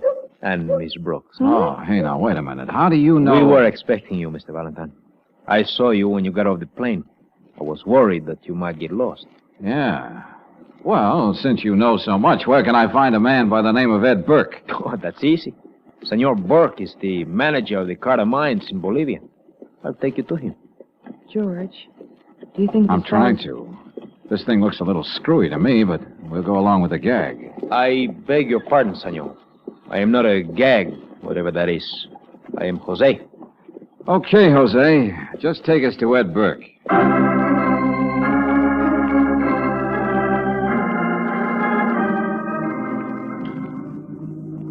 Now, just one thing before we get down to business, Burke. Yeah? What's with this Jose character? The little Bolivian who brought you here? Yeah. Oh, Jose is all right. He does odd jobs for us around here. What sort of odd jobs, Mr. Burke? Oh, a little of everything.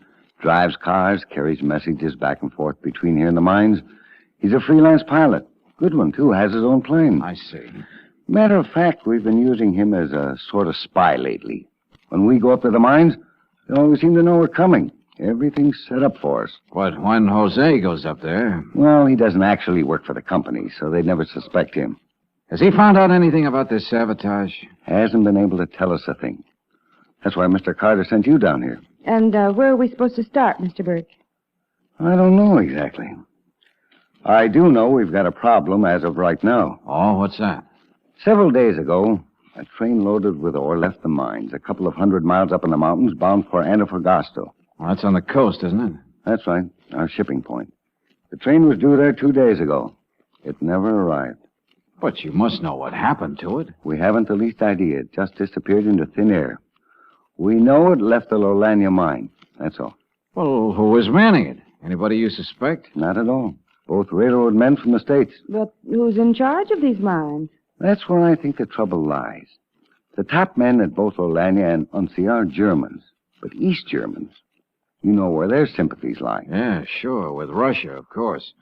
But if they're the ones who are responsible for these slow-ups, why not fire them? That sounds easy, Valentine. But these men have been in Bolivia a long time. They're under long-term contracts with big penalties if they're fired. Oh, I see. Besides which, we can't prove anything. Uh-huh. Well, seems to me the first thing to do right now is to find that missing train. That's right. It's stalled somewhere along the way, and nothing else can get through. Okay, let's start from there. You say this Jose is a good pilot? Oh, yes. Very good. Well, then, suppose we have him take me over the railroad route between here and the mines. Trains don't just vanish, you know. Jose will be very happy to take Senor Valentine. My plane is already there. Well. You seem to be handy all the time, Jose. Sí, senor. Maybe a little too handy. ¿Cómo? What, senor? Skip it. Can we fly up to the mines and back before dark, Jose? Sí. If we leave at once. I'm all ready to go, George. Angel. Next trip. I'm just going to do a little scouting this time. But I'd like to go. Valentine is right, Miss Brooks. He'd better go alone with Jose this trip. Next time up, he can take you. Well, all right. I'll go back to the hotel and wait for you, darling. Yeah, okay. And if you find anything on the way, Valentine, please let me know at once. All right, but how? Jose has a radio in his plane. I have a receiver and transmitter right here in the office. Call me as soon as you see anything. Right. Come on, Jose. Let's go warm up that plane of yours and get going.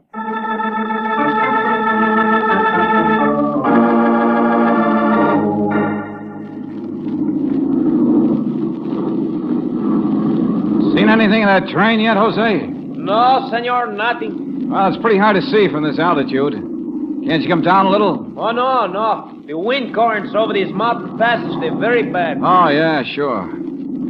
Hey, how many cars were there on that train? I think there were 7. 7, huh? Well, that should be easy enough to spot even from this height. That is, if it's still on the tracks. Si, if it is still on the tracks. Hey, wait a minute. Dip your starboard wing a little. Si. Yeah, there's the train, all right. Where are we? About 100 miles back from the border of Chile. Okay, good. Give me that radio transmitter. See anybody around the train? No, senor. You see, the train has run off the tracks. It's against the canyon wall. There is no... Hello. Valentine in flight calling Burke at La Paz. Come in, La Paz. Are you there, Burke? Yes, Valentine. I've been waiting to hear from you. Found anything? Over. Yeah, we spotted your ore train, all right. Derailed and heeled over against a canyon wall. About 100 miles from the Chilean border. Over. Looked like a bad wreck? Not too bad. Guess a wrecking crew could take care of it. Okay.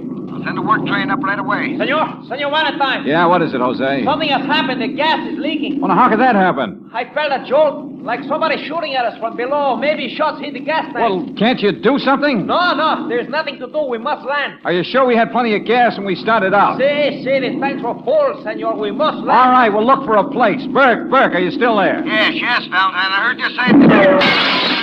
Wow, that was close. What was close? Somebody is shooting at us, Burke. Hit our gas tank. We got to come down. But, good Lord, Valentine, in that country... I know. That's what I'm worrying about. Find a place to land, Jose. I think so. If I'm careful, that plateau... Okay, head for it. What's that, Valentine? What'd you say? Just talking to Jose. Now, listen, Burke, get this. Yes. Jose thinks he can land on a plateau. We'll make our way up the canyon to the wreck. All right, I'll send the train. Yeah, we can sure use it, all right. If we ever manage to land this crate.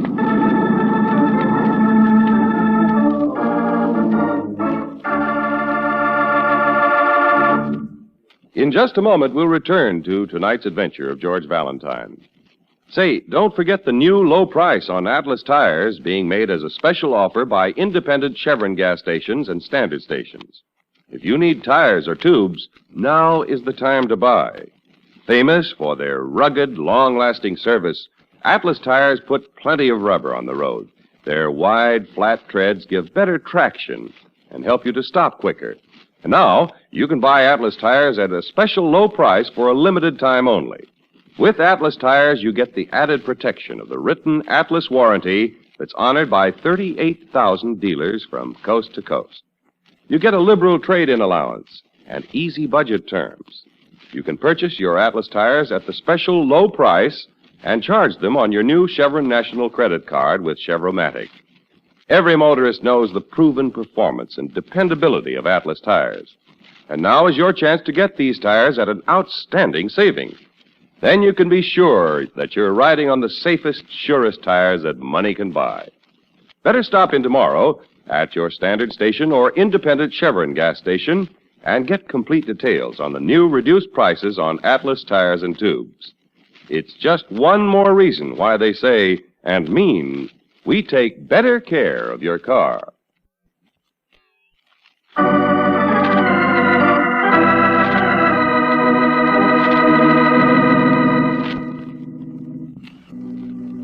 And now, back to tonight's adventure of George Valentine. You're engaged by the head of a large tin mining company to try and discover the source of sabotage in the company's Bolivian mines.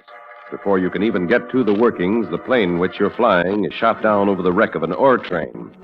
If your name is George Valentine, it's a mighty pleasant feeling when you step out of the bullet-riddled plane on solid ground. And when, a couple of days later, you jump off the work train back in La Paz.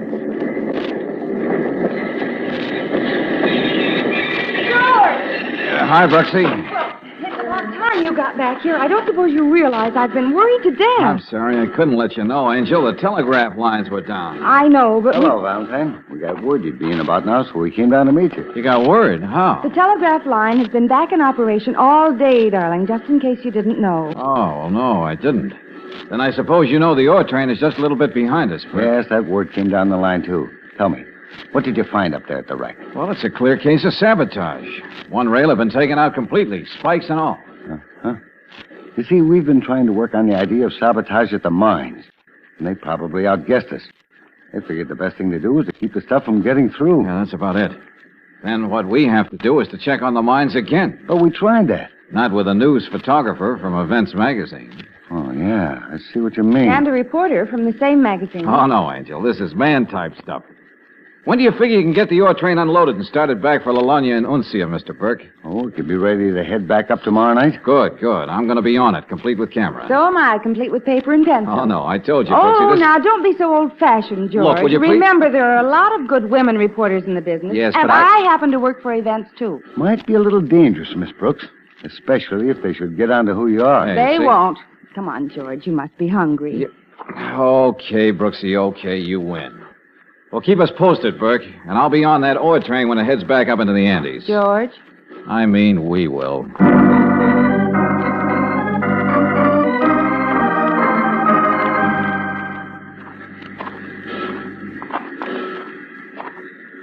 But, George, this can't be the Lalagna mine. No? Look at that sign over there in big letters. But Mr. Burke said this is one of the biggest of them, and there's nothing going on around here. Yeah, I know. Probably another phony strike or something. Oh, what are we going to do? Well, you're going to act like a very able magazine reporter. And I hope you didn't forget your camera. Here comes somebody. I see. Hello there. I beg your pardon, sir. Yeah? I did not see you get off the train. Who are you? Well, my name is Valentine, a photographer for Events Magazine back in the States. Uh-huh. And this is Miss Brooks, reporter from the same magazine. We'd like to see the manager here. I am the manager. My name is Miller. What is you want? Oh, I'm sorry. Well, you'd like to see our credentials, I guess. Here are mine. Brooksy. What? Oh, yes, George. And here are mine. Mm-hmm. Yeah, I see. You were sent by the company? You mean Acme? Well, no. We had to argue pretty hard, even though we had letters of introduction. But they finally let us get on the train. Uh-huh. I see. Yeah, it doesn't look like we're going to get much of a story here, though, does it? Why? What do you mean? Well, I mean, nothing's happening. What is this, a holiday? Oh, that? No. It's too bad you cannot see us in operation, but you see, yesterday one of our machines, one of our most important machines, got out of order. There were parts broken. But don't you have any extra parts? These parts? Unfortunately, no. I have ordered them from La Paz. They should be in within a few days. Uh-huh. Well, now, this doesn't help us much with a story and pictures for our magazine. No, I suppose not. But there's nothing I can do. No, of course not. You see, we'd planned to do quite a layout on both the Lalagna and Uncia mines. Yeah, well, maybe it's better you go back to La Paz and wait until we are again in operation. Oh, better still, George. Why can't we go right on up to the Uncia mine? That train's going to pull out any minute. Hey, yeah, that's right. Mr. Valentine, for your good and the safety of the lady, I do not believe it would be wise for you to go on to Uncia at this time. Oh, why not, Muller? The natives who are working in the mines, they are threatening to strike at any moment. There may be violence. Well, that would make an even bigger story and maybe some good action pictures, George. Oh, yeah, but I don't like the idea of your being up there if there's going to be trouble. You're quite right, Mr. Valentine. I'm a newspaper woman, George. If anything happens up there, I'm going to cover it. Yeah. Well, we've come this far. I guess we better get the whole story. Well, we'll cover your workings when you're in operation again, Muller. Yeah, do that. Very well. George, what do you think about him? I think he's one of our saboteurs, but I can't just figure a way to pin anything on him. Maybe we'll have better luck up at Uncia. Yeah, and maybe not. At least we can try. Come on, Brooksy. Let's be sure we're on that train when it pulls out.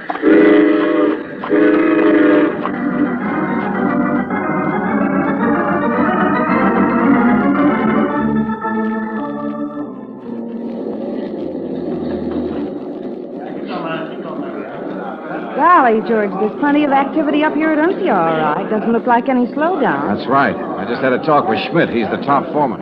Another East German, huh? Yeah, but very friendly. He may not be mixed up in this sabotage business at all. So what do we do, take pictures? Have to, I guess, for the moment. But it... Oh, what was that? I jumped a mile. Must be the whistle that ends work for the day. See, the men are leaving the buildings over there. But This is early afternoon. Why would they be quitting now? I don't know, Angel, but we'll soon find out. Here comes Schmidt now. We'll ask him. He doesn't look like a very pleasant character to me. Well, these babies fool you sometime. Oh, Schmidt. Yeah? Here's Valentine. Say, what's going on here? Why are you closing down? Do you always stop work so early? No, but you see, yesterday I worked some men overtime, so we have a load for the train.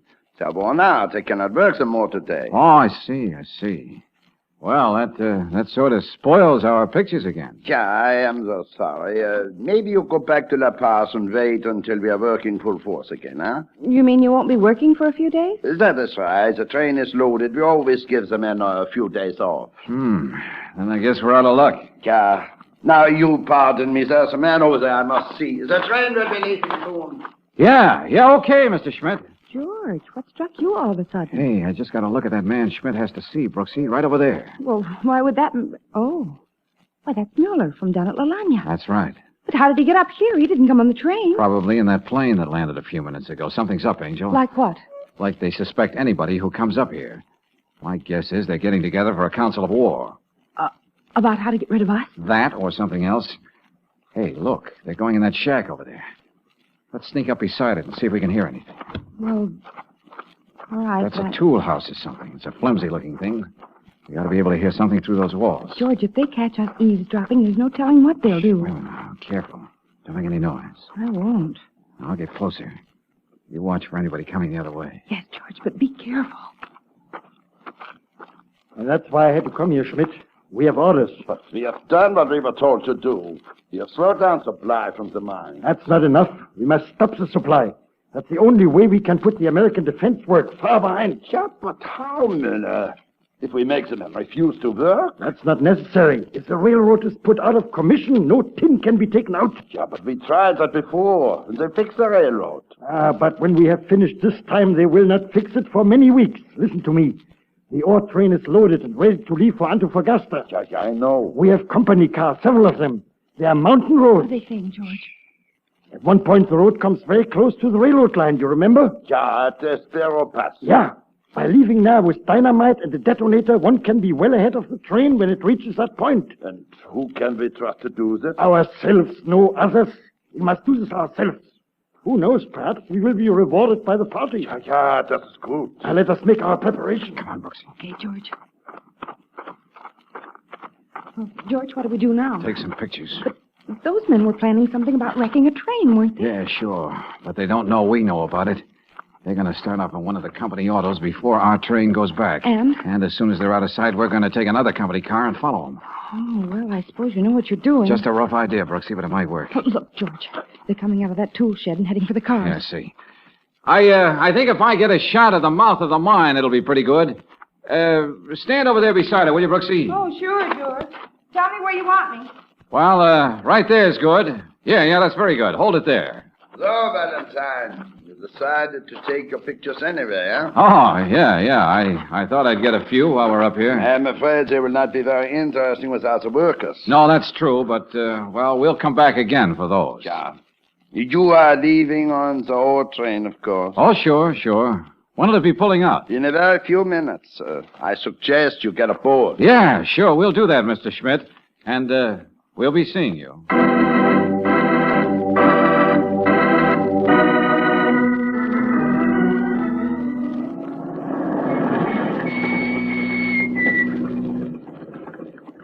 Well, here's the place, all right, Brooksy.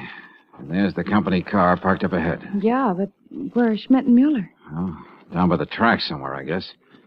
Well, let's get out. All right. Easy now. I don't see them anywhere. Just take it quiet like, Angel. Don't make any noise any more than you have to. Oh, I won't. Hey, wait a minute. Hey, listen, there comes the train.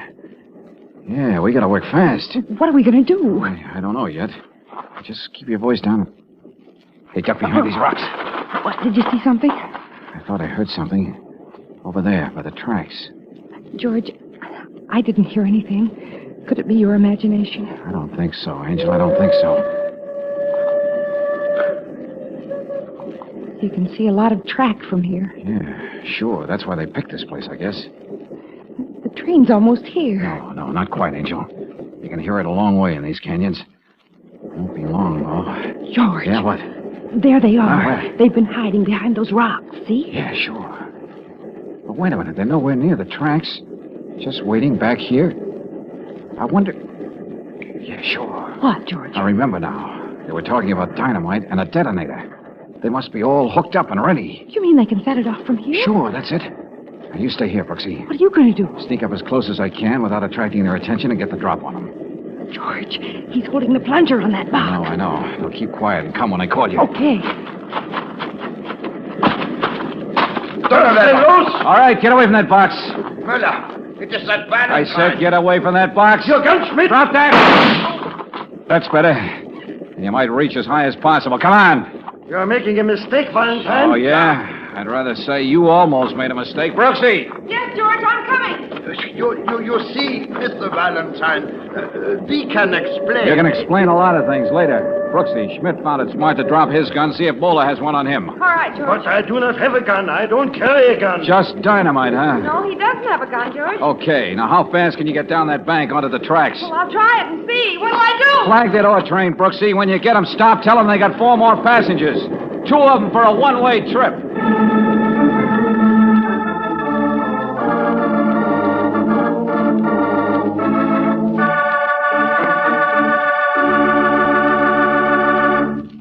When you buy motor oil for your car, you want protection against wear and repair. So listen to the kind of protection a fleet of taxicabs get by using heavy-duty RPM motor oil. With another oil, they averaged only 35,000 miles between overhauls. Today, using heavy-duty RPM, these same cabs travel 100,000 miles before overhauling. Heavy-duty RPM reduced engine wear and greatly increased the time between overhauls. There's your proof that heavy-duty RPM motor oil offers top protection and top economy of operation, the kind you want in your car.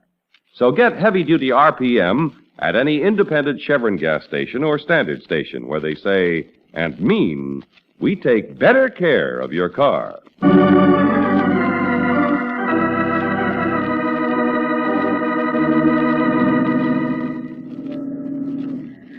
George, what will they do with those men, Schmidt and Mueller? Oh, stick them in jail for a while. Sabotage, attempted murder, stuff like that there. Uh-huh. And when they get out? I don't know. Fire them back to East Germany, I guess. That's where they belong. Mm-hmm. George, Yeah, Angel? can you really use that camera? Well, sure. Then will you explain it to somebody so they can take our picture? And maybe with your arm around me, with the harbor in the background? Oh, I couldn't let anyone else use it, Angel. And besides, I don't think Events Magazine would take that kind of a shot. Oh, George.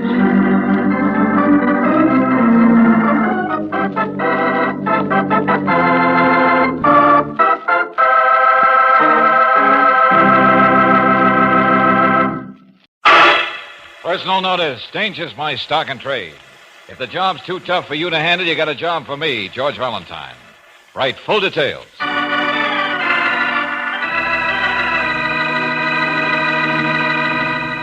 Standard Oil Company of California invites you to Let George Do It. In just a moment, we'll begin tonight's adventure of George Valentine. Did you know that you can be wasting 1 out of every 10 gallons of gasoline you buy due to worn spark plugs? It's true. And dirty, worn plugs can also rob your engine of power and pickup. To avoid this waste, let Car Savers check your spark plugs. They'll clean them and reset the gap, or if necessary, they'll be glad to install new Atlas Champion spark plugs to give you more get up and go.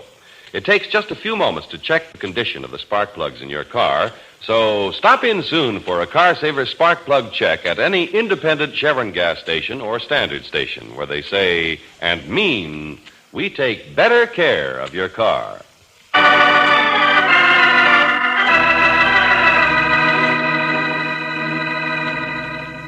And now, tonight's story, Human Nature, a transcribed adventure of George Valentine.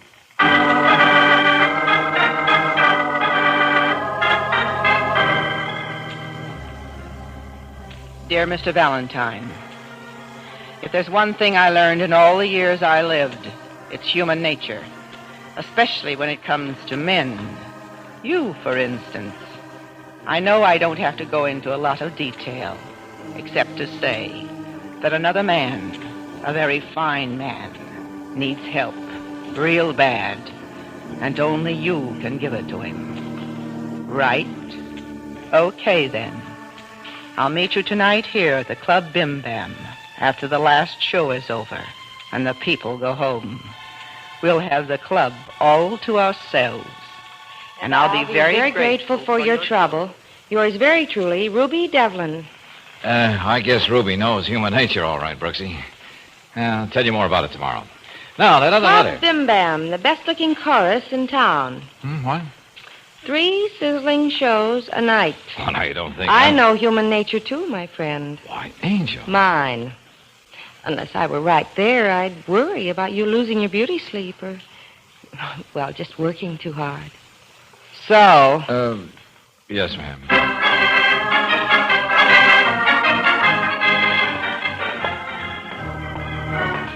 Maybe we came too late, George. Yeah. Everybody seems to have gone, including Ruby Devlin. Well, I guess we could ask that cleaning woman over there. Uh-huh. Oh, I beg your pardon. Yes, sir. We were looking for a lady. I believe she's one of the girls in the floor show. All gone, mister. So I see. We thought she might have left a message or something. Her name is Ruby Devlin. I am Ruby Devlin. What? Oh, I know I'm not as pretty as those painted hussies, but I didn't mean to scare you, mister. Oh, well, I expected you alone, Mr. Valentine, so I didn't well, think... my assistant, Miss Brooks, is the worrying type. Yes, that's right. Well, I'm glad you're along, dearie. Here, let's go and sit down. Yeah, sure, go. No, not here. Might as well take the best table in the house, right near the dance floor. We have plenty to choose from. I'm the choosy type. That's why I like this job. I don't follow. Here, this one's okay. Well, nobody telling me how I should work. I'm my own boss. And I can make myself feel as good as anybody who comes here. See this thermos bottle of coffee, dearie? Well, yes. Every night I put it in a champagne bucket. Like this. High class. And the sandwich I bring from home tastes as good as the one they soak you $1.50 for. And I can imagine a better floor show than they put on. Oh, it's all in the way you look at things. And I understand human nature. Which reminds me, Miss Devlin. Ruby. Ruby. That letter, it said something about somebody being in real trouble. That's right. Ben Cullum. As fine a man as you'd want to meet. I worked as cleaning woman for him once, so I ought to know. Us girls can tell best about people. Well, what sort of trouble is he in? You wouldn't think a man as sweet and trusting as Ben would be in his sort of business. And what business is that? He runs a pawn shop on Lower 4th Street. Oh, no, in that hole? And he's sweet and trusting? Well, I told you it's hard to believe. But I know human nature, and he is. Besides, he proved it to me. You want to know how, dearie? I wouldn't miss it for the world. Well, I had a little ring I was always crazy about. My mother's. And one day I needed some money. So I told Ben Cullum. Well, he was real sweet. Just loan me the money and let me keep the ring, too. $15. Of course, you were right there, working for him. No, it wasn't that at all. Anyway, I know Mr. Cullum is in trouble now because I heard somebody say he's a fence. Oh, now there's something a lot more in character with the neighborhood. Who uttered those words of wisdom, Ruby? Well, it was 2 nights ago, after the club closed. A skinny guy, I think his name is Joey Krieger, was a little drunk, and nobody pays any attention to a cleaning woman, and he was talking to another guy, and he said he pulled a heist. Ah. And he said he had a real good fence, and he said it was Ben Cullum. That's something for the police, isn't it? No, because it's got to be a lie. Oh, I read psychology books all the time and magazines. I got nothing else to do with my time. And so, Ruby, you're sure Ben's good name has been besmirched? I think that guy was lying. But if it's true, then it must be the first time, and Mr. Cullum must be in trouble to have to do it. Well, what can I do? Find out if this man Krieger was telling the truth and stop Ben Cullum from getting into real trouble. Well, that's quite an assignment. Oh, I've got to help. I never forget a favor. You won't turn me down, will you, Mr. Valentine? No. No, I guess I'm a little curious about human nature myself, Ruby. And especially about a sweet, trusting man running a 4th Street hock shop.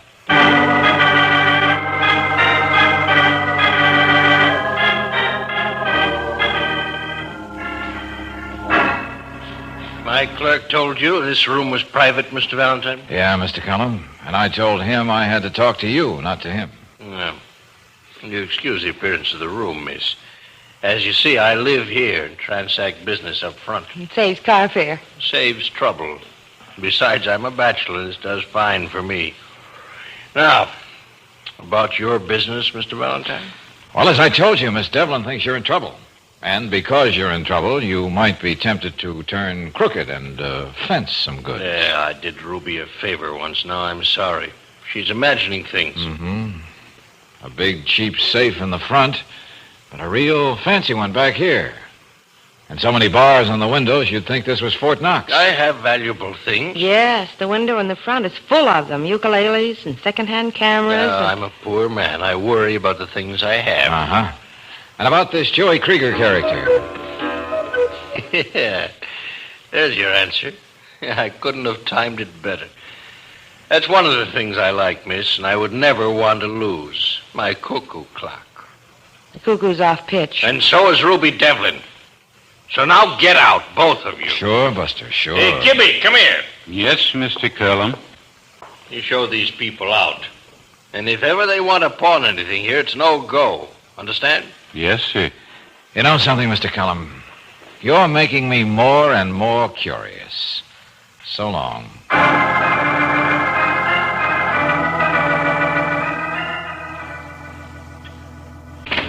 Dynamite Department, Valentine, but I checked. Thanks, Johnson. What's the verdict, Lieutenant? The boys in robbery have had their eyes on Cullum for a long time.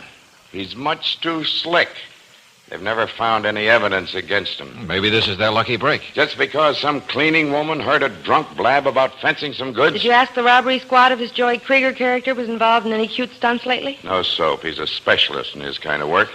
That particular kind of robbery's been conspicuous by its absence. Oh, Joey could have changed his style of work just for laughs. I told you he's a specialist and proud of it. Guys like that stay in the groove. Uh-huh. Well, George, there isn't much we can do. As long as the police already have their eye on Mr. Cullum, and apparently he isn't a sweet, innocent man being forced into a life of crime, as Ruby seems to think he... Excuse me. Yeah? Okay, put him on. Sergeant Lay in the robbery squad. Oh? Yeah, Lay, What? Well, you did. When? I see. You couldn't, huh? Sure, okay. Okay, thanks. Anything new? Yeah, Sergeant Lay was out to lunch, and the other guy I spoke to just didn't know. That there was a Joey Krieger type of robbery? Is that it, Lieutenant? Over $5,000 worth of jewelry. They brought Joey in, but couldn't get anywhere with him. And believe me, they tried. Then there is something to what Ruby told us. I'm afraid so. As long as Sergeant Lay and his playmates have already talked to Joey Krieger, could you get me his address, Johnson? I guess so. I'd like to talk to him. Sure, but I know the kind. He'll say nothing.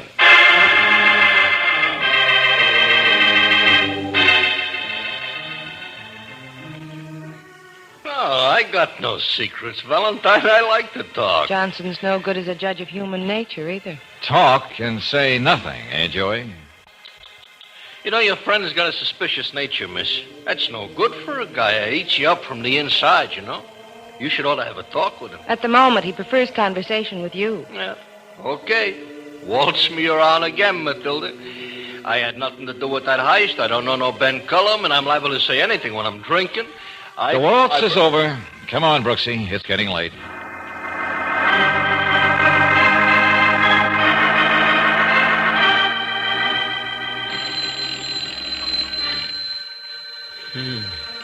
Oh, okay.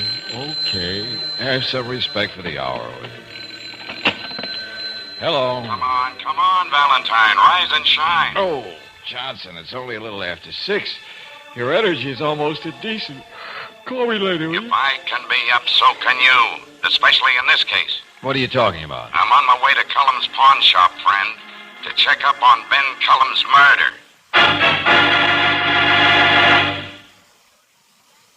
Somebody made him open that fancy safe, then made sure Cullum would never tell us who it was. Yeah, easy enough to tell what Cullum's last thought must have been. The way his hand's still reaching for that empty safe. And this other clerk, the one who called the police. Chick Brunel. Sergeant Malloy's got him up front until we're ready for him. Uh-huh. You know what bothers me most, Johnson, is I'll be darned if I see any way the murderer could have come in here. He was here. Look, Exhibit A, as big as life. I mean death. But you saw the alarm. It works from a switch right near the door from the street. As fine an alarm as money can buy? Yeah. To protect not the junk in the store, but whatever was here in the safe. A great alarm. But it didn't do Cullum any good. Now, if the wires were cut, if anybody even went fooling with the lock, the protective service gang would have been here. Well, it's a cinch no one could have come in from the back.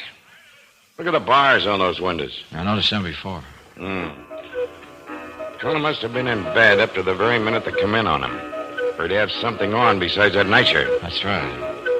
See his slippers there at the foot of the bed? Didn't even have time to get into them. 8. What? 8. That bird said cuckoo 8 times. Good. You can count. It's only 7:20. So what? All those fancy clocks go cockeyed after a while? Yeah, I guess so. I still wish I knew how the murderer got in here. There must be an answer to that. Yeah, there's only one explanation. Cullum must have made a date for somebody to come when there wouldn't be any clerk around for a witness. And whoever that was is the guy we want. It's easy enough to dope out. Cullum was in a big deal in hot stones. Maybe there was an argument about the price. Stop saying that. That's a good theory, but it won't work. Why? Well, you yourself pointed out Cullum's bare feet. Wouldn't he have had more than a nightshirt on if he was letting in company? Yeah. Yeah, I guess he would. No, Johnson, I'm afraid this is a mystery that will take a lot of solving.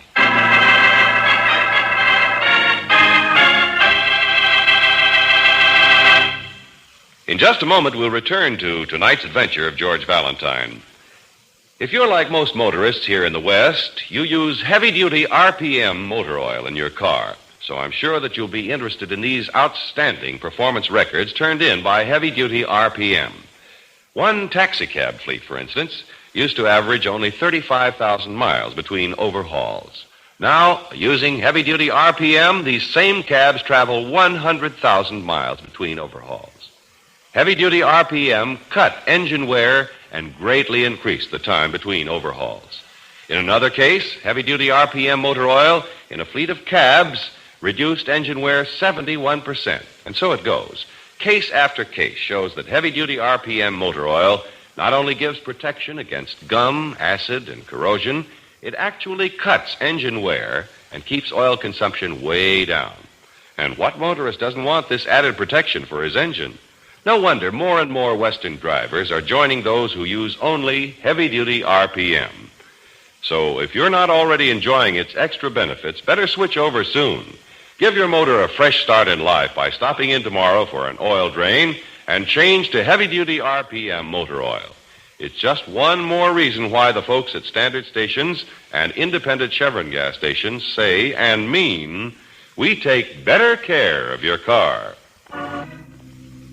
When a man is murdered in a room that's guarded by stout bars at the windows and a very efficient burglar alarm at the door, you really have a mystery. Especially when the murder is complicated by such hard-to-explain things as a cuckoo clock that keeps atrocious time, a cleaning woman who spends her time reading psychology books, and a specialist in the field of robbery who talks too much when he's been drinking. Even if your name is George Valentine, you find this combination of factors, shall we say, challenging? Let me get this straight, Cornell. You walked in, found Mr. Cullum's body in that back bedroom, and called the police. That's right, Mr. Valentine. And you got here about 5 minutes to 6? Cold and nasty this morning, too. Wasn't that kind of early for a pawnbroker's clerk to be coming to work? Well, Mr. Cullum paid us well, so we worked the way he wanted us to. And didn't ask any questions. We? Kibby and I. Oh, yeah, I met him yesterday. You see, we changed our shifts around twice a month. Go on. This is a day and night pawn shop. It's right for the neighborhood. Open from 7 in the morning till midnight. Well, today, like always, I was supposed to come at 6, sweep up the store, and move the trays out of that big safe, and then I'd work till 6 at night. And Kibby? Then he comes in at noon, closes at midnight. Real long hours. You're telling me. Anyway, then, it's only from midnight until 6 that Cullum was always alone here. And that's when he'd have that burglar alarm set, huh? Right. The last thing at night, he'd turn it on. First thing in the morning, he turned it off. 6 hours a night. Not too much, is it? Cullum must have done some of his sleeping in the daytime, huh? No, he'd go in and lie down every evening at 9 o'clock. Sort of had himself trained. He'd sleep from 9 until 12. I see. Then the last thing before he went home, the night man would call him. The boss would get up and come here to this curtain in his slippers, and after the clerk had gone out, Mr. Cullum would reach around the partition like this and put on the switch. Mm-hmm. I don't suppose that he ever forgot. With maybe $40,000 or $50,000 in that little safe inside there, would you forget? $40,000 or $50,000? Well, of course, I was just guessing. Oh. I suppose you don't know anything about any business that was done back there. How would I? Sometimes people would come in and ask for Mr. Cullum personally, and then we'd call him. And Mr. Cullum would take them in the back? Sure. Nobody but Mr. Cullum had the combination to the little safe. Well, I got the report from the medical examiner, Valentine. Oh, good. What's the story, Johnson? He put the time of Cullum's death at 5 o'clock this morning. Half hour one way or the other, but not more. He's positive. Well, I didn't get here until 5 minutes to 6, and the alarm was turned off, so you see, I didn't have anything to do with it. Yeah, sure. It's a mystery, all right. A dead man turns off the alarm. And for the time being, all we can do is wait. Wait? Sure, Johnson. I sent Miss Brooks to get Ruby Devlin. Sergeant Malloy is out rounding up Joey Krieger and the night clerk, Kibby. There's one thing I don't think you noticed, though, Johnson. Huh? The clock here in the store. Look at it. Like the cuckoo clock, it, too, is 40 minutes fast.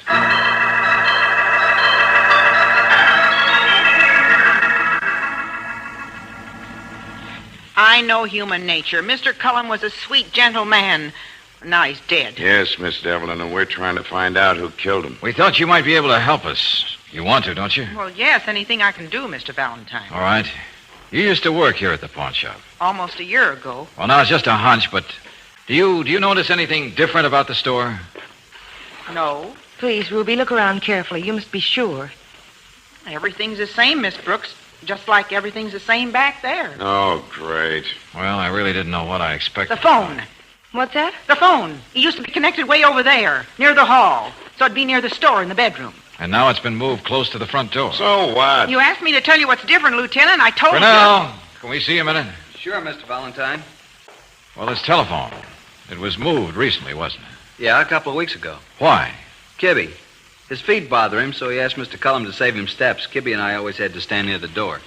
Oh. you. Like I said, Mr. Cullum was a nice, considerate man. Kibby sold him a bill of goods. Told him that when he had to go away from the door to answer the phone, somebody from the street might swipe something and run. Young man, Never mind. What do we do now, George? Well, it's beginning to sound like a refrain, Brooksy, but we wait.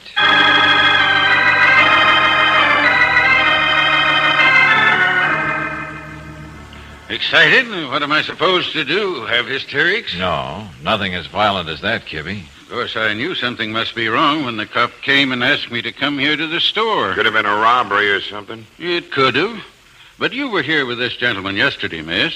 Yes? You saw how violent Mr. Cullum could be, didn't you? Well, Besides, he was mixed up with some pretty hard people. You knew he was operating as a fence? Now, don't get me wrong, Lieutenant. I wasn't in on any of that stuff myself. Perish the thought. But you can't work for 2 years for a man in this business without getting a pretty good idea what's going on. Maybe it's just a guess now, see, but maybe Mr. Cullum double-crossed one of his customers and... That was the first thing we thought of, but it's no go. Hey, Kibby. Yes? You know, it's funny that the burglar alarm didn't work, wasn't it? Yes, that is funny. You saw Mr. Cullum turn on the switch when you left last night at midnight, didn't you? Sure, like always. Oh, how could you see it? He closed the door after you. The door closes behind me with a snap lock, miss. And when Mr. Cullum hears it click, I see his arm coming through the curtain. The nightlight I leave on in the store is right over the burglar alarm switch and shows me that it's closed. Oh, yeah. So the mystery gets darker and darker. All right, Kibby, thanks a lot. Wait out there with the sergeant. Anything you say, Lieutenant. What do we do now, Valentine? Wait some more? No. Now we go to work. Hallelujah. There's a desk in Cullum's bedroom, not far from the safe. There's something in that desk I want.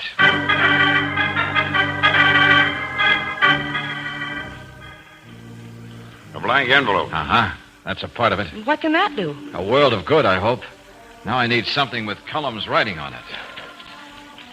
Yeah, here we are. Valentine, if you don't tell Take me it what easy, you... Johnson. I want you to send the two clerks, Miss Devlin and Joey Krieger, inside, while you and Brooksy stay outside with your ear glued to the keyhole. An uncomfortable position if I ever heard one. Cut out the horseplay, Valentine. Tell me what you're going to do. I'm going to write a single word in what I hope will pass for Cullum's handwriting.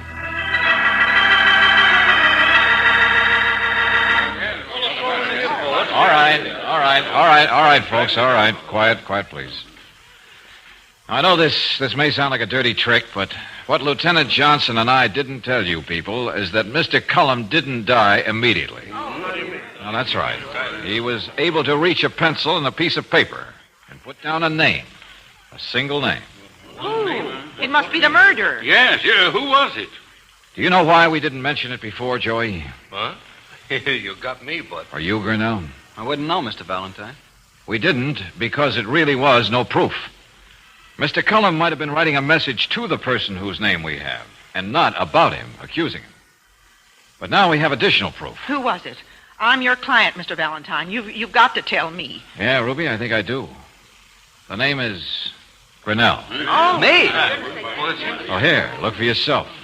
You know Mr. Cullum's handwriting. Of course, it's a little shaky. He was dying. I don't know why you should write my name. I tell you, I don't know. Well, don't look at me like that. What's the matter with all of you? Tell me, Grinnell, don't you have any idea of how a fella could beat that burglar alarm of Cullum's? No. All right, suppose I tell you. You just see how closely we check. No.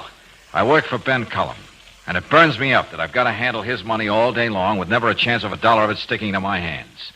What I could grab and run with wouldn't be worth it. You're wrong. I never... Leave him talk, punk. Kibby, you know I wouldn't do anything. Shut up. Go ahead, Mr. Valentine. I keep thinking about that other safe that Cullum keeps back in his bedroom. 40 or 50,000 in it. You said so yourself, remember, Grinnell? Yeah, but I was just talking. I don't dare pull anything while I'm on duty. If I fake a stick-up, the cops are too likely to smell an inside job. Sure, I can have a key made, but that doesn't mean a thing. The burglar alarm. That's the problem to lick. Yeah. So what do you do, Valentine? Huh? What do you do? I get an idea, see, foolproof. It's last night, 9 o'clock. Cullum turns in. I've left alone in the store. When I go back to wake him up, I've already pulled my little stunt. I've set the cuckoo clock in his bedroom and the other one in the store 40 minutes ahead. I was here last night, not Grinnell. Cullum lets me out and throws the switch. Then, a few minutes after 5 in the morning, I go into a booth and call the store. Keep ringing until Cullum gets up and answers. Last night, I was here. I disguise my voice and tell Cullum it's a wrong number. He swears at me and looks at the clock.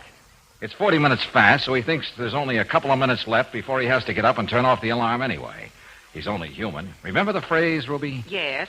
He doesn't like the idea of getting up in the cold again. It's a raw, nasty morning. Why wait for Grinnell? Cullum figures he'll turn the switch off now. Shut up! The phone was conveniently located now, wasn't it, Kibby? From where he stood, Cullum could reach the burglar alarm switch. And after he did, you saw him through the door, and you came in and made him open the safe, and then... And killed him, yes. Like I'm going to kill you. Mr. Valentine, look out! I'm going to kill you! Oh, darling, are you all right? Yeah, but Kibby isn't. He'll live. I got him in the arm. He'll die, but not from my bullet. Yeah. You see, he did something very human, too. He forgot to set those 2 clocks back to the right time.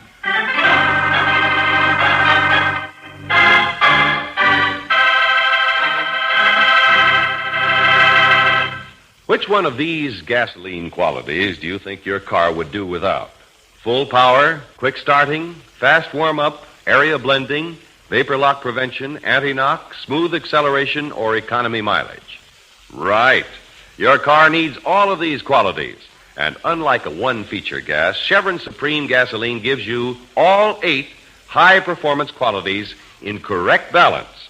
So for better all-around performance from your car, stop in soon and fill up with Chevron Supreme gasoline at any standard station or independent Chevron gas station where they say and mean we take better care of your car.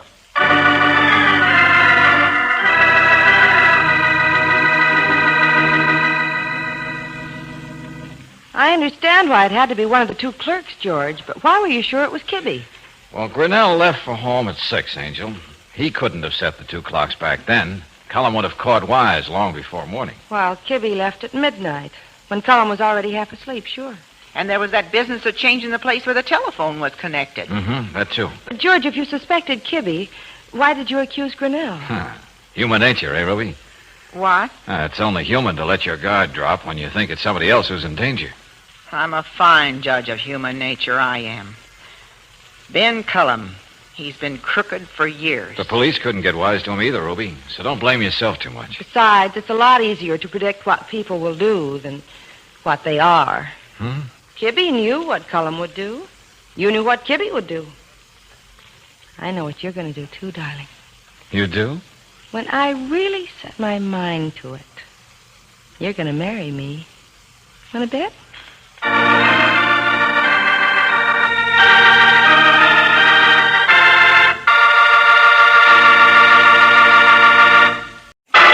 Personal notice. Danger's my stock and trade. If the job's too tough for you to handle, you've got a job for me, George Valentine. Write full details.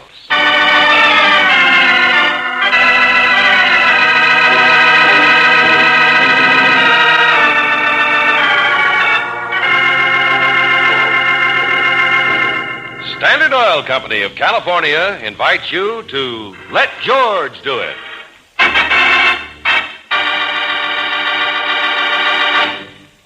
Before we begin tonight's adventure of George Valentine, here's a reminder that it takes more than one feature in a gasoline to give you all-round dependable performance. That's why Chevron Supreme gasoline is designed and refined to give you not 1, not 2, but all 8 high-performance qualities. Fast starting, quick warm-up, smooth acceleration, anti-knock, vapor lock prevention, area blending, economy mileage, and full power. So for top all-round performance in your car, switch to the gas with all 8. Fill up with Chevron Supreme gasoline at any standard station or independent Chevron gas station where they say and mean we take better care of your car.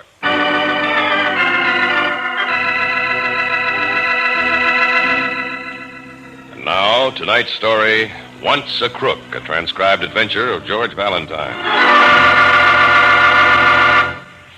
You must find my brother, Mr. Valentine, before the police find him. But if I do find him, Miss Croner, he'll only go back to jail. He mustn't. He's innocent. Well, he may be, dear, but from what you yourself told us, the case against him is open and shut. 2 open and 2 shut. There is such a thing. Well, isn't there? All right, let's go through it again. Your brother Ralph went to prison 2 years ago because he stole some money from the bank where he worked. A large sum of money. He made a mistake, but he paid for it. All right, now. Yesterday, he came back to Sageville, to your uncle's house, and during the night apparently tried to rob the safe. Your uncle surprised him. Ralph half killed him with a blow on his head, and then he ran away. That's not fair. You're making it too simple, too horrible. Betty, look. Mr. Valentine is just trying to make you see the facts. But doesn't it matter that I know my brother better than anyone else in the world does? Why, he wouldn't have done that to Uncle John. He ran away, and the safe is empty. That's one of the things that's all wrong. Ralph knew that Uncle John never kept any real money or valuables in that safe, so why would he want to break into it? I don't know, Betty. He may have known something we don't know. Ralph lived all his life in Sageville. He never knew how to blow a safe open. You learn all sorts of things in jail, I'm afraid. Ralph came home from prison with absolutely nothing but the clothes on his back, and he didn't leave the house. He had no tools. He had nothing with which he could have blown that safe open. Betty, please, believe me, I'm not trying to be cruel. But the police will say that he made plans with some safecracker he met in jail. He let him into the house. If, as your uncle says, there wasn't anything of value in the safe, well, that's just too bad. Ralph failed and ran. No. Your uncle, how is he? He's in the hospital. Pretty bad, but I say he'll pull through. He won't stop until Ralph goes back to jail and stays there. He may not do that. Oh, you don't know Uncle John. He's a fanatic on the subject of honor. It was all I could do to talk him into letting Ralph come home at all. Once a crook, always a crook. That was one of the kinder things Uncle said. And now he's more convinced than ever. After Ralph got into trouble, people might have forgiven him. Sageville's a small town. We were raised there after our parents died. But Uncle John never forgave Ralph. Of all the people, he never did. Benny, let's be practical. You have no idea where Ralph might have gone, have you? No. My chances of finding him are much smaller than the sheriff's. So even if I do... Ralph is running. And if we don't find him, he'll be running for the rest of his life. Even if he's innocent, he's scared. Betty, why don't you go back to the hotel? Your train doesn't leave till this evening. I'll let you know what I decide. Oh, Miss Brooks, can't you? Go on, Betty. It's Hey, wait a better. minute. What is it, George? Somebody's outside. Don't you know it's impolite to eavesdrop, Buster? Oh, eavesdrop? Is that the way you talk to a colleague, Valentine? Oh, it's you. Well, if it isn't Mr. Ridley. Better leave the door open, George. We need the air. Always clowning, ain't you, Miss Brooks? Nope. I thought you lost your private investigator's license in this state. I got me another one in another state. I got friends. I bet. What's on your mind? Well, I am on the case, the Kroner case. What? Do you know the gentleman, Betty? No. Oh, don't worry. I'm hired nice and legitimate in this case. Yeah, by whom? Tut-tut, professional ethics. Ha! That's why I'm following the little lady. I thought I'd give you a chance to join up with me, Valentine. Doing what? Finding Ralph Kroner and bringing him to justice. The fee will be big enough for both of us. Get out. What'd you say? Out. Okay, punk. You'll wish you had a chance to work with me. I'll make you sorry you ever opened your big mouth. Okay, you scared me. I'll see you. This man, why would he follow me all the way from Sageville? Maybe he thought you'd lead him to your brother. Come on, Brooksy, get going. You don't have much time to pack a bag. Yes, sir, Master. If a character like Al Ridley is in the middle of this case, it's the best recommendation your brother has, Betty. We'll meet you on the train.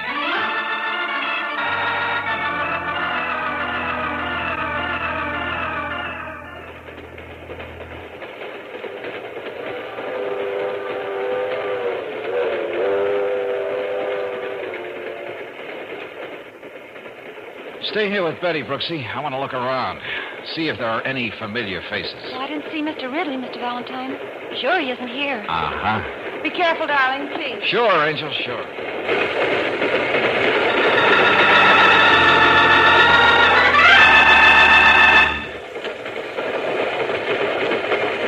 Looking for me, Valentine? Oh, yeah. No wonder. I couldn't smell you through the compartment door. Keep cracking wise while you can. You know Marco, don't you? Oh, the case must really be a big one to bring your killer friend with you. I could sue you for libel, Jack, but I'm a peaceable man. We just bumped into each other on the train, Valentine. Honest to Betsy. Happy coincidence. And we're having a beer together, see? Uh-huh. Now I would like you to come with me to the back platform, Valentine. I want to talk to you alone. Some other time, Buster. I said now. Oh, I see. A hopped-up punk with a knife is a dangerous playmate even for you, Ridley. Go with him. Sure.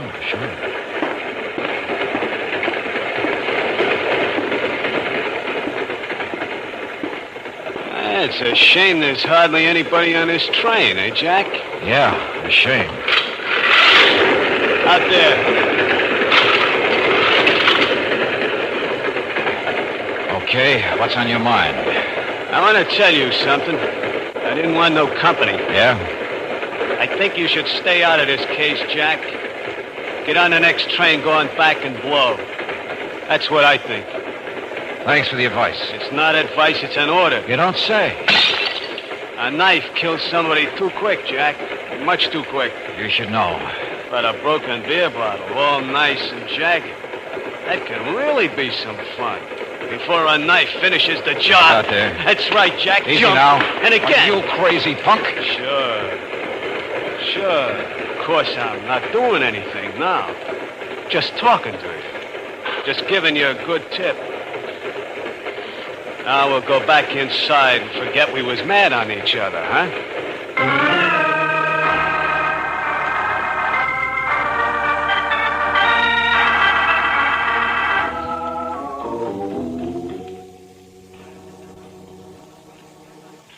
We can look around the ranch, Mr. Valentine. I'll show you where the safe is. All right. Hey, this is quite a place. Away from the rest of town and right on the edge of the desert. Uncle John always liked to stay away from people. Sagebrush and cactus all around instead of a lawn. Uncle John says he left them to remind himself and the rest of us that life has its harsh responsibilities as well as pleasures. Sounds like a lovable old fellow. Oh, he really isn't bad. He's just old-fashioned and strong-willed. Yeah, okay, let's get going. Ralph was staying in his old room. That one right there. I see. The library where the safe is. It's right down the hall. Where's your uncle's room? Over there. Oh, that safe is sure enough a mess. I heard the explosion. I came running. It was dark in here. I turned on the light and I saw Uncle John lying on the floor and, well, Ralph was gone. And these big French doors were open? Mm-hmm. It was a disgraceful assault on a poor, defenseless man. Mr. Bowen. I was waiting for you, Betty. This is Mr. Bowen. Miss Brooks, Mr. Valentine. How do you do, Hello. Mr. Bowen? Mr. Bowen is Uncle John's lawyer and a friend of the family. And in the capacity of both, I want you to get off the case, Mr. Valentine. Oh? Why? What are you talking about, Mr. Bowen? Mr. Kroner is determined that no help whatsoever be given Ralph. He must be feeling better. And I must interpret anything that Betty does as intended to help Ralph. But he's innocent. I must help him.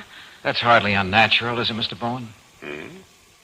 Just the same, I must advise you, Mr. Valentine, that Betty is underage, merely a ward of Mr. Kroner's. She has no money of her own. I'll speak to Uncle John. I'll make him Take see it easy, that... Betty. Don't worry about the money. Forget about that part of it. Besides, I think Mr. Bowen's interest in this case is, shall we say, more than just casual. And, what is that supposed to mean, young man? Well, I was just wondering who hired that sterling character, Al Ridley. And now I know.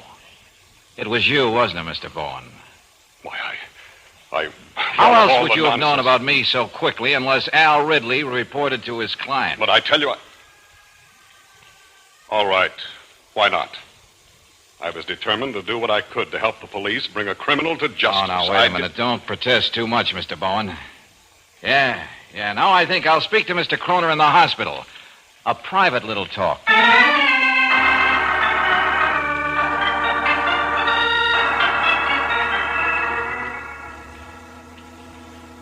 Oh, dear. It's no use, Mr. Valentine. How many times must I tell you? My mind is made up. But look, please, Mr. Kroner. If you didn't actually see who attacked you, there's at least a chance that it wasn't Ralph. There was nobody else in the house, and Ralph ran away. Now, you know as well as I do that innocent people don't run away. Yeah, but Ralph deserves the benefit of any doubt. Now, listen, Mr. Valentine, I may be an old-fashioned man, but I have some very strong feelings about honor. Now, when Ralph stole that money from the bank, I washed my hands off him completely. Understand? No longer a nephew of mine. Yeah, so I heard. The code of honor is a stern one. It must have no compromises. I listened to Betty and told her to let Ralph come here when he was released from prison. He didn't disappoint me. Once a crook, always a crook.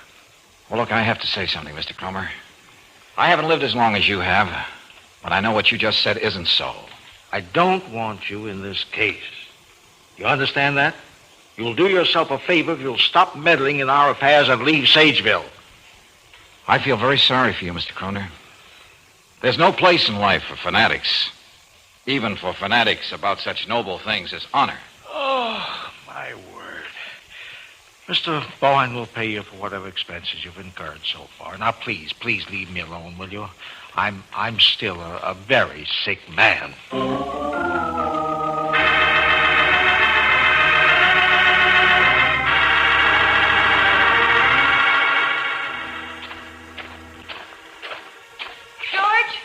George, wait. Yeah, what is it, Brooksy? Betty? This may be very important, Mr. Valentine. I told Miss Brooks, and she thought... It is strange, George, and so I I thought was sure of it right away. Well, okay, both of you. Simmer down, will you? Tell George, we were walking down the street, and Betty pointed at a man, and she said she saw him get off the train the day she came down to the station to meet Ralph. Uh-huh, the day he came from prison, Mr. Valentine. Well, I looked at the man. Do you know who it was? Marco. Marco? That's right. But Al Ridley claims he was hired only after Ralph ran away. And his favorite hood was in Sageville the day before. Oh, what does this all mean? There's something wrong here, Mr. Valentine. You aren't going to leave now, are you? No. I just spoke to the sheriff, Sam Gunter. He told me he didn't need any help from outsiders. He told me to get going. Ridley and Marco. Bowen and Kroner. And now the sheriff. Yeah, the advice is unanimous. Stay out. Well, maybe that's why I'm going to disregard it and stay in.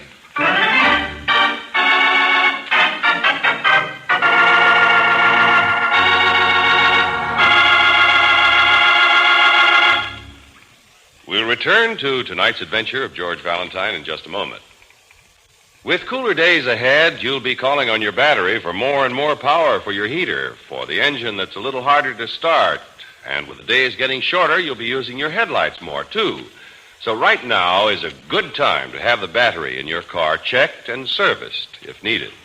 Your car saver can tell you in a moment if your battery is up to par. And if you need a new battery, he can give you complete information on a new super powerful Atlas battery that's a guaranteed, dependable performer. Easy terms are available with a small down payment and up to 6 months to pay. No down payment is necessary if you're a Chevron credit card holder. And your car saver will give you an allowance for your old battery. So to be sure of a start all through the winter, better stop in soon for a car saver battery checkup at any standard station or independent Chevron gas station where they say and mean we take better care of your car.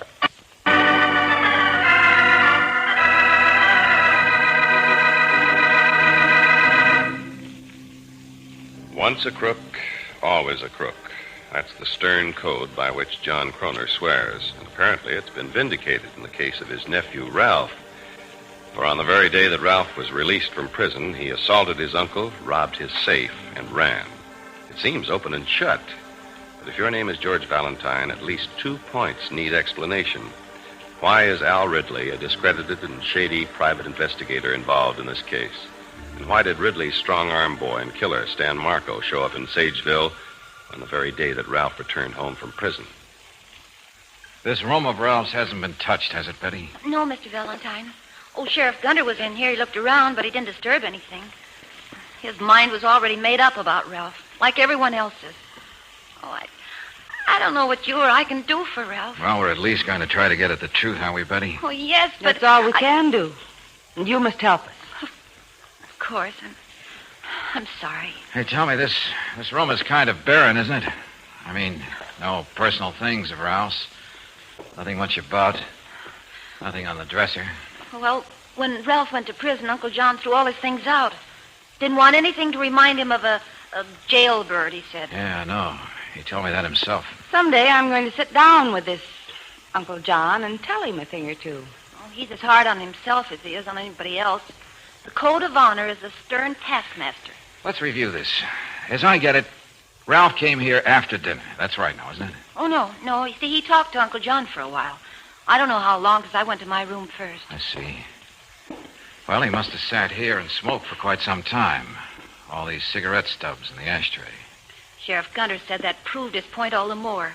That Ralph was waiting for Uncle John to fall asleep so that he could rob the safe. Mm-hmm. The closet. Is there anything in the closet? Well, I don't think so. Well, let's take a look. Pretty bare. No clothes. Not even a... What have you found, George? What is it? On the corner, over there. Wait a minute. What? A pair of shoes. Ralph's shoes. Are you sure they're his? Well, yes. They're the heavy, clumsy shoes they gave him in prison. I know because, see, I noticed them when I first met him at the train. Well, now that's funny. Well, they won't help the case much. They'll say he took his shoes off before he went into the library so he wouldn't make any noise. Wait a minute, Brooksy. Ralph had no other shoes. No house slippers, nothing like that? No, I told you before, no. All right. Take a look. Right here in the other corner, on the dust on the floor. Ralph's room was closed all these years. Some footprints. Yeah, but not the big, heavy ones from Ralph's shoes. The man who stood here wore smaller shoes with pointed toes. Well, what does that mean, Mr. Valentine? I'm not sure, but come on. Betty, you've got to be our guide while we go sightseeing.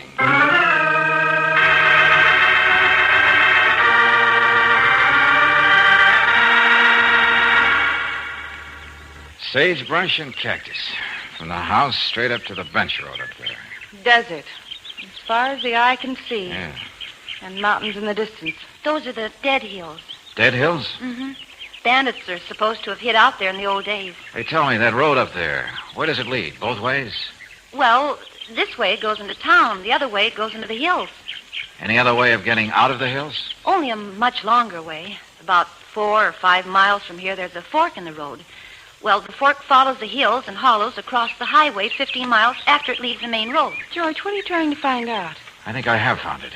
What? Angel, go back to the house with Betty. I want to get together a little meeting in John Kroner's hospital room.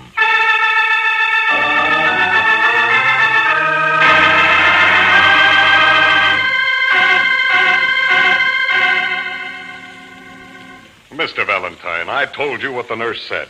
Mr. Kroner is a sick man, and it's late. Well, let the young fellow have his say, boy. Thanks. Yeah, let him have his say and get out of town.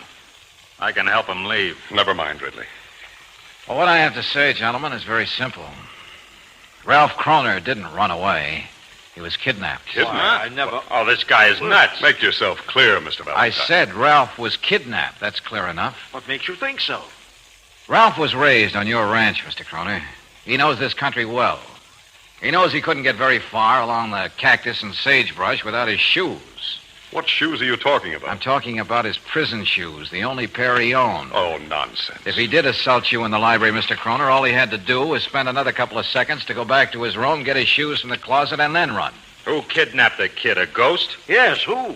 There's nobody else in the house. Are you sure? I saw the footprints of another man in the closet.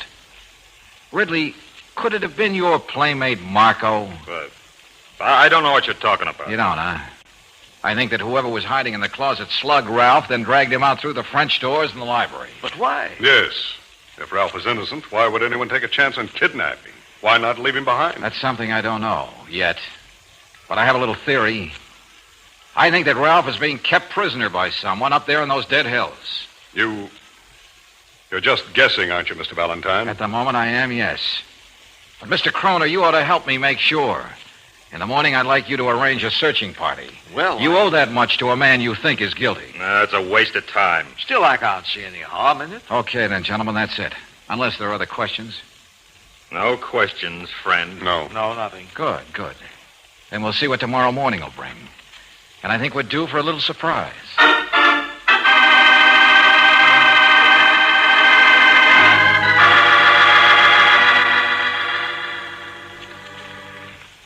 I know it's late, Sheriff, but I think what I told you will really work. Well, I don't know, Valentine. And only you can help me. Well... Oh, look, please, Sheriff. We know there's no other way out of the hills except the fork road. Yeah, that's right. And any car will have to go into second gear to go up that mountain at that point you told me about. Well, that's for sure. All right, then, I think we better get going. Can we get out of town without being seen? I don't want anybody to recognize your car, Sheriff. Well, we can use the car that's being painted in Mac Green's garage. It belongs to a cousin of mine. Good, great. Get out through the side door. All right. Dang if you don't make me feel like one of them big city police lieutenants. Well, in this particular situation, Sheriff, I wouldn't trade a slew of them for one of you.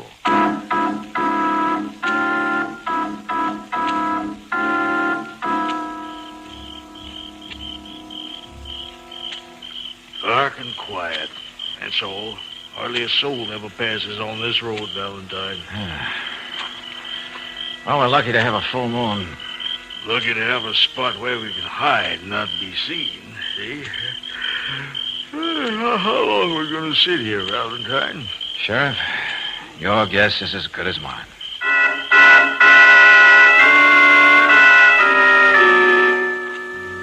Oh, sure getting cold.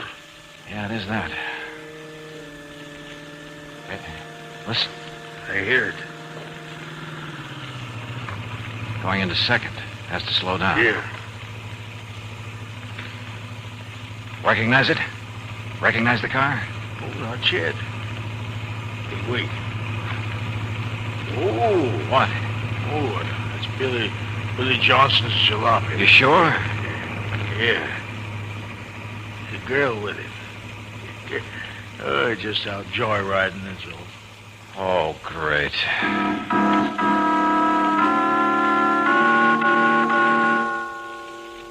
You know, I think you're off on a goose chase, Valentine. Oh, but, Sheriff, they wouldn't take a chance on the highway. They must take this road. Now, please, Sheriff, wait a little longer, will you? Nope, I guess I... Hey, wait a minute. Hey, listen. This could be it. Ready? Getting closer. That's a strange one. That's it. Now, wait. Okay, let's go. Hey, hold on. Stop that car. This is the sheriff. Stop! Look out, Sheriff. Take the light you aim for the tire. Right. Oh, Sheriff, you all right? Oh, I got me in the shoulder. We got him, Sheriff. We got him. Careful. Come on out of that car and keep them high. Come out. We'll start shooting. You got me. I give up. Stand there. Well, company. Marco and Ridley. Going joyriding? Aye. And surprise. Ralph Kroner, I guess. Sure it's Ralph. All trussed up and gagged. Well, now, Sheriff, we'll get the whole story straight.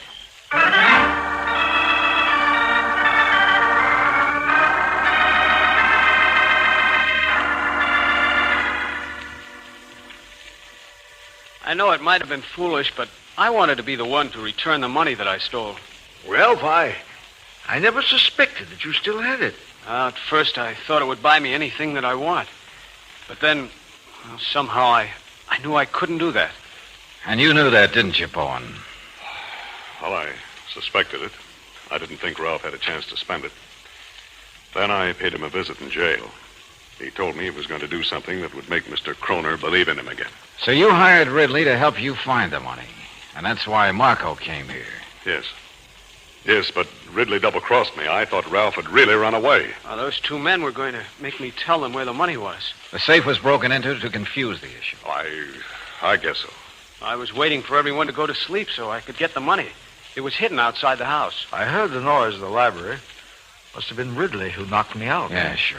Ridley and Marco came out to the shack tonight. They said the place was going to be searched tomorrow morning, and they had to get me out of there tonight. Why, that's what you had in mind all along, Mr. Valentine. Well, Mr. Kroner, I was hoping a little trick might flush out the birds. It'd be a pretty hopeless job searching those hills. No, I want to make it absolutely I got clear news that... for you, Bowen. Just explain it to the sheriff. I got my work cut out for me. Explaining all this to a couple of curious ladies who missed all the excitement.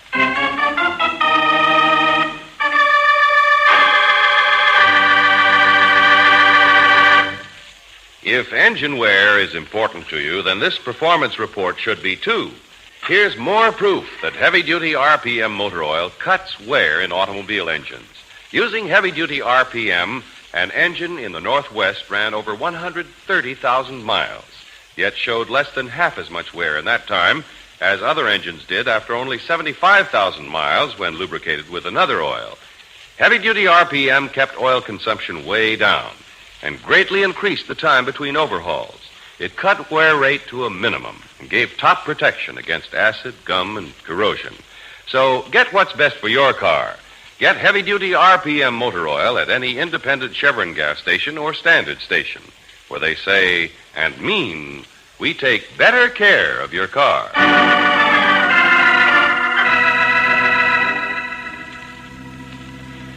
The way Ralph looked at you before must have told you how we both feel, Mr. Valentine. Sure, Betty, sure. Marco and Ridley are so mad at each other they haven't stopped spilling the beans yet. Yeah, and Bowen will need all his lawyer's eloquence to get off with a short prison term. I think the sorriest man in all this is Uncle John. You know, I wouldn't be surprised. I think he'll be a lot less positive about things in the future. Such things as honor, for instance. His code of honor. But he said even cactus isn't all severe and unbending. It has beautiful flowers to soften it. Miracles of nature all around us. Even bachelors' buttons can suddenly change into orange blossoms. Just like that. I beg your pardon? No. It's a private joke of long standing. I'm sure Mr. Valentine can explain. The only thing Mr. Valentine will say at this moment is, good night.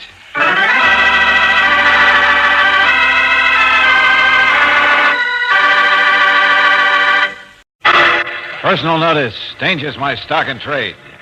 If the job's too tough for you to handle, you've got a job for me, George Valentine. Write full details.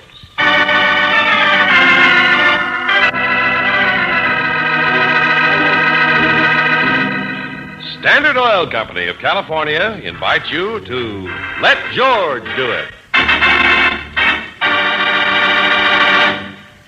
In just a moment, we'll begin tonight's adventure of George Valentine. But first, here's more proof that heavy-duty RPM motor oil gives extra protection against wear and repair. A fleet of taxicabs used to average only 35,000 miles between overhauls. Now, using heavy-duty RPM, these same cabs travel over 100,000 miles before overhauling. And that's your proof that heavy-duty RPM motor oil cuts engine wear and greatly increases the time between overhauls, gives top protection and top economy of operation, the kind you want in your car. So next time, be sure you get heavy-duty RPM at any independent Chevron gas station or standard station where they say and mean, we take better care of your car.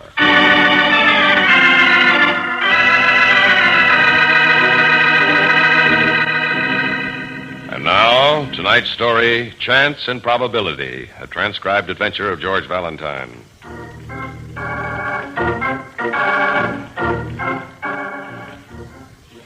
Dear Mr. Valentine, chance and probability. A harmless-sounding phrase, isn't it? But it's had a horrible influence on my life ever since I first heard it. Here in a beautiful South American town that has pink houses, incredible sunsets of liquid gold, and Caesars, the fanciest gambling casino outside of Monte Carlo. Oh, yes. It also has a murder that everyone, but me, is willing to forget.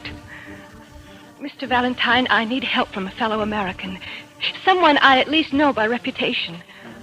So please use these airplane tickets and come to me.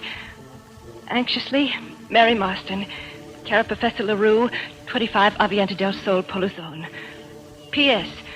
The words chance and probability refer to a gambling system which can't fail to make anyone $1 million, except that its possession is an invitation to death. Well, that was quite an afterthought, eh, Brooksy? Yes, George, and those tickets aren't all that Mary sent. Mm-hmm. Here.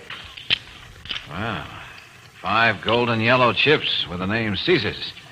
And a royal crest, no less. The fanciest gambling casino outside of Monte Carlo. Uh-huh.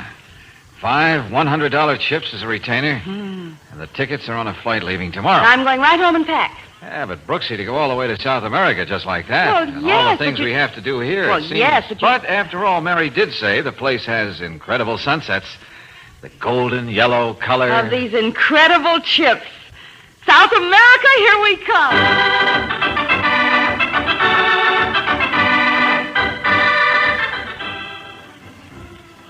You don't seem to chair one of the very best. Professor Marcel Leroux, at your service. Well, that's fine, but Miss Marston... Ah, you, mademoiselle. Oh, you have the born grace of the natural dancer. Well, I get along on the dance floor. You get along? Oh, no, just get along. No, I can't teach you Miss to Marston dance like... is Miss what Marston, oh, certainly lovely girl, lives here like the others. Like the others? Oui.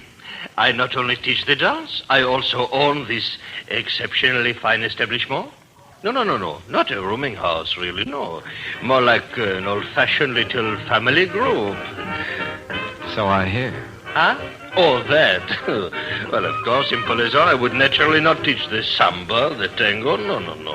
Here I teach the jitterbug. I hear your students are waiting for you. So if you'll just tell us where we'll Room find... number 7. Miss Marston, you have come to talk to her about the system, no? I mean, that would be the only reason you would come all the way from the United States, no, mademoiselle? No? Ah, secrecy. Oh, such a bad rate. No. Monsieur, I will pay you anything you want for that system. I'll keep that in mind. No, I will not let anyone else ever get it first. Please, remember that. Tell you what, I'll repeat it to myself every night just before I drop off to sleep. Ah, bon, then welcome to Polizon. Welcome, monsieur, mademoiselle.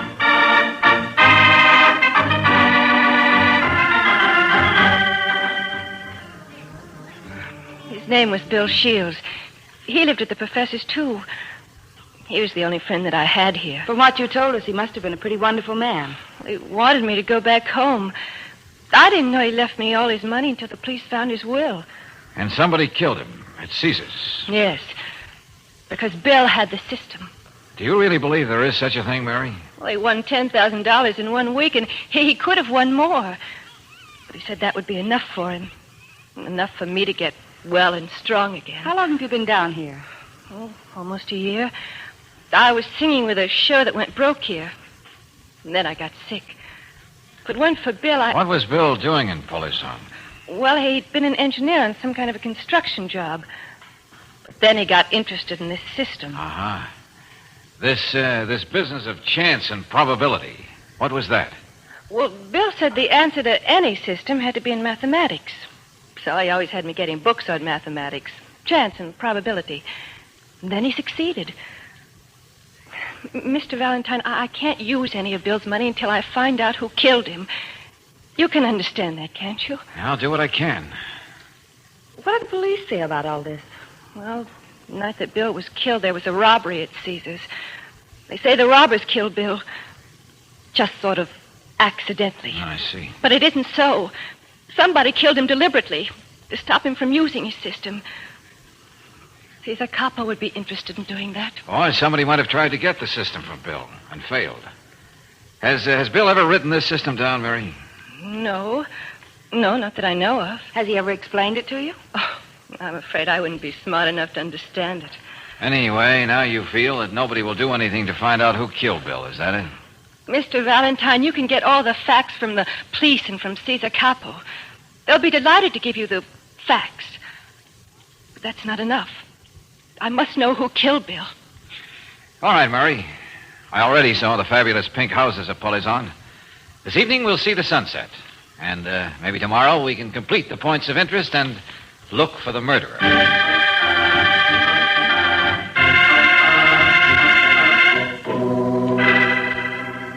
Senor Valentine, I assure you we are doing all we can. Yes, so I've heard, Lieutenant De Castro. Not anything you can do to help, senor. We would be honored. Thanks. About this Caesar Capo. A fine man, fine. Everyone in Polizon seems to be an exemplary character. That is the way it would appear, Miss Brooks. Exactly. Still, a man is dead. And the system... No, that is something I would not venture an opinion on, senor. Didn't you ever see Mr. Shields play at the casino? Oh, see. And saw him win again and again. Well? Could have been just a run of luck. That could happen. Mm-hmm. But before each play, I even saw Mr. Shields figure out things on a piece of paper. And always burned the paper with his cigarette lighter. Oh, that could have been just window dressing, huh? I beg your pardon. Never mind. Now, about that robbery. A very unusual thing to happen in Mr. Capo's establishment. Oh, I'm sure. It is our theory that poor Mr. Shields was merely in the way of the thief. And so if we should ever catch the thief... A rather doubtful possibility, eh? Frankly, yes. You see, our police force is not large, and there are so many different ways to get in and out of Polizon. But naturally, if there is anything we can do to cooperate... Thanks very much. I think I've had all the cooperation I can stand. And, just one more thing. Yes? Should you come across the late Mr. Shields' system... The one you're not even sure exists, Lieutenant De Castro? It would be more pleasant and more profitable for you, Mr. Valentine, if you were to get in touch with me first. Good day.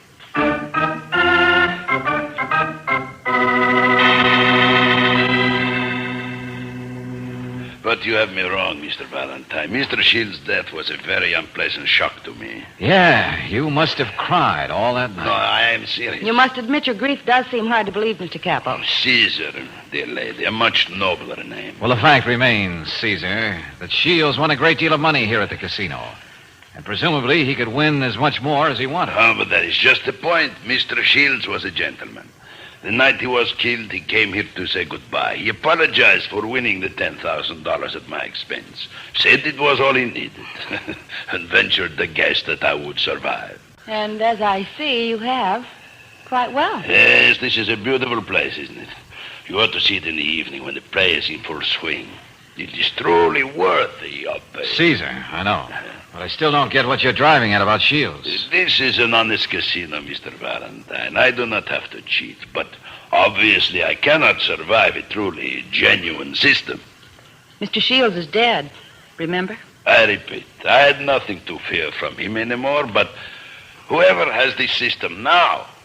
Has someone else been very lucky around here lately? No, but I think that somebody will. Someday. Why?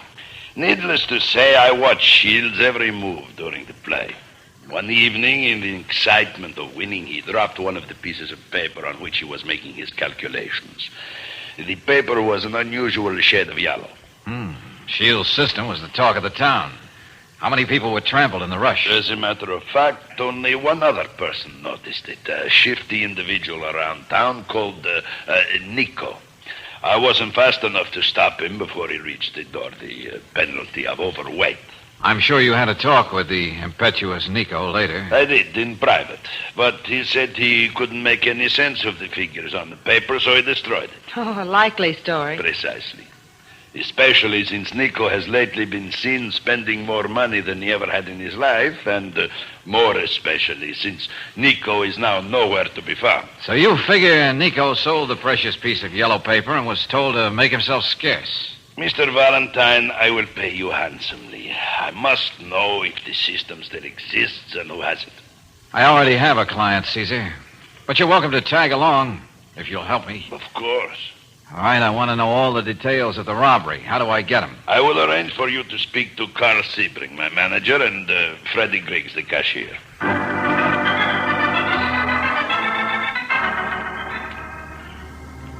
Disloyal Valentine? No, I merely think my employee is dramatizing himself again. Meaning what, Sebring? There's no such thing as a winning system. It's a tune we've heard before. It's usually followed by another tune. When you find it, remember me first. I've been a gambler for many years, Miss Brooks. Gambling's my whole life. And I never found a system. As you notice, I'm an employee of Caesar the Magnificent who gambles not at all. The moral's an obvious one. So it is, and amen. But at the moment, I'd like to know about the robbery. Well, it took place just about here at this roulette wheel. The light suddenly went out. Aren't there extra ones? An emergency lighting system? Most gambling places have one. The switch to the auxiliary lighting system is near the cashier's cage. When Freddie turned it on, he found it had been tampered with. Oh, that was convenient. By the time some other lights went on, the croupier was neatly knocked out. The money was scooped up from the racks, and in the excitement, Mr. Shields was shot with a gun, which must have had a silencer. The lights were tampered with, huh? An inside job, wouldn't you say, Sebring? I would say so, but Caesar shies away from the idea as if it were a reflection on his own honor.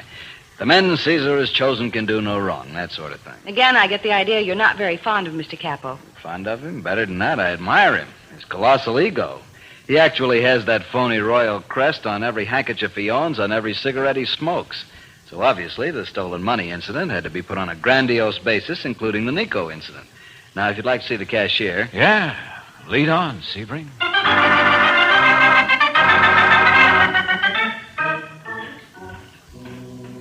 Yeah, I'd give 10 years of my life for a system like that, miss. Always knew somebody would be lucky and work one out. The man who did wasn't very lucky, it seems. Yeah. Oh, yes, I see what you mean. Freddie. Yes, sir? You can turn the emergency lights on right here near the cage, right? Righto. In fact, I tested them myself just before the casino opened. Mr. Capo was right with me. The whole thing is a ruddy mystery. Yeah. But later, when the lights went out, didn't you do anything? Governor, I have a game leg, see? Got it in an accident. That's why I took this cashier job. So I wasn't going to run anywhere. Besides, it might have been a trick, so I'd do just that. Get you to leave the cage? You got it, miss. So I just stayed in here in the dark. Sat here with a gun. A gun with a silencer? Silencer, sir? Why? No, just an idle question. Yes. Did you notice Nico here at the casino on the night Mr. Shields was murdered? Nico? You know him, don't you? Just enough not to give him credit. He hasn't been around in days and days. No idea where I could find him? Oh, no, sir. George, I think Lieutenant Nicastro's looking for you. Oh, good. Maybe he can help us find Nico. The only lead we seem to have. Oh, Lieutenant. Mr. Valentine, I was very anxious to find you. Yeah, what's up? It seems we have had another murder. Committed by the same man who killed Mr. Shields, the bullets match. Who was killed? And that is the mystery. A very unimportant man, a man who cannot have any connection with this case at all. A man called Nico.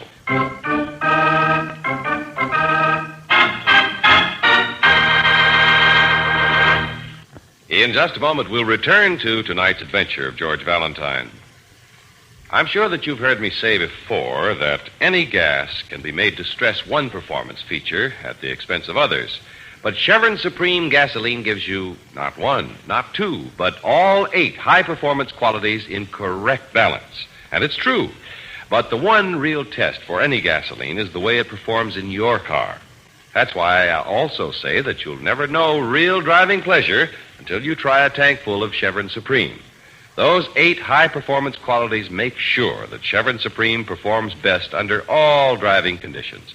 Quick starting, fast warm-up, smooth acceleration, area blending, anti-knock, vapor lock prevention, full power, and economy mileage. Those are the qualities you get in every gallon of Chevron Supreme. So if a sluggish, choked-up motor has your car hugging the side of the road, better switch over now to the gas with all 8. Remember, Chevron Supreme can make your driving a pleasure instead of a chore. So next time you need gasoline, stop in and say, fill her up with Chevron Supreme at any standard station or independent Chevron gas station where they say and mean, we take better care of your car.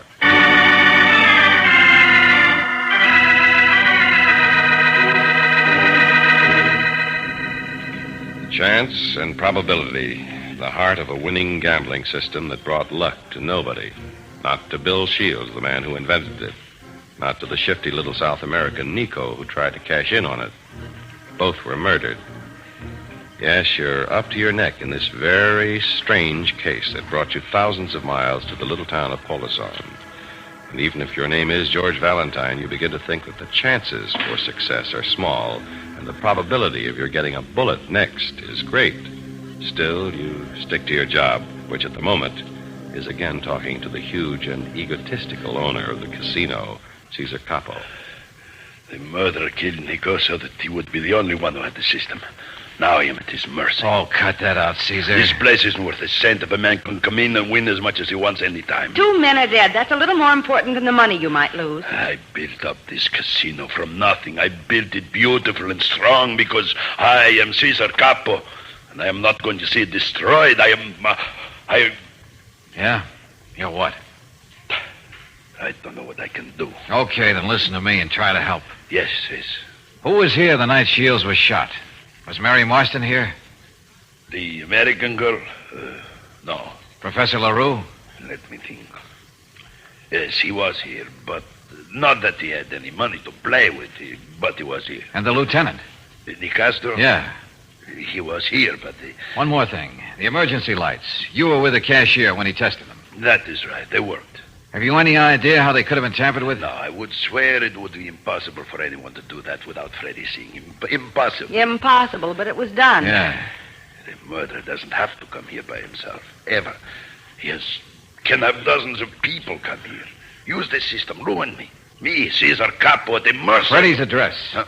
What? Freddie Griggs, the cashier. Where does he live? Carl Sebring must know. But why? I don't see... I want Freddie's address. And an oversized portion of good luck. It's overdue.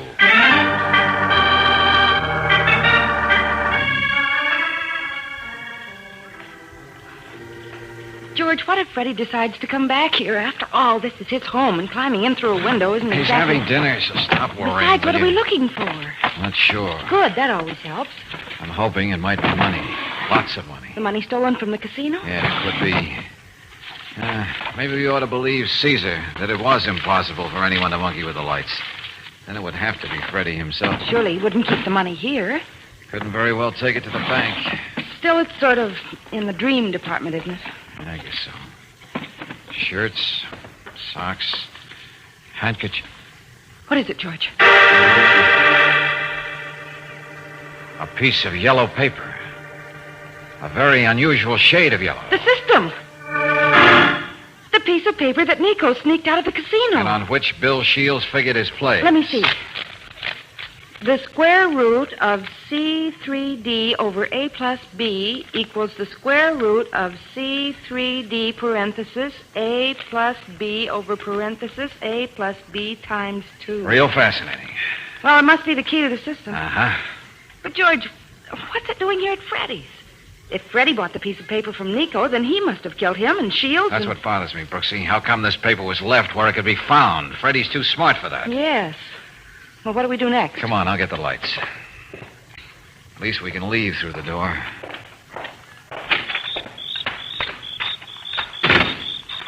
Well, the police can make Freddy talk. And if he knows anything about this piece... Stop, Brooksy. Stay down. Down. Did you see who it was? No, too dark. I just heard him move. I'll find out. You'll never get him, George. Please don't. Yeah, I guess you're right. The murder is getting more and more desperate, darling. Let's leave this case in the Castro. Not on your life.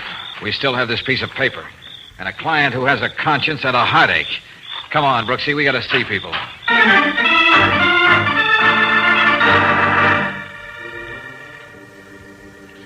I just got here to the casino, Valentine. First one. Uh-huh. Caesar around, Sebring? Oh, no, he doesn't come down this early. He's probably home getting his daily manicure and shave. Freddie, he here? He should be here any minute. I'll wait.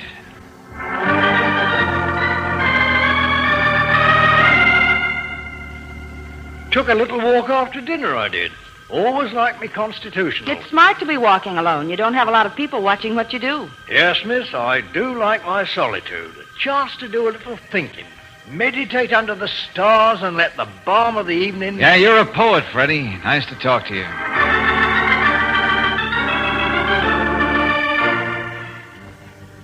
So you were here in your apartment all evening, Caesar? I am a lazy man, Mr. Valentine. Have your nails manicured? Was the barber here? No, not tonight. I was here all alone. Even Caesar has his moments of loneliness.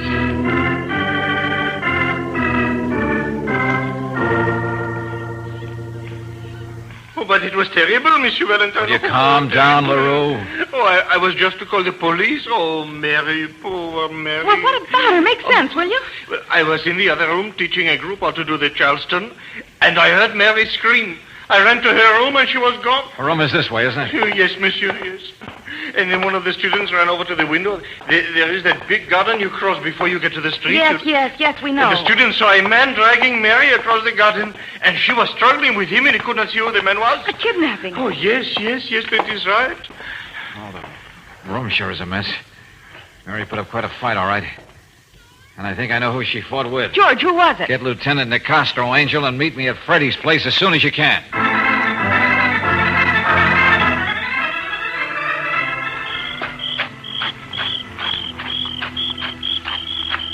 Funny, no lights. I guess it's the window again.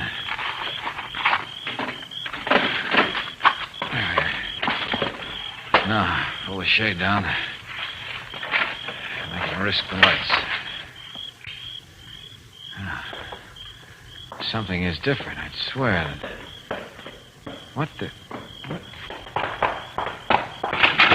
Mary! Wait now. Oh, Mr. Valentine. I'll only have to gag her again, Valentine. Well, I was right about you, Sebring. Please stand near the girl or I'll have to kill you now instead of later. Move. Okay.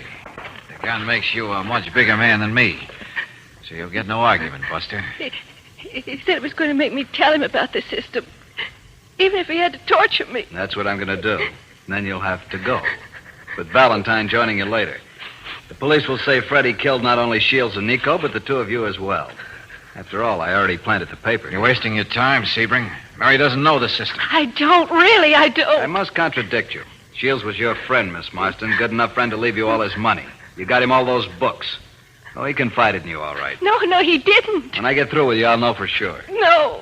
As a matter of curiosity, Valentine, how did you know that I took the girl here? Well, if I'm going to satisfy your curiosity, we can at least be civilized and have a cigarette together. I can offer you a good American brand. Later. Start talking. Okay. Of all the people in this case, only you, whose passion is gambling, had no interest in the system. Insisted that you didn't believe in one. Now, that was strange, to say the least. Perhaps I did overplay my hand a little. Help me. Please help me, Mr. Valentine. Point two. After somebody took those shots at me, I heard him run. Certainly it couldn't have been Caesar, who waddles, or Freddie, who has a bad leg. Shut up. Point three. Freddie couldn't have dragged Mary across LaRue's garden. And Caesar, who only wants the system destroyed, would have killed Mary in her room, not take any chance of being seen. So again, it had to be you. Yes. Yes, it was me. All along it was me. But why? Why did you kill Bill? I took advantage of Freddie's rather obvious maneuver with the lights and his stealing the money to kill Shields and confuse the motive. But he never harmed I was you. sure I'd never get the system from him. But with him dead, I could solve the piece of paper I bought from Nico. Or as a last resort, get the system from you. And I will. Now. The paper was a fraud, wasn't it? A problem in algebra, that's all. Oh, what a laugh Shields must have had when he deliberately let that piece of paper fall to the floor in the casino. Cigarette? No. Then let me. And you can have this in the face. Cellophane burns even better than tobacco. I'll kill you. Look, Mr. Valentine. No second chance, Buster. Except for me. Mr. Valentine. Oh, Mr. Valentine. Okay, Mary, okay. It's over. And I think I hear the lieutenant. As polite and vague as ever, I bet, and almost too late.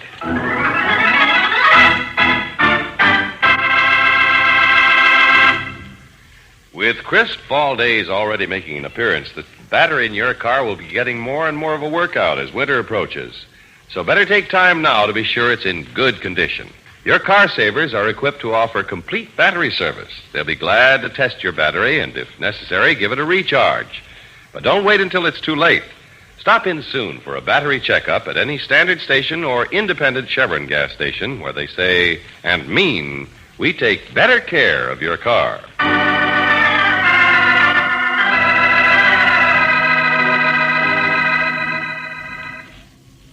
Flight number 208, the Inter-American.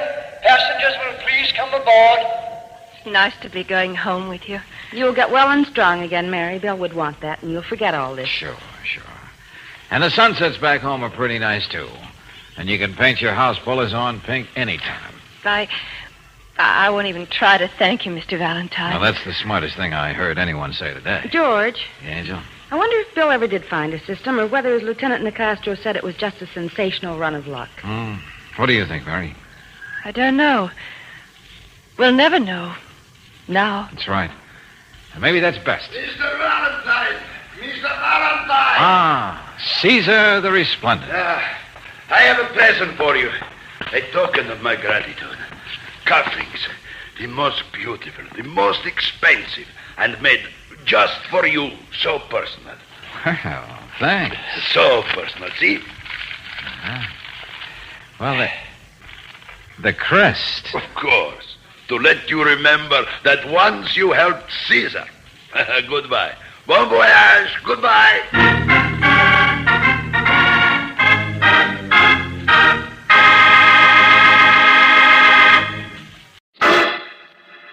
Personal notice. Changes my stock and trade.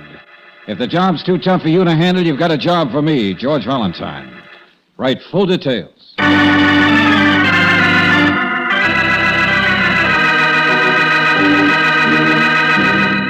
Standard Oil Company of California invites you to Let George Do It. In a moment, we'll begin tonight's adventure of George Valentine. But first, here's a reminder that a one-feature gasoline may be making your car act old before its time. Any gas can be made to stress one feature at the expense of others, but Chevron Supreme gasoline gives you the correct balance of not one, not two, but 8 high-performance qualities. Quick starting, fast warm-up, smooth acceleration, anti-knock, vapor lock prevention, full power, area blending, and economy mileage. So to get the most out of your driving, get Chevron Supreme. Just drive in and say, fill her up with Chevron Supreme gasoline at any standard station or independent Chevron gas station where they say and mean we take better care of your car.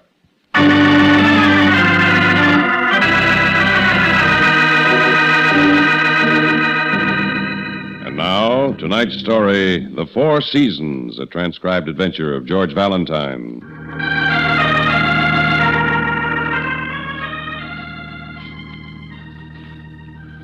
Dear Mr. Valentine, anyone with a romantic name like yours must be willing to share in a romantic adventure. Or to be more exact, an adventure in the name of and for the glory of love. Needless to say, I wouldn't call on you unless there was an element of danger. But then, isn't that what makes an affair of the heart the more intriguing?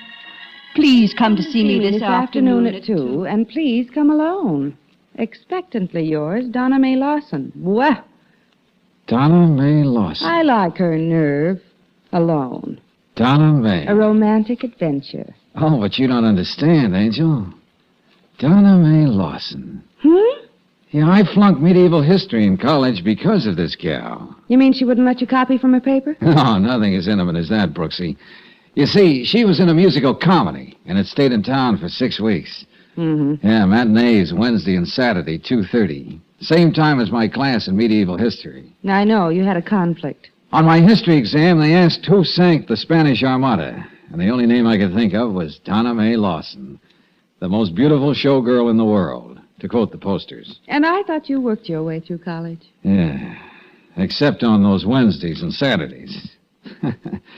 Yeah, she couldn't have been more than a kid then. Well, she's a big girl now, with a yen for adventure. Yeah, she said there was a danger. Maybe murder.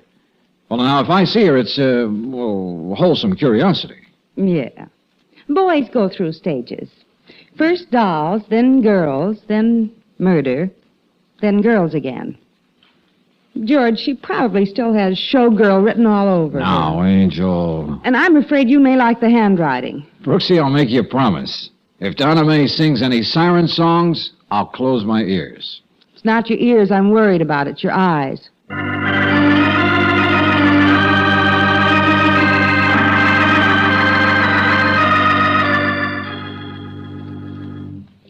You're very prompt, Mr. Valentine. Here, please sit down. Thanks. Well, anything wrong? On the contrary, I didn't mean to stare, but I couldn't help it. My mother decided I was going to be a girl baby. Well, she did an inspired job. You know, before you came in, I was trying to imagine what kind of a man would make a career of doing, well, anything. And I hope doing anything well. Anyway, Mr. Valentine, you're just as I imagined. Yeah. Now, about the dangerous adventure you wrote about. I want you to deliver a small box to a place only 30 miles away from here. That sounds real dangerous. I'll pay you $50 for doing it. Oh, now, look, I don't want to undersell myself, but I think you could get a Western Union boy to deliver it for, let's say, $45. Take a good look at these 4 miniatures, Mr. Valentine. Oh, they're very nice, but... They're worth at least $50,000. What? They're the only miniatures Rubens ever painted. The 4 seasons of love. Flirtation, passion, contentment, regret. I see. Silver lovebirds, grinning cupids, fawns on the hoof. Oh, very pretty. And very costly. Rubens painted them for the girlfriend of the Duke of Mantua. It set the Duke back 2,000 crowns, and that was before inflation. Some women have a way with men, don't they? Yes, don't they? I've heard at least one collector admit he was tempted to commit murder for these beautiful things. They're considered Rubens' masterpiece. Well, all in all, I can see why you want to take fairly good care of them. Unfortunately, I'm forced to sell them. Oh? Yes. You see, my husband... Oh. I mean, Yes, it's Donna Lawson Nichols. My husband is having some financial difficulties. Oh, that's too bad. Without telling him, I've arranged for the Waynesville galleries to put these miniatures up for sale. If Charles knew, he'd never let me part with them. We're in the contentment stage of the 4 seasons of love. I don't want us ever to know regret. I see. And all I have to do is deliver this box. Yes, to Mr. Lennon. Here's his card. When you leave, I'll phone and tell him to expect you. Okay. I don't want to sound silly, but you do have a gun, don't you? After all, you are delivering a small fortune. Oh, sure. I have a gun. And I hit the bullseye with it every time. if the bullet's looking down the barrel. Well, I'll get a receipt from Mr. Lennon and bring it over tonight. Oh, not tonight. Charles will be home. Tomorrow afternoon would be much better. Well, all right. There's really no need for my husband to know anything about us, is there?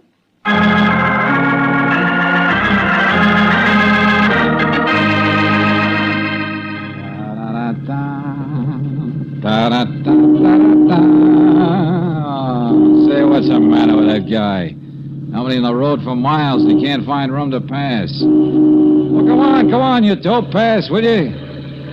Hey, what are you trying to do? Are you crazy? What's the matter with you? Hey, look out!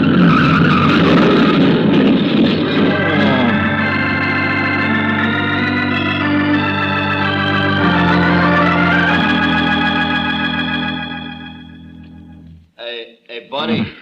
Hey, buddy, something wrong? What? I says, is something wrong, mister? Oh, no. Everything's just peachy. Nothing like lying in a ditch with a car twisted around you, I always say. Now you're joking. Yeah. Come on. Help me out of here like a good fellow, will you? Yeah, sure. Grab a hold. Oh. Yeah, hey, Jeez, what happened to you? I don't know. A truck forced me off the road. After that, I don't remember anything. Hey, you know, nobody couldn't hardly see you from up in the road? It was a lucky thing I spotted you, huh? Yeah, well, I'm still in one piece anyway. Hey, wait a minute. Where is it? Where's the box? What's the matter? You lose something? Yeah, I did. 4 little pictures. I don't see them around anywhere. Oh, I used to save them when I was a kid. Yeah, Grover Cleveland, Babe Ruth. Yeah, sure. Yes. Hey, what is this? What, do you find something? I'll say. A neatly folded check in my pocket. Paid to the order of George Valentine. $20,000. Hey, you know, whoever hit you maybe wants you should buy yourself a new car. Signed, Jason Rentschler, the Rentschler Galleries, in payment for the 4 Seasons of Love by Peter Paul Rubens. What? Hey, you going back to town, mister? Yeah. You got yourself a passenger.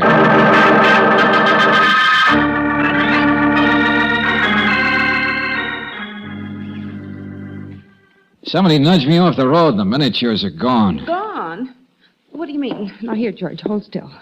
Yeah, that feels good. Well, I passed out, and somebody made off with those things. Well, maybe we should have x-rays made of your head. Sometimes things like this... Brooksy, I'm a man of wealth. Look. 20,000...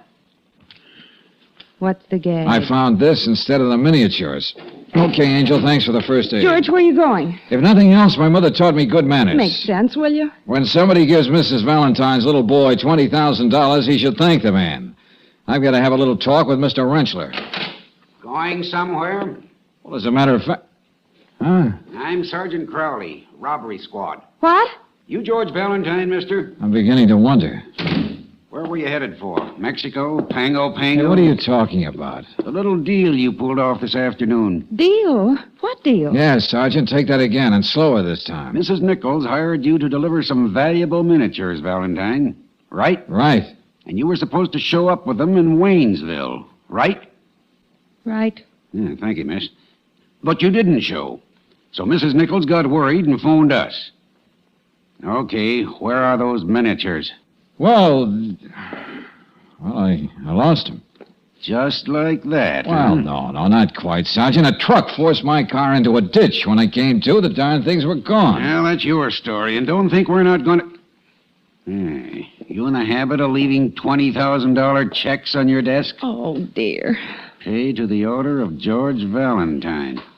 Rentschler Galleries.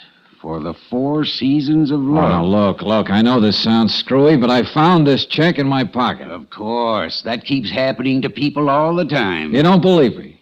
I wonder why. I was just going to see Mr. Rentschler. That's nice. Let's make it real sociable, and we'll all go together.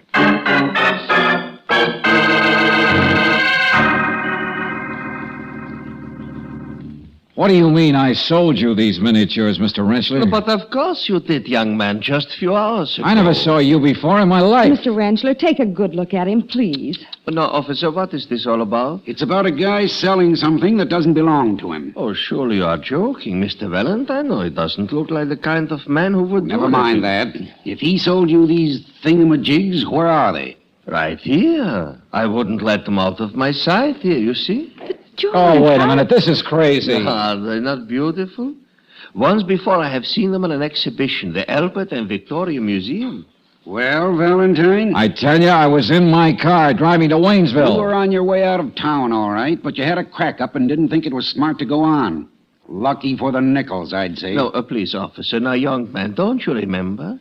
You told me you needed money, and then you made me such a bargain. Of course, I didn't hesitate. I told you. Maybe I was foolish not to check, Sergeant. Okay, Mr. Rentschler, okay. Sergeant Crowley? Yeah? I'm Charles Nichols. I got your call to meet you here. Well, I've got your man and your miniatures, Mr. Nichols. Now, look here. Yes, you'd better look here, Sergeant, before you make a fool of yourself. Now, my wife explained everything to me. She thought she was helping me over a rough financial spot selling these beautiful things. It's so typical of Donna. She's devoted to me to a fault. Oh, sure. Now, wait, Mr. Nichols. I was in my car delivering it when a truck came You're along. in a rut, Valentine. In a ditch, Sergeant. Well, gentlemen, if these Rubenses belong to Mr. Nichols, I will be glad to give back to him and tear up my check. Sergeant, as long as I have the miniatures back, I'm not a vindictive man. Sure. Let's forget about the whole thing, I'm not going to forget it. You're not going to get the chance, Valentine. Until your trial comes up, you can kick it around in your mind in one of our nicest cells. Cells? I'll just take these, Mr. Rentschler, for evidence. Of course. And Mr. Nichols... Yes, Sergeant? We'll have to hold your miniatures downtown.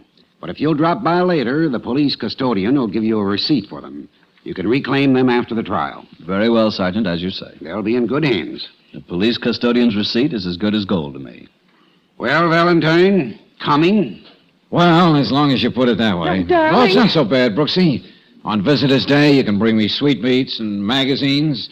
You know, like Liberty, Outdoor Life. George, how can you be funny at a time like this? I force myself.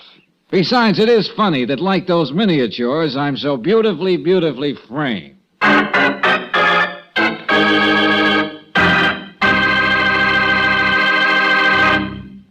In just a moment, we'll return to tonight's adventure of George Valentine. I'll bet you'd be amazed if I told you that 4 out of 5 cars on the road today are being gradually chewed to pieces from the inside in a way their owners would never suspect. Well, it's true. If your car's like most cars, the manufacturer installed an oil filter to strain out the sludge and grit and keep them from going back into the engine.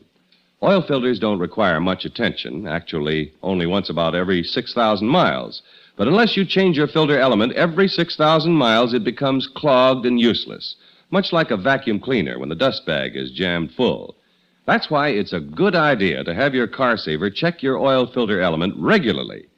When you have your oil drained and changed at regular intervals, your car saver will also check the filter element. Then, if you need a new replacement, he can install a new Atlas Micronic filter. Now's the time to be getting your car ready for the winter weather driving ahead.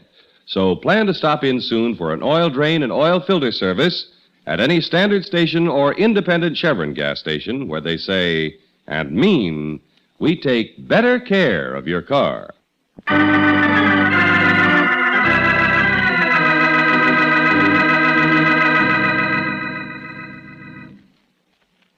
The 4 seasons of love.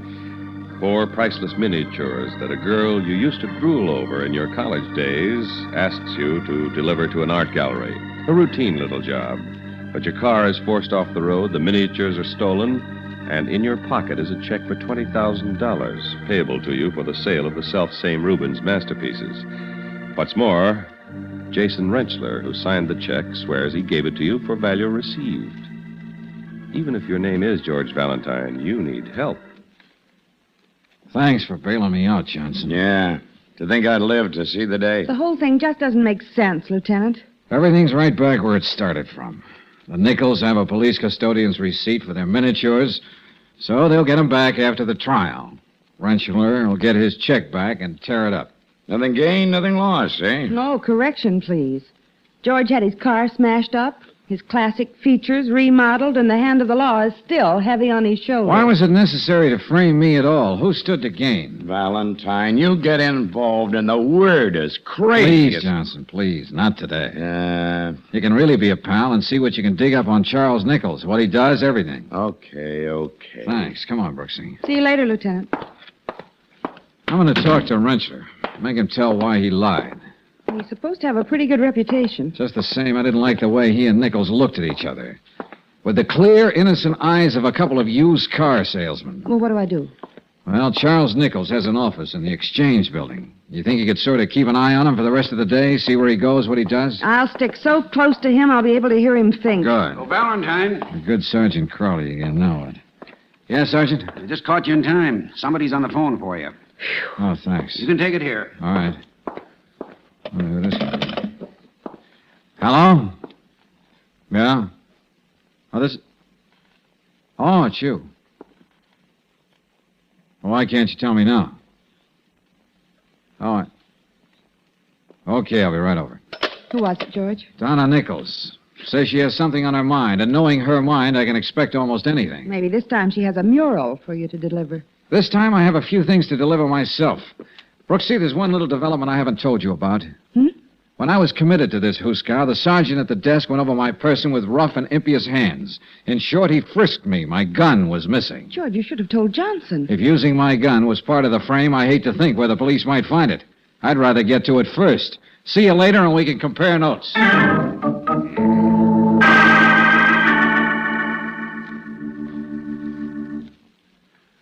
You're being very sweet, Mrs. Nichols.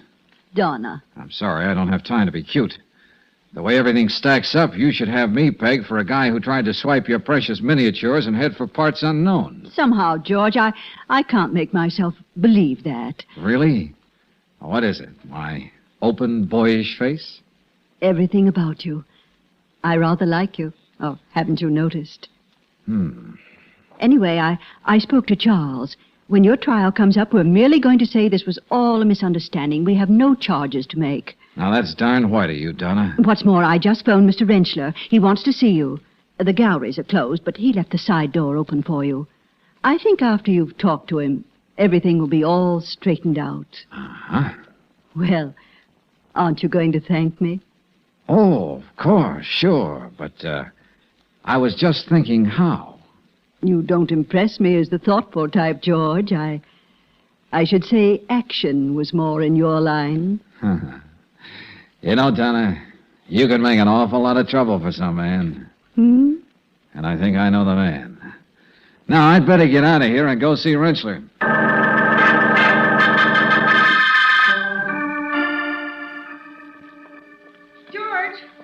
George, wait a minute. Wow. What's the matter? Did you lose Nichols? No. I found something that might be important. Go on. Just a few minutes ago, I saw him go into the Continental Galleries. You know, that swank place where all the art collectors go to collect? Well. Does it mean anything? Well, Nichols doesn't have the miniatures right now, but he has business at the Continental Galleries. George, maybe? We'll try to figure that out later. Come on, Rentschler's waiting. He left the side door open.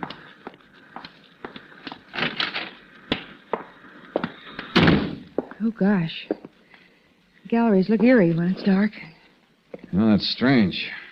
Hasn't got any lights on. Mr. Rentschler? Hey, where are you? Oh, wait, George. I'll turn on one of these table lamps. Oh, that's better. Now Easy, Brooksy. Mr. Rentschler. Wait a minute now. He's been shot, but he's still alive. George, that's your gun. Yeah. Brooksy, there's a phone booth on the corner. You're going to call an ambulance. Yes. Then you and I are going to beat it. I need some time to think.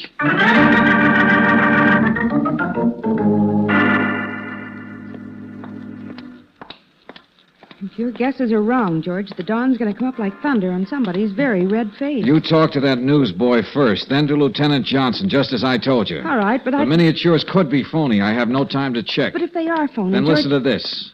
The Nichols know that the miniatures are, at best, a reasonable facsimile. They couldn't sell them to any collector in a million years. So they dream up a little stunt requiring a patsy, me to be exact. I still want to know why. They make a deal with Rentschler and get me framed on the charge of grand theft. Then they've got a police custodian's receipt for something which all the newspapers say are the $50,000 Rubens masterpieces. The papers had no reason to doubt that. Brooksy, you just saw Nichols go into the Continental Galleries. Now, it's my childish guess he was trying to sell his police receipt. Hey! Of course, Continental can't get its pig in the poke until after my trial. But that's why Nichols would be willing to sell at a bargain price, say only $30,000.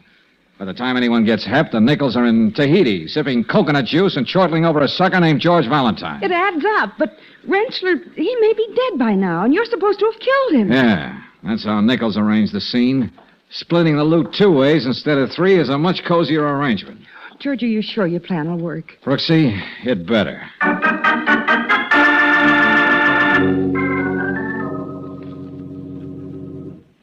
Well, George, back so soon? Well, sure. It only took me a few minutes to straighten everything out with Rentschler. Very nice old gentleman. Yes, I suppose he is. You didn't have any trouble with him? No, not a bit. And I have you to thank. You wanted me to thank you, didn't you? Well, yes. And I said I had to think how. The best way to thank you. And I have. George. You said I was a man of action. Please, Oh. You know, you can pack an awful lot of thanks into one kiss. Can't you, though? Really, now, Charles may be here any minute. Oh, yes. I must thank him, too. About Rentschler. Just what did he have to say? Well, as a matter of fact, I did all the talking. He was unusually quiet. That can't be Charles. He'd use his key. I'll get him. Well, Brooksy. Oh, Mrs. Nichols, you know my assistant, Miss Brooks. No. I knew I'd find you here, Mr. Valentine. Something terrible's happened to Mr. Rentschler. He was murdered. No. But I don't understand. How could he? It's in all the papers. Wait, may I? What are you doing at that window? There was a boy selling papers right out there. Read on about it. Art dealer found dead. Woman sought in death of art dealer. Get your paper. See? What else did the papers say? No murder weapon was found, but the police are very much interested in a blue rhinestone button, obviously from a woman's dress. The button was found in the dead man's hand. Poor Mr. Rentschler. Isn't it perfectly fiendish? I wouldn't like to be the woman who belongs to that button. Say, one might almost think that was a button off your dress, Donna. My dress? Blue rhinestone. And there's one missing on your sleeve. Why, isn't that a coincidence? What are you two talking about? I wonder what the police would think. They can't think anything. I've been here all afternoon, and I can prove it. Well, I believe you. But that's because I know you and trust you. But someone apparently wants the police to think you were there. Hence the button. Somebody's trying to frame you. Wait a minute. The button is missing. Oh, he wouldn't. This is absurd. What are you saying, Donna? Nothing. Donna, have you heard that newsboy? He says that... Charles, we have visitors. Oh, Valentine. Hello. Yes, and Miss Brooks had a chance to read the papers. Nichols, we were just saying that someone has apparently left a button from your wife's dress on the murder scene. What's that? Whoever it was would have been very close to Mrs. Nichols to get it. There seems to be some logic in what Mr. Valentine says, Charles. And never mind. We'll talk about that later, dear. Now, Mr. Valentine, if you and the young lady will excuse us, we have many... Oh, sure, of course. But a philosophical observation just occurred to me. Now, look, I'd like to hear your philosophical observation, Mr. Valentine. Just that cheaters have a tendency to cheat other cheaters. It's like the law of nature. What are you talking about now? Well, for instance, I was supposed to be nicely framed for the murder of Rentschler. My gun was supposed to have been left on the scene. We don't know what this is all about. But, Charles, how could he know? Quiet, Donna, will you? But instead of my gun, there was a button off your sleeve, Donna. Instead of me being framed, you were. Neatly. Very neatly. Charles, Donna, I told you, be still. With you charged with murder, Donna, he would keep every dollar he got for the phony miniatures. The 4 Seasons of Love. Ironic, isn't it, Donna? Charles, I always suspected Donna. You can't shut me up. It has to be the way Valentine explained it. I was here all afternoon, wearing this dress. You were the only one who could... Didn't I tell you? No, you don't, Buster. Go on, sit down. Take your hands off me. I just wanted to see if you had a gun. You better sit down, Mr. Nichols, while you have the chance. Charles, I'm not going to be framed by you or anybody. I only went for that police custodian gag, not for murder. You killed Rentschler and you're trying to pin it on me. Well, you're not going to get away with it. Well, this is quite a gathering. Welcome, Lieutenant Johnson. Your timing is superb. I didn't want to interrupt. It was much too exciting. All this business about a button, Lieutenant, is so much rot. And you're a fool, Donna. You're quite right about the button, Nichols, because I have it right here. How did you get that? Oh, now, Donna, I'm so disappointed. I was sure you'd always remember that golden moment when I thanked you, with my arms around you, with your arms around me. Well, that's when I borrowed that button. But that story in the paper... One newsboy yelling what was written out for him. Very fine yelling, too, I must say. Yes, indeed. Oh, you... No, Donna. One good frame deserves another. That's another philosophical observation. I'll never let you get out of here. You know, you need psychiatric treatment, friend. Something therapeutic like this. I told you you'd better sit down, Mr. Nichols. Now, see? It's too late.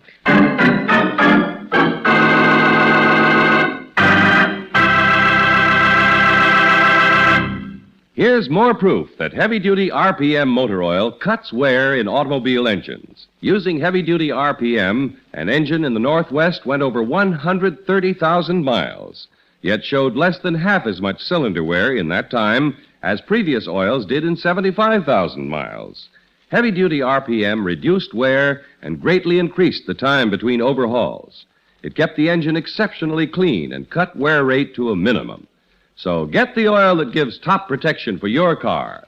Get heavy-duty RPM motor oil at any independent Chevron gas station or standard station where they say and mean we take better care of your car.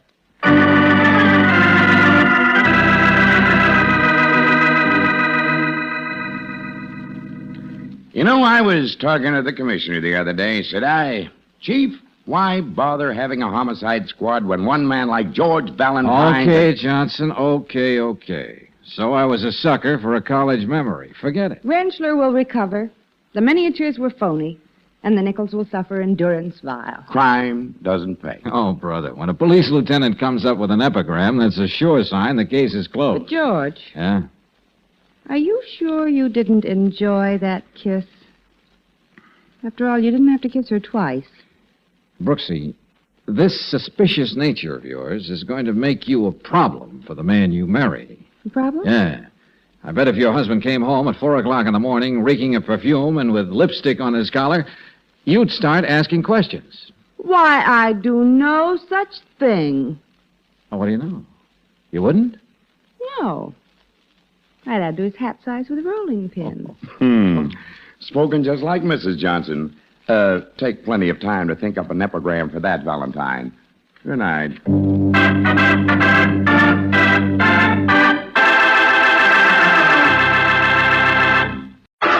Personal notice. Danger's my stock and trade. If the job's too tough for you to handle, you've got a job for me, George Valentine. Write full details.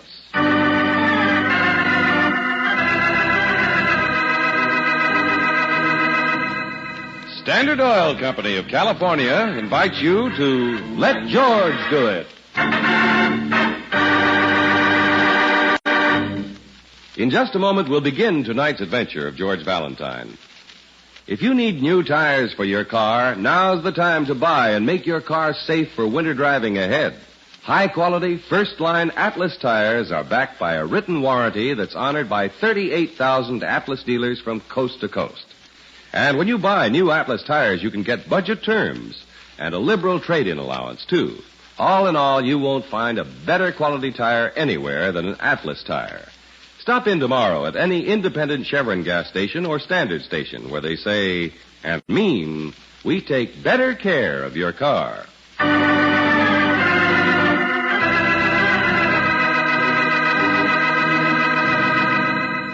And now, tonight's story, The Dead of Night, a transcribed adventure of George Valentine.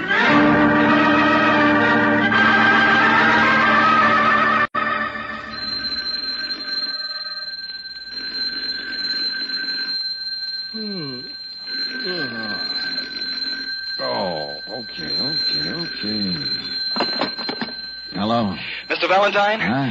Oh, thank heaven. Thank heaven I found you in. Well, at 4 o'clock in the morning, the chances were all with you. I must see you at your office in an hour. Please. Now, wait a minute. Not so fast. Who are you, anyway? Frank Summers. You don't know me, but I've heard about you, and I must see you at your office. Tomorrow morning. Maybe too late for us. It's a matter of life or death. Us? Me and June.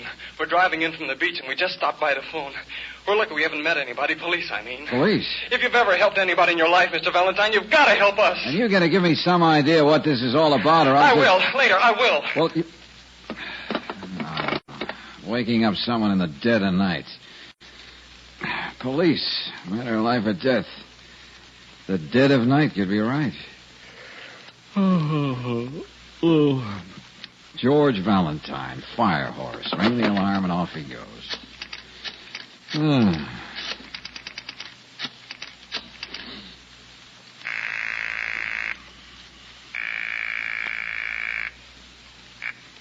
Hello. Whither thou goest, I goest. Huh? Oh, George, what? Just quoting an old friend. Meet me in the office in an hour, Brooksy. Oh, but George. Goodbye, old friend.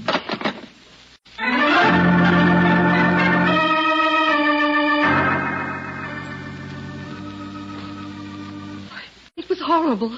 That voice on the phone. It was horrible. Oh, please, June, this is no time to go to pieces. It certainly isn't. Did I hear you say your name is Mrs. Milburn? Yes, that's right. And, Mr. Summers here? A friend. A good friend in need. Oh, I see. How's the coffee coming, Brooksy? I think we can all use some. Here we are. Ah, good. Oh. Please start from the beginning, June. But it was about midnight. I'd just fallen asleep and the phone rang. It was a man. Someone I don't know. The voice. You remember anything about it? No. It was just, dead sounding. No emotions, no variations. Just droned on in the night. And just what was it he said? Your husband is dead, Mrs. Milburn. And you're going to die for his murder. You have no way out. You can do nothing to stop it. Just that? Yes. At first, June thought it was some sort of weird joke. Yes, that's right. I'm separated from Mr. Milburn, but I know he has no enemies. Nobody would want to hurt him. I wonder if such a man exists anywhere. I sat there alone in the house with just the waves crashing outside, and I got more and more frightened. So I telephoned Mr. Milburn's house. It's also a beach house, some 10 miles down the coast, and there was no answer. He could have been out. Oh, Bert hardly ever stays out late during the week. He likes to get up early. I got more and more panicky, so I called Frank in town. I saw how upset June was, so I said I'd stop by Mr. Milburn's place and check. And did you? Well, by the time I passed there, I saw a couple of police cars in front of the house, and some men were taking pictures. Oh, I knew the voice on the phone meant what he said. So you went right past and up to Mrs. Milburn's? Yes. Have you, an alibi for this evening, Mrs. Milburn? Alibi? When the police determine the time of your husband's death, I'm afraid they'll want to know where you were then. Well, I was alone. It's the maid's vacation, and it's a pretty deserted stretch of the beach this time of the year. Many of the houses are already boarded up. People don't usually have convenient alibis. That's true.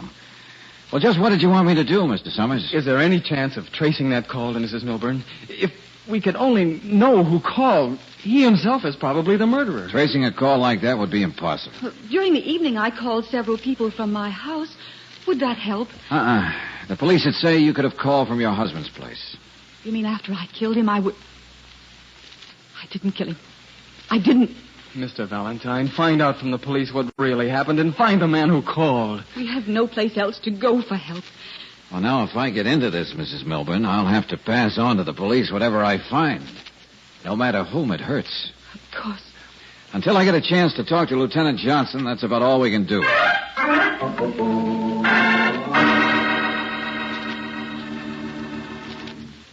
This interest in Milburn's murder, Valentine, are you sure it's what you called it? Academic? Why, Johnson, the tone of your voice cuts me to the quick. You'll heal. I saw the story in the morning paper, and it sounded real fascinating. Which part of it? The setting. You know, deserted stretch of beach, fog rolling in from the ocean, violent stalking, to coin the phrase, in the dead of night. A man's as dead at noon as he is at midnight. Oh, is that when the coroner set the time of death? No, 10 o'clock. Somebody shot Milburn 4 times. 2 bullets went into him, 1 lodged in the wall, and the 4th smashed a desk clock. Stopped at 1 minute of 10. The doc says that's about right. The murder weapon found yet? No, and with the ocean so handy, it may never be found. You'll find Mrs. Milburn, though, won't you? How'd you know that she wasn't? Oh, yeah. Yeah, the papers. Hey, look, any special reason for such hot interest in Mrs. Milburn's whereabouts? The paper... I know. The paper didn't say. Now, Johnson, if I knew a little more, I might help a little more. And if we needed your help, we'd ask for it. Oh, Lieutenant. Heck, I guess there's no reason you shouldn't know. Why, thanks. Mrs. Milburn left her house in a hurry for a darn good reason. The DA had a letter in the mail this morning. It was from the late Mr. Milburn. What? If anything ever happened to him, it said, he wanted his wife picked up. Cute. So, if that's all you want to know, Valentine, if there's nothing else you want to confide in me... Oh, no, thanks. You've been a pal, Johnson.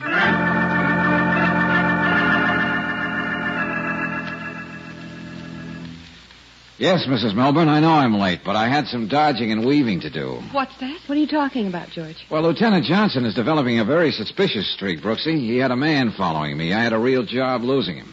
Do the police suspect you of helping me, Mr. Valentine? I wouldn't be surprised. Mrs. Melbourne, why should your husband have written to the district attorney accusing you if anything happened to him? Well, Bert wouldn't do that. There was no reason for it. Well, that's what he did do. What? George, if Lieutenant Johnson thinks that you're trying So you'd better think, and think fast, Mrs. Melbourne. Anything you can think about for an alibi. Well, I have none. I told you I called a few people, Frank but Summers. Just what does he mean to you? well, he was Bert's secretary, and Is he the reason why you and Mr. Milburn separated? Just one of the reasons. Bert was mean and jealous, and we've been drifting apart for a long time. Whoever killed Mr. Milburn must have been very sure you wouldn't have an alibi. Did Frank Summers know you'd be home alone last night? I guess so, but you don't think Well, that... I'm just thinking out loud. Did Frank call you last night? Early, about 8 o'clock. Oh, wait, What? Mrs. Raleigh, the judge's wife. Yeah, Judge Paul Raleigh, yes. Oh, we're on the same committee on the Charity League. She telephoned me at 10 o'clock last night. Are you sure? Yes. Yes, she said she'd check with me about a meeting. She was going to the theater. Said she would call me during the intermission. Well, that could do it. Uh-huh. Well, a call coming to my number can be checked, can't it? I can sure enough find out.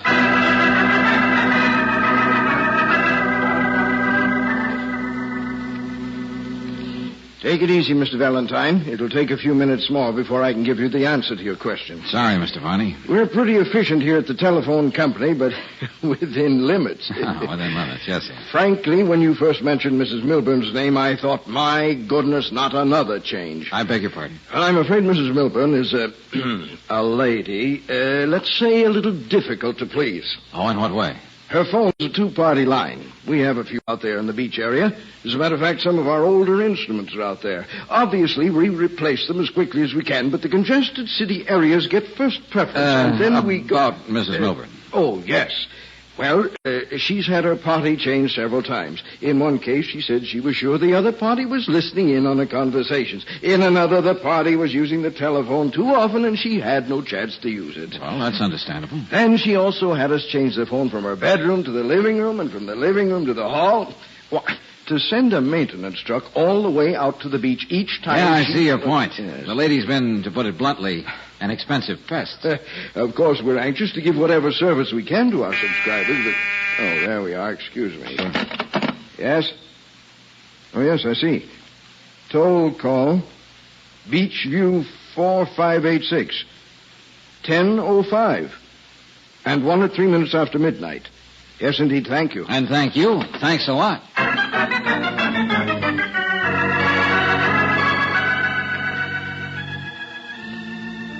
Yes.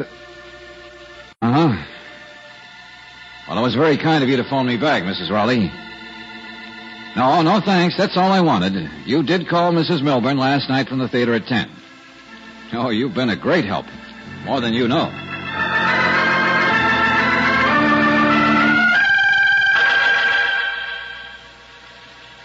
So your interest was academic, Cae Valentine? We went through that, Johnson. I couldn't betray the confidence of my client. Please try to understand, Lieutenant. He does. He's just saving up ammunition for next time. Miss Brooks, what would I do without you? And why don't you give me a chance to find out? All the huffing and puffing is, well, academic at this point anyway, isn't it, Johnson? Well, a telephone call does give Mrs. Milburn a pretty good alibi. A telephone call from the wife of the judge gives her a darn good alibi. I just think it was just a piece of good luck that this happened. There's one more thing that helps prove you in the clear, Mrs. Milburn. Yes? A letter from your husband. What about it? It's a forgery. Forgery? Our handwriting expert compared the handwriting with that of Mr. Milburn. Nothing like it. Besides, the letter was mailed from a post office station not far from Mr. Milburn's house sometime after Mr. Milburn was murdered. The man who phoned. He sent the letter, too. No, Mrs. Milburn. Oh, I'm afraid, Mr. Valentine. You have no way out, he said. You're going to die for it. Let's go, Johnson. We have work to do.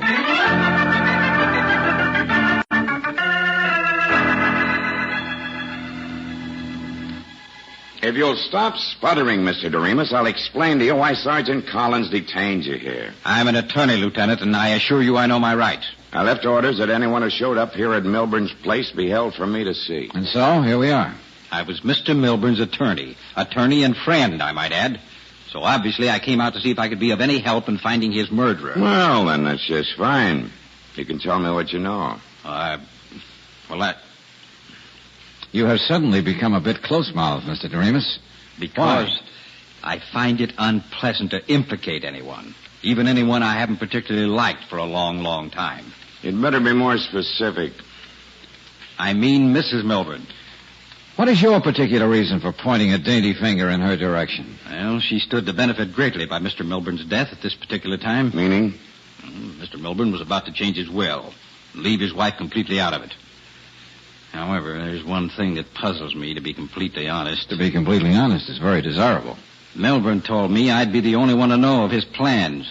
He would tell nobody else, especially Mrs. Milburn. You're sure? I'd swear to it. Milburn spoke to me on the telephone only, and I told nobody. So, Mr. Doremus, there's really no reason for you to think that Mrs. Milburn's an ambitious, driving woman. She made Mr. Milburn's life miserable, and she had an eye on young Frank Summers. It became so obvious that Mr. Milburn and Summers had a big fight. Go on. That's very interesting. Well, I might be prejudiced. But in this case, I'd nominate Mrs. Milburn first, Frank Summers second. And yourself third, Mr. Doremus? Why, how dare you? There are only 3 people involved in this big mystery. For the time being, we can't leave any of the 3 out of our thinking. Now, can we?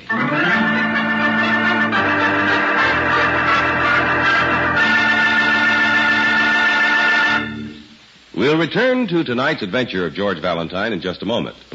For a minute, think back to the last time you bought a quart of motor oil for your car. Can you remember what prompted you to buy that particular brand? Was it because that just happened to be the only brand sold, or was it because you really thought it was the best brand of oil for your car? Motor oil is mighty important to you. It can save you money, or it can cost you money. That's why I'm sure you'll be interested in these performance reports on heavy-duty RPM motor oil. A fleet of taxicabs was able to reduce engine wear 71% and greatly increase the time between overhauls. In another performance report, a fleet of cabs using another oil had to be overhauled every 35,000 miles. Now, using heavy-duty RPM motor oil, these same cabs average 100,000 miles between overhauls. And heavy-duty RPM gives extra protection against gum, acid, and corrosion. If you want top protection and top performance in your car, if you want to increase time between overhauls and reduce repair bills, if buying the best brand of motor oil is important to you, then switch over now to heavy-duty RPM motor oil at any independent Chevron gas station or standard station where they say and mean we take better care of your car.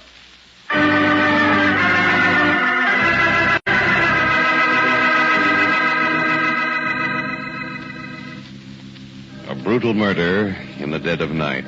A lonely beach house in which violence flares up for a brief moment and then, like a stone thrown in the nearby ocean, leaves widening circles of suspicion.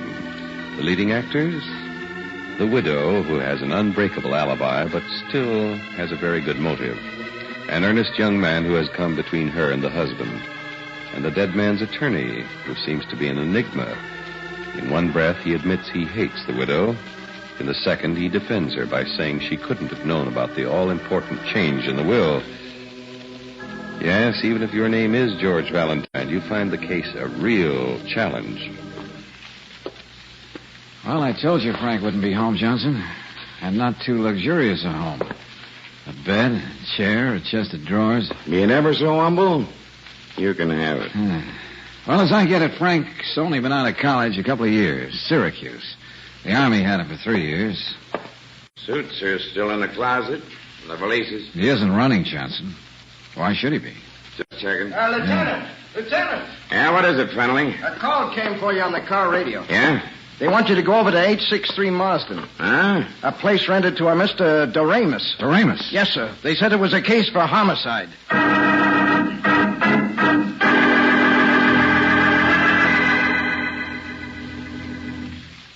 No fingerprints on the other glass, huh? No, sir. Wiped clean. Doremus was having a drink with somebody. Then they had a quarrel, a big fight. Yeah, chairs turned over, lamp broken. Is the doc on his way? Yes, sir. I'll check again. Yeah, let's see what we can find. Uh-huh. Nothing much in the pockets. Keys, some money, handkerchief, wallet. Let me see. Sure. Nothing much in his jacket. Beachview 4586, Beachview 3959. What? Mrs. Milburn's telephone number, and the number of the telephone in Mr. Milburn's house. So what? He was their lawyer. So he had their numbers. I know. That's funny. They're written on a page torn out of a calendar. A page dated today. That's nice, but... Huh? What did you find? Doremus's hand. Huh? Touched right in his hand. What is it? Phi Beta Kappa key, Syracuse. Come on. Now we're going to look for Frank Summers for real.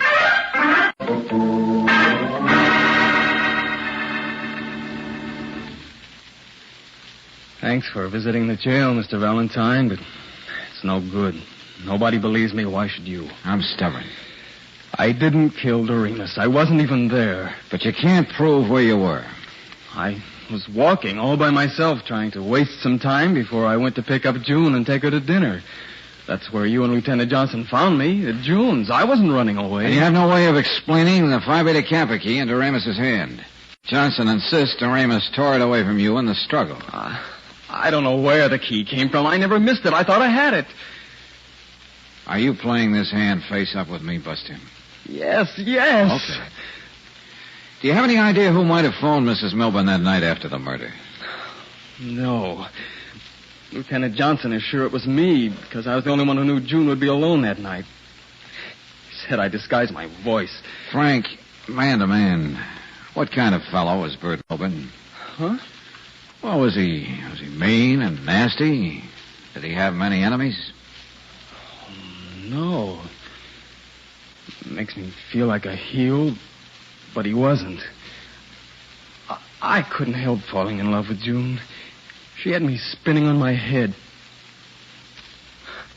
I fell in love with her. Now. Okay, kid. Keep your chin up.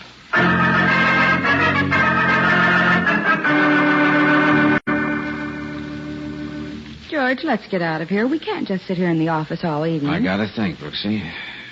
There's something about this case that sounds as phony as a lead quarter. The case is closed.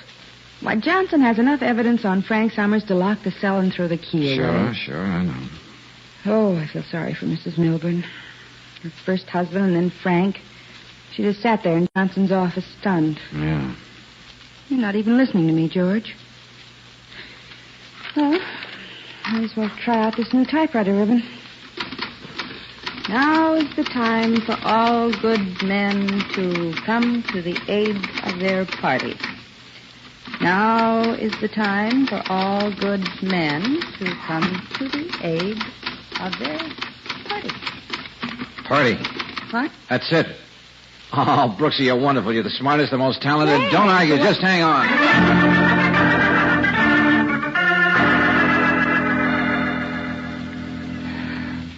I know it's a lot of nerve dragging you down to your office at this hour of the night, Mr. Varney, but believe me, it's important. All right, young man, all right. Now, just let me look through these cards. I won't ask him again what this is all about, so help me handle it. How about it, Mr. Varney? Yes, here it is. Beachview 3959. Uh-huh. It is a party line. Good. And who's the other party on that line? Beachview 4586. Mrs. Milburn!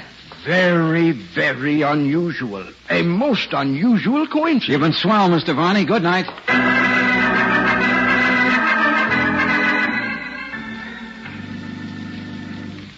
Yes, Lieutenant Johnson, we just finished the report in the Doremus case. What does it show, Doc? Cause of death, poisoning by phenylicide. Phenylicide? Something new? No, not particularly. Well, can one just, get it? No, I'm afraid not, young lady, but people have been known to forge prescription blanks. Oh. And it'll take some doing to trace down the drugstore where it might have been bought. Just a hunch, Dr. Barton. Yes? But exactly how does this poison work? What do you mean? Well, it doesn't work slowly, the way some poisons do, huh? It works instantly, doesn't it? Well, yes. As a matter of fact, it does. It had to be something like that. Listen to this, Johnson. Just how quickly does it work? Every muscle in the body becomes rigid.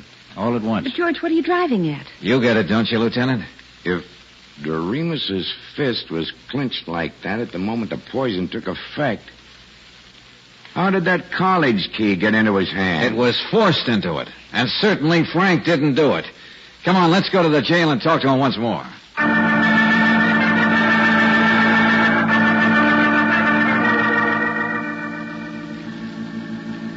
I can't understand any of it, Mr. Valentine. I know I didn't put the 5-beta key into Mr. Doremus's hand. I told you before he was innocent. What else can either of us do? We could throw away all the fancy falderall and begin telling the truth, all of us. What do you mean, George? Okay, Valentine, what's on your mind? Spill it and fast. All right. I suppose we start at the very beginning, with the little matter of party phone. Now's the time for all good men to come to the aid of their party. What's that, Miss Brooks? I wish I knew. Isn't it more than unusual that Mr. and Mrs. Milburn were the two parties on the party line, Johnson? Yeah, a coincidence. Yeah, but was it? There are comparatively few party lines in the beach area. Couldn't the thing have been arranged? Arranged? By someone who made sure she'd be considered by the telephone company as merely a pest? Who didn't like this party on her line, or that party? Who didn't stop until the two phones she was interested in were on the same line? Are you talking about me, Mr. Valentine? I wouldn't be surprised. Valentine? Mrs. Milburn, you expected a call from Mrs. Raleigh. You made sure she'd call you at a very specific time. And she did. Oh, yes. The equipment on those phones is still the old-fashioned kind. Now, that's important. How, for Pete's sake? Mrs. Milburn, you had your hand on the telephone box in your husband's house, and you heard the slight vibration. The phone was ringing in your house, miles up the beach, and it was ringing on time. So you picked up the phone and spoke to Mrs. Raleigh, and the judge's wife provided you with a perfect alibi. You're lying. Keep talking, Valentine. What about the phone call from this mysterious stranger? She phoned her own house from her husband's place. The letter. The forged letter. You wrote it, Mrs. Milburn, and mailed it hours after you killed your husband. Well, why would I do that? I'm not crazy. It doesn't make sense. Doesn't it? You knew you'd be the prime suspect, Mrs. Milburn. So why not make it look as though someone were trying to implicate you? Get yourself accused and get it over with early in the game. Mrs. Milburn, what about the lawyer? I'll answer that, Johnson. Doremus got wise a little quicker than I did. He knew she must have overheard his and Milburn's conversation about the will. Somehow, accidentally perhaps. So he checked and found out about the two-party gimmick. That's why he put the two numbers down on that piece of paper. I didn't kill him. Frank did. You know that, Lieutenant. Let Mr. Valentine go on, June. You better... Stay over there, young fella. Was Doremus trying to blackmail Mrs. Milburn, George? He was, wasn't he, Mrs. Milburn? It had to be you who killed him. The poison killed Doremus instantly. The college key was forced into his hand. And you were the only one who could have easily gotten that key. I had to kill him. After everything I did, he was going to take it all away from me. You were willing for me to be held for his murder. I killed Bert so you and I would be happy, Frank. Believe me. No. Stay away from me. But I couldn't think of anything but saving myself when I killed Doremus. I couldn't. Take over from here, will you, Johnson? Yeah. A breath of good, fresh air is something I really need right now.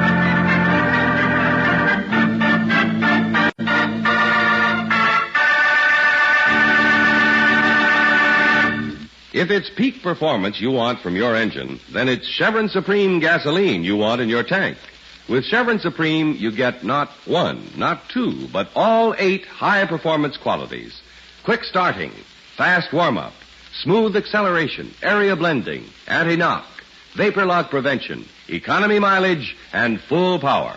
Your engine needs all 8 to do its best. So if driving's a chore, get the gas that gives you more. Fill up with Chevron Supreme gasoline at any standard station or independent Chevron gas station where they say and mean we take better care of your car.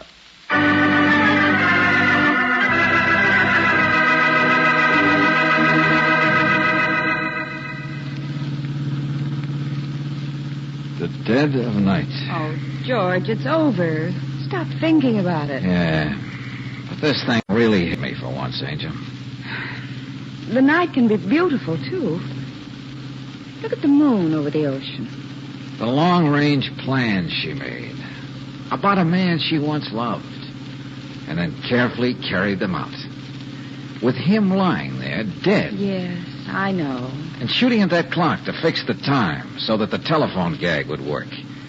Making all those preparations with the phone. Pull over and stop the car, George. Huh?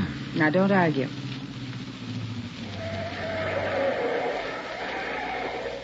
You're tired and cynical and discouraged. And you don't believe in womanhood at all, do you? You need consolation and proof that you're wrong. Oh, thanks. Think nothing of it, darling.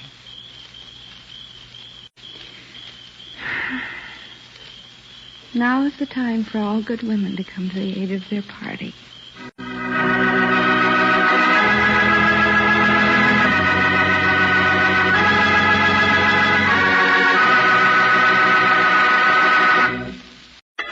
Personal notice. Danger's my stock and trade.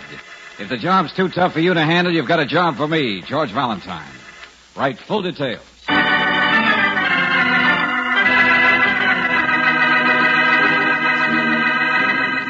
Standard Oil Company of California invites you to Let George Do It. Before we begin tonight's adventure of George Valentine, I'd like to remind you that the oil in your car needs to be changed regularly to keep your engine clean and cut down on those repair bills. So don't neglect this important job. Let Car Savers drain your crankcase and fill it with fresh, heavy-duty RPM, the motor oil that reduces engine wear and greatly increases the time between overhauls. If you're overdue, stop in tomorrow for a complete oil change at any independent Chevron gas station or standard station where they say and mean we take better care of your car.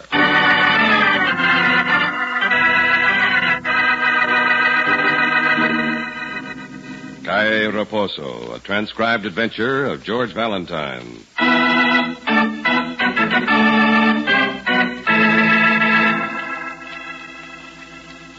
Dear Mr. Valentine, for a man who advertises that danger is his stock in trade, the assignment I have in mind may possibly turn out to be a bit tame. On the other hand, you may suddenly find yourself full of lead. I estimate you can handle the job in about 48 hours, if all goes well. In that time, you'll travel over 6,000 miles and complete a business transaction that, unfortunately, I can't handle myself. I'll expect you at my office tomorrow afternoon. George? What, Brooksy? We're going on a trip to someplace more than 3,000 miles away. What do you mean, we? Besides, I'm not particularly interested in going to New York. Darling, it couldn't be New York. It's more than 3,000 miles away, and the man says it might be dangerous. You didn't finish the letter. Who sent it? Oh, Thomas Jefferson Moore, President, Western Tobacco Company. Thomas Jefferson Moore? Yes, you know him, George? Only by reputation, big cigar manufacturer, millionaire sportsman. Oh. Well, then I guess you'd better be a sport and take the job. Huh? Now, why would Thomas Jefferson Moore want me to complete a business transaction for him? I don't know, darling.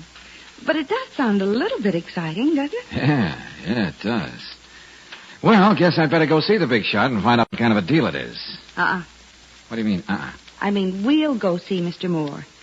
And if you don't fix it so I can make the trip too, George Valentine, all right, Angel, all right. We'll go see Mr. Moore.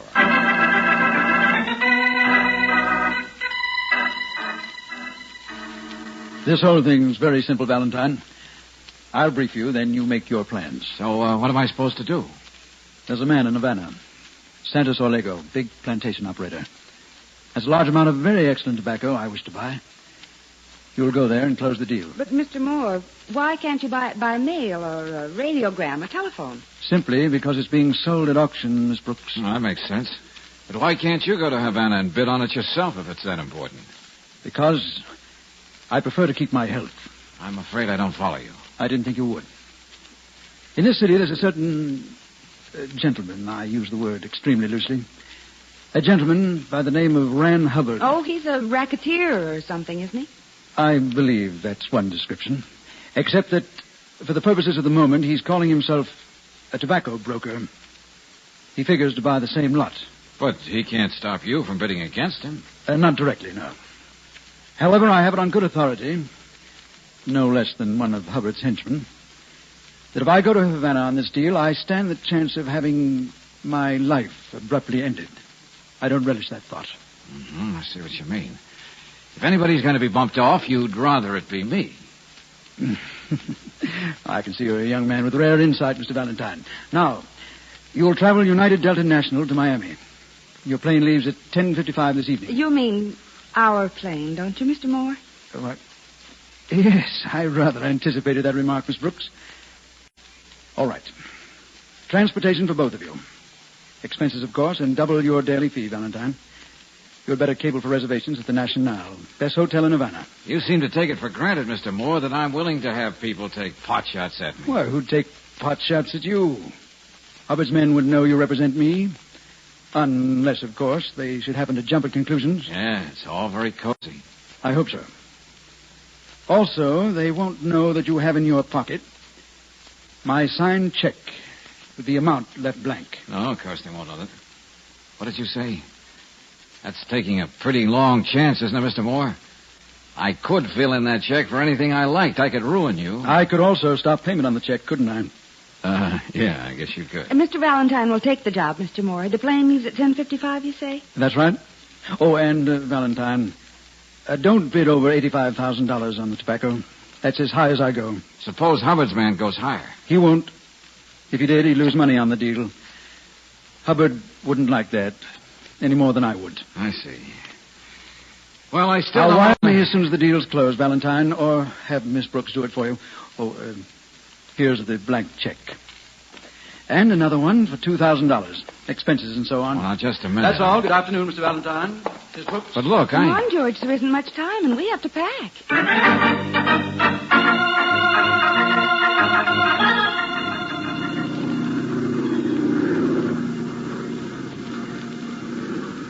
Fasten your seatbelts, please.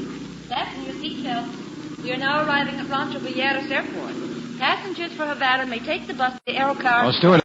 Oh, yes, Mr. Valentine. How long does it take to get into town from the airport? It's 30 minutes, sir. Have you reservations at a hotel? Yes, we've made reservations at the Nacional. Well, then you won't have any trouble. The bus stops there when it gets in the city. Okay, thanks. Not at all, Mr. Valentine.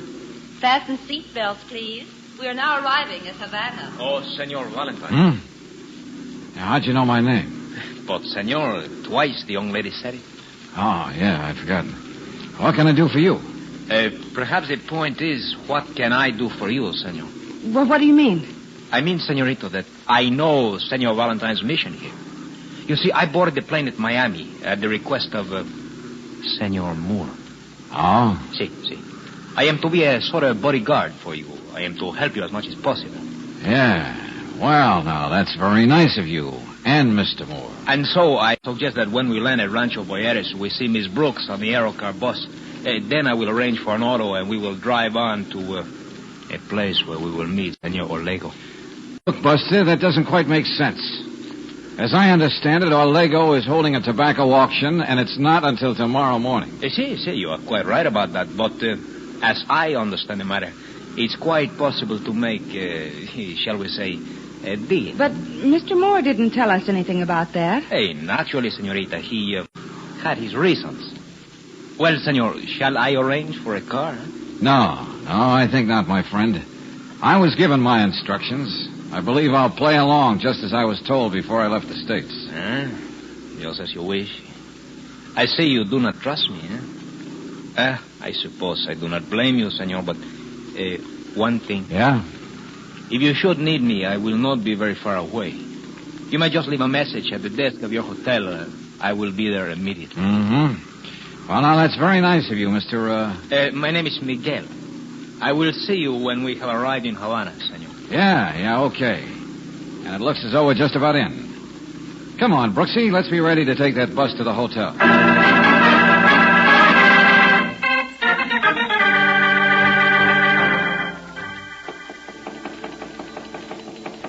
Yeah, who is it? Me, George. Oh, wait a second, Brooksy. Yeah, what is it, Angel? What's happening? That's what I came to your room to find out. What do you mean? Come on in. Oh, thanks, George. Look, what's this all about? Why the mystery? Hasn't anyone been here, darling? No, I've just been relaxing. Figured on getting dressed for dinner in a few minutes. George, a girl called me in my room on the phone. Her name is Rosa Cintado. What about it? She wanted to know if a man named Miguel had come to see you since we arrived. Hey, that's the guy who talked to us on the plane. Yeah, I know. Well, why didn't this girl call me instead of you? And what does she say about this Miguel? Just that he's crooked, works for Rand Hubbard, and that she's found out he's supposed to get you before you go to that auction tomorrow. Yeah, that guy did sound like a phony. Well, it's a good thing I didn't fall for his gag and go with him. But where does this Rosa fit in the picture? She happens to be secretary to Santa Sorlega, that's all. Oh, I see.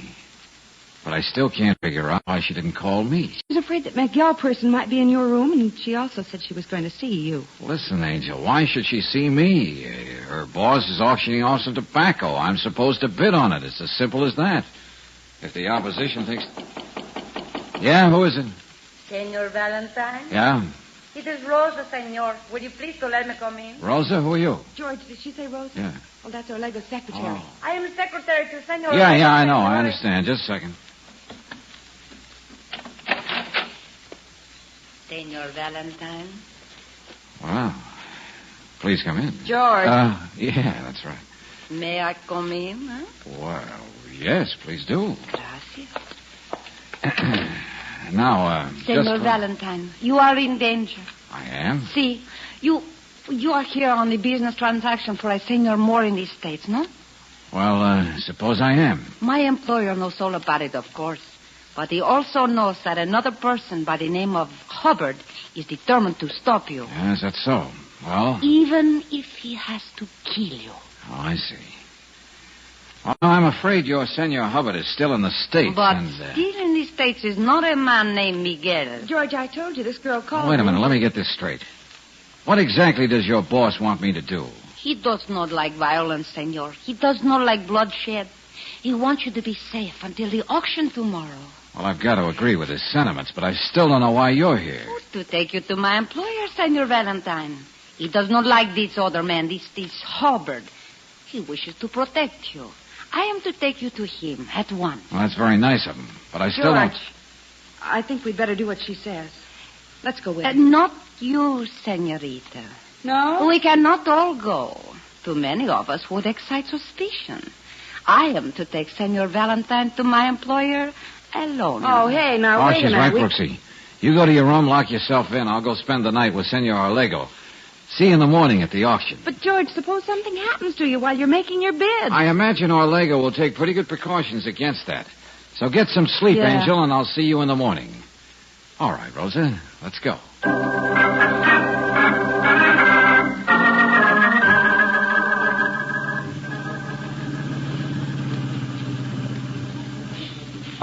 Rosa, Si, senor? you're a very good driver. Gracias. But you were going to take me to see Orlego. Si, that is right. I happen to know enough about Havana to be sure we're in the old city. I see you do not understand. I guess I don't. Understand what? Senor Orlego was a very, what do you call, yes, eccentric man. Is that the right word in English? Sounds right, but how does it figure When that... he could live anywhere in Havana, he still likes to live in the old city. You mean Orlego lives here? Si, senor. Cae Reposo, el número 11. Right here. Cae Reposo, eh? Okay. I see nobody. We can go in. Okay, all right. But for a big tobacco planter, I can't Hurry, see... senor. All right. But if there's nobody around... One cannot tell when someone is waiting in the shadows. Here, this is the place. You live here, too? See, on the second floor, I have an apartment. My employer will take care of you, senor, until the auction time. After that... What could happen after that? Nothing, senor, of course. Here he is, Senor Orlego. I have brought Senor Valentine, as you told me. Come in. See? You know, Orlego, I can't quite understand all this, but it's pretty decent of you... Now, wait a minute. You're Miguel. Si, senor. This girl told me that... Hey, I'm getting out of here. What this girl told you is for your own good, senor. As my guest, you will step into the next room. Where's Orlego? I have no idea. On his plantation, I suppose. Then what am I doing here? Out of the way, Buster. Rosa, please stand back. Our guest does not seem to be interested in staying. You're darn right I don't. If you think you can keep me I here... feel very sure that I can, Senor Valentine. Like this. Now, Rosa. Si. We shall take him to his room, lock him in, and you will keep the key.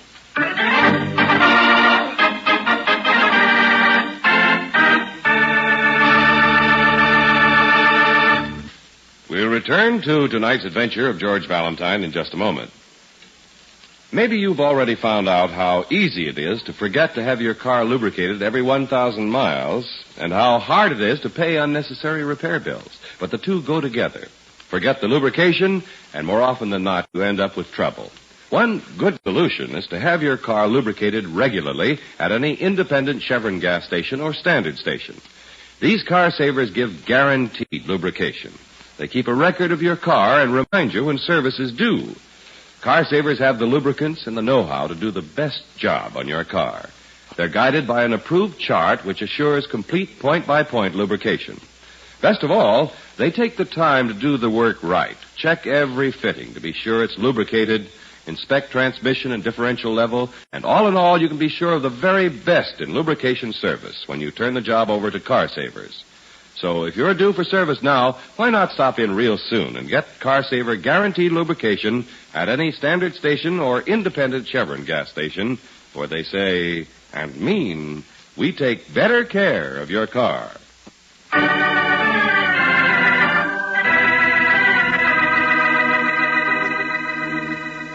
It's a simple assignment, traveling to Cuba to bid in a desirable lot of tobacco. At least it seems that way until you find yourself held prisoner in a dingy house in the old city of Havana, probably to keep you from being present at the auction. If your name is George Valentine, when you come out of your knockout haze in a room on the Cae Reposo, you begin trying to figure angles. Oh, where the... Oh, yeah, I remember. Miguel, Rosa. Oh, brother, I better see about this. Oh. Hello. Hello. Hey, let me out of here. I'll knock this door down. I would not advise you to do that, senor. Huh? That's Rosa, isn't it? Si. Well, look. How long do you think a man can get along without a drink of water? Oh, I do not know, Senor Valentine. Maybe a long time. Yeah, I suppose so. But I sort of figured you for a girl who wasn't that tough. You couldn't bring me a glass of water, I suppose. Oh, see, I might. Yeah, I know. But don't bother. The same thing's happened to me before. I get interested in a girl. She turns out to be a heel. Just like you did. Now, please don't do me any favors. George. Yeah? I am not like you say, a heel. That's so? See? You know, I figured you for somebody I might, but never mind. Might what? Oh, I said never mind.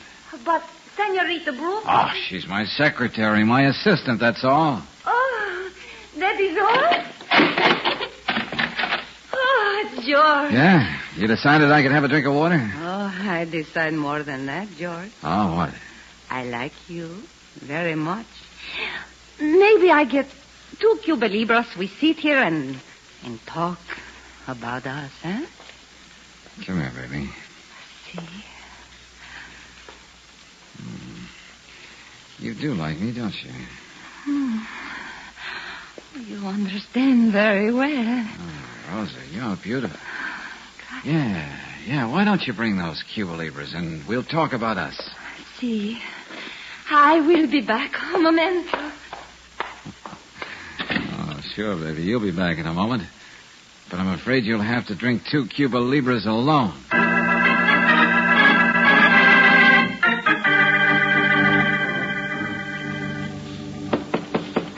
Brooksy. Hey, Brooksy, wake up. Brooksy! Senor Valentine? Hey, what is this? Where's Miss Brooks? My name is Simon. Please do not be upset, Senor Valentine. Your Miss Brooks is quite all right. Oh, where is she? There have been some strange things going on in Havana, Senor. My employer thought it best that we prevented another incident. Yeah? I suppose your employer's name is Miguel. Miguel? Oh, no, Senor. His name is Santos Olego. Oh, wait a minute. Where's Miss Brooks? At Senor Olego's estate. She is quite safe. We were about to look for you. You know, Simon, that's a very pretty story, but I don't happen to believe you. You do not have to, Senor Valentine, but if you wish, I will take you to Senor Olego's home, and you will find that your Miss Brooks is there and quite safe. I had a deal like that before. Okay, we'll find out. How? What are you going to do, Senor Valentine? You'll see. And incidentally, Simon, I've got a gun here, and I suggest you sit right where you are and don't move. Very well, senor. As you wish. Oh, operator, would you know how to call the home of a Senor Santos Arlego? You would, huh? Well, suppose you do it, and right now. Thanks. I can see you do not believe me, Senor Valentine. Now, where have I heard those words before? I beg your pardon? Nothing, Skipper. Simple assignment, isn't it? Oh, hello. Let me speak to Senor Santos Arlego, please. What? Oh, Senor Arlego. Well, this is George Valentine. Do you happen to know a Simon? He's one of you. What? Miss Brooks is there with you? You see, I was telling the truth, senor. Yeah, I see. All right, Arlego. I'll have Simon bring me out there. Right away.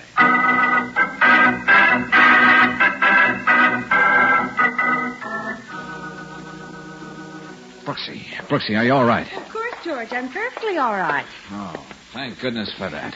I've been worried... Senor Valentine, your fears were quite groundless. We were simply protecting Miss Brooks. Yeah, but why? Why? I will tell you. As simply as possible. I have a fairly large stock of very fine tobacco. I know. There are two people who would like to buy it. One is Senor Moore, whom you represent. The other is a person named Ran Hubbard. Well, now, you seem to have the facts down pat. Of course he has, George. He's been explaining the whole thing to me. Well, then suppose you explain the whole thing to me, too, Arlego. My boy, I shall be happy to. You see, I have been through revolutions, violence in this country. I'm a peaceful man. I do not like that sort of thing. I have seen what you call gangsters try to take over this country. So? As I said, I am a peaceful man. I don't like bloodshed. If I hold the auction tomorrow, I am quite sure that is what would happen. So, the whole thing's off, huh? We've made a trip down here to Havana for no good reason. No, George. Let him tell you. Okay, go ahead. I can't let down the man who hired me, you know. Oh, you will not be letting him down, amigo. In fact, you will be doing him a service. Now, if my guess is correct, Senor Moore allowed you to bid not more than $85,000 on this lot of tobacco. That is correct? You know everything, don't you? Oh, I like your Senor Moore. I do not like this Hubbard. So, the auction is off. And I will make a special concession to Senor Moore. I suppose you mean you'll sell him the tobacco at his price without an auction? See, without an auction, but for $70,000. If you will consider that a deal, I will draw up the papers. Make that $65,000 and it is a deal. But, George, Mr. Moore said I don't care what Mr. Moore said, Angel. I'm making an offer. How about it, Arlego? I did not expect to run into this resistance, but as I said, I do not like that. It's a deal, then? See, we make a deal. I have the contracts here. We will fill in the amount, you will sign for Senor Moore, and give me his check, and then we are finished. Senor Arlego, you have made the transaction? Si, Simon, si. And this man has practically cheated me out of $5,000, but... then perhaps you will wish to change your mind about sending Senor Moore these special cigars, as I suggested? No, he's all right. I must be, as they say in the United States, a good sport. Senor Valentine... Yeah? Simon here suggested that on the completion of this transaction, I send Senor Moore 4 boxes of fine cigars, my own manufacture. I still wish to do so. Uh-huh. Just to make him jealous, huh? No, not exactly like that. But we are friendly people in Cuba. I like to do this. Will you take the cigar Simon has brought to your Senor Moore, please, with my compliments? Well, sure, I'd be glad to. Santos Claros, huh? I've seen your brand in the States. Gracias, Senor Valentine. Now, I will have the contract drawn up, and we will complete our business. You will be sure to give Senor Moore the cigars? Oh, yeah, sure, of course. Outside of an unpleasant incident or two, this has been an easy way to earn a fee, Brooksy. Yes, George. Look, you better call the airport and make a reservation for Miami as soon as possible. And let's just hope that never again will we have to meet anyone from Cae Reposo.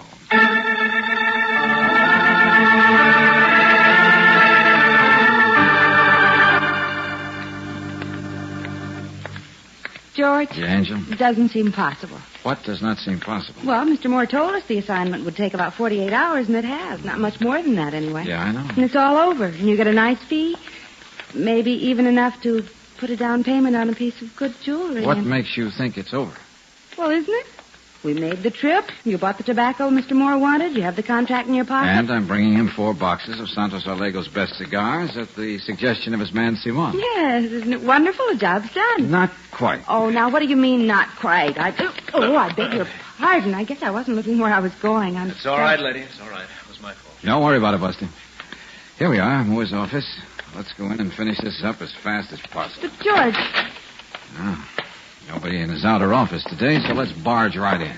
Oh, all right, George. Well, hello, Mr. Moore. Well, hello, Valentine.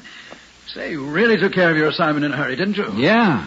Yeah, I don't like to waste time, Mr. Moore, any more than you do. What do you mean? I told you it could take at least 48 hours, more if necessary. Well, it wasn't very much more, was it, Mr. Moore? No, you've done wonderfully well. I guess I owe you something back on the expense account. Oh, nonsense.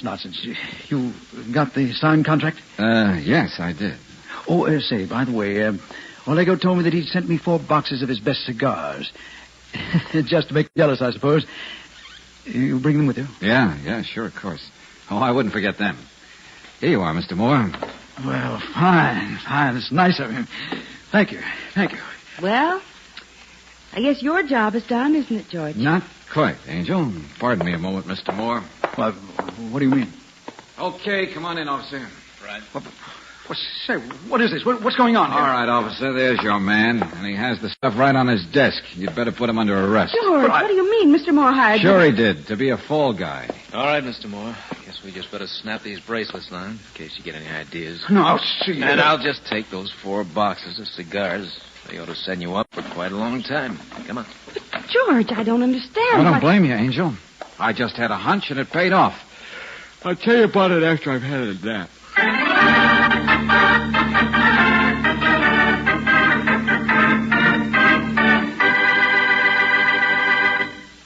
If a sluggish, choked-up motor is making driving a chore rather than a pleasure for you, then now's the time to get the gas with all 8 Chevron Supreme.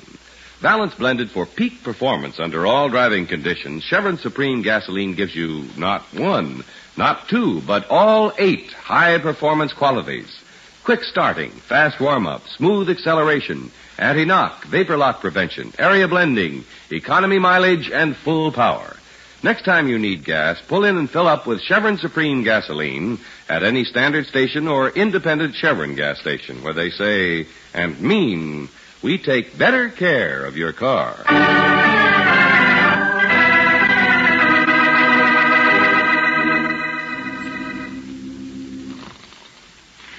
George.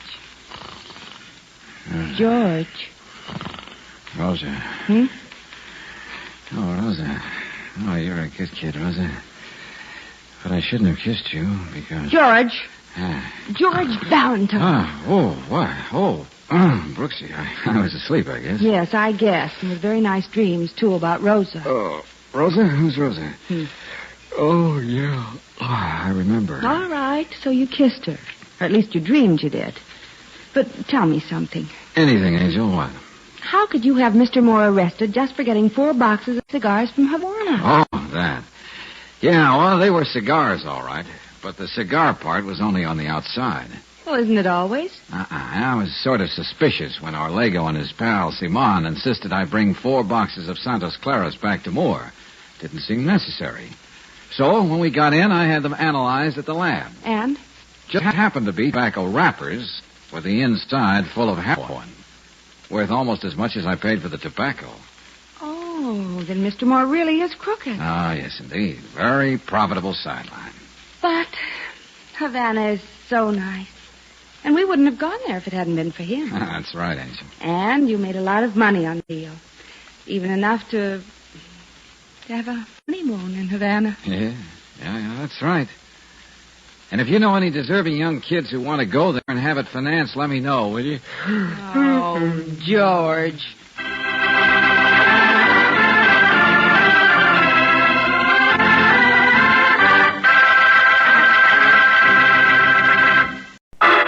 Personal notice. Danger's my stock and trade.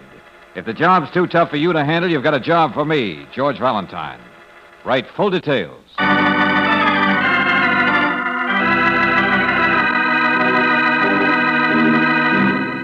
Standard Oil Company of California invites you to Let George Do It.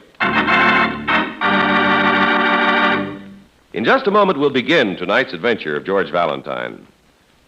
I'm sure you know that cold weather puts an added strain on the battery in your car. That's why right now is a good time to have that battery checked and recharged, if need be, for better performance during the colder days ahead. Your car savers have complete battery testing equipment and can tell in a jiffy if your battery isn't up to par. They've got brand new, powerful Atlas batteries, too. No matter how you figure, it makes good sense to get a car saver battery checkup now at any independent Chevron gas station or standard station where they say and mean, we take better care of your car.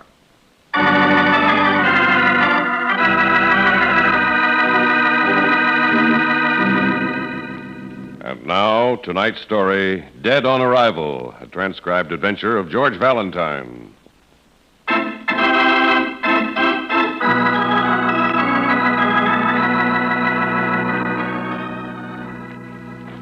Dear Mr. Valentine, believe me, I do have a job that's too tough for me to handle, and only you can help me. You see, I'm away from the man I love very much, and the only thing that will bring us together is your meeting me at the bus terminal the very moment I get there at 10:06 Wednesday. Love, Brooksy.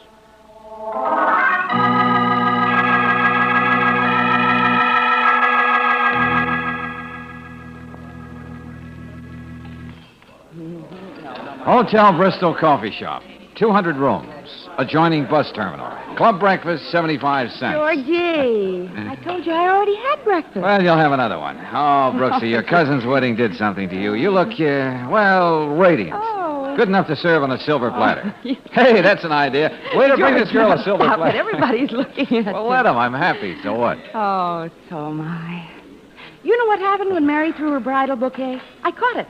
When a girl catches a wedding bouquet, it's supposed to mean she's going to get married. Really? Must be something new. Bus leaving in 5 minutes for Fairfield, Clayton, and Coatesville. Nah, seriously, Brooksy. Without you in the office, I don't know where a thing is, and then I... What's the matter? George, see that gray-haired gentleman at the table in the corner? Yeah, I noticed you looking at him before. He sat just like that in the bus, too. His top coat buttoned up to his neck, all tense and, well, frightened. Oh, uh-huh. He doesn't seem to be touching his coffee. I thought the trip was making him ill. You know how it is with people sometimes. So I tried talking to him to take his mind off it. Uh-huh. You know, things about the office and you. Oh, no wonder the poor man's not feeling well. Well, it was a long trip, and I'm the friendly type. Now, that redhead over there, going into the hotel bar... Ah, nice. I spoke to her, too, but not about you. Uh-huh. There's a man-wanted sign in her eyes. Her face is too beautiful, her legs are too nice, and she has practically no waist at all. I wonder what holds her together. Well, believe it or not, she works for the Journal, a reporter. She was away on a vacation. Wait a minute, Angel. What? That gentleman we were talking about, I think he wants to see us. He just sort of motioned me over there. What do you suppose he wants? Well, why not ask him? Come on. If he's ill, I hope there's something we can do for him. That's right. Someday I may be somebody's grandfather. Yes, I know. I've got it all arranged. Yeah. Oh, hello. Say, you want to drink that coffee. It'll make you feel better. Oh, sorry, young lady. Don't want to impose, but... Oh, no. Wait a minute. Easy, sir. Don't try to get up. You're in pretty bad shape. Yes, I know. Would you do me a favor? Yeah, sure. Would you register me here at the hotel? See that I get upstairs? Of course. Here you are now. Just hold on to my arm. Thank you. Hey, Brooksy, get on the other side. All right. That's it. All right, now, just take it easy. Here we go. Right through here to the lobby. On the bus, the young lady was telling me about you. Don't try to talk now, sir. Brooksy, take the gentleman over to the elevator. Wait there till I sign in. Oh, what name shall I give? A name? Oh. Well, sure, you have to have one. Redmond. Why shouldn't I use it now? Philip Redmond. Okay, I'll be right back. No. We'll be upstairs in a minute, Mr. Redmond. You'll be all right. In my coat pocket here, miss. Will you take that out? What? Go ahead, please. Your wallet? That's right. Money. Tell your friend to take as much as he needs. But why? What for? Please hurry. Get me upstairs.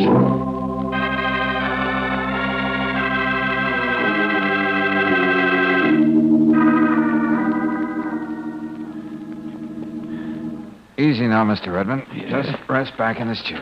Yeah. Have you got that water, Brooksy? Yes, here it is. Oh.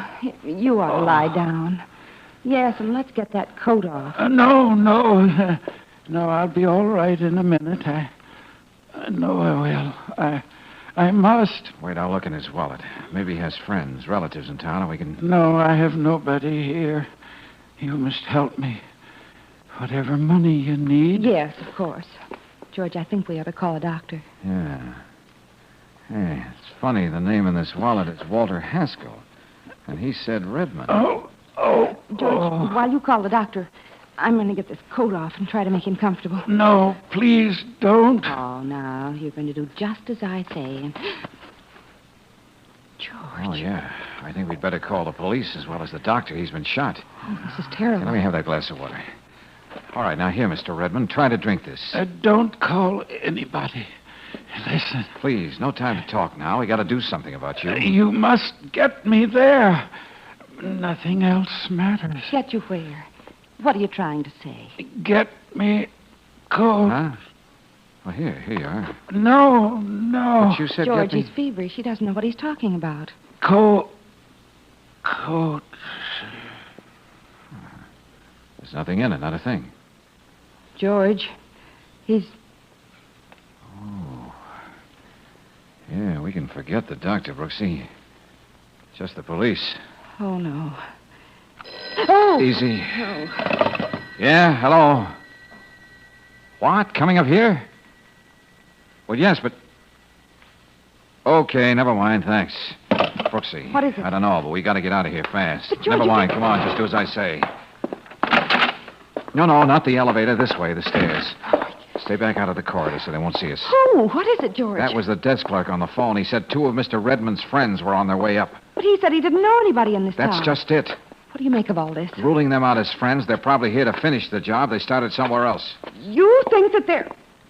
Well, what are we going to do? You beat it downstairs and call Lieutenant Johnson. Tell him exactly what happened. And you? I'll stay right here and see if I can get a look at our 2 visitors. Well, be careful. Get going, Brooksy. I'll see you down in the lobby.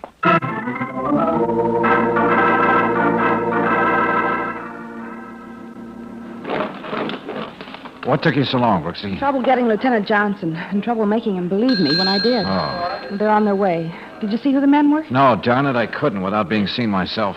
Well, what now? Well, you keep your eye on that elevator. Take a good look at everybody who comes down. Where are you going? See the desk clerk.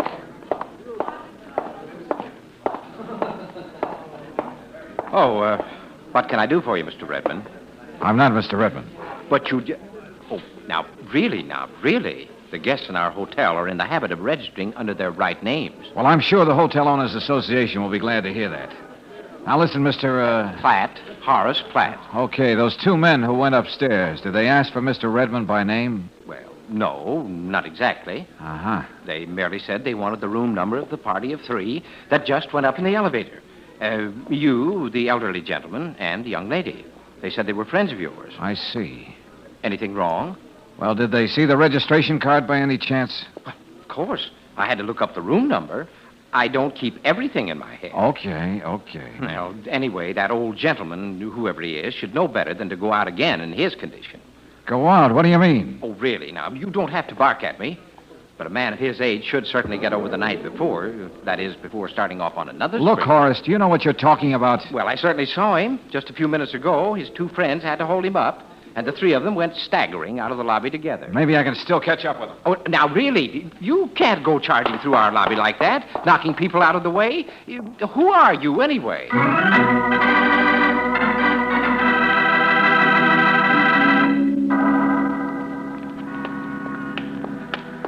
I saw you running out of the lobby. What happened? Plenty. Well? Brace yourself, Brooksy.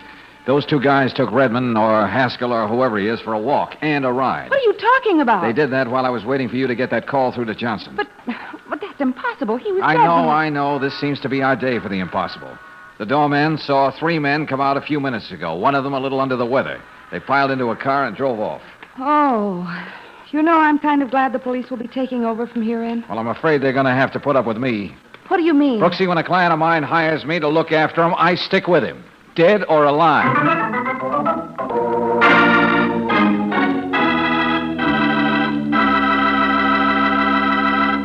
We'll return to tonight's adventure of George Valentine in just a moment. Did you ever stop to think that each time you buy motor oil for your car, you're making a mighty important decision? More times than not, it's the choice of motor oil that makes a big difference in engine performance and can actually mean dollars saved from excessive wear. Consider this fact when you buy motor oil. Heavy-duty RPM motor oil has consistently proven its ability to reduce wear and greatly increase the time between major overhauls due to lubrication. In addition, heavy-duty RPM motor oil gives extra protection against gummy carbon, acid, and corrosion. So if you want to increase time between overhauls and reduce repair bills, if you want top protection and performance from your car, if buying the best brand of motor oil is important to you, then switch over now to heavy-duty RPM motor oil.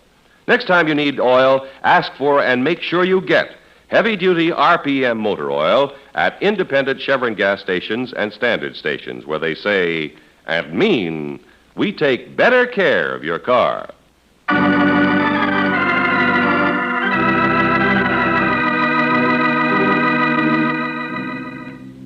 A gentle, gray-haired man refuses to take off his topcoat. When he does, you make the startling discovery that he'd been shot. And afterwards, even more startling, his body is walked out of the hotel room by two so-called friends. Yes, these are the incredible ingredients of a nightmare that happens in the full blaze of noon. And even if your name is George Valentine, you're afraid you might wake up screaming. The redhead is still in the bar, George. Good. But why do you want to talk to her? And alone? Well, she did come in on that bus with you and Mr. Redmond. She just might know something. Meet you back here.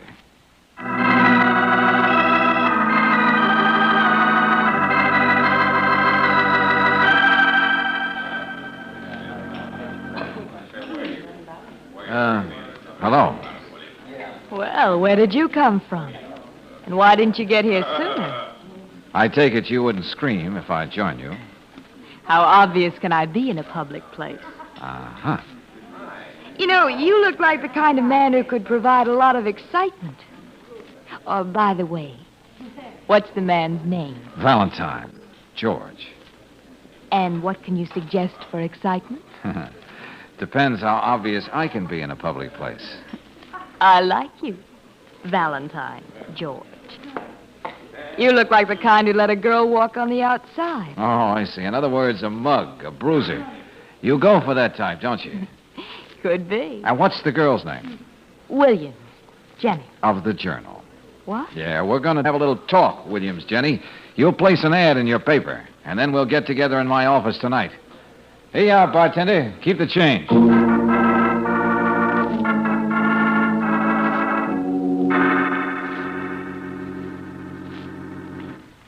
I looked in all the papers, Jenny, and there's not a word about Mr. Haskell's murder. Well, Claire, that's not so strange. The homicide boys don't like to cry murder without the good old corpus delicti as Exhibit A. We saw the corpus delicti, all right, Jenny. But from that point on, nothing makes sense. I know. Now, let's assume, and there's no reason why we shouldn't, those two men were the ones who tried to kill Haskell or Redmond. What did they want with his body? They must have had a good reason, taking the chance they did. The two of them hustling him out of the lobby in broad daylight. When we find the answer to that, we'll be getting somewhere. I've got an off-the-record statement from Lieutenant Johnson. The police are doing everything they can. An arrest is expected momentarily. In short, they're getting nowhere fast. Yeah. I'm sorry I couldn't be of any help, George. I hardly even noticed the man in the bus. I know. This ad you had me put in the Journal. Important. Anyone having knowledge of Philip Redmond, kindly contact George Valentine. Address, phone number, etc.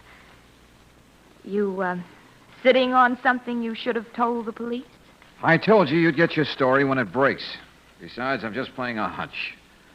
Philip Redmond was the name the old fella gave me to register him at the hotel. Kind of fancy variation on the usual Smith or Jones. I don't know, Brooksy.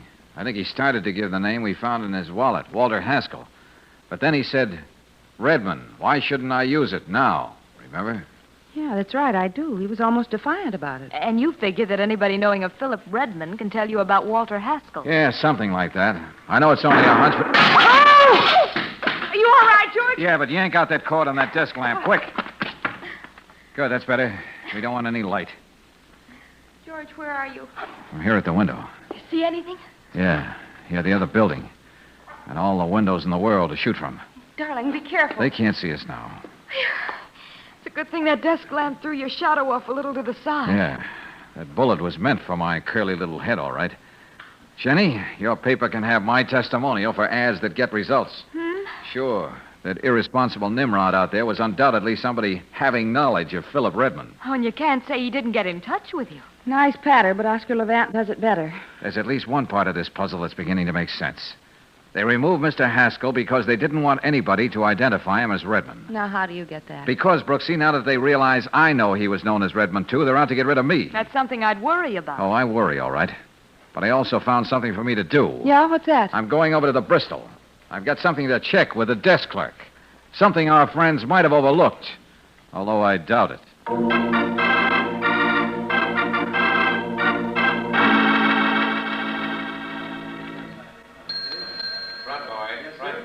You two ladies stay here by the entrance. I'll be right back. All right, George.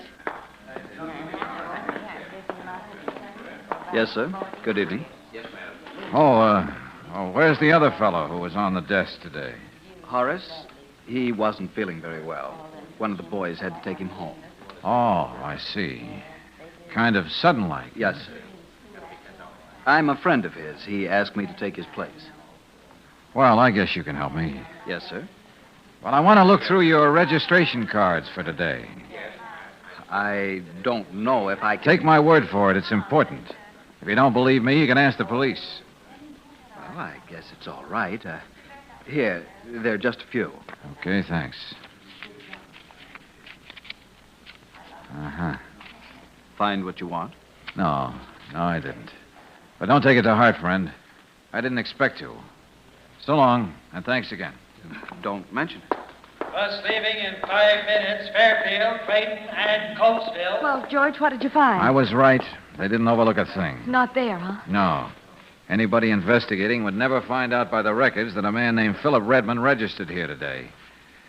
I don't think there's much doubt what this means. I think I know what you mean, and I don't like it. Those two walked out of here with our friend today because they didn't want anybody to know his real identity. Somehow they lifted the registration card to make sure.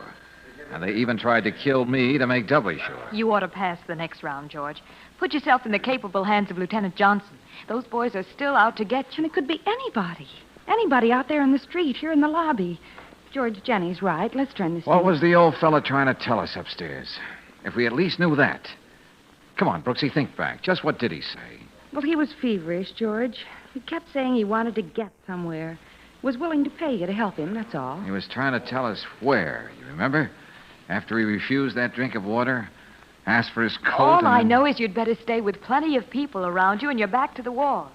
Better still, pour out your troubled little heart to Johnson. Yeah, I guess you're right, Jenny. Especially with Brooksy on the same spot with me. Come on. Last call, bus now leaving for Fairfield, Clayton, and Coatesville. Just wait till Lieutenant Johnson. Wait a minute. Hold everything. What is it, George? Holy... We just heard the answer. In the beautiful pear-shaped tones of the bus dispatcher. I don't get it. Fairfield, Clayton, and Coatesville. Coatesville. That's what Redmond was trying to say. George! That's why he said coat, even after he refused it. There wasn't anything in that coat, and he wasn't feverish. He said, get coat.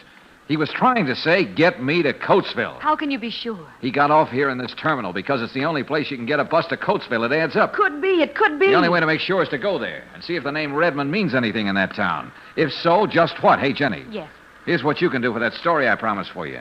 Check the morgue at the Journal. See if Philip Redmond and Coatesville go together somehow. Right.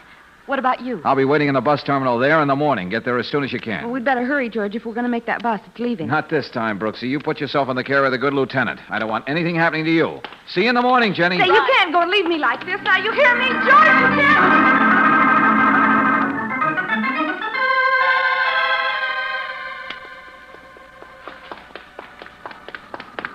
Hold it. You got another passenger. Thanks. Oh, I just made it. Well, Hey, driver. you're not going to hog the whole seat, are you? Oh, no. Oh, yes. Oh, now look, Brooksy, I'm serious. Off you go. The bus is already going. I know. I'll stop it. But just this morning you said I was, well, indispensable. Come on now, out you go, If you do, I'll scream and tell the driver you're molesting me, and then he'll throw you off. I don't care if you listen. Oh, no. Oh, it's all right, driver. The lady just remembered she forgot to turn the gas off under the roast. Oh, sit down, you Benedict Arnold.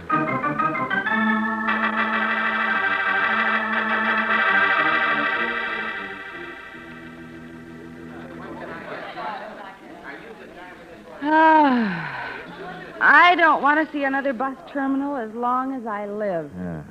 And that won't be long if we don't stick right out here with a madding crowd. This is a case of safety in numbers. Oh, I'm not afraid. Huh? Last night you were quaking in your little open-toed sandals. And now you're a blithe spirit. I'm with you, just the two of us, so I'm not afraid. Oh, women. From 4 o'clock this morning until now, 5 hours. I wonder what it feels like to lie down. Yeah. Jenny should be here soon. Anyway, there's nothing we can do until Coatesville wakes George, up. Huh? that man over there, he keeps staring at us. Uh-huh. He's so sinister looking. He does look a little ugly. You don't think that he's one of those, you know. I think we're going to find out. He's headed this way. Oh, George. Calm down, easy now. You wouldn't dare do anything in front of all these people. Yes, but maybe he's an exhibitionist. Pardon me, could you direct me to the local YMCA? Oh. Well, I think the gentleman at the information desk could help you. Oh, of course. I always stay at the Wine Straits Town. Oh, brother. This is certainly the nicest way to work up a persecution complex. Well, it's all over now. Hey, here comes Jenny. And if she makes any passes at you, I'll pop her right on her profile. Why, Angel, that's the nicest compliment a boy ever got. Hi. Nice place you got here. It's small, but we call it home. Of course, when we get some curtains... Okay, Brooksy, skip it. What'd you find out, Jenny? George, you got me on the trail of a real story, if it checks. Here, take a look at this picture. I found it at the morgue in the Journal. Yeah. Oh, is that Redmond or isn't it? Sure. He's younger there, but it's the same man, all right. Well, that was taken 15 years ago when his face was in all the papers, the time he disappeared. Disappeared? Took a powder, vanished into thin air. He was only the mayor of this thriving little community. Well, what do you know? When he disappeared, he left a real mess behind him. All through his administration, he was playing footy with some big mobsters. Together, they took Coatesville for plenty. Very interesting. He seemed like such a nice gentleman. Maybe he was coming back because his conscience was bothering him. Doesn't matter why he was coming back. The point is somebody didn't like the idea. Didn't like the idea of his coming back to life at all. For 15 years, he must have lived somewhere as Walter Haskell. And our unseen friends are still bent on keeping the name of Redmond dead and forgotten. They don't want anybody nosing back into the old scandal. Maybe there are big names involved. That could be it. Well, no wonder they're playing rough. I think you can unload this to the police now, George. No, not yet. Not till I try a little experiment. What? If we're the only ones who know that Redmond and Haskell are one and the same, why not trade in on it? Let's make our unseen playmates show their hand. Just how? By getting a list of Coatesville's hotels and, well, seeing if curiosity doesn't kill something else besides cats.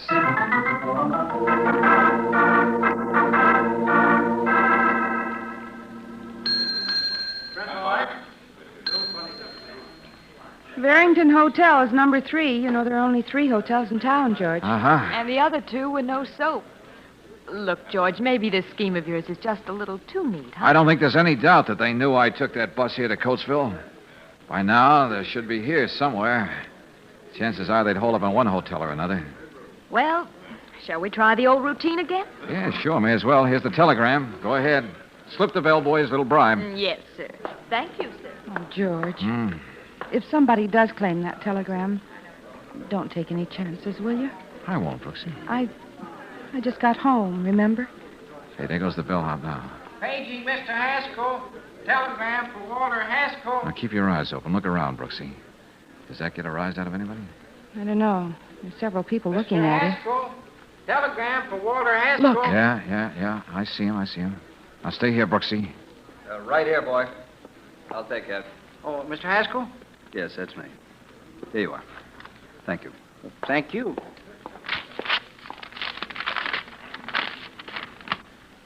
What? Appropriate little telegram, isn't it? Picked it out myself. Yeah, message number 18 for proud parents of a new son. What do you want? Let me read it for you. Now you can say with pride and joy, here's our very own little boy. Yeah, hello, Sonny. Don't tell me you're the desk clerk here, too. I don't know what you're talking about. You arranged to take poor Horace's place at the Bristol yesterday, didn't you? So you could get rid of Redmond's registration card? Incidentally, what hospital have you got Horace in? Look, I don't have to answer. Keep your hands out of your pockets. I got one of those things, too. Get away from me. Now, before I... Give me that. Now, take this gun. It spoils your shape. All right, Buster, that's much better. George, this is the man at the That hotel. he is. Well, we got a bite, didn't we? Look, you. You just couldn't resist finding out who could be sending Walter Haskell a telegram, could you? What's really the name they got under your pinup picture in the post office? He's the loquacious type, isn't he? Oh, he's just saving it all up for Lieutenant Johnson. And then he can talk and sing at the same time.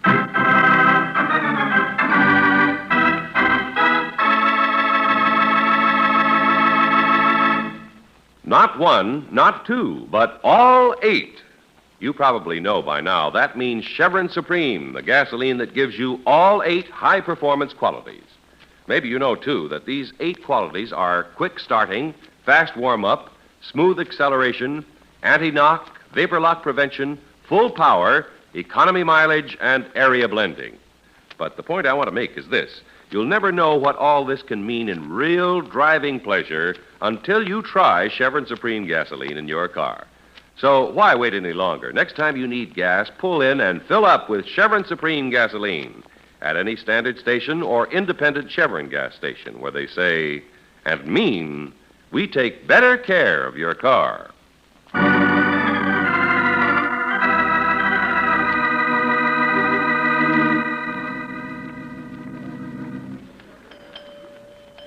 Would you mind telling me why are we going to the household fixtures department, Angel? You'll see. Okay. Hey, you know, our curious Mr. Rainey sang all right. Mr. Redmond did have pangs of conscience, and he was going back to tell all. Mary made the loveliest-looking bride. He was living in Fullerton for the last 15 years. His playmates kept an eye on him all the time. But he finally decided to turn Boy Scout.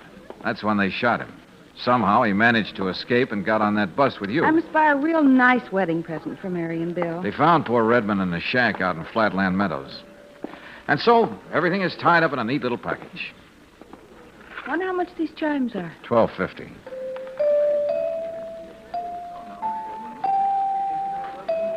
I'll take 2 of these. But, Angel, what's the other one for? If I live long enough, you'll find out. Welcome home, darling. Welcome home.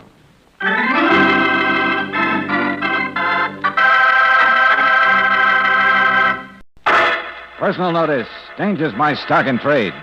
If the job's too tough for you to handle, you've got a job for me, George Valentine. Write full details.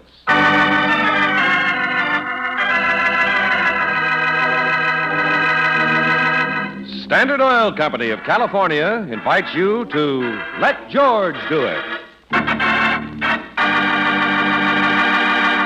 Before we begin tonight's adventure of George Valentine, here's a reminder that for top all-round performance from your car, the gasoline to buy is Chevron Supreme. A balanced blend of all 8 high-performance qualities, Chevron Supreme is designed and refined to give peak performance under all driving conditions. Quick starting, fast warm-up, smooth acceleration, anti-knock, vapor lock prevention, economy mileage, full power, and area blending. They're all yours in every gallon of Chevron Supreme. Try them in your car. Get a tank full of Chevron Supreme gasoline at any standard station or independent Chevron gas station where they say and mean, we take better care of your car.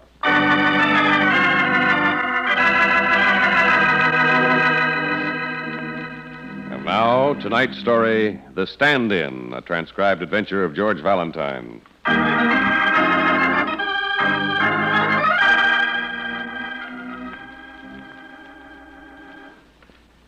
Not a single letter, Brooksy? Uh-uh. You sure? Not a single desperate phone call? Nope. I see. Then why this nocturnal visit back to the office? To have one last look at these beautiful, beautiful figures in the ledger. Huh? No client, and nothing terrible happens. All bills are paid, and there's a balance in the bank. Why, darling, this is a milestone. I see. You're a solid, solvent businessman, a captain of industry, a mogul. So that's the reason for the celebration dinner tonight, huh? Of course. Hey, tell me, did you enjoy your dinner, Angel? Who wouldn't? I didn't. All that wonderful food. Did you notice the way that guy kept staring at us in the restaurant? Oh, well, these days when you saunter in and order a double steak, it calls for a double take, even from the waiter. I wasn't talking about the waiter. Huh? I mean that husky young fellow at the corner table. He was staring at us all through dinner. Why, George, you're jealous. I was just wondering. Well, I'd certainly be disappointed if at least one man didn't look twice. This green slinky number I'm wearing is something new. Well, this gray droopy number I'm wearing is something old, and the gentleman kept looking at me. Darn these long skirts. Okay, let's forget it. Hey, Brooksy, come here. Yeah? Well, at the risk of being serious, there's something I want to tell you. I could never have become a Mogul junior grade if it weren't for you. I can tell you how to become a Mogul senior grade. Yeah, nice moon out tonight, huh?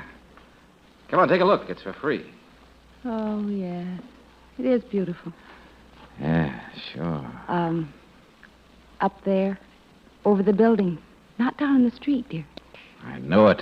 Look, next to the other building, there's our friend again. Friend? Yeah, from the restaurant.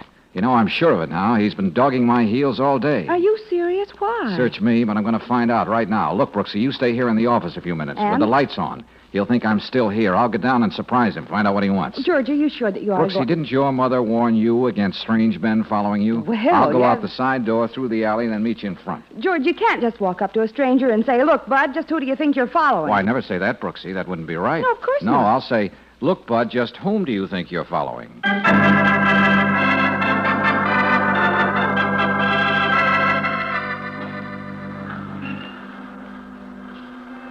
Well, it looks like Mr. Valentine got himself lost, Miss Brooks. I'm worried, Henry. He said he'd meet me out here in front in a few minutes. Oh, he can take care of himself, Mr. Valentine can. Well, if I see him inside when I make him around to the building, I'll tell him you're waiting. Oh, thanks, Henry. Well, I'm going to have a look for myself, even if it means skulking down dark alleys. Oh, never a dull moment. Now what?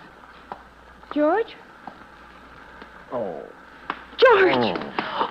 You're hurt, oh, darling. What happened? Oh, It's going to be all right. I'll get a cab and get you to a doctor, and I'll be right back.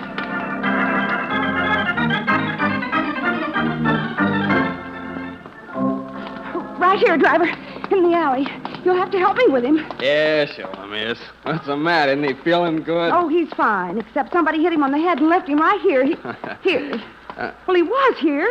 Yeah. Well, he was. Propped up against this ash can. I know. Look, miss, are you sure you're all right? Are you implying that I'm not... Wait. That car. George was right here, and there was a stranger over there, and now that car. So don't you see? Definitely. Oh. Please, lady, I'm too old to play cops on robbers. Just what are you going to do now? That's a good question. I wish I knew the answer.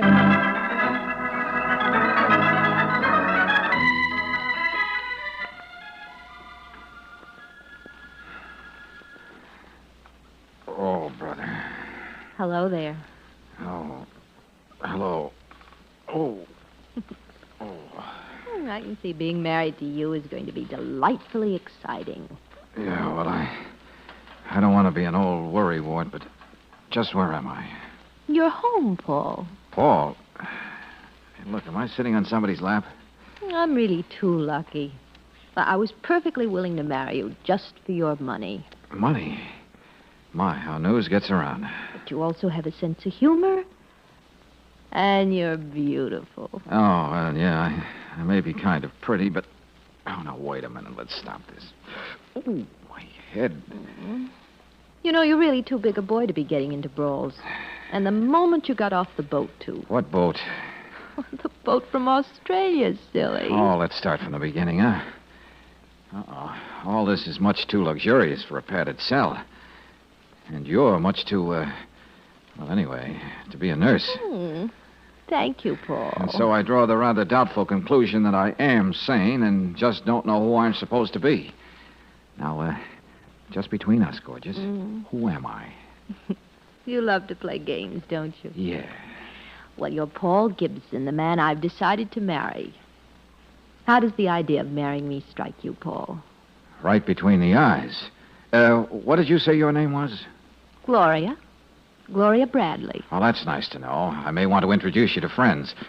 Gloria, just when did you decide to make me the happiest boy in the world? And why? Well, it was the simplest thing to do.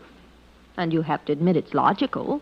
Yeah, that's what I like. Logic. Cold, uncompromising logic.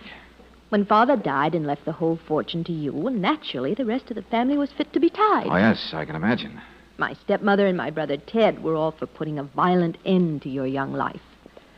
But I thought it would be easier if I just married you. And we shared all that beautiful money. You and I. You see, I'm not greedy. Now, look, fun is fun, but I'm not in any... I know. You're in no condition to talk about it now. Look, how did I get in here anyway? Well, you were nursing your poor battered head at our front door at 4 this morning. I draped you on the couch here in the drawing room so you could sleep it off. Thanks. The others are still upstairs sleeping. But I sneaked down early so I could be the first to talk to you. Your friend is in the kitchen getting some coffee. Friend? And I suppose he came from Australia with me. Carried me in his pouch? No, he said he met you at the boat. His name is George Valentine. Oh, brother. Well, wait, Gloria. I don't mind you wanting to marry me. I'm greatly flattered. I don't even mind sharing my fortune with you. But please, don't tell me I'm in the kitchen drinking coffee. What? Oh, you poor boy, your head. You're really the one who needs coffee. Yeah, you've got something there. And I'd better hurry in the kitchen before I drink it all up. Oh, wait, Paul. Don't you want me to go with you? No, I'll find it myself. I want to talk to this George Valentine. Alone.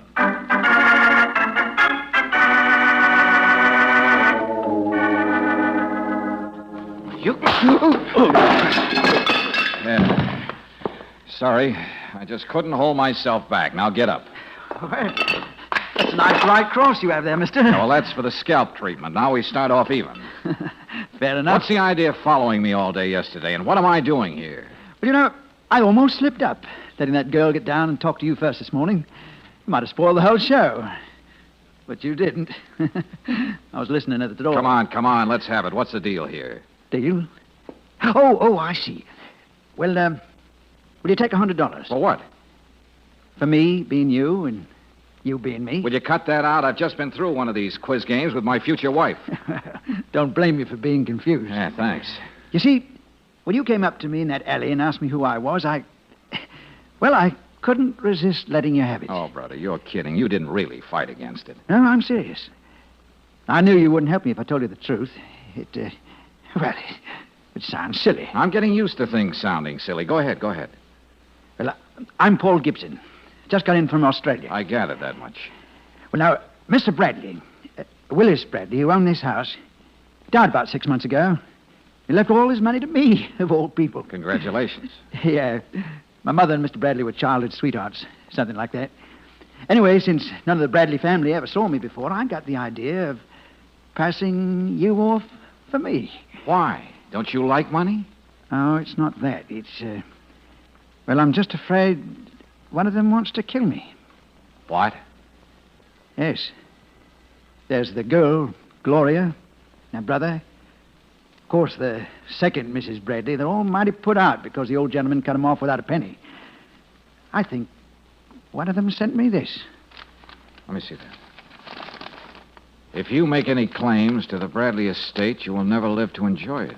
To the point, isn't it?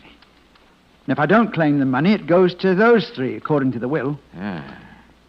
Oh, this whole thing is ridiculous. Somebody's just trying to scare you. That's all. Forget it. I don't know about that. A couple of months ago, while I was trying to clean up my affairs in Australia, somebody took a pot shot at me.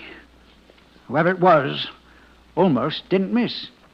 And for $100, I'm supposed to find the villain in the piece. The hard way. Playing target. Well, I heard about you taking on all sorts of tough jobs for people, but even then... Even then, you thought I'd have too much brains to take this on, so you shanghaied me into it. So, what do you say? Will you do it? Well, I gotta make a phone call. There's a young lady who's going without sleep right now because you couldn't resist temptation. Well, now, there's an outside phone right here in the kitchen. You can use that. But will you help me? Well, I've been giving myself some sage and sound advice, which I'm now going to proceed to ignore. Yes? It's a deal, Mr. Valentine. Ah, good. Yeah. From now on, I'll be known as the man from down under. Oh, and I hope that's just a figure of speech.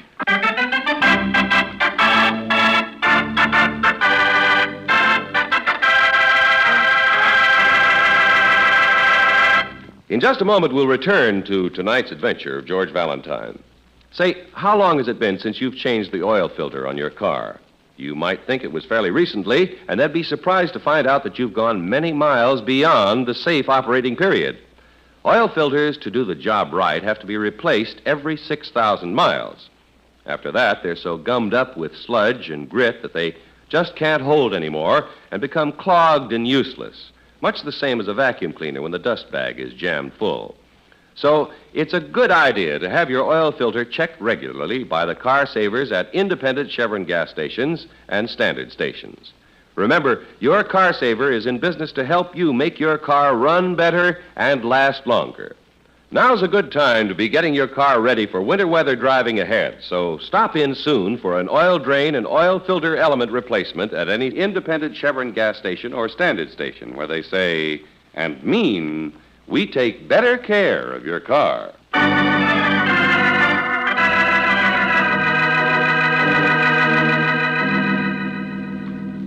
You're hired to take the place of a man about to come into a fortune and marry one of the most beautiful girls in the world. Sounds like a dream assignment. But when said man is marked for murder by persons unknown, well, said dream darkens quickly into a nightmare, even if your name is George Valentine. Anyway, that, in effect, is the subject of conversation between you and Brooksy in the drawing room of the palatial Bradley home on the outskirts of the city. Brooksy, be reasonable. I'm supposed to be incognito. You shouldn't have bounced in here like this. Well, you certainly didn't expect me to sit around twiddling my thumbs while you play stooge. Not so loud, not so loud. Remember, the stooge's name now is Paul Gibson, the pride of the Anzacs. Paul Gibson, darling. Please, I don't know if I like strangers calling me darling. And the blonde, easygoing gentleman upstairs is my friend George Valentine. If you had to give your name away, it could have at least been to a woman. And I know the woman. Yeah, okay. But how am I going to account for you hanging around? You could say I'm the scrub woman in the Australian consulate, and I just had to see you to find out if everything is dinkum in the bush country. Oh, And you don't have to tell me, Ted. This will soon be his house. That would be Mrs. Bradley and her stepson, Ted, I suppose. But, Clarissa, you don't have to be so obvious about Well, it. I shall certainly speak my mind to this Gibson. Oh, Mr. Gibson. Hmm? Oh, yes, that's right. Good morning. Oh, I'm Ted Bradley. This is my stepmother, Clarissa. Who is this young woman? Oh, well, This is my secretary, Miss Brooks. Secretary? What do you mean? Oh, yes. Social secretary. You know, make all my arrangements for me. Dinners, parties, dog shows, stuff like that. You're not wasting any time, are you, Mr. Gibson? Why should he? Why not wade right in and start spending somebody else's fortune hand over hand? Why should he wait? Oh, come now, Mrs. I'll Bradley. tell you this much. I'm not going to just stand stupidly by. You may as well know it. I'm willing to do anything to keep that money out of your hands. She means any legal steps, of course. Oh, yes, of course. I think that's all I have to say by way of greeting. Now I'm going into breakfast. Come in, Ted.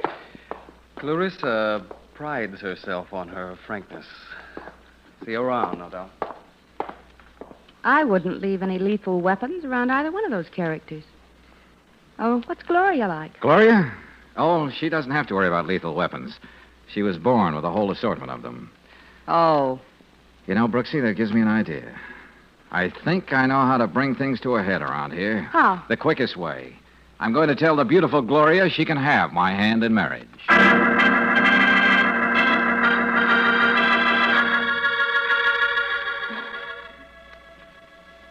Mrs. Paul Gibson.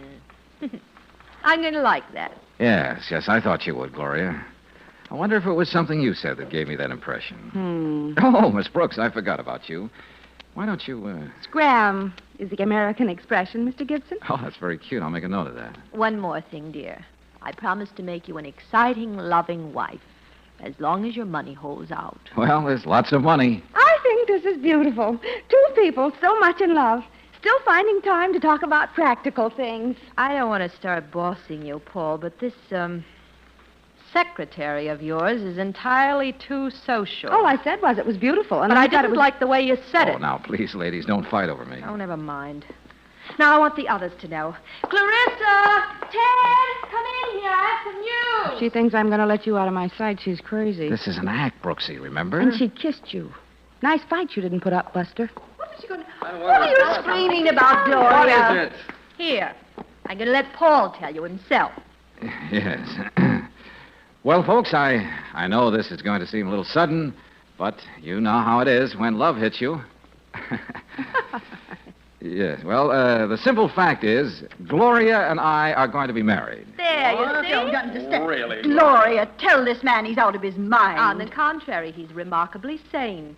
He thinks he needs a wife to help him take care of all our money. Well, this is a surprise.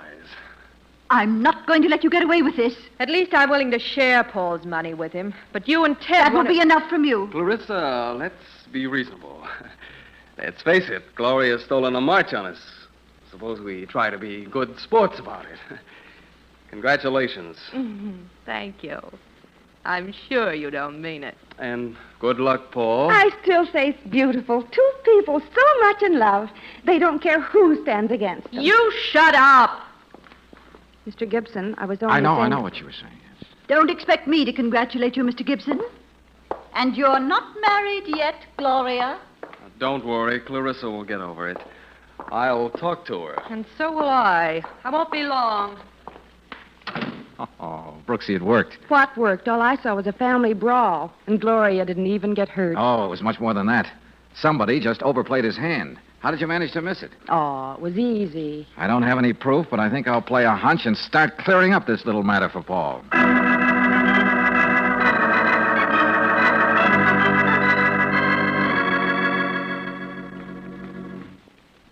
Really, Mr. Gibson, I thought you said your little piece. Why did you want to see us here in the library? Oh, Mr. Gibson, your friend, Mr. Valentine, is still upstairs. I think he's taking a nap. Yes, well, I can see him later, Miss Brooks, but where's Ted? Oh, he's being very gallant. He said something about buying me an engagement present and left for downtown. Oh, well, I particularly wanted him to be here. Well, look, suppose I round up some champagne. Maybe he'll be back soon. I'll answer it. Hello. Oh. Well.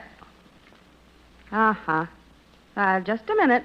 It's Ted. Miss Bradley wants to know if you have any preference about the monogram on your engagement present. Tell my brother I think he's an idiot. He should save his money. He's going to need And it. tell him to get back here. It's urgent. Oh, Mr. Bradley, your sister wants me to tell you you're an idiot, and Mr. Gibson would like to see you right away. Oh, don't mention it. Goodbye. Oh, yes, the champagne. Now, really, Mr. Gibson. Mother. What? If I may call you Mother. I'll find it myself. Now, Gloria. 1 minute, Clarissa. There's a little matter I want to straighten out now while I have the chance. Oh, you. Who, me? You know, there's something gamey here. Just where did Paul pick you up? Pick me up? Why, Miss Bradley, I wouldn't speak like that about you. Or would I? You know exactly what I mean. He's hardly off the boat, and right away he has himself a social secretary. Oh, Mr. Gibson is a fast worker. Why, you insolent... Will you stop it, the two of you? They're more... What was that? Oh, it sounded like... Well, let's not just stand here.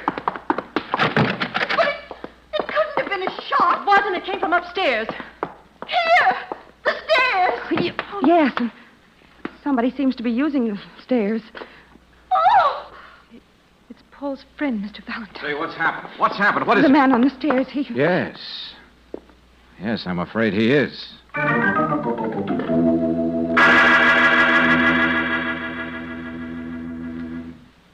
You've got a lot of explaining to do, Valentine. Passing yourself off as an Australian, getting yourself engaged to a Yes, girl. Lieutenant Johnson. Yes, I know. Now let's get out of this kitchen. I'm beginning to feel like a butler. Just a minute, will you? When this thing happened, all the women were together in the library. Young Bradley was downtown buying a present for his sister. You were the only one prowling around. Oh, loose. now, wait a minute, Johnson. You don't really think I killed Gibson? I know. You didn't have a motive. I thought I knew who tried to kill Gibson in Australia and sent him that threatening note. Yeah, who? Well, something's got me stymied. Hey, look, you have a lot of routine detail work here with the boys. Well? Well, give me about an hour, will you? Tell the others I had to step out a while and it was okay with you. Well... Do you think the police department would stake you to a long-distance call, State Department, Washington? Yeah, It's important, Johnson. Now, look, here's the dope.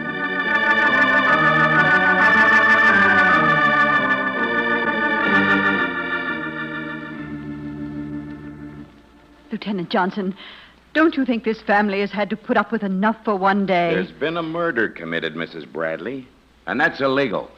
I really should feel sorry for myself. It's really funny in a gruesome sort of way. What's gruesome in a funny way? I mean...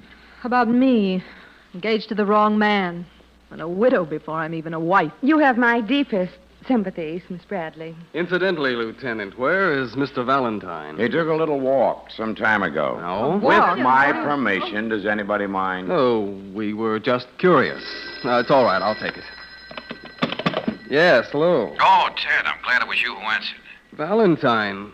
What do you want? Where are you? There's something I want you to do for me, Ted, before I get back to the house. Now, you just answer yes or no. But... I don't want any of the others to know what we're talking about. Now, look, beat it upstairs to my room. In the top dresser drawer, you'll find an envelope. Oh, yes? I'm trusting you, Ted, because you were the only one out of the house when poor Gibson got it.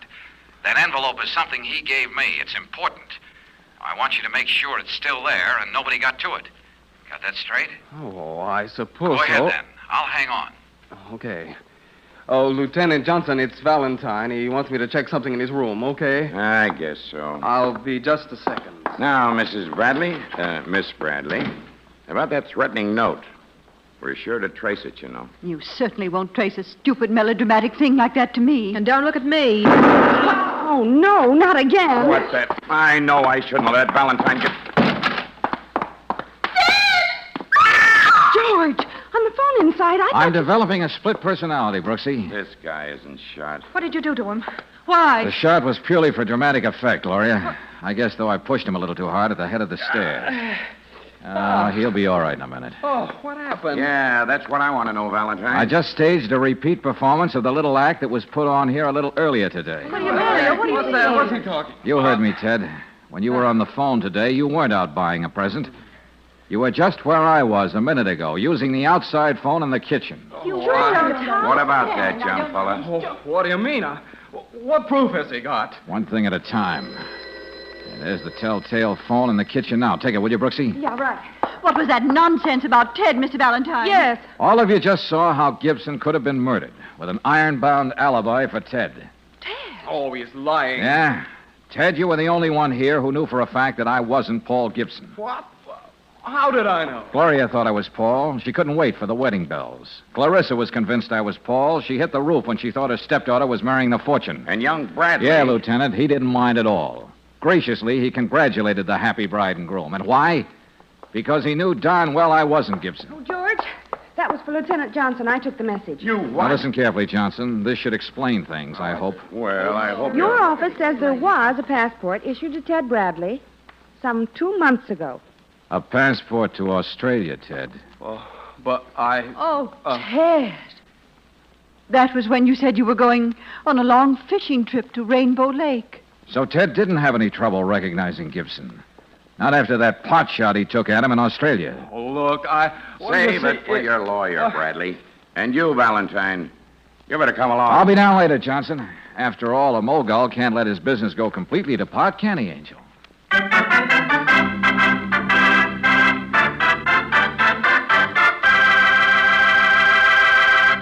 Did you ever stop to think that there's a very real reason why some engines need lots of repair and wear out sooner than other engines of the same model, even though both go an equal number of miles?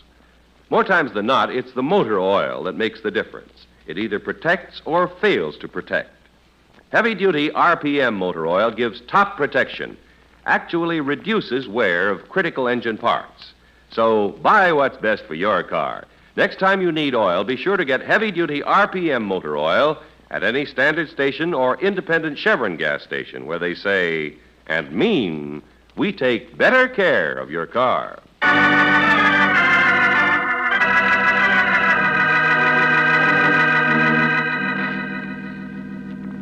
George, you know, I simply can't understand how any girl can let herself marry a man for his money. Yeah. Yeah, it must be an uphill struggle all the way. All I'd want is a man with a business that's finally beginning to pay off, a little money in the bank. Yes, I see. It's all the incentive I'd need. Not to change the subject, Brooksy, Hmm? but I took a little look at that ledger of ours, too. And the balance in the bank, Yes? well, it's pretty much of a mirage, Angel. What are you talking about? You made no provision for taxes. When we're through shelling out, I'll be the brokest tycoon on record. Oh, George. But never mind, Brooksy. Look at all the fun we're going to have building up our fortune again.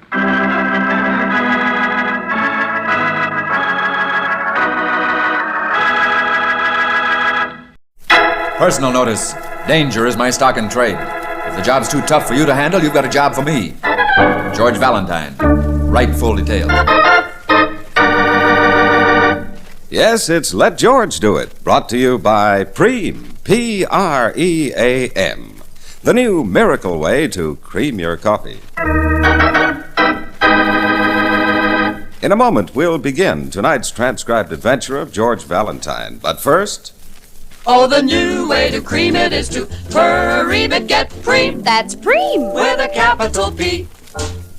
If you appreciate real convenience, you'll be delighted with Preem, Pream, the wonderful new way to cream coffee. This new dairy miracle in instant powdered form never sours, never turns, keeps indefinitely while sealed. Open for everyday use, Preem stays fresh tasting to the last spoonful, whether you keep it on your kitchen shelf or in your refrigerator. That's just one reason you'll prefer Preem to all other coffee creaming products. Preem has a rich, luscious flavor you'll love, too. That's because it's made from fresh, sweet cream milk products only. Yet Preem is less fattening. Use Preem in your coffee instead of coffee cream, and you get up to 50% fewer calories. Best yet, thrifty Preem saves over 1/3 on coffee cream costs. Try Preem tomorrow. Pream. Preem. Get Preem. With a capital P. And now, tonight's adventure of George Valentine, the man under the elm trees.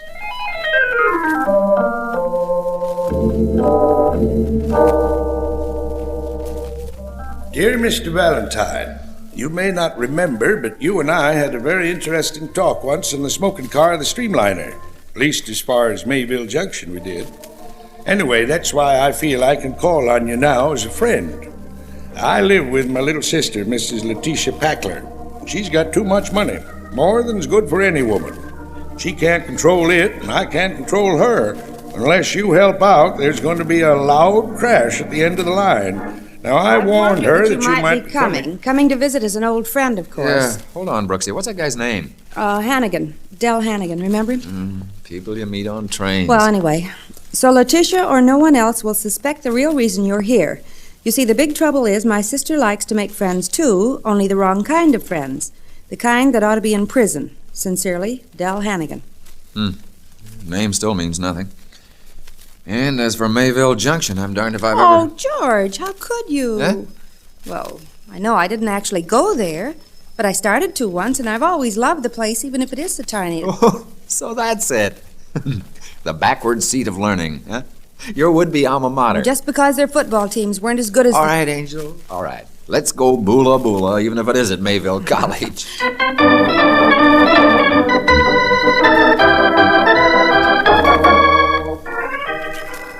Oh, you must be Mr. Valentine and Miss Brooks. That's right. Why, you're so much earlier than I expected. Oh, look at me. I'm all over with cake flour. There's going to be a picnic, you know. The faculty welcoming committee. Oh, but I'm so glad to meet you. I'm Tisha Packler. Well, how do you do? Hi. And this is Skinny Adams. Skinny lives with us, you know. Young man, I didn't see you salute the flag. Well, I'm not in uniform. I'm the keeper of the flags. What? The flags at the college. Used to be on the Grounds and Flowers Committee, but I'm not anymore. Doctor says I couldn't. But what I'm really interested in is in chemistry. Now, you look like a serious-minded young man. Do you realize that I actually saw Bronislav of nitrogen fame? And he says to me, Adams says to me... Skinny, says, please. What? Now, they don't want to hear your stories now. Besides, if you're going to feel strong enough for the picnic, you'd better lie down, hadn't you? Well. I'm sure Dell's put up the beach umbrella over your hammock. All right, Tisha. I know what's good for me. See you later, Mr. Adams. Oh, he's exasperating at times, but he's such a dear.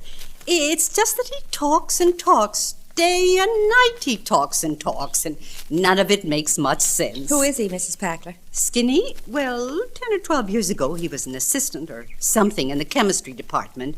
Ambitious, but not very successful. And there was an explosion. It, affected him. Oh? The doctors say that he's borrowed more than his time by now. He can't stand any strain or undue shock or too much heat. Well, why isn't he in a hospital? What? Well, good heavens. The college gives him his pension, and he has his choice. And after all, they say I take better care of him in the boarding house than they could. Well, if you'll just come inside, I'll fix you a lemonade while I'm finished baking my cookies. Where's Dell, Mrs. Packler? Down at the ice plant getting some salt for the ice cream freezer. He and the other roomer. The other roomer? Mr. Stevenson. Travels in jewelry, you know. But I boarded him a week... Mrs. Packler, your brother didn't tell us about your husband either. Oh, excuse me. Tom passed away, you know. It's been 6 months. I still get a little shock. Oh, I'm sorry. No, it's just silly of me. It's just... Well, on a holiday, people can't help wishing for the things that are past, can they? Well, no, I guess not, but, holiday? Today? And you mentioned a picnic. It's the welcoming, that's all. For the faculty. Oh. None of us are really connected with the college, you see. But next week, a new term starts, and that's how all of us in town make our living, off the college folks. Oh, we have a parade and turn out the town band and have potato races. I see. Oh, I guess we just try to pretend that we're part of it. Pretend that there's some excitement in our lives. That it isn't true that nothing ever really happens in Mayville.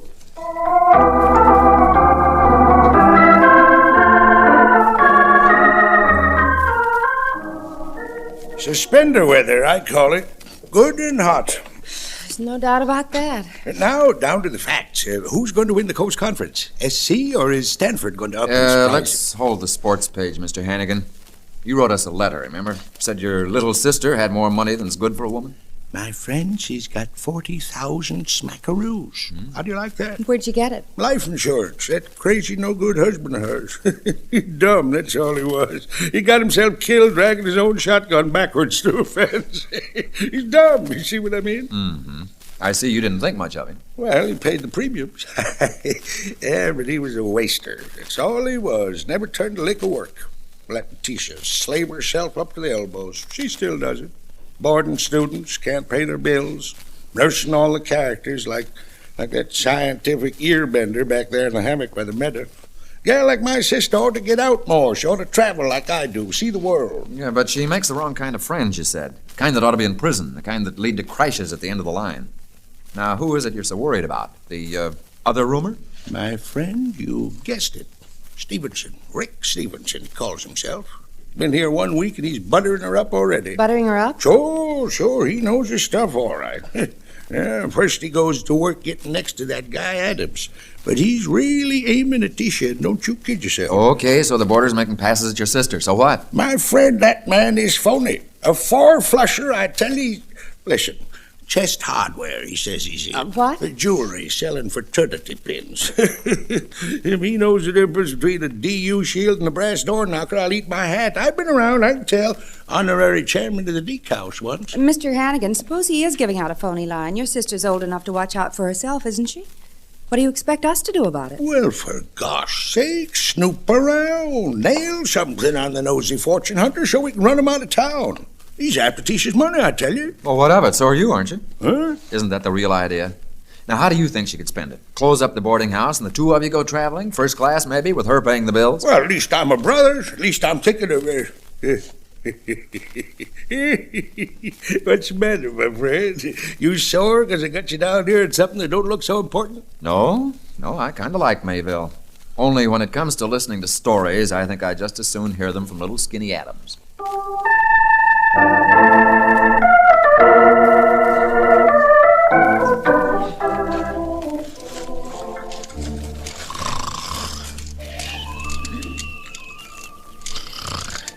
Listen to me, will you? No, I actually saw Chinsky, the biochemist from Boleslav of nitrogen. I saw Difrazelli. Georgie's sound asleep. Yeah, still trying to bend people's ears. She told me that... You know, Angel, we're in the midst of a bunch of nuts. Look at his face. It's so red. Man at his age and in his condition shouldn't be lying out here in the sun. George, of course, the umbrella's come down. Yeah, you better wake him. Mr. Adams. Mr. Adams. Hey? It's all right. See here. You two haven't been standing here, have you? What do you mean? I haven't been saying things, have I? No, of course not. We just came Now, out. don't you lie to me. I can always tell when a student's lying. I'll have you know I've got every one of my senses. I was hurt in an explosion, I think, but I can see, and the things I see, and I can hear better than you think. You were just mumbling, Mr. Adams. Did I say anything about the elm trees? The elm trees? Come on. Something I've seen. A man under the elm trees? No. That's good. Well, now who did that? That umbrella. That umbrella was up when I went to sleep. I know it was. Oh, take it easy, Skinny. The catch probably just slipped down. Don't get your dander up. Huh? Oh, yeah, maybe. Hello, you two. I'm Rick Stevenson. So I gather. My name is I know. I've heard all about you, Miss Brooks. You're here for the holiday, huh? Yes, that's right. We like a quiet college town. Relief from the city, isn't it? Okay, come on, Skinny. Hey? It's 12 o'clock. You sure, Rick? Is it that late already? Yes. We're just going to wait for the town parade out in the side porch. Maybe you folks would like to join us. Thanks, Mr. Stevenson. We'll be with you in just a minute. All right, whatever you say. A darn hot day. George. Yeah, Brooksy. About an hour in this sun might kill a man like Adams, mightn't it? Well, it certainly would make him very sick. Yeah. Put up that beach umbrella, will you? What? Go on. Put it up again. Well, all right. There. Darling. Yeah.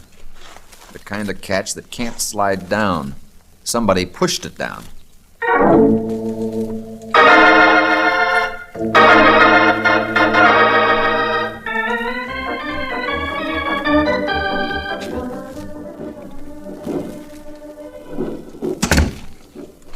We're all outside now, George. Good. Thanks, Brooksy. But what if Mr. Stevenson guesses that we've been in his room? I'll worry about that later. Try the closet there. Where there's smoke, there's fire, Angel. And we've got to work fast on the few sparks we know about. Yeah, I agree. Somebody's trying to turn welcome faculty into Memorial Day. Yeah. But it seems so impossible. That poor harmless man. I don't see why anybody would want to. Yeah? A letter. It was in the pocket of Rick's sport jacket. Suspender weather has one benefit. Federal States Life Insurance Company. Just a note on their stationery.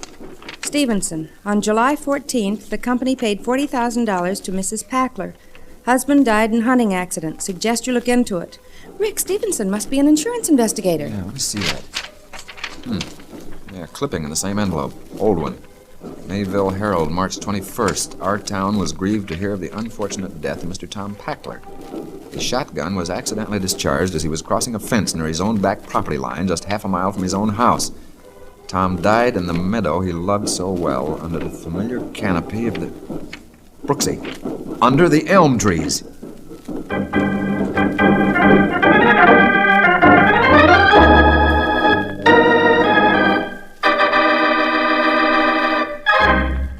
Do you love good coffee? Then you'll love the wonderful new way to cream it. Preem, P-R-E-A-M. A 100% dairy product in convenient powdered form. Preem creams coffee instantly, deliciously, and at a savings of more than 1/3 the cost of coffee cream. Once you try it, I'm sure whatever you use for creaming your coffee now, you'll prefer Preem. And wait till you hear how many other wonderful uses Preem has. In cream sauces, dressings, soups, soufflés, tempting new desserts. Yes, Preem can actually make your meals more delicious every day of the year. More economical, too. For complete information, you'll want to be sure and send for the valuable free Preem recipe booklet we're offering you absolutely free. You'll be delighted with the wide variety of delicious, quick, and easy-to-prepare Preem recipes in this new booklet. To get your copy, simply drop a card or letter with your name and address to Preem Test Kitchen, Box 959G, Columbus 16, Ohio. Preem Test Kitchen, Box 959G, Columbus 16, Ohio. Take advantage of this outstanding offer now. Send for your free Preem booklet right away. And now, back to George Valentine. You meet a frail, harmless old man whose only offense is boring people, or is it? He's apparently so dangerous to someone that an attempt has been made on his life. And the other roomer in Mrs. Packler's boarding house, Rick Stevenson, at first he seemed to be only interested in Mrs. Packler's money. But now Rick seems to be an insurance investigator, interested in her husband's death. Well, if you're anything like George Valentine, you know there's a lot more going on in the little college town of Mayville than talk about ice cream and football. Won't you have some more, Miss Brooks? Oh, thanks, Mrs. Packler, really. You know, last year I ate 6 dishes of ice cream and still went out to the picnic. Kicked the football farther than the coach did, and won the sack race, too. You remember, Teacher? Sack race. Tom Packler carried you all the way, I remember it. He did not. He did, too. No, he did not. Just because he listened to you ramble on and on, trying to make yourself important, making people listen to nothing.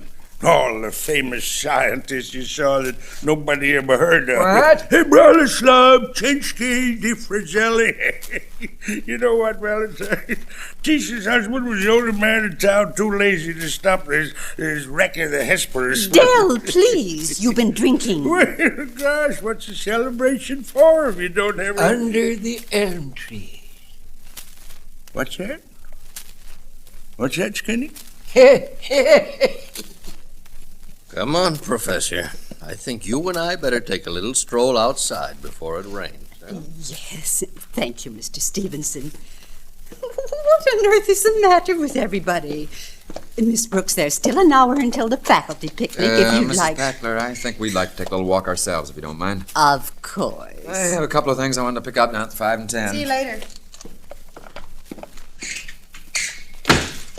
Oh, at last, Angel.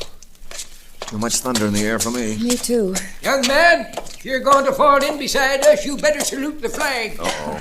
Yes, sir. I'm still keeper of the flags. The wreck of the Hesperus is still good for some jobs. Well, of course you are, Mr. Adams. Why, sure. You know, the first thing I noticed about the old house here was that flag hanging up there in the balcony of your room. Yeah, I used to be on the Grounds and Flowers Committee for a while, and before that, well, maybe I was only an assistant in the chemistry department. Wait a minute. Before... You know what I noticed about your flag? Hey? Well, look at it. Yeah. The blue field there, Mr. Adams. It's in the wrong direction. Your flag up there is backwards. What? See? Oh, yes. Oh, so it is. No, excuse me. No, I'll run up and fix it. No, I'll do it. It's my job. I'll do it. Poor guy. But at least we're alone again. Come on, Angel. Where to? A telephone. One that's in a booth instead of in a public hallway. I'm going to talk to the police. About Tom Packler's death 6 months ago? Yeah, Lieutenant Johnson in the city can run a fast check for me. The insurance company's angle. Everything about it. Come on, we'll cut across in back of the house. Well, if Rick Stevenson is the insurance company's investigator, they certainly must suspect that it wasn't just a shotgun accident. Yeah, right, or he wouldn't be here. Besides, the clipping said Packler died under those elm trees, and Skinny's got a secret about what he saw under the elm trees. Murder, maybe. Yeah. You can just see the trees from his hammock at the edge of the meadow. So, George, somebody's taking down that umbrella must have been an attempt to get rid of him before he tells what he knows to Stevenson. And it shouldn't be hard to get rid of him. Not any harder than getting rid of a helpless little child. George, this would be the Packler's woodshed, wouldn't it? Yeah, sure, I guess so. But this piece of wood, it's the same color and the same shape as those things on the front of the house, the balcony railing. The posts that hold the railing up. And to reach the flag, you'd have to lean against the railing. Yeah, come on, Angel. Look, you can see it from here. Why didn't we notice before? The corner post is missing. I'm sorry, Skinny. Did I hurt you? Are you all right?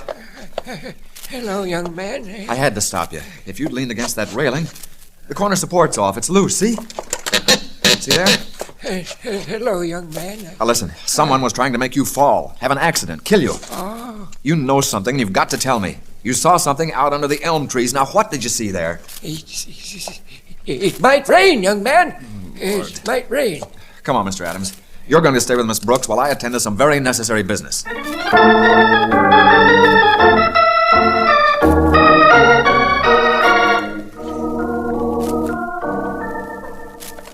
is he, Brooksy? Shh. Skinny's asleep. Did you get Lieutenant Johnson? Yeah, he has a man checking the local police and the insurance company. Man will get in touch with me here. What about Rick Stevenson? I don't know. I didn't see him. George, this time we ought to be able to tell who did it. I mean, putting the flag backwards and fixing that railing. Whoever's trying to get this guy is taking advantage of circumstances. Same as with the umbrella. So if we ask around, all we get's conflicting stories and denials from the guilty one. Oh, listen.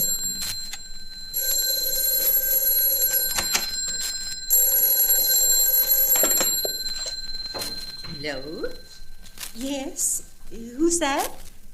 Who? Who did you say? Oh, dear. Tisha, what is that? Well, I don't know. It's long distance. I don't know who they want to talk to.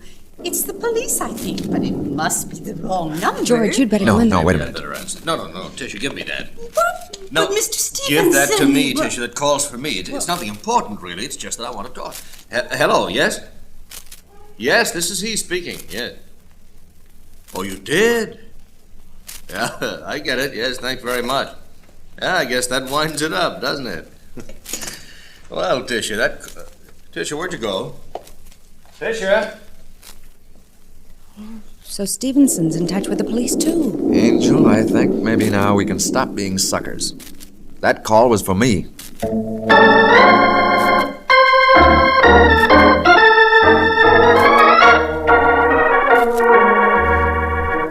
That's right, operator. I was disconnected. Hurry it up, will you? Get my party back.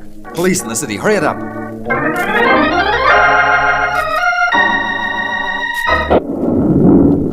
What was that? You'll be all right, Skinny. Just thunder.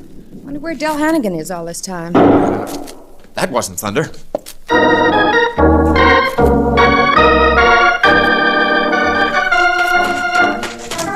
Here, round this way, Brooksy. Yeah. The place Packler kept his guns. The shop must have been here.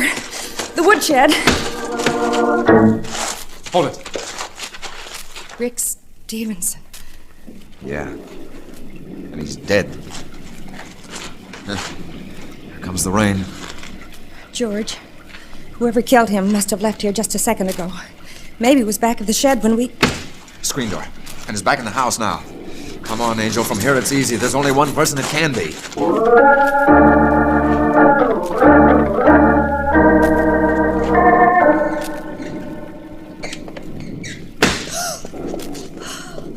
Hello, Mrs. Packler. Getting dry? I was out for just a moment. The clothes on the line. There aren't any clothes on the line. Please, get out of my kitchen. I have to take the cookies out. Wrap them for the picnic. Please, they'll get cold if I don't. Let go of me! I'm sorry, Mrs. Packler. But let's call me, detective. You better sit down. Now then, why did you do it? He found out. Mr. Stevenson found out. He was coming to get me. Mm-hmm. After he talked on the phone, and he came looking in the woodshed, the place where your dead husband's guns were, where the shotgun was that killed your husband. Stop it! What's the matter? Were you afraid Mr. Stevenson would find that shotgun? Examine it for evidence or something? I don't know. He was coming to get me. I had to kill him. Why? I was putting his fresh linen away yesterday when I found an envelope. Insurance company. A note about me. A clipping about Tom's death. I know. I guessed before that he was up to something. So many questions about me. And he wasn't a jewelry man like he said he was. He spent so much time getting close to poor little Skinny Adams, asking him questions. Poor little Skinny Adams. It's a strange way for you to talk. Oh, may the Lord forgive me. But Skinny hadn't much longer to live anyway. I couldn't have killed him. But an accident. Sure. Like the umbrella or the flag, because you were afraid he knew something, weren't you? He did. Under the elm trees. He kept saying it. And I knew sooner or later he'd tell Mr. Stevenson. He'd tell him he'd seen me shooting my husband. My husband was no good. A nag, a loafer. Mrs. Packler, I don't know what it is Skinny saw way out under the elms, but it couldn't have been very much. What's that? He brags about retaining his senses. Well, if ever there's a man in this town who'd have learned how to hang the flag, he's the one.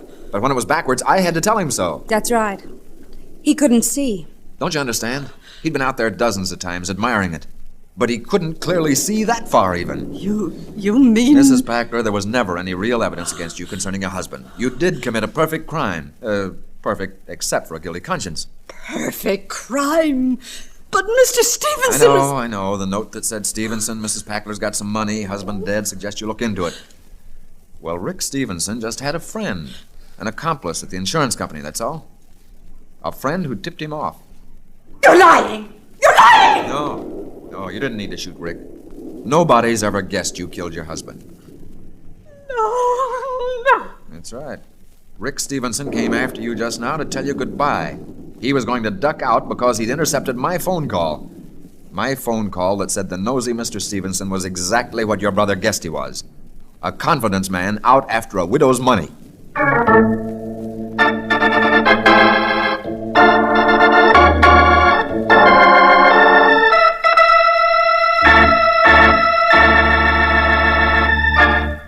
You know, there's something about crisp, tangy fall weather that makes coffee time more enjoyable than ever. And there's no time like now for discovering Preem. P-R-E-A-M.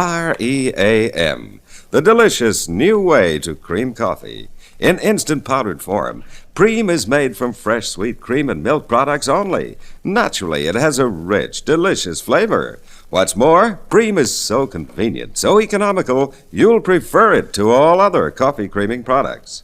You see, Preem never sours, never turns. Sealed, Preem keeps indefinitely. Open for regular use, Preem stays fresh tasting to the last spoonful, whether you store it on your kitchen shelf or in your refrigerator. And thrifty, say Preem saves over 1/3 the cost of coffee cream.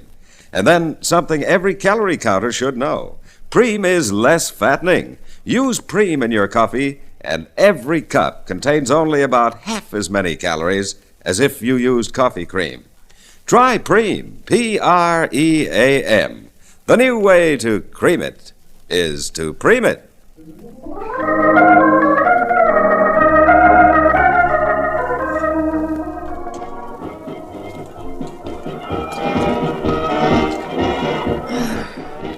Come on, Angel, cheer up. The sun's out, and we're the townspeople welcoming faculty, remember? Oh, George, I don't feel much like it. I know. But life is full of aches. At least we saved Skinny Adams, didn't we? You know, there's still something I don't understand. I mean, Skinny did see something. Coming here, he was so excited. The elm trees, he kept saying. Yeah, Angel. Maybe I've got that figured out, too. All poor Skinny wants is attention. All day he's been acting as though he had a secret. As though he'd cooked up a surprise. Surprise? Surprise? No, Mr. Valentine. I just finally learned something, that's all. Yeah, Skinny? People don't like to listen to people unless people tell people what people want to listen to. Is that so? Even if you have to make it up. Oh, no. Oh, yes, indeed. Now, there was a time, this man I saw once out under some elm trees. Oh, they'll listen to me now, all right. It's football season. So I'm going to tell them. Listen, everybody. Did I tell you about the time that I saw Newt Rockney under the elms in South Bend? Yes, sir! Newt Rockney!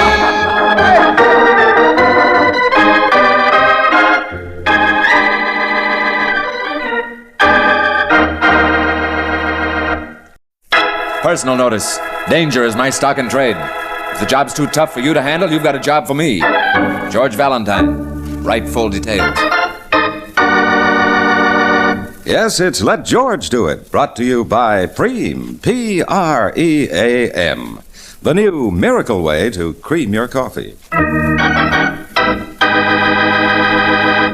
In a moment, we'll begin tonight's transcribed adventure of George Valentine, but first...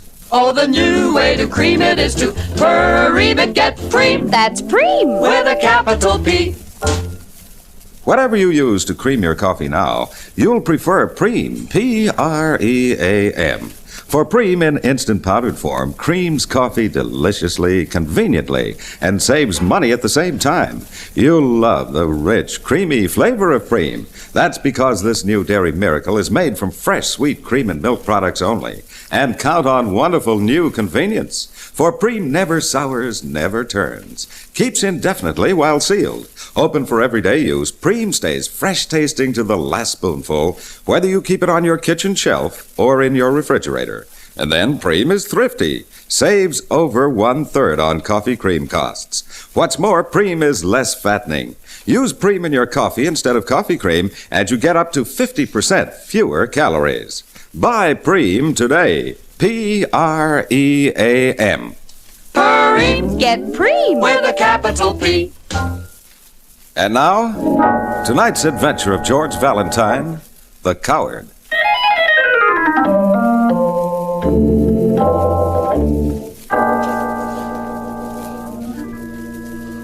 Dear Mr. Valentine, my name is Douglas French. I'm staying in a rooming house, 317 River Street.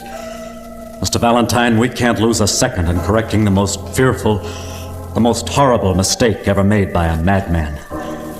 I knew the man, but very briefly, a number of years ago. Some way, somehow, in these years between, the pain of his own suffering must have twisted all his remembrance of fact. Because I hadn't been in this city more than 24 hours when the telegraph office called to read me a wire. It had my name on it, my brand new address. It was from him.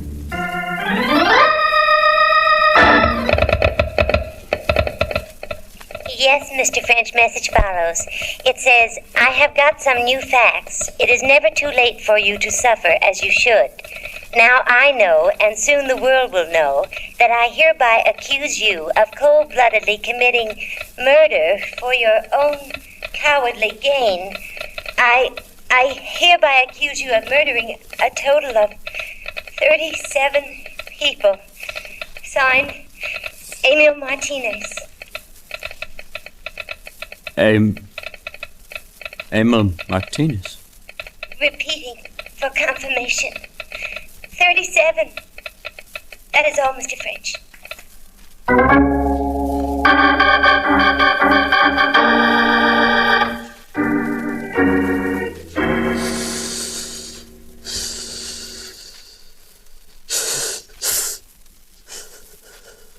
Oh, I'd say we won't attempt to remove it until the x-rays are developed, Lieutenant. You see, in this quarter of a man's chest. Yeah, Doc, I know. Anyway, maybe the pictures will help us until you do get the bullet. Near the breastbone, huh? With the juncture of this rib, you see. Exactly. No, I'd say the difficult part just now is keeping the poor man alive. All right, Doc. Why so anxious about the bullet, Lieutenant? Do you have a gun to match it with or something? Not yet, but when I do find one, well, I want to know what I'm looking for. There's nothing concrete to grab onto in this case. Except the telegram, Johnson. Yeah, that. Emil Martinez. We'll round up every Emil Martinez that ever lived. Only I don't know what... Only it was a little wild, wasn't it? 37 people. Almost a little crazy. Except that we do have a straight-out attempted murder on our hands. Couldn't you find out anything about Mr. French? Comes from the east. They're investigating. They'll let us know. Doesn't look like anything. No past record, no enemies, if that's what you mean. No, I meant friends. None here in town. Leastwise, he didn't see anybody we know of. And you found him by the river, huh? Walkaway on the bridge. Landlady said he'd had supper, was pretty nervous, went for a walk to kill time until 8 o'clock. He got it out there in the dark. Noise of traffic on the bridge to cover the shot. Perfect place. Lonesome. Motorists can't see. I guess he'd still be there if one of them hadn't stopped to inspect a flat tire. I have the x-ray. Yeah? Let's see. Careful with it, Lieutenant. Johnson, speaking of flat tires... You're certainly not going to measure any caliber of anything off that picture. For the... What is it, a picket fence? Yes, beautifully clear. You see, I'd say your bullet is this little shadow here under the edge of the rib. Yeah, I always get a seat behind a pole. Help us no end when we operate later on. Later on, and I got to sit around waiting to see if he regains consciousness or dies. Sure, Johnson, in the meantime, the game goes on, doesn't it? What? While you're waiting for that pole to be moved, there's somebody running around who's nutty or wild or crazy.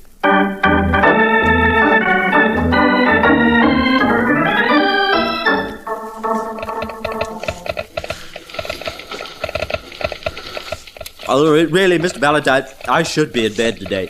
You know, the telegraph company keeps quite adequate records. It's worse than the army. But I've already told the police. Excuse me. Bless you. Look, I know there's a file copy of wires delivered. Oh, yes, and we sent him a confirming copy after we phoned it, naturally. But, George, they didn't find one on Mr. French or in his room. Yeah, probably threw it away or burned it, Brooksy. No, I'm interested in the file copy at the sending point. Not for handwriting? Oh, but it was telephoned in by Mr. Martinez to one of the stations here at the city. Excuse me. Bless you. But when you do that, you do have to give your phone number and address for charges, don't you? Oh, I see what you mean. Well, yes, we've already investigated. Now, wait a minute. I have it right. Hey, here! Oh! It was the pay station. Oh, bless you. Thank you. Do you think penicillin would help? I think maybe we all should have stood in bed. I know, it's discouraging. But we handle so much traffic every day, it's very seldom, anyone would notice the text. Our girls never react to the millions of words they read. Good heavens, Miss Johnson, what is it? Mr. Onslow, your message continues. I hereby accuse you of cold-bloodedly murdering 37 people. Signed, Emil Martinez. Do you have that, Mr. Onslow? I'll repeat for confirmation. 37. George, she's fainted.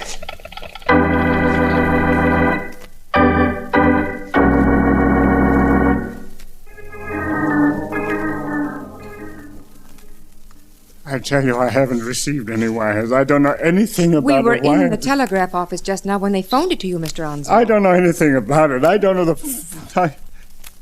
All right. I did get it. I'm just a botanist, you understand, Mr. Valentine, a student. Plain Mr. Botany B. I'm not concerned with the world of men. Mr. Onslow, you were going to say that wire was a mistake, weren't you? Yes. Yes, it was a horrible mistake. Mm-hmm. That's what Mr. French said about his wire. I'm just a botanist. In the world of botany... I guess you've seen about Mr. French in the newspapers, haven't you? At least from the looks of your study here, all these newspapers. Yes, Mr. Valentine. I know what happened.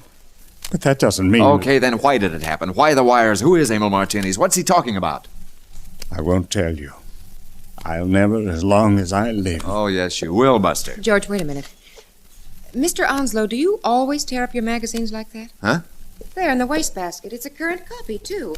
I never heard of anyone tearing up a... Get away from there! Look out, Brooksy. Put it down! Don't touch it! Don't... Sorry, Professor. No! You'll be okay, Onslow. Now just sit there. Now then, what do we have to do? Go through the magazine page by page, or are you going to tell us what it is? My world is botany. Botany is my world, that's George. all. My world George, is botany. Look. Look here where it's folded. 37. Yeah? The number, it's here in the article. A freelance writer, J. Farrell, he's... Farrell? Yes, why? Never mind. What is it? Well, he's talking about the war, about being in Japan. It says, in reference to the above, it is of interest to note that Colonel Tsuyamoto's dying remarks to me concerned the wiping out of a party of 37, who, with the assistance of native guerrillas, were trying to escape the Holocaust of Singapore. George. Yeah, go on, Angel. In this case, the efficiency of fifth column informants was belied. Colonel Tsuyamoto stated that the party, which included soldiers as well as civilians, never would have been located had it not been that 4 members of the party itself were foraging for food at night, and that the application of threats finally made one of the 4 confess secretly the exact location of the other 37, who regrettably had to be destroyed. Other examples of fifth column, so on and so on. So, I guess the words in that telegram aren't so crazy after all, are they? No, Mr. Valentine. Were you one of the 4, Mr. Onslow? Yes. Was Emil Martinez? Oh, I wouldn't remember any names. Was Douglas French? I don't... Oh, yes, his picture's in the newspapers. It was the same man, I'm sure. All right, who else? But I wouldn't remember any names. We were all strangers until then. It was just a random group of us in the big party with a few British Army men and guerrilla leaders. The others I went foraging with that night, businessmen, perhaps Americans. I know that. I was teaching high school botany in Singapore, Mr. Valentine. Botany, But afterward, you went through so much together. You were threatened. Maybe tortured, weren't you? We were separated. Later on, sent to different prison camps. The 4 of us... Though I never knew just why they stopped torturing us, Mr. Valentine. Why they didn't go ahead and kill us. Mm-hmm. But somehow I just can't believe that you wouldn't remember. A thing so simply told in that article. A thing so unimportant to the rest of the world, to whom the numbers 37 and 4 don't have such awful meaning. And who would guess that we were still alive, any of us? Perhaps many such events took place during the war. It's not a thing simply remembered, Mr. Valentine. At least, not with sanity. Among that 37 were friends, were our families. Well, I have another family now. My work. I'm a botanist. I don't remember anything. I'm a botanist. Okay, Mr. Onslow. I'll talk to you later. I'm just a botanist. A peaceful man.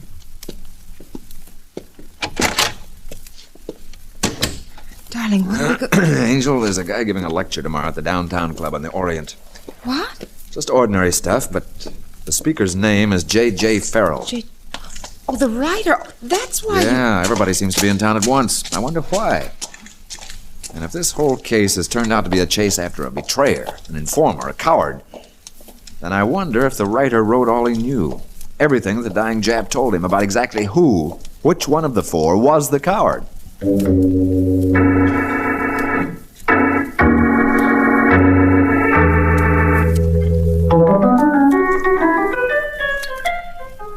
I tell you, I ain't seen Mr. Farrell. Look, there's a suitcase. That's his, isn't it? You see the stickers? Well, what if it is? I ain't noticed him come in, clean up and dust, and bring in the linen once a week. That's all I do. I'm not a snooper like some people a body has to put up with. Oh, please, take it easy, won't you? We told you how important it was. Brooksy, here's his notebook, too. And guess what's on the back page, scribbled in pencil? I have some new facts. Hereby accuse you murder of a total of... What's this? Auntie, suppose you go into that bedroom and get rid of the laundry or whatever it is you do in there once a week? I told you a body had to put up with things. George, those words. Yeah, the words from the telegram. The same identical telegram signed Emil Martinis. No, stay with it, Brooksy. Oh. Is that your tenant, Auntie? Oh. Is that the writer? J.J. Farrell? Yes. But I didn't see him come in. I've been here all day. I ain't seen him all day. No, I guess you haven't. He looks like he's been dead since yesterday.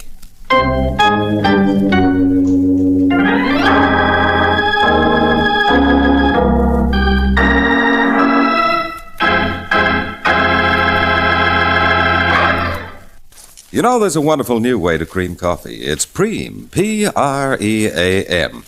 A 100% dairy product in instant powdered form. Once you try Preem, you'll find for delicious flavor, convenience, and economy, you'll prefer it to all other products for creaming your coffee. And say, that's not all. Preem has many other wonderful uses. In cream sauces, for instance, dressings, soups, soufflés, and delectable new desserts. Yes, it's a fact. Preem can help you serve your family more delicious meals every day of the year and save money at the same time. There's proof of that in the brand new collection of Preem recipes we're offering you absolutely free. I'm sure you'll be delighted with the wide variety of delicious, quick, and easy-to-prepare Preem recipes in this new booklet. Now, all you have to do to get your copy is drop a card or letter with your name and address to Preem Test Kitchen, Box 959G, Columbus 16, Ohio. That's Preem Test Kitchen, Box 959G, Columbus 16, Ohio. Take advantage of this valuable offer now. Send for your free Preem booklet right away. And now, back to George Valentine. You learn the tragic wartime story of 1 man out of 4 who betrayed the location of 37 refugees fleeing from fallen Singapore. Well, if you're anything like George Valentine, you'd like to meet the writer who wrote about that story, particularly when you see that his notebook contains the words of a certain fateful, hate-filled telegram. The only trouble is, the writer is dead. What did the medical examiner say, Johnson? Same as you. Dead 24 hours, maybe. And his head bashed in. Crime of passion. There was a fight, struggle. That's a mouthful of understatement, brother. But what about Farrell? What kind of a guy was he? I checked with a couple of editors. His reputation's good. Not a chance of his being mixed up with anybody from the Singapore business. And if he'd had any idea those 4 were still alive, he's the kind of guy probably would have kept his mouth shut. Let sleeping dogs lie. Well, maybe he didn't write all he did know. He couldn't have, or this doesn't make any sense. Oh, sense shed. A guy gets a bullet from whom? A guy gets bashed in by whom? It's a killer I want, not... I was reading Farrell's notebook, Lieutenant, his notes and things for stories.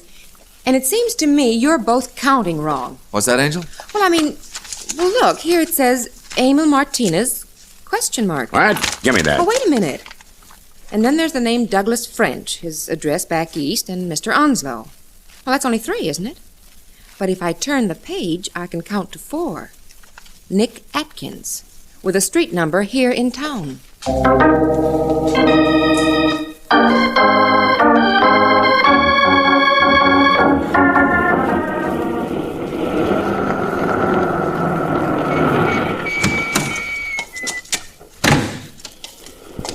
Here, this is the number. Yeah, and this is one time I'm going to do the talking. One time I'm... Hey!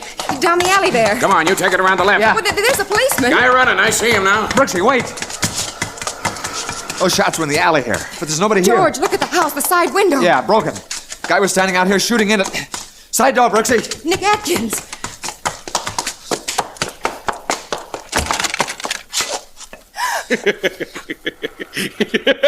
He missed me, didn't he? You, Atkins? Couldn't hit fish in a rain barrel that way he shot at me. Who couldn't? Hey, don't mind if we get out of this lighted doorway, though, do you? Yeah, but who? How should I know? Look, Buster, my name's Valentine, and this is... Sure, I read the papers, Valentine. Hi, cutie. Miss Brooks, isn't it? You read the papers, Mr. Atkins. Yeah, I also get around. I watch what's going on. Did you get a telegram? Don't think I'd be left out, do you? Sure. Same stuff, same words. I checked with Frenchie yesterday. You saw Douglas French yesterday? Well, he gave me a ring to say he was in town from back east, that's all. Uh-huh. You seen Onslow lately? Nope. Martinis? Nope. What else did French say? That's all. He was sure in a lather about that wire, though. Poor guy. Yeah, it all strikes you pretty funny, doesn't it? You got a better suggestion? How else you going to take this world unless you laugh at it? Okay, Atkins. Now, look, get something straight, mister. There was 37 people there. I was a boss stevedore at the American docks in Singapore. I was so smart I thought my wife would be safer with them 37. Oh, I see. Nick, you're not going to help us very much, are you? I don't know. Well, there's one thing I would like to know. Did you have any idea back there in 1942 that any one of the 4 of you had turned informer? That when they questioned you separately, one of you had been a coward? What do you think? No. None of you even guessed how that tragedy came about until you read Farrell's article in a magazine. Otherwise, a certain one of you would never have lasted as long as this. All right, stand still, both of you. All right, take it easy. I know who it is. Come in, Johnson. There's 3 cops I'm going to demote, and then I'm going to demote myself. Well, what happened? Did he get away? Don't even ask me. What's the matter with you? Relax, Johnson. This is Atkins. Has he told you where Martini lives yet? Has he told you what he looks like? So He's telling us nothing.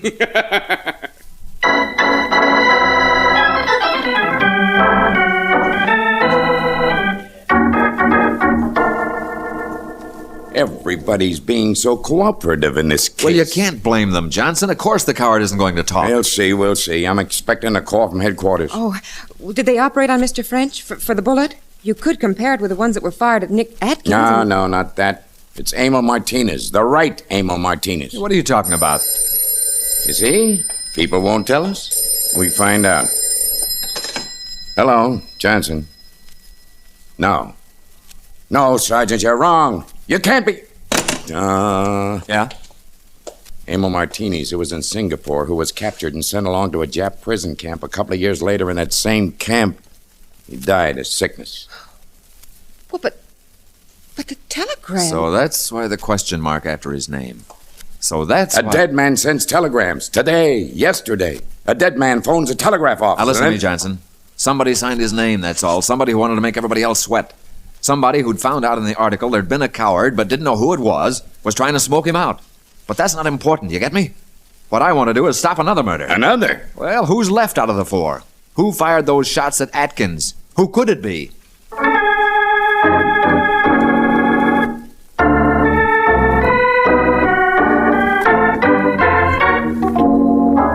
Get away from me, both of you. Came right back to your house, didn't you, Mr. Onslow? You can't have my gun. You can't have But it. you've already shot at Nick Atkins, Mr. Onslow. I missed him. I know I missed him. But you won't get another chance. We're here now, and you're not going to shoot Stop us. talking to me as though I were crazy. I'm not crazy. I'm going to kill him. I'm going to kill him. That's what I'm trying. I'm going to kill him no matter what it does. Yeah, that's better, Professor. Yeah. I don't care what it does. No matter what it does to anybody. All right. We know, Mr. Onslow, but still. I talk about botany. I try to think about botany because I know what a terrible thing killing is, but I can't close my mind. I'm going to kill him. Please, I'm going Mr. Onslow, please be quiet, will you? Why? Let him spill it out. You too, Johnson. We're making too much noise. I told you I wanted to stop a murder, didn't I? Yeah, but... George! Yeah, Brooksy. He's here. I just heard the front door open and... Shh. Wait a minute. Here he comes. All right, get him. All right, yeah. All right. Come on. Take it easy now. Yeah. Okay, get off me. I'm not going any place. Now get off. Friscom Johnson. I haven't got a gun. I don't need a gun. He's clean. Well, all right. I'm sorry we had to be so rough, but sit still. Don't move. Why? You know why. Hello, Onslow. Hello, Mr. Atkins. I guess we can do without the formalities. Just take them both down to headquarters. We can check that gun of yours against the bullet in Douglas French, Mr. Onslow. No. And you don't have to laugh, Atkins. We'll find a gun of yours someplace. Take it easy, Johnson. I think I'll find the other gun for you. Where? French got his bullet on the walkway of a bridge, right by the railing. Okay, get some boys dragging that river fast. Killer tossed it over, huh? All right, it's worth a chance. It's worth a lot more than that. I'll say it is, because one of these two guys did it. They're the only ones left. One of those two bashed in that rider, then later on went out and took a pot shot at French. I guess because French and Farrell and everybody else knew he was the coward, that's why. Yeah. Yeah, it is funny, isn't it, Atkins? Because you came up here to kill Onslow, didn't you? Well, he's the coward. I don't need a gun. You got no idea what it feels like to know what he did, Valentine. Now, he's the coward, and I'll kill him! No, you don't. Cut it out. I want to talk about telegrams. Emil Martinez didn't send them, that's a cinch. And Mr. Onslow, you didn't even receive your wire until long after Farrell was dead and French had been shot. What difference does that... Therefore, the wires must have been sent by one of you two, and whichever one it was, you sent one to yourself to cover up. So what if I did? Now, what does that make me? Thanks, Atkins. But I don't even care if it was you. The point is, the guy who sent those wires did it because he didn't know who the coward was. Look, mister... So he couldn't have been the coward himself, could he? Huh? Now, wait a minute, Valentine. This case is all upside down, Johnson, because for once the innocent have a tragic motive for wanting to kill. You two guys are at each other's throats because you're the last ones left. Because you jumped to the same conclusions the lieutenant did. But, Mr. Valentine, I don't... Oh, it's pretty easy, Mr. Onslow. I guess there were two men who knew about the coward. Mr. Farrell and the coward himself, who must have found that Farrell knew the truth and killed him. The man who walked out on the bridge by the railing and tried to commit suicide, Douglas French.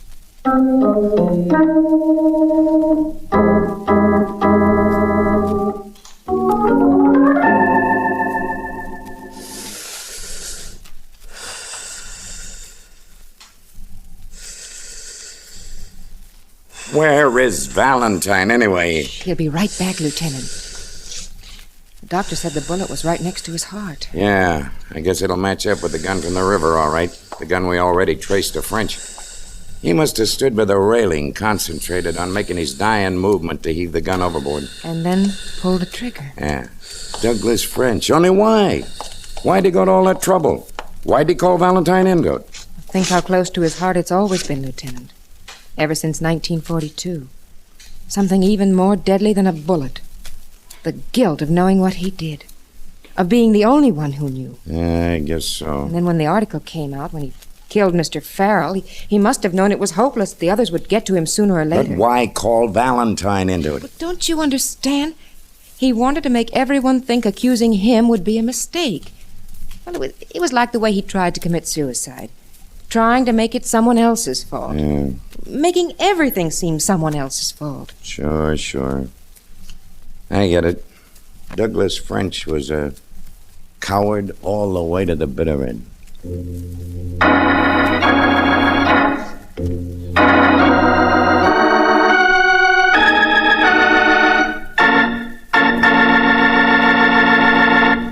If you'd like to make coffee time at your house more enjoyable than ever, along with your coffee, serve Preem. P-R-E-A-M. That's the delicious new dairy miracle in powdered form that creams coffee instantly, and so conveniently you'll prefer it to all other coffee creaming products. Preem never sours, never turns, keeps indefinitely while sealed. Open for daily use, Preem stays fresh tasting to the last spoonful, whether you keep it on your kitchen shelf or in your refrigerator. You'll like the new economy Preem brings you, too. You'll find Preem actually saves more than 1/3 the cost of coffee cream. And because Preem is made from fresh sweet cream and milk products only, you'll love its rich, delicious flavor. And then, remember this, Preem is less fattening. Use Preem in your coffee, and every cup contains only about half as many calories as if you use coffee cream. So try Preem, P-R-E-A-M. Discover for yourself. The new way to cream it is to Preem it.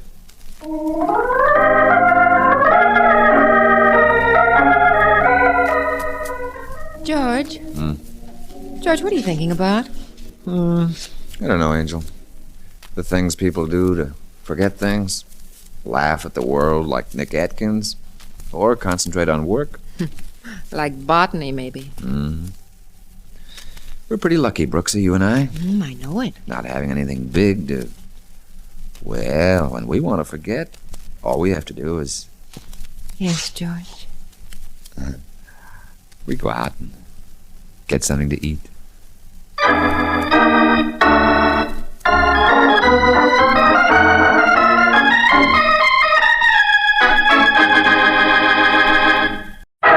Personal notice.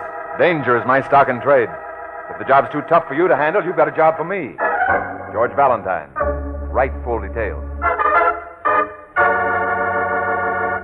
Yes, it's Let George Do It, brought to you by Preem. P-R-E-A-M. The new miracle way to cream your coffee.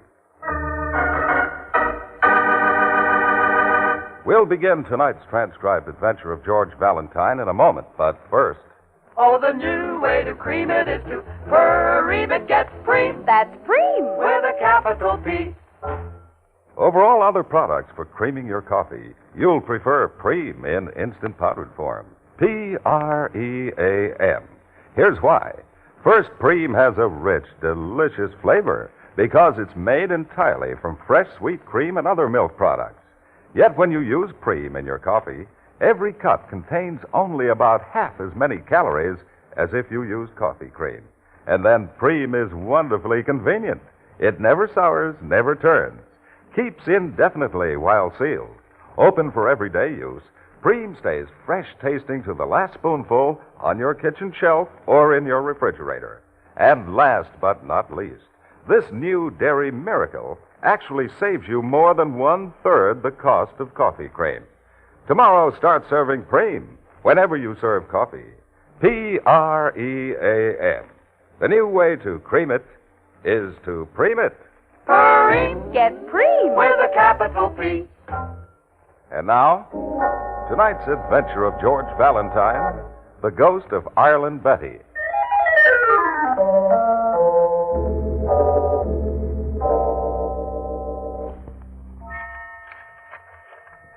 Dear Mr. Valentine. Valentine? Huh. Dear Mr. Valentine, I live in an enormous rambling house built like an Italian villa. Well, that's funny. What else did she write? What was the rest of it? What? Crying. It's crying, that's what it is. It's crying. I know it is. It's crying. That's what... Where is it? It's crying. I know it's crying. I know it's... Oh, Christine. Oh, for heaven's sakes. Where are you going in such a hurry? Daddy, I'm sorry, but I just... Listen, this... Yes, my dear. Oh, Christine, you've had such a long trip. I thought you were going to lie down and rest a while. Did you hear something, my dear? No. No, I didn't hear anything. Mr. Valentine, who is he? Why were you writing him a letter, Miss Dowdy, about the house? Here, it's a letter you didn't finish. Oh, that. But I did finish another one. That one blotted. Yes, I've already written Mr. Valentine. He's just a friend of mine. Oh. It's lonely here, and I thought perhaps he might like to call on me. Now you run along and get your rest. There's nothing to be afraid of in the old place. You may hear a shutter banging once in a while, but that's all. That's absolutely all. All right, Miss Dowdy. Sorry my imagination seems to... I'm sorry I bothered you.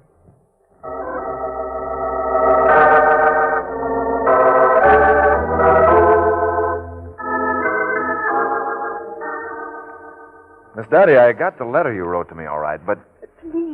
Please don't talk so loud, Mr. Valentine. In here, Miss Brooks. Of course.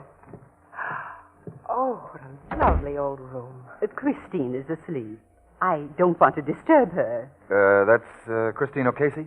Yes, she just got here, you know, from Canada. She's been there since before her aunt's death, several months ago. Won't you sit down? Thanks, Miss Dowdy, but I'm not sure we're staying. Oh, but I wrote you Yes, that... you wrote in your letter that you wanted a man investigated, a Professor E.L. Gifford from Denver. Yes, that's right, Professor Gifford. You sounded as though you wanted us to get something on him. Oh, now you must understand And yet, as I gather, all you suspect about this Professor Gifford is that he's liable to buy this house. Yes, that's just it. You see, Mr. Eustace, the real estate man, has received this offer from Denver. Yes, I know. I've already talked to Mr. Eustace. And I find he's also the executor of estate for one Miss Betty O'Casey, who used to own the house. Yes, for Betty, the one who died. Mm-hmm. That's Christine's aunt. And I find you don't even have anything to do with the sale of this house, Miss Dowdy. You don't even own it, any part of it. No, I don't. But I was Betty O'Casey's companion for more than 20 years, Mr. Valentine. Sure, I understand. She left you pretty well taken care of, right? Only the house went to the principal beneficiary, Christine, her relative. And it's Christine's desire to sell, according to Mr. Eustace. That's why she's here, to speed up a sale, any sale. Mm-hmm. Okay, but Miss Dowdy, what do you have against this professor? Why shouldn't he buy the house? Why should you want to hire me to interfere with any possible sale? The professor, he's not the right type. Not the right type? Yes. Well, if the house is Christine's, well, what does she say? Haven't you talked to her about it? Christine isn't, she's not sympathetic to the house. What? She's not sympathetic. She doesn't understand. She's young and cynical. And this isn't just a usual house, Mr. Valentine. Well, I grant you it's pretty old, valuable maybe, but not so easy to get rid of. We looked all over for this house years ago. It was just what Ireland Betty wanted. Oh, it made her so happy. Oh, wait a minute. Who? Betty O'Casey. Ireland Betty. Oh, I know. It does make her sound rather like an apple woman, but it was a nickname. Many people called her that. Ireland Betty? Excuse me, but it sounds more to me like the name of a racehorse. Oh, she would have loved to hear you say that. She owned some horses once. Oh. She was so enthusiastic, so interested in everything. And she was no more recently Irish than I am. But she called herself second cousin to a leprechaun. Sounds like quite a woman. A pixie, Miss Brooks, not a woman. Oh, not at all like her niece, the little modern realist. The unbeliever. Unbeliever in what, Miss Dowdy? Leprechauns? Well, unbeliever in this house, for one thing. Well, you'll have to be more specific. What is there about this place, Miss Dowdy, that you don't want it sold? Because that is the idea, isn't it? You don't want anyone else living here. Why? Mr. Valentine, Ireland Betty and I became great believers in... Well, she looked all over to find this house, because this house was supposed to have... I'm sorry, Mr. Valentine, that I've troubled you. You're too young yourself, and a good deal more honest than I thought you would be. What? Now, wait a minute. Excuse me. I'm sorry. Wait a minute. How on earth did you get in here? With a key, naturally. Greetings, my dear Miss Dowdy. You haven't changed a bit. Where did you get her? Oh, let go of my hand. Oh, it won't bite you. Tape measure to see if there's space for a piano in the parlor, besides my recording instruments. Excuse me, Miss Dowdy, but is this the guy? The guy? Professor Gifford. Yes, Mr. Valentine, do? Miss Brooks. Tom. How do you do? Mr. Valentine was just leaving. No. What? No, I wasn't going anywhere. I was just going to say I'd like to stick around for a while. Oh, Mr. Valentine. But of course, you can help me hold one end of this tape measure, Mr. Valentine. Mm-hmm. Come along. I am sorry I intruded, Miss Dowdy, but I was to meet Eustace here. He gave me the key. Oh, Eustace! Mr. Eustace! Do come along, Mr. Valentine. Right. Just us and an almost empty piece of real estate, Professor Gifford. What's your business, Professor? My own happiness, Mr. Valentine. What's yours? No, what I meant was, what are you a professor of? Nothing. Huh? The sort of nothing that is something. The sort of something that is nothing until it is seen or heard by man. Until man, like myself, is willing to admit that he sees what he can't understand, what no one understands. Huh? That makes as much sense as a scrambled jigsaw puzzle. Oh, it's quite simple. I'm a student of psychic research. Supernatural beings. Oh, brother, no, not that. Only fools laugh, Mr. Valentine. Okay, I'm not laughing. You believe in ghosts, huh? So does Miss Dowdy. So did Ireland Betty. Bless her soul.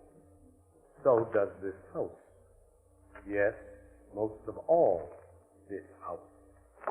So that's why you're buying it. Place is infested with ghosts, eh? Stoffer. Not every house has a ghost, you know, any more than it has good plumbing. But that's why Betty bought it originally. Been a ghost reported off and on past 100 years. Shall we rejoin the ladies? Yeah, I'm getting scared. I almost had this house once before, Valentine. Ireland Betty rather had her cap set for me. She did not. Yes, I would have had it for nothing then, if it hadn't been for her bodyguard here. Will you throw him out of here, or do I have to? No sense of humor, Miss Dowdy. All right, mister. Because it's true. Ireland Betty pursued me like the beautiful banshee that she was. She came galloping at me like I said never mind. Mr. Valentine. And as for you, Miss Dowdy... No, please, be quiet. Listen. Oh, but Miss Dowdy, what... George. Don't move anyone. That's what it sounds like. I've never known. We always wondered. Cry, eh? Yes. That's what it is. I've never heard it before. Come on, cut it out, both of you. Sure, it's crying, all right, but that's not any ghost. Miss Dowdy, where are you? Mr. Eustace, that's his voice. Get down here, somebody, will you? Come help me. It's Christine.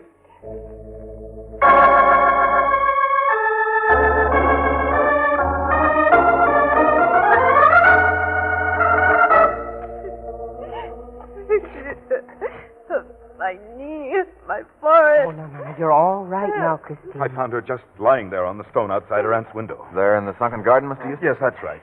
Whimpering, almost unconscious. She'd had a terrible fall. I was coming up by the side entrance, you see, and What makes you think she just had a fall? Christine, what happened? Can you tell me? Did you fall? No, I didn't. Well, then tell us. What was it? I don't know what happened, Miss Dowdy. Oh, now look here. George, she's just woozy. Let her rest. Did you see the ghost, Christine? Oh, Professor, for the love of my... No, I didn't. I tell you, there's no such thing as ghosts. It's all your imagination. I saw the ghost once myself. The night your aunt died. Perhaps even she saw it. Over the lawn by the summer house. What are you talking about? Who saw what when? I wasn't here. You never told me. The ghost. Nothing to upset yourself over. And I'm sure Miss Dowdy, unless she cares to lie, will admit that she, too, saw... But what if I did? What if I did see it? It doesn't have anything to do with this. It doesn't. It doesn't. Miss Dowdy. Going down like 9 cents, aren't they? And all knocked down by a ghost. All right, now come on, somebody, I think she just noticed where you were found, Christine. What? The stone floor outside your aunt's window, Christine. Exactly where you were. That's where your aunt fell. Where she died. The night that we saw the ghost. Coincidence, I suppose. That's all.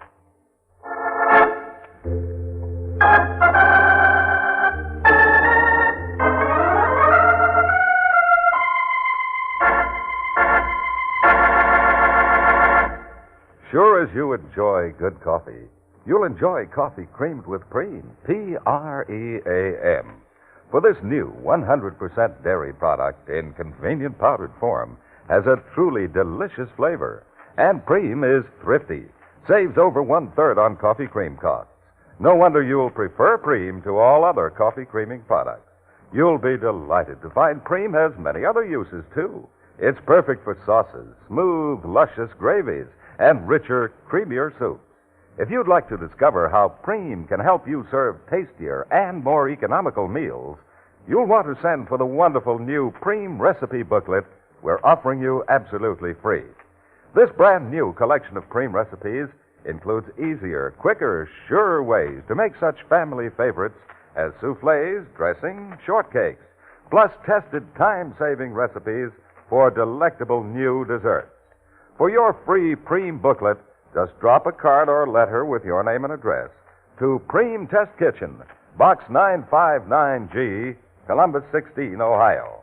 Preem Test Kitchen, Box 959G, Columbus 16, Ohio. Don't miss this exciting offer. Send for your free copy of the new Preem recipe collection right away. And now, back to George Valentine.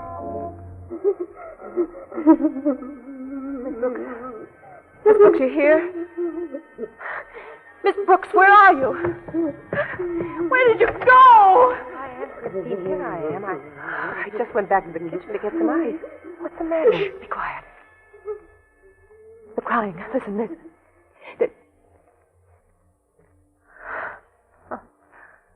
There's my imagination at work. Oh, here, now lie down again.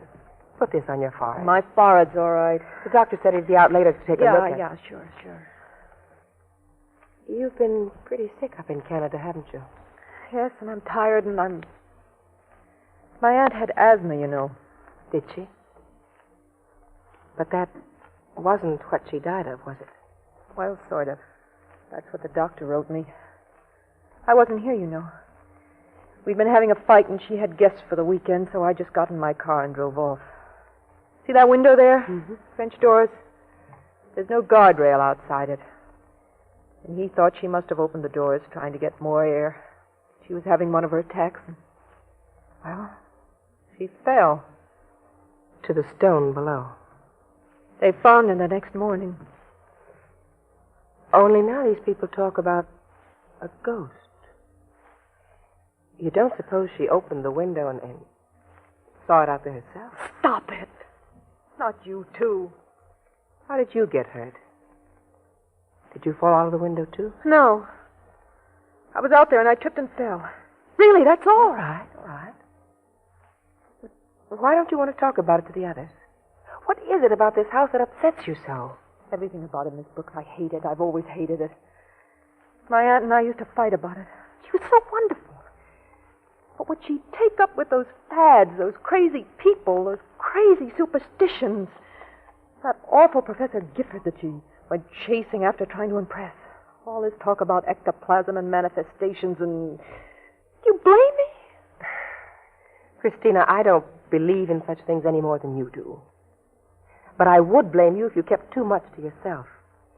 If you attributed certain things to your own imagination just because you've been sick and then tired and upset. What do you mean? I mean what you heard when I was still in the kitchen. I mean, why you've come back here and what you may have seen and what you suspect about these people, about your aunt's death. I don't really know. Is Mr. Valentine going to stay here? Yes, Christine. Where is he now? He'll be close. He'll be right here, won't he? Yes, of course. He's just chatting with Miss Dowdy. She's probably showing him around the place.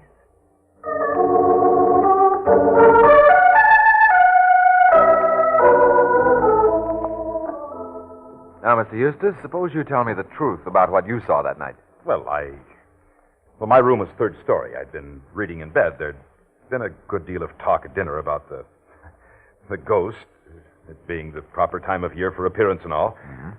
Naturally, I tried to be tolerant, but, well, perhaps I did watch a little. You see, it's supposed to appear just momentarily out back by the summer house, moving slowly and then sort of floating away.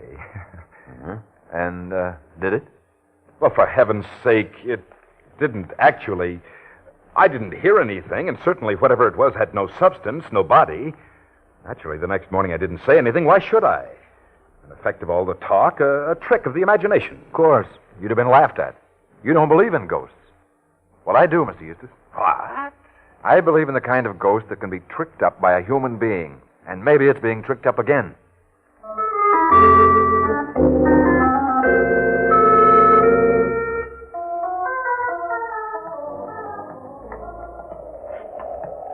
George, I sneaked out one of Christine's shoes.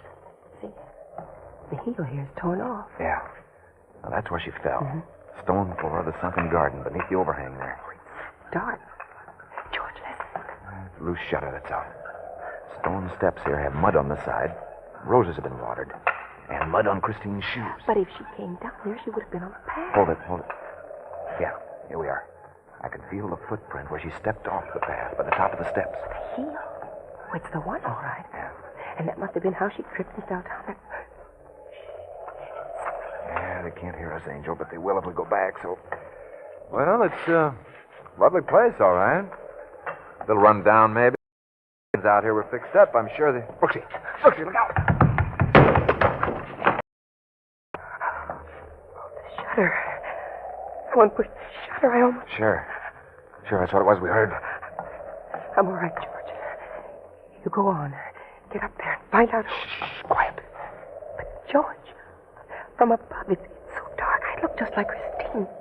That must have been meant for I'd never find anybody up there. There's nobody in this house but ghosts, didn't you know?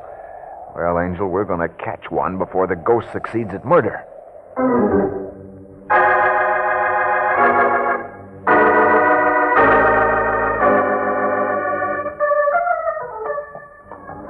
Oh, yes, Mr. Valentine. I guess that's where I lost my heel, where I tripped, only Yeah, you were coming along the path, Christine. You stepped off it, tripped, and rolled down the stone steps. Yes. You were out here, walking by the summer house, but you didn't want anybody to know. Let's see, it was Eustace who found you. What happened? You see him coming and run for the house? Yes, that's right. I ran. Only why'd you step off the path? Well, there was a shovel or a rake or something lying across the path. Oh, I get it. Only it's not there now. I didn't look. Mr. Valentine, I did suspect something for a long time.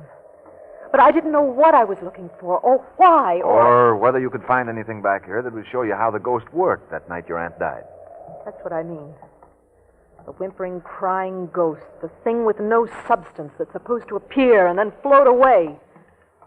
Aunt Betty told me where she expected to see it. Mr. Valentine! Well, listen to that, rising to the bait already. Mr. Valentine, where have you gone? Here, right in front of you, Miss Dowdy. Oh, I've got to see you alone. I've got to. Anything you have to say, you can say right in front of her, only say it fast. It's about the ghost. I know it's about the ghost. Oh, it was only to impress Gifford. You've got to realize that. Yeah, it wasn't to scare anybody, if that's what you're trying to say. I'm smart enough to figure that Ireland Betty didn't fall from her window out of fright on seeing the ghost. She wasn't the type. So if it was you who played the ghost that night, lady... No, that's not what I'm trying to say. It was Ireland Betty. It was she herself who did it. What? Miss Dowdy. Yes, she did. Oh, I know it sounds crazy, but she had to. She'd never been able to locate the ghost in the house, and she had bragged. And she didn't want Professor Gifford to be disappointed. That's why I didn't want him to get the house. He might have found out. Hey, now, slow down. All you're claiming is there isn't any ghost. Is that it? There never has been one in this house. Only why, then? Mr. Valentine, listen to me. If Betty was out here instead of in her room, and you think she was murdered... Of course, I know. She died before she ever got back to her room, and she was probably running just like Christine here was. Yes. Yes, only if that's the case, It's okay. It's okay. I'll take care of everything. Mr. Valentine. Come on, Christine. Let's head back to the house. See you later, Miss Dowdy. Well, the whole thing's pretty simple, I guess, isn't it? I don't understand at all, any of it. Don't you? You understand a good deal about the ghost. But Aunt Betty told me... Sure. I was supposed to look. But nobody says they've ever heard it, except you. The whimpering, the crying. Christine, were you here in the garden that night with your aunt? Is that when you thought you heard the crying? No. No, I've really heard it. Someone else... Were you hiding out here? Did you pretend to leave for Canada and then come back and hide and scare her? Oh, sure, you don't believe in ghosts. You knew the little old pixie'd be playing the part. So she was scared and ran, just like you did, down the path. Mr. Valentine, stop it. You don't understand. What's the matter? You afraid to walk down this path? Afraid you'll trip on something again? A rake that you might see when you're running, only it's so dark you can't even see your hand in front of your face? No, it wasn't a rake. I don't know what it was. I know what it was, young lady. It wasn't anything. Yes, it was. You're mixing me up. I know there was. Christine, I said some crimes are simple. They are after they've happened. Because a guilty conscience does terrible, horrible things. Like stumbling over something that isn't even there, except a memory. Well, what was there when you made your old aunt fall? A rake? A string? A wire? No. No, I didn't do it. I didn't. Then come on, walk. Perfect accident. Ha! Not so perfect a few months after, is it? When you get so scared, you get sick, so guilty, you even try to kill someone else. Nervous little old Miss Dowdy because she's begun to be suspicious. I didn't push that shutter. Sure, go on, say it. Fill me in. But I know it was you, all right, sister. You were the only one who thought Miss Dowdy was out walking with me. Nobody would have tried to kill Brooksy, but just by accident, Brooksy had told you that Dowdy and I were walking together. Stop it! Stop it! Stop it!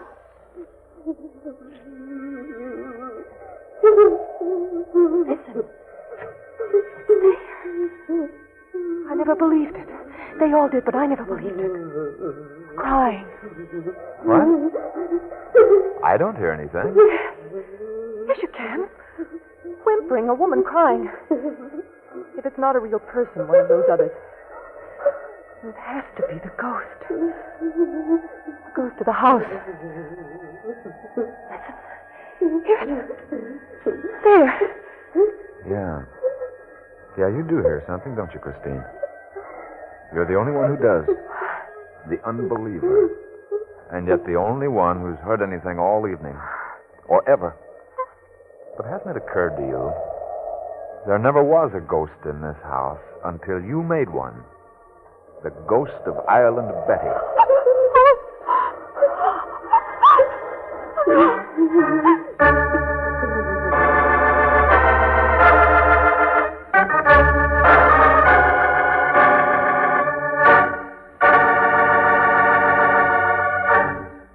You know, there's something about crisp, tangy autumn weather that makes coffee time more enjoyable than ever.